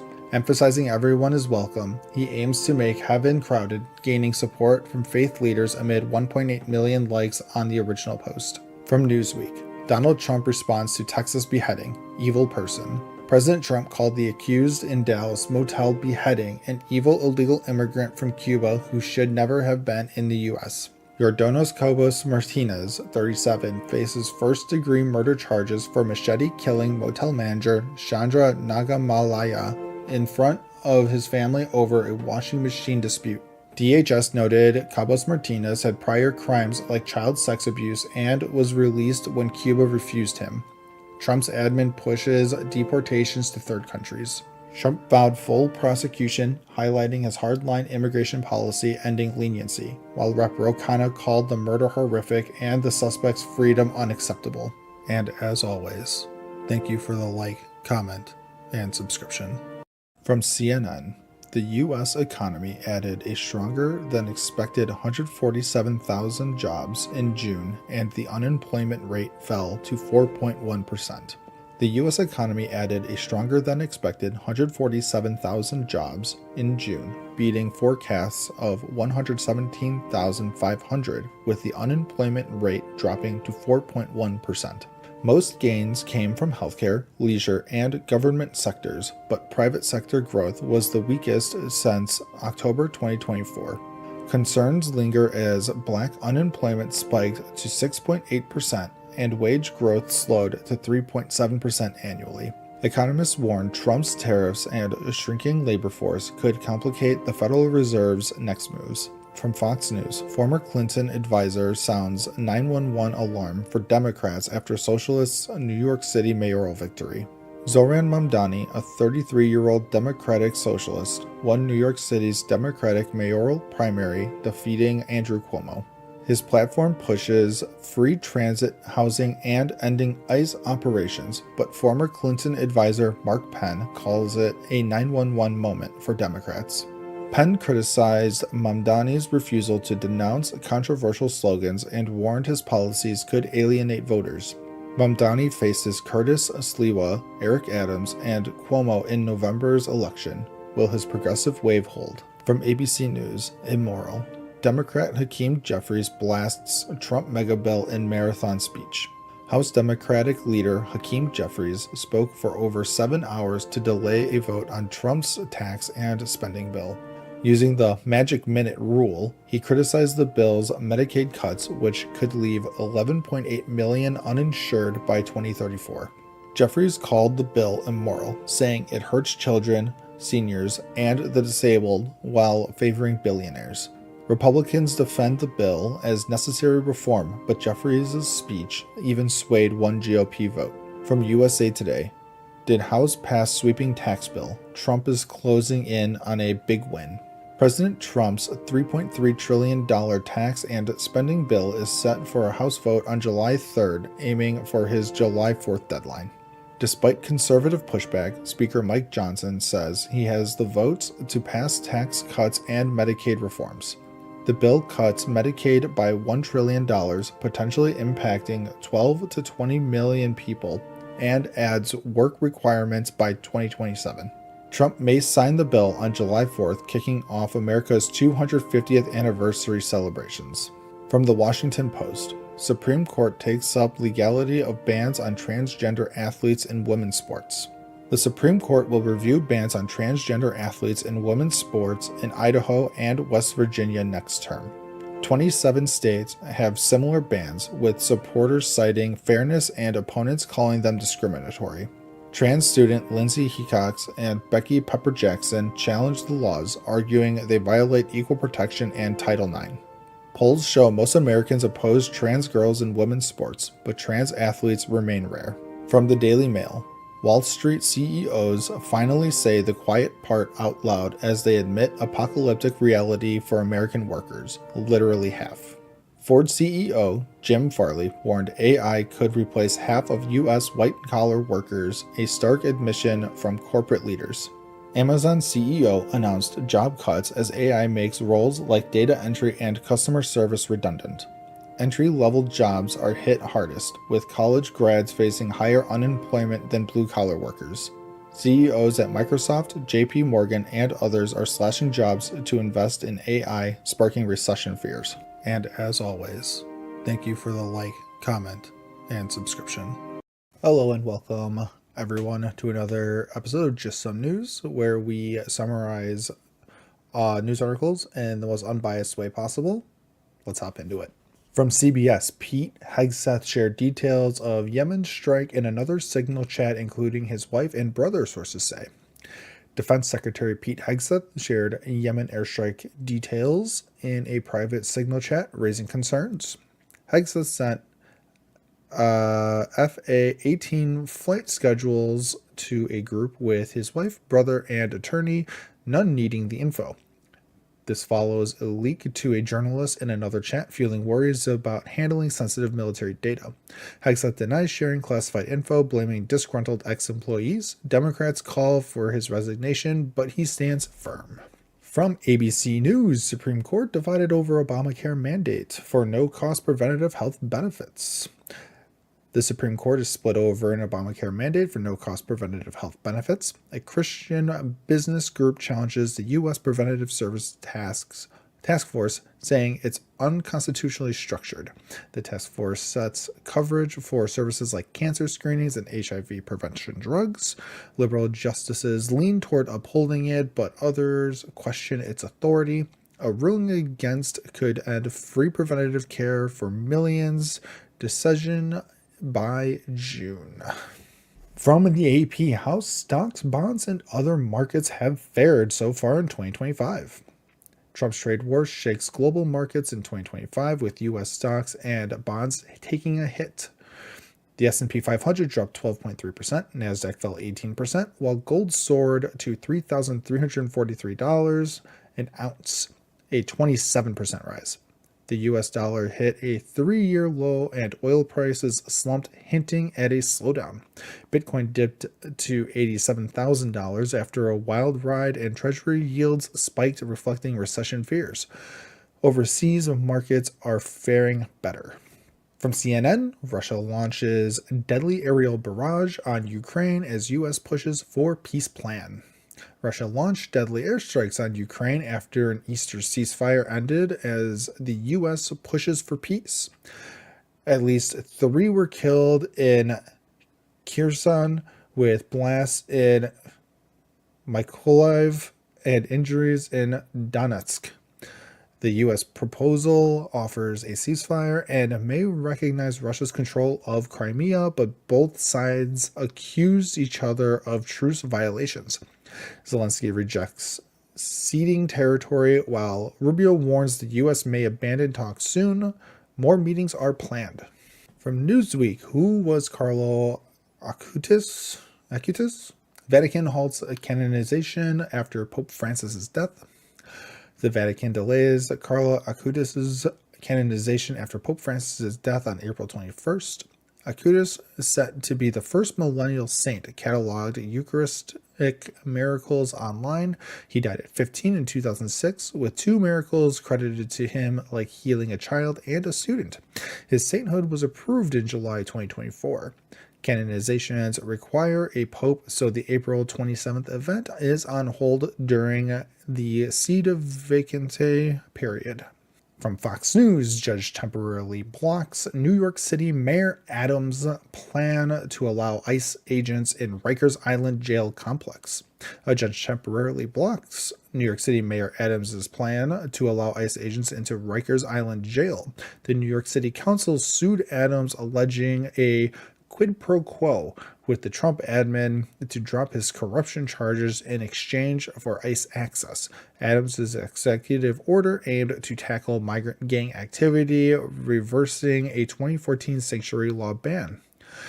Judge Rosado halted the plan until an April 25th hearing, barring any ICE agreements for now. And that's all we got for you today, my friends. If you can leave a like, comment, subscribe, and remember, it's not any news, just some news. Thanks for watching.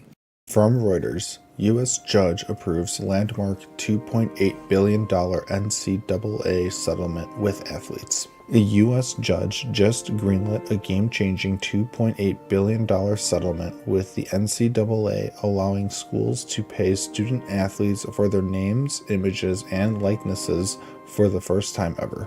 This deal resolves years of lawsuits claiming NCAA rules violated antitrust laws, covering hundreds of thousands of athletes since 2016.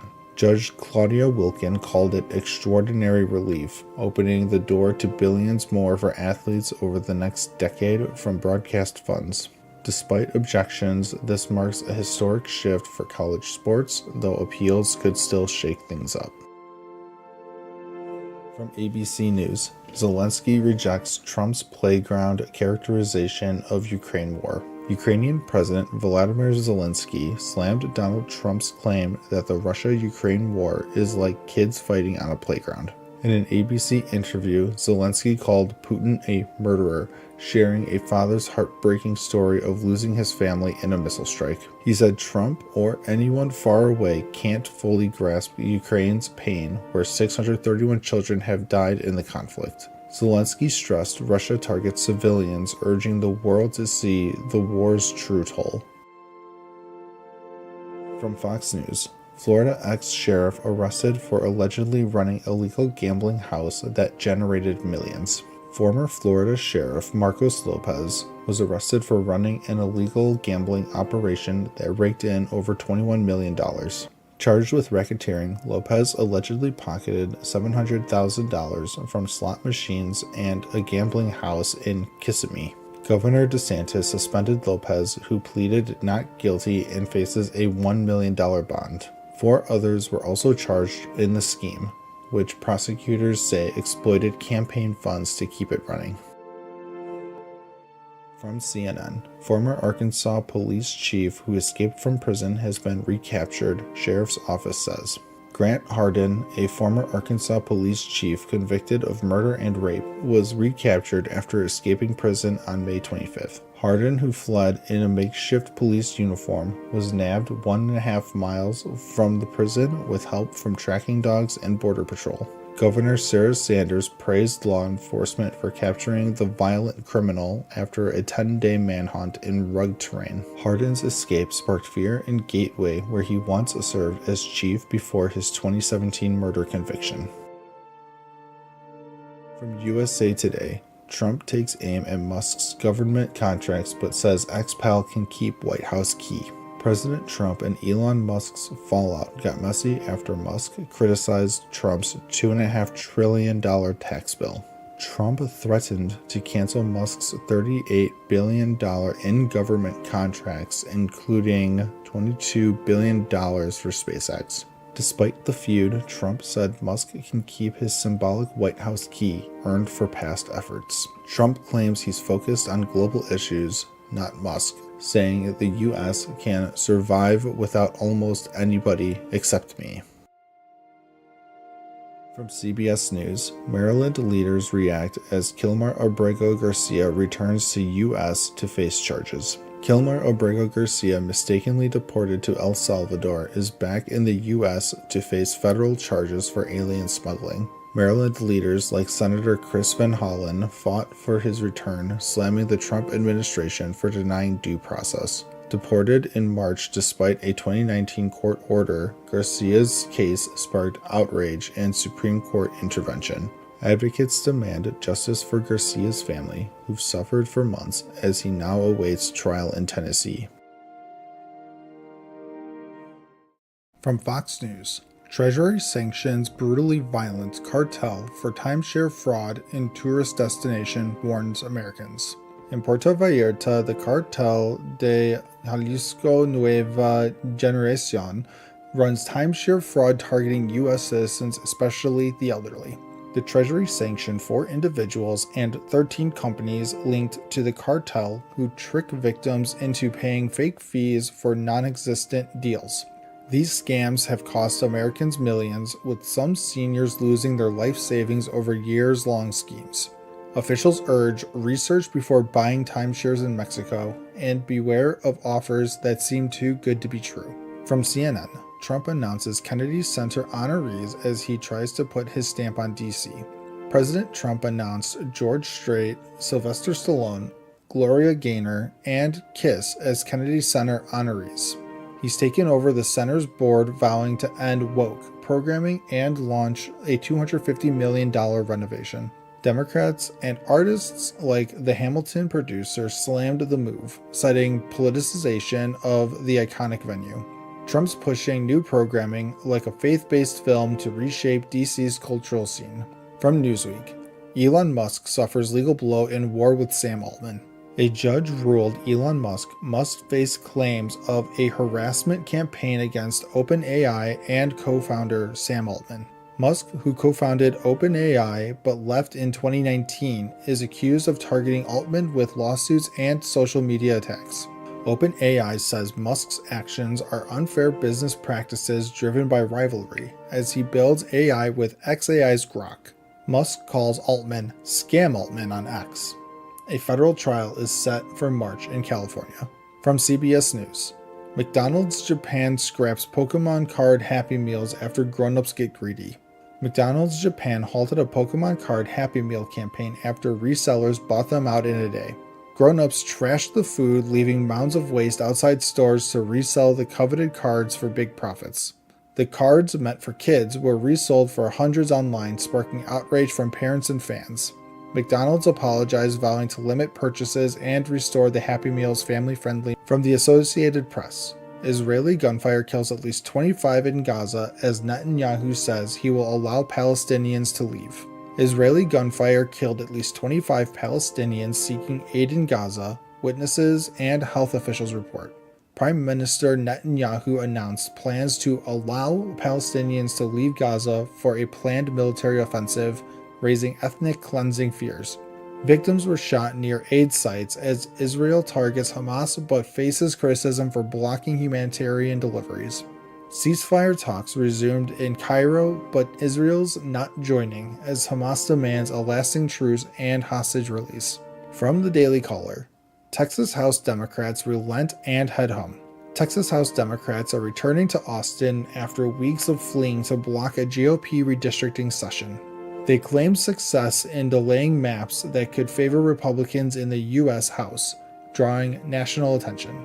The Senate passed a map shifting Democratic districts to GOP strongholds, but the House lacked a quorum. AG Paxton called for vacating Democrats' seats as focus shifts to flood relief and future sessions. And as always, thank you for the like, comment, and subscription. Hello everyone, and welcome to another episode of Just Some News. This is a channel that I created to give a very unbiased summary of different news articles from different political backgrounds. I hope you enjoy. From the BBC, Trump says U.S. will pass on Ukraine peace talks if no progress soon. Trump warns the U.S. may abandon Russia-Ukraine peace talks if there's no progress soon, saying he'll take a pass if either side stalls. Secretary of State Rubio gave a days-long deadline as Russian strikes killed 2 and injured over 100 in Ukraine's northeast on Friday. Talks remain tough, with Putin setting ceasefire conditions. Meanwhile, the U.S. and Ukraine signed a memo for a minerals deal to aid reconstruction, but security guarantees for Kiev remain off the table. From NPR, lab leak, a flashy page on the virus origins replaces government COVID sites. The White House replaced COVID-19 info sites with a new page pushing the lab leak theory, claiming the virus escaped from a Chinese lab in Wuhan. Garner covid.gov and covidtests.gov now redirecting to lab leak, the true origins of COVID-19. It criticizes Biden's pandemic response and Fauci, but scientists like Angela Rasmussen call it propaganda, saying it misleads on evidence. Many experts still favor natural spillover from animals, warning this shift could hurt public health efforts. From Pew Research Center, negative views of China have softened slightly among Americans. Fewer now consider China an enemy or say it's the country posing the greatest threat to the U.S. A new Pew survey shows Americans' negative views of China are softening slightly, with unfavorable opinions dropping from 81% to 77%. Fewer Americans now see China as an enemy, down to 33%, and only 42% name it the top U.S. threat amid rising tariffs. Republicans' criticism of China eased more than Democrats, who increasingly point to Russia as the bigger threat. Most Americans think China benefits more from trade, and many worry tariffs will hurt the U.S., especially Democrats. Republicans are more optimistic. From the Post-Millennial, federal judge upholds censure of Maine Rep. Laurel Libby after opposition to trans competitors in women's sports. A federal judge upheld the censure of Maine Rep. Laurel Libby after she opposed trans competitors in women's sports. Libby was censured for posting a photo of trans-identified male winning a girls' championship despite Trump's ban on such participation. Judge Melissa DuBose ruled the censure was a protected legislative act, dismissing Libby's lawsuit. Libby calls it an abuse of power, vowing to appeal, arguing her constituents' voices are silenced. The fight heads to the First Circuit. From ABC News, FSU shooting, latest, the victims identified, police release timeline. A shooting at Florida State University left 2 dead and 6 injured, with police releasing a timeline. On Thursday, 20-year-old FSU student Phoenix Ickner began firing near the student union at 11:56 a.m., killing vendor employee Tiru Chaba and dining coordinator Robert Morales. By noon, police shot and apprehended Eichner. All 6 injured are stable. 2 may be released today. Eichner, whose stepmother is a deputy, used her gun. FSU canceled classes, holding a vigil at 5 p.m. From Timcast News, X lawsuit claims Media Matters defamed platform intended to harm revenue stream. X has filed a lawsuit against Media Matters, accusing the group of defamation and trying to harm its revenue. X claims Media Matters manipulated its algorithm to show ads from major companies like Apple next to pro-Nazi content, aiming to scare advertisers away. The suit says this was a deliberate, manufactured effort to mislead. After the report, companies like IBM pulled ads, but personalities like Andrew Tate pledged to buy ads on X in support. X calls it a thermonuclear fight. And that's all the news we have for you for today. We will be taking tomorrow off, but we will be back on Monday. Thanks for watching. And remember, that's not any news, just some news. From Fox News, Patel and Duffy signal Charlotte train murder under federal investigation with national implications. The brutal killing of Ukrainian refugee Irina Zarutska on Charlotte's metro has FBI Director Kash Patel and Transportation Secretary Sean Duffy launching federal investigations. Patel says the FBI's been on it from day one, hinting at big updates soon, while Duffy slams the transit system's safety failures. Tied to President Trump's zero tolerance on crime, Duffy warns cities like Charlotte risk losing federal funds if they can't curb violence on trains and buses. The administration sees this as a test for accountability, emphasizing no one should fear public transport. Local cops lead, but feds are watching closely. From CNN, NATO shoots down Russian drones in Polish airspace, accusing Moscow of being absolutely reckless. Early Wednesday, NATO jets from Poland, Netherlands, Italy, and Germany shot down multiple Russian drones that violated Polish airspace during an attack on Ukraine. Polish Prime Minister Donald Tusk calls it an unprecedented violation with 19 incursions, mostly from Belarus, invoking NATO's Article 4 for urgent talks. Russia denies intent, claiming no Polish targets, but NATO's Mark Rutte labels it reckless and dangerous. Debris including Jabera drones found across eastern Poland. Allies from the US to EU denounced the escalation, with Trump reacting in surprise. Poland hit, but no injuries. Tensions rise as Russia ramps up assaults. From Bloomberg, a Berkshire heir is spending millions to stop Newsom's redistricting plan. Charles Munger Jr., heir to Berkshire Hathaway's fortune, drops $30 million to block Governor Gavin Newsom's push to revamp California's congressional districts for Democrats. Munger, a physicist and reform advocate, fights mid-decade gerrymandering as a cancer, backing the independent commission he helped create, criticizing both parties. Newsom frames it as saving democracy against Texas GOP maps, aiming for $100 million in support from donors like Moritz and Hastings. Polls show voter skepticism. With allies like Kevin McCarthy opposing, the November 4th vote could sway Congress and 2028 races. Munger vows more family funds for fair elections. From Newsweek, Democrats react as Republican majority shrinks after special election. James Walkinshaw wins the special election for Virginia's 11th district, replacing late Rep. Gerald Connolly, keeping the heavily Democratic seat blue. This flips the House to 219 Republicans and 213 Democrats, narrowing Speaker Mike Johnson's margin and complicating funding votes by September's end. DNC Chair Ken Martin hails it as overperformance against Trump's agenda. Rep. Abigail Spanberger praises Walkinshaw for honoring Connolly's legacy. More specials loom in Arizona, Texas, and Tennessee. Dem-leaning districts could shift power further as midterms approach in 2 months. From NBC News, a black man who was punched in the face by a white Florida officer asks the DOJ to investigate. William McNeil Jr., a 22-year-old black man, was punched in the face by Jacksonville officer D. Bowers during a February daylight traffic stop for alleged no headlights. Video captures McNeil refusing to exit, asking for a supervisor. Officers break the window. He pleaded guilty to resisting and suspended license but claims excessive force. Attorneys Harry Daniels and Ben Crump demand DOJ's civil rights investigation, citing low substantiation rates for force complaints in Jacksonville.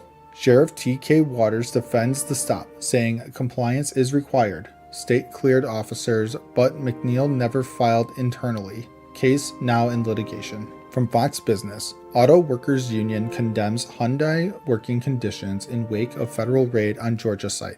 A federal raid detained 475 at Hyundai's Georgia EV battery site, mostly subcontractor immigrants from South Korea. UAW condemns exploitative conditions and safety lapses. Union highlights 3 on-job deaths in 2 years, urging OSHA and NLRB probes. Blames Hyundai for cutting corners, denying unions, and relying on immigrant labor. UAW stands with all workers against militarized crackdowns. Detainees to be released per U.S.-South Korea deal. But union says corporations, not workers, are the issue. Hyundai prioritizes safety across supply chains, vowing better oversight. Raid underscores tensions in auto industry's push for green manufacturing. And as always, thank you for the like, comment, and subscription. From CNN, Bernie Sanders thinks Democrats have turned on their base. Now it's time to fight back. Senator Bernie Sanders calls Texas Republicans' redistricting plan backed by Trump an attempt to rig the system by adding 5 GOP House seats. Texas Democrats fled to block the plan, while governors in California and New York consider redrawing their own maps to counter it. On his Fighting Oligarchy tour, Sanders urges Democrats to stand with the working class, saying the party has lost touch with its base. Sanders also warns against escalating the Israel-Gaza conflict and supports a fair Ukraine peace deal as Trump meets Putin. From Fox News, it's not just Democrats. Socialist Mamdani's plans should worry Republicans nationwide. Zoran Mamdani, a socialist New York City mayoral candidate, gains traction with Senator Elizabeth Warren praising his ideas as the Democratic message. Critics warn Mamdani's plans, like abolishing private property, could shape the Democratic Party's future and inspire similar candidates. A former Republican ambassador defends capitalism's opportunities, citing his rise from welfare to Congress, and calls socialism outdated. With 2028 elections nearing, Mamdani's race could signal a shift in American politics. From CNBC, Trump's no tax on tips raises worker questions. One bartender says it feels too good to be true. Trump's no tax on tips law offers up to a $25,000 deduction for tipped workers, but it phases out at $150,000 income. Bartender Maddie Lopez says it sounds too good to be true, with unclear rules on qualifying tips and state taxes still applying. Experts note mandatory gratuities like those for large parties may not count, and employer reporting rules remain unclear. As tipping declines, workers await IRS clarity on the tax break by October. From HuffPost, Trump rips disgusting degenerate Nancy Pelosi in Saturday night stock rant. President Trump accused Nancy Pelosi of using inside information for stock market gains, calling her a disgusting degenerate. Pelosi's husband, Paul, has outperformed top hedge funds, raising questions about whether her political role gives him an edge. Pelosi denies influencing her husband's trades and recently backed a bill to ban stock trading by federal lawmakers. The debate over politicians and stock trading continues to stir controversy. From USA Today, Texas Democrats fled the state to oppose GOP redistricting. Why this one stayed behind. State Rep. Richard Pena Raymond stayed in Austin to fight a GOP plan to add 5 Republican House seats, while others fled to block a vote. Raymond, a veteran lawmaker, engages Republicans, hoping to avoid a Supreme Court fight as he did in a similar 2003 battle. The GOP plan could secure their House majority, but blue states like California may counter with their own redistricting moves. Raymond fears a GOP-friendly Supreme Court could uphold the maps, making his fight tougher. From Newsweek, Trump envoy slammed for damaging incompetence over Putin talks. Trump's envoy Steve Witkoff met Putin to discuss a Ukraine ceasefire, but faced criticism for presenting conflicting plans to European leaders. Reports say Witkoff outlined different ceasefire terms, causing confusion with critics like Michael McFaul calling it damaging incompetence. Trump promised to end the Ukraine war quickly, but Witkoff's talks have raised doubts about progress. Trump will meet Putin in Alaska on August 15th to push for a ceasefire. And as always, thank you for the like, comment, and subscription. From CNN, he wears a red beret everywhere and once had 17 cats. Now he's the wild card of the New York City mayoral race. Curtis Sliwa, founder of the Guardian Angels, is shaking up New York's mayoral race as the Republican nominee. Known for his red beret and subway chats, he's connecting with voters one high school story at a time. Once housing 17 cats during the pandemic, now down to 6. Sliwa's animal welfare passion even drew a jab from Trump, but he's focused on crime, affordability, and no-nonsense policies. In a splintered field, polls put him at 15%, outpacing Mayor Adams. Supporters see his street smarts as a path to victory, while critics call him an entertainer. Sliwa bets on everyday New Yorkers for a surprise win in this unpredictable election. From Fox News, Harvard law professor spreads debunked rumor about Charlie Kirk assassination suspect. Harvard law professor Lawrence Tribe faced backlash after sharing a post claiming Charlie Kirk's assassin suspect, Tyler Robinson, was ultra-MAGA and blaming Republicans for misinformation. Kirk was killed at a Utah event, Officials revealed Robinson was in a relationship with a transgender partner and had become more political per family reports. Critics like Jeremy Carl called it disinformation from a fake news site. Tribe, a former advisor to presidents, hasn't responded. Etchings on casings included anti-fascist references, but the Post tried linking them to conservatives and video games. From the Associated Press, families in crisis after massive immigration raid at Hyundai plant in Georgia. A massive raid at a Hyundai plant in Georgia detained 475 workers, the largest in 2 decades, leaving families in panic and nonprofits overwhelmed with calls. Many detained were Korean and have returned home, but non-Korean immigrants from Latin America remain in limbo, some with legal work status like DACA. Lawyers say some had valid authorizations, yet were arrested. Families lost breadwinners, facing shortages of food and transportation. Compounded by local job losses, groups like Grow Initiative are providing resources, highlighting confusion over arrests. From Raw Story. Then comes the tell. Ex-Trump insider says president just sent a signal to adversary. Ex-Trump associate Lev Paranas claims Trump's letter to NATO is a signal to Putin, treating the Ukraine war like a business deal. Trump opposes sanctions on Russia if NATO stops buying their oil and tariffs on China until the war ends, calling it Biden and Zelensky's war. Parnas, convicted of campaign finance violations, sees it as blackmail, echoing Kremlin narratives and prioritizing personal leverage. He warns Trump isn't serious about stopping Putin, using the conflict for power plays against allies. From the Washington Post, teens armed with rifles killed congressional intern, police say. 3 teens in a stolen car allegedly fired 79 bullets in D.C., killing congressional intern Eric Tarpinian-Jakim in a random gang-related attack. The 21-year-old UMass student interning for Rep. Ron Estes was hit from 200 feet away while bystanders scattered. Investigators used surveillance video to track the suspects, Kelvin Thomas, Jalen Lucas, and Naquan Lucas, charging them with first-degree murder. Defenses question video IDs and suggest self-defense, but a judge denied release. The case links to prior crimes. From Daily Caller. Dem rep keeps up post calling alleged Charlie Kirk assassin MAGA after authorities said he was leftist. California Rep. Dave Min hasn't deleted a post claiming Charlie Kirk's alleged assassin Tyler Robinson was MAGA, despite reports suggesting leftist leanings. Robinson viewed Kirk as spreading hate per family. Ammo etchings included anti-fascist phrases like Bella Ciao. Critics slammed Min for lies and exploiting tragedy. The NRCC called him reckless, referencing his past DUI. Utah Gov Cox labeled it a political assassination. Min hasn't addressed the criticism. And as always, thank you for the like, comment, and subscription. From Fox News. Texas man charged with terroristic threat against Charlie Kirk vigil. A Texas man faces charges after allegedly threatening a vigil for slain conservative activist Charlie Kirk. 19-year-old Zaylin Dunbar posted on Facebook hinting he'd use his truck to disrupt the event at UTSA. He wrote, "I'ma make this a movie, me and my truck," and warned against stopping his Ford 250 diesel. The vigil, attended by about 1,000, honored Kirk, assassinated days earlier.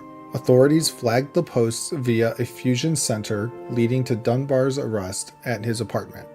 He admitted the comments but called them dumb and clowning around. Dunbar's held on $40,000 bond for terroristic threat, facing potential violence charges. From CNN, Kimmel nods to big ratings, heckles Trump as an 80s movie-style bully in second post-suspension show. Jimmy Kimmel's back for night 2 after suspension, roasting President Trump as an 80s movie bully like Biff from Back to the Future. Trump accused Kimmel of being a Democratic arm and threatened ABC. Kimmel quipped only Trump would threaten to prove he's not threatening. He defended his jabs, saying he hates bullies from his clarinet playing days. The show hit record ratings, over 6 million TV viewers and nearing 20 million on YouTube. But it's preempted on some affiliates amid controversy over Kimmel's Kirk comments. Kimmel championed free speech. "We live in a country that allows this." Critics like J.D. Vance say he didn't apologize enough. From The Guardian, Oklahoma superintendent who put Trump Bibles in classrooms resigns. Oklahoma's school superintendent Ryan Walters, known for pushing conservative views, is resigning to lead a national nonprofit. Since 2022, Walters placed Trump-endorsed Bibles in classrooms, required teaching 2020 election conspiracies, and pushed for Turning Point USA chapters in all high schools after Charlie Kirk's death. He fought woke indoctrination, appointing right-wing figures to committees and rejecting church-state separation. Now, he'll head Teacher Freedom Alliance to destroy teachers' unions nationally. Walters announced on Fox, calling it liberals' worst nightmare. He's made over 400 media appearances promoting Christian nationalism. From the Washington Post, Hegseth orders rare, urgent meeting of hundreds of generals admirals. Defense Secretary Pete Hegseth has summoned hundreds of U.S. generals and admirals to an urgent meeting at a Virginia base next week, sparking confusion. The order covers all command-level officers 0 to 7 and up worldwide, including from conflict zones. No reason given amid firings and a potential shutdown. Hegseth slashed general ranks by 20%, fired leaders like DIA director, and rebranded DoD as Department of War. Scrutiny on promotions adds to unease. Officials question polling leaders from posts, calling it unusual and risky. Possible topics: new defense strategy prioritizing homeland over China. From the Associated Press, Trump says he was victim of triple sabotage at UN and Secret Service is looking into the matter. President Trump claims he faced triple sabotage at the UN General Assembly, prompting a Secret Service probe. First, an escalator halted with Trump on it, blamed by UN on a US videographer. Trump called it absolute sabotage and wants arrests. Second, his teleprompter went dark, handled by the White House per UN officials. Third, sound issues meant some, like Melania, couldn't hear without interpreters. Trump labeled it not a coincidence and urged saving security tapes. UN cites ongoing escalator issues from budget cuts, partly due to US delays. From USA Today, ICE facility shooting updates. 1 detainee killed, 2 wounded in Dallas attack. A shooter attacked a Dallas ICE facility, killing 1 detainee and wounding 2 from a rooftop, ruled a targeted act of violence. The gunman, reportedly 29-year-old Joshua John, died by unaliving. Evidence like anti-ICE on ammo suggests ideological motive per FBI. Victims include a seriously injured Mexican national. Mexico demands investigation. This follows other ICE attacks amid rising assaults on agents. Officials like Ted Cruz and J.D. Vance blame demonizing rhetoric. Democrats condemn violence. Trump plans order against domestic terrorism networks. ICE boosts security nationwide. And as always, thank you for the like, comment, and subscription. From Fox News, Socialist Dem mayoral candidate knocked over foreign language rally as he loses key endorsement. Minneapolis mayoral candidate Omar Fateh, a Democratic socialist, is under fire for a rally with no American flags and chants in a foreign language. Conservative critics like Rep. Tom Emmer slammed the event, accusing Fateh of putting America last and pushing radical policies. The Minnesota DFL dropped their endorsement of Fateh, citing voting process failures at their convention, leaving his campaign in turmoil. Fateh hit back, claiming the decision was made by party insiders and vowing to keep fighting for Minneapolis voters. From CNN, reporter's notebook. I stopped for gas and witnessed an ICE arrest. Then I spent days looking for the man who was detained. A routine stop at a Maryland gas station turned surreal when a CNN reporter witnessed an ICE arrest unfold. A man named Samuel was chased and detained by masked agents in a black Kia, sparking fear and confusion. The agents, who didn't identify themselves, cuffed Samuel, raising questions about enforcement tactics. The reporter's search for Samuel revealed he's a Honduran immigrant facing deportation, leaving a community on edge. From Raw Story, that's a lie. CEO shut down on CNN after pushing false claims on black wealth. CEO Corey Ruth sparked outrage on CNN, claiming black male income equals white male income. Pastor Jamal Bryant called it a lie, citing data showing black men earn less than white men. Community organizer Latosha Brown also pushed back, slamming Ruth's stats as false and misleading. Census data debunked Ruth's claims, revealing persistent gaps in black wealth and poverty rates. From the Mirror US, National Guard to be deployed in 19 states to support ICE operations. See if yours is impacted. Nearly 1,700 National Guard troops will deploy across 19 states to aid Trump's mass deportation plan. Troops will handle case management, transport, and processing of undocumented immigrants for ICE. States like Texas, Florida, and Alabama are impacted, with deployments set to last through mid-November. Trump's move has sparked legal concerns, with critics calling his justification for deployment dubious. From the Daily Beast, Trump rages about fat black women in revenge rants. Author Michael Wolff claims Trump has a vendetta against black women, targeting Fed Governor Lisa Cook. Trump accused Cook of fraud, demanding her resignation, but she's standing firm against the attacks. Trump also attacked New York Attorney General Letitia James after a fraud case ruling was overturned in his favor. Wolff calls Trump's rants racist and obsessive, while Trump's team dismisses the claims as lies. From Newsweek, hotel planned by Obama's friend near his presidential center under scrutiny. A 26-story hotel planned near the Obama Presidential Center by Allison Davis is facing backlash. Local residents fear the luxury hotel will gentrify the area, raising costs and displacing families.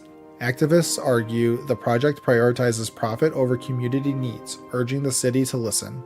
Supporters praise its bird-friendly design, but critics say it's not enough to protect the neighborhood. And as always, thank you for the like, comment, and subscription. From Fox News, human remains discovered days after devastating California fireworks facility explosion. A firework facility in Esparto, California, exploded Tuesday night, injuring 2 and leaving 7 missing. The blast sparked fires across 80 acres. Firefighters were pulled back due to safety risks from unignited fireworks. By Friday, the Yolo County coroner's team accessed the site. Human remains were found, but no identifications have been made. Recovery efforts will continue through the weekend with respect for families. Yolo County offers grief support as investigators probe the cause, which remains unknown. The community seeks answers. From CNN, Hamas submits positive response to ceasefire proposal in major step towards a deal. Hamas gave a positive response to a U.S.-backed 60-day ceasefire proposal, setting the stage for detailed talks with Israel. The deal involves releasing 10 living hostages, surging aid into Gaza, and partial Israeli withdrawal from northern areas. Proximity talks are next, but issues like withdrawal timelines remain. Hamas made minor amendments to the proposal. Backed by Trump, Qatar, and Egypt, this could move toward peace. But will it last? Negotiations are ongoing. From the Washington Post, 200 Marines sent to Florida to support ICE, U.S. Northern Command says. 200 Marines from North Carolina will assist ICE with administrative and logistical tasks, not direct detainee contact. They'll manage cases and maintain vehicles at facilities like the new Alligator Alcatraz in the Everglades. The deployment follows Trump's controversial troop moves, raising concerns about human rights and environmental impacts. Authorized under Title X, this is the first wave. Critics question the military's role in immigration enforcement. From USA Today, tropical depression brews off southeast coast. Forecast to hit South Carolina as Tropical Storm Chantal. A tropical depression formed off the southeast U.S. coast on July 4th, expected to become Tropical Storm Chantal by the weekend. A tropical storm watch is in effect from Edisto Beach to Little River Inlet, South Carolina, and winds nearing 35 miles an hour. Heavy rain is the main threat, potentially causing flooding in Georgia and the Carolinas. Travel hazards are expected. An Air Force Hurricane Hunter is surveying the storm. If named Chantal, would be the third storm of an active 2025 season. Will Chantal strike? Keep up with the forecast. From Newsweek, Mexican President Claudia Sheinbaum responds to renowned boxer's ICE arrest. Mexican President Claudia Sheinbaum hopes boxer Julio Cesar Chavez Jr. is deported to Mexico to face charges after his ICE arrest. DHS arrested Chavez in California, alleging he made fraudulent statements and has ties to the Sinaloa cartel via marriage. Chavez faces Mexican warrants for organized crime and firearms trafficking. DHS calls him a public safety threat. Scheinbaum pushes for his return to serve a sentence. Chavez's lawyer calls the allegations outrageous. Deportation is next. From ABC News, Russia hits Kiev with massive air attack, biggest of war so far. Russia launched the war's largest air attack on Kiev, sending 539 drones and missiles, killing 1 and injuring 23. Residents sheltered in metro stations as fires lit up the night. The assault followed a Trump-Putin call urging peace. Ukraine's Zelensky called the attack cynical, saying Russia shows no intent to end the war despite ceasefire talks. Trump paused some U.S. aid, raising fears of reduced support. Zelensky and Trump plan to boost Ukraine's defenses. And as always, thank you for the like, comment, and subscription. From CNN, Trump's victory over PBS and NPR bias will be devastating for rural areas, station leaders say. The Senate voted to eliminate federal funding for PBS and NPR, a move hailed by Trump as a win against perceived bias. Rural stations heavily reliant on these funds may cut staff and shows like Daniel Tiger's Neighborhood. NPR's Catherine Marr calls it a public safety lifeline, with 3 in 4 Americans relying on it for news and alerts.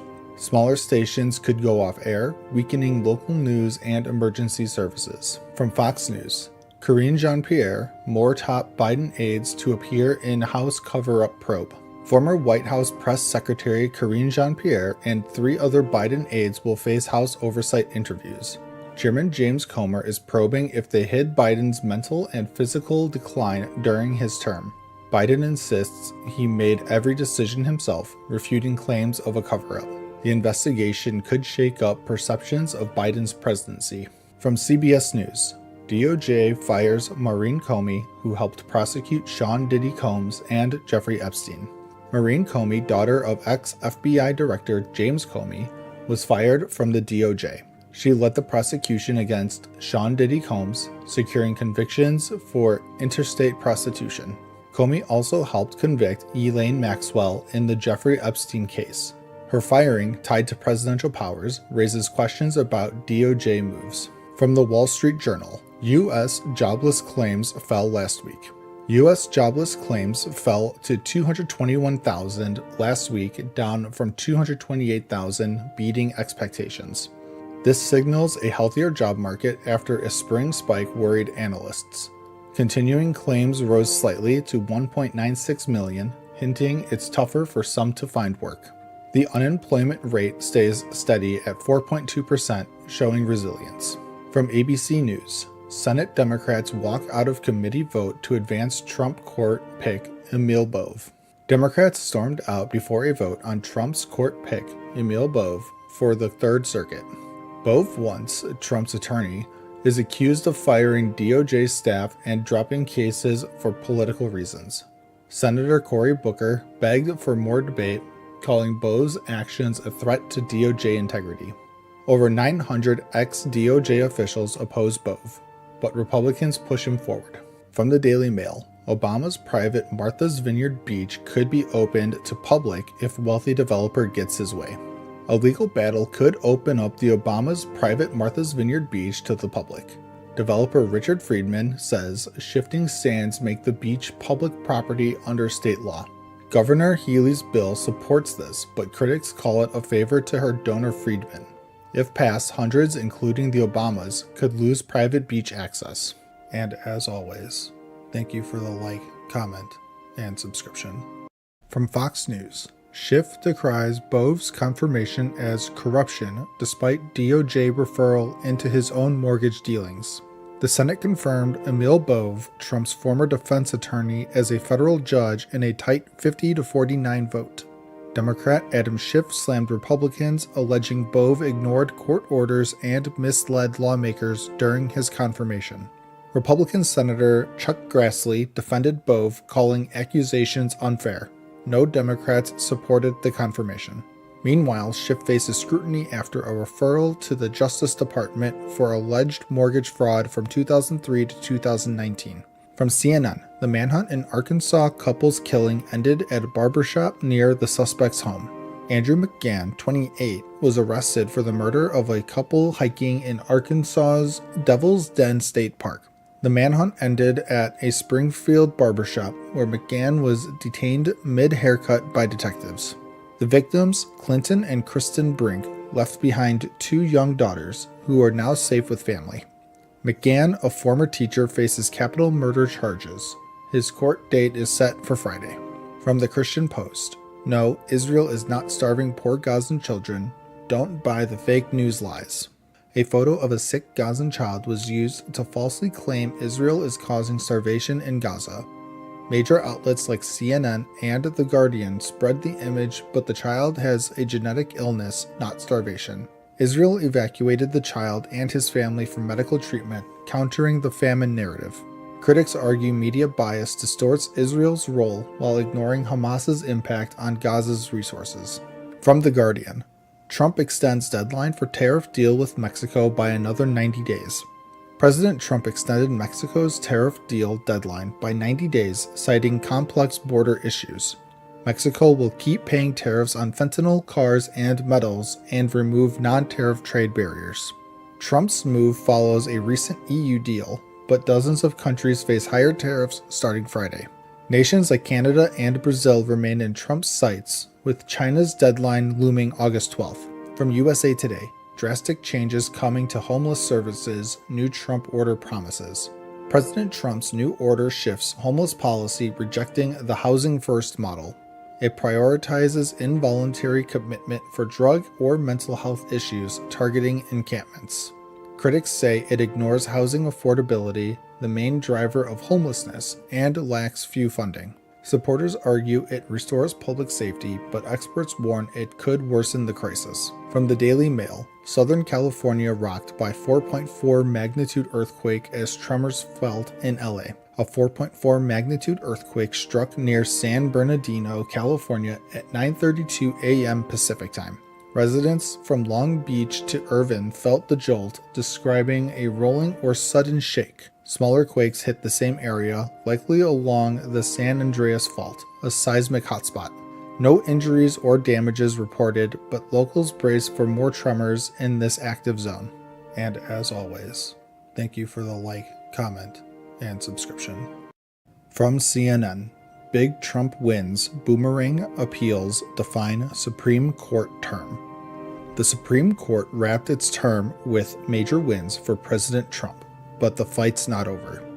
A 6-3 ruling upheld Trump's executive order ending birthright citizenship, sparking immediate lawsuits from immigrant groups. Another 6-3 decision backed Tennessee's ban on gender-affirming care for minors, leaving other trans issues unresolved. Justice Jackson's fiery dissents called out the court's rulings as a threat to the rule of law. More appeals are coming.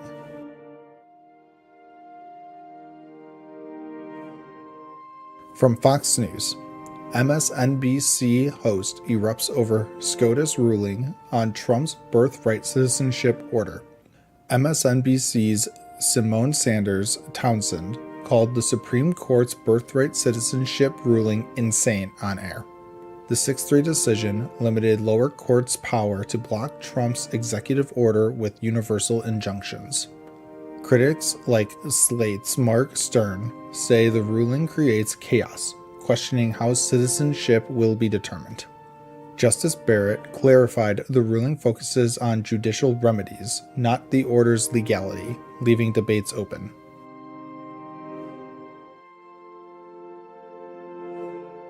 From The Guardian, Trump hits out at Republican senator for refusing to back Big Beautiful Bill. President Trump lashed out at Senator Tom Tillis for opposing his massive tax and spending bill. The Senate narrowly passed a procedural vote 51-49, with Tillis and Rand Paul voting no. Tillis cited billions in Medicaid cuts as his reason, warning of harm to North Carolina's hospitals. Trump threatened to back a primary challenge against Tillis, who's up for re-election in 2026.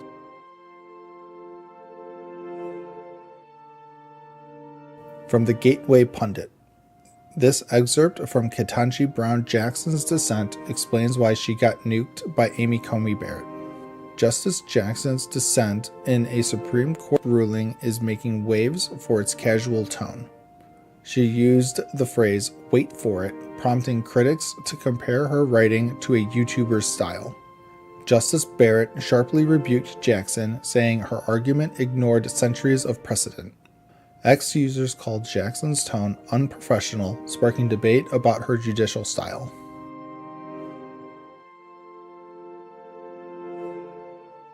From USA Today, American students reveal how they fled the Israel-Iran war. American students in Israel faced terror as Israel and Iran traded missile strikes this month. Teens from Arizona and Florida hid in bunkers as sirens blared, fearing for their lives. Over 2,800 students were evacuated, many on a luxury cruise to Cyprus, then flown home.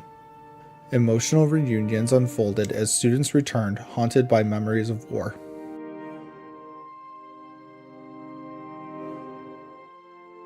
From the Wall Street Journal, Senate narrowly advances Trump's tax and spending megabill. The Senate voted 51-49 to advance Trump's massive tax and spending bill despite GOP defections. The bill extends tax cuts, boosts border security, but cuts Medicaid and green energy funding. Senators Paul and Tillis opposed it, citing debt and Medicaid cuts, worrying moderates. Trump wants it passed by July 4th, but the House faces a tough fight ahead. And as always, thank you for the like, comment, and subscription. From CNN, outrage after Israel kills 5 journalists in double-tap attack on Gaza hospital. Israel's back-to-back strikes on Gaza's Nasser hospital killed 20, including 5 journalists, in what's called a double-tap attack. The first strike hit a hospital balcony used by reporters, followed minutes later by another, targeting responders rushing to help. The IDF says it aimed at Hamas camera but admitted to a tragic mishap. Journalists from Al Jazeera, Reuters, and AP were among the dead. Global leaders and journalist groups demand an investigation, calling it a possible war crime. From Fox News, social media erupts after DNC speaker says migrant crime, carjackings don't matter. Insha Rahman from the Vera Institute told Democrats that migrant crime and carjackings don't matter to most Americans, urging them to counter Trump's crime policies. Her remarks went viral, with conservatives slamming her for ties to defund the police movements and funding from groups like Soros. Rahman advised Democrats to claim credit for falling crime rates and focus on safety, not scare tactics. Trump's new order aims to end cashless bail and deploy federal forces to cities, intensifying the debate. From Reason, federal court says the $464 million fine in Trump's civil fraud case violated the Eighth Amendment. A New York appeals court ruled that a $464 million fine against Trump for inflating his wealth was unconstitutional.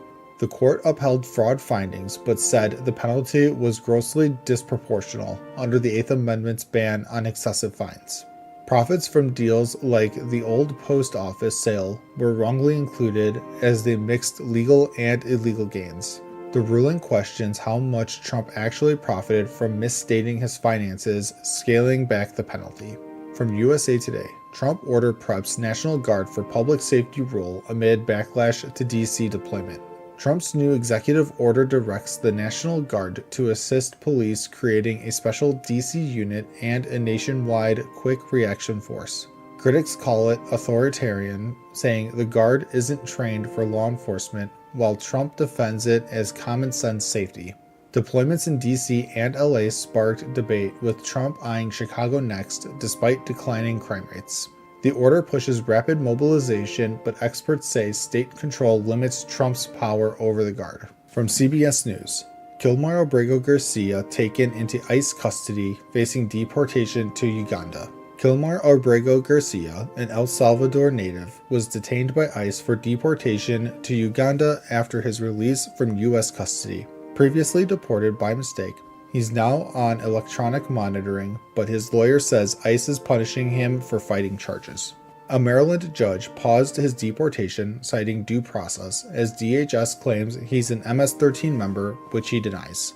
Advocates, including Senator Van Hollen, demand a fair trial, warning his case could set a dangerous precedent. From the Mirror US, fuming Trump demands person get out of Oval Office on live TV.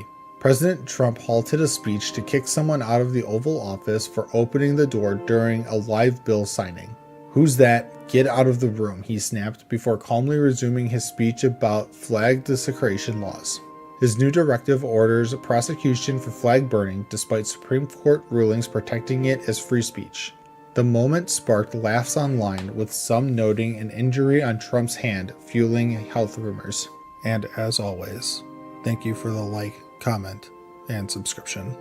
From Fox News, how Trump's no-shrinking violets DOJ is digging in on Schiff's mortgage dealings as legal peril looms. The U.S. Federal Housing Finance Agency flagged Schiff for allegedly falsifying documents, claiming 2 homes as his primary residence to snag better loan terms. Cornell law professor William Jacobson says the DOJ is combing through Schiff's paper trail, looking for hard evidence of mortgage fraud. Schiff's Maryland home and California condo are at the center of the probe, with records dating back over 20 years under scrutiny. Trump's called Schiff a scam artist, but Schiff denies the claims, calling it political retaliation. Will the DOJ press charges? From CNN, how bystanders cornered the suspect in the Michigan Walmart stabbing. 42-year-old Bradford Gill randomly stabbed 11 people in Traverse City, Michigan before fleeing to the parking lot.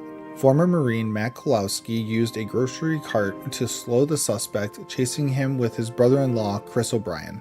Another armed bystander, also a Marine, helped corner Gill, who dropped his knife and was arrested by police. All victims are expected to survive, and Gill faces terrorism and assault charges. Heroes saved the day. From the Wall Street Journal, Thailand, Cambodia agree to ceasefire. 5 days of fighting over ancient temple sites left 38 dead and displaced 300,000 along the disputed border. Malaysian Prime Minister Anwar Ibrahim announced the unconditional ceasefire after talks with Thai and Cambodian leaders. Trump's push for a truce tied to tariff threats brought both nations to the table, but some doubt it will last. Tensions remain high, with Thailand's military questioning the ceasefire's strength. Can peace hold? From CBS News, Trump voices frustration with Putin, says ceasefire deadline will shorten. Trump cut his 50-day deadline to just 10 to 12 days, citing Russia's ongoing attacks on Ukrainian cities like Kyiv. He's threatening 100% tariffs on countries trading with Russia if Putin doesn't agree to a truce soon. Trump also announced a US-EU trade deal and plans to send more food aid to Gaza's starving children. From global conflicts to trade wins, Trump's shaking things up. Will Putin comply? From The Guardian, Trump says he does not endorse Netanyahu's claim there is no starvation in Gaza. Speaking in Scotland, Trump disagreed with Netanyahu's claim of no starvation, pointing to images of hungry kids. Alongside UK Prime Minister Keir Starmer, Trump vowed to send more food and aid to Gaza to tackle the crisis. Starmer called Gaza's situation a humanitarian crisis, pushing for ceasefire talks to restart. Trump also hinted at cutting Russia's ceasefire deadline. Can he drive global change? From USA Today, Trump and EU reach trade deal ahead of looming deadline. Meeting in Scotland, Trump and EU leader Ursula von der Leyen agreed to a 15% tariff on most EU exports. The deal includes $600 billion in EU investments in the US and $750 billion in US energy purchases. EU leaders like Germany's Merz says it averts a costly trade conflict, bringing stability to both economies. Trump's reshaping global trade, but China and others face looming tariffs. What's next?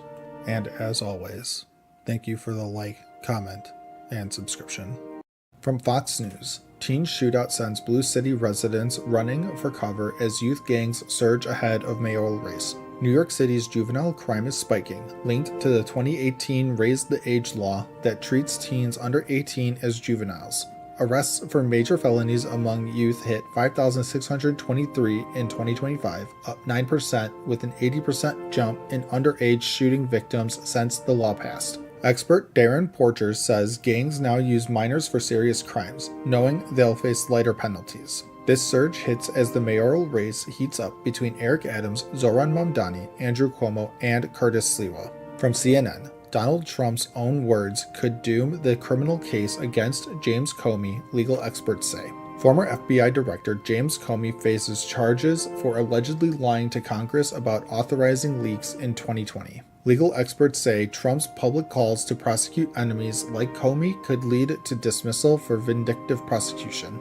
Such claims are rare wins, but Trump's statements and DOJ changes give Comey a stronger shot, per judges like John Jones. Similar tactics failed for Trump and Hunter Biden, but experts note Trump's openness might sway courts. From The Guardian, ex-Trump lawyer says president using Comey indictment to conceal being criminal. Ty Cobb, Trump's former White House lawyer, calls the indictment of James Comey unconstitutional and authoritarian.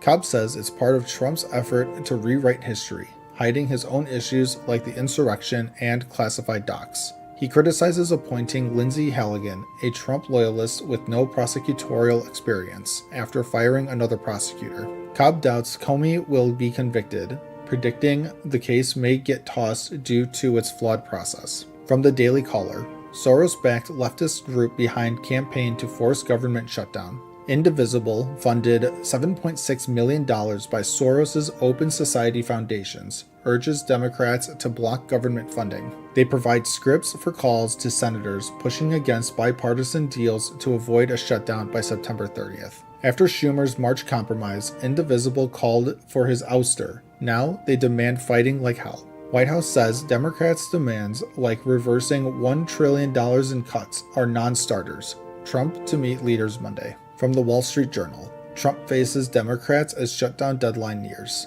Democratic leaders meet Trump Monday with funding lapsing Wednesday, little incentive for deals. GOP wants a clean 7-week extension.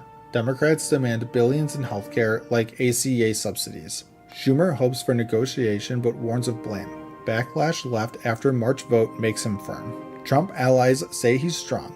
Budget chief preps firings beyond furloughs if no deal. From The Independent, I do not work for you. Marjorie Taylor Greene speaks out on growing rift with Trump's White House over Epstein files. Rep. Marjorie Taylor Greene blasts White House threats over her support for releasing Jeffrey Epstein files. She's one of 4 GOP reps signing a discharge petition with all Democrats, forcing a potential vote soon. Greene says she told aides she works for her district, not them, rejecting hostile act warnings. Trump promised release but now calls it a Democrat hoax.